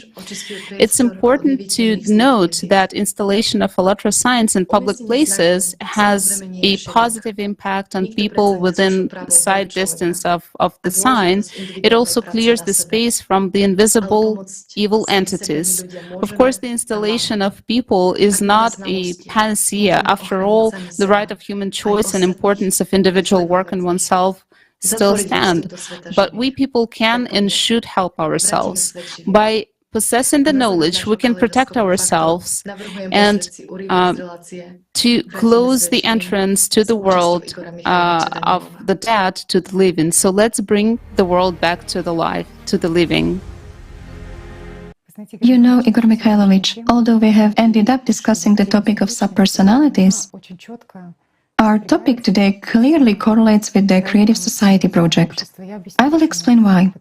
Because when you look at some parts of our world that we live in, you realize that certain regions resemble simply a hell on earth. A hell that has been created by humans themselves. Right. And there was always a question. How could humans come to the point of creating this particular scenario on the planet? Why is it not a paradise on earth, where everyone would be happy? Why was it necessary to bring certain regions of the world to such a deplorable state that... The majority of regions, in fact. Let's put it this way. Do people have freedom, real freedom here? No. Are they the masters of their own lives? Well, within certain limits. You know, I'll put it this way, like a cockroach in a jar. You have freedom within a jar, but not more. Isn't that true, friends? I would also like to mention the following point. We have just talked about a group of those individuals. And what do we see nowadays? A huge surge in this topic. Smart people will understand, whereas fools don't need this. These are facts that are confirmed. It turns out that these subpersonalities have a much greater influence than a person expects. You know, people are actually more afraid of the living than of the dead, aren't they? People should be afraid of some living ones too, especially those who are controlled by the dead, such as the world. And unfortunately, this is true. You know, Igor Mikhailovich, precisely at such moments you realize how important it is for humanity to have this spiritual core. Those are the people who not just convey the truth, but who surely live by this truth. That's the point. Who nurture this life inside themselves. You know, let's say, is it possible to change this world? It is possible. But only those who really love God can change it. Why? Because only the light can confront the darkness. And everyone who truly loves God, really and honestly, not in words and not for neighbors, but from the bottom of his heart, that's already a person who changes the world for the better. I'll put it mildly and accurately, and that person has a beautiful future. In fact, we have two options, and we have talked about this more than once. So, if we do not bring this world back to the alive, there will be the second scenario, and it is fair. Therefore, there has to be many more of the alive ones. Right. There has to be plenty of life. Whereas life is love, yes, right? It is the most tremendous power. So, my friends, let's simply start with love for one another.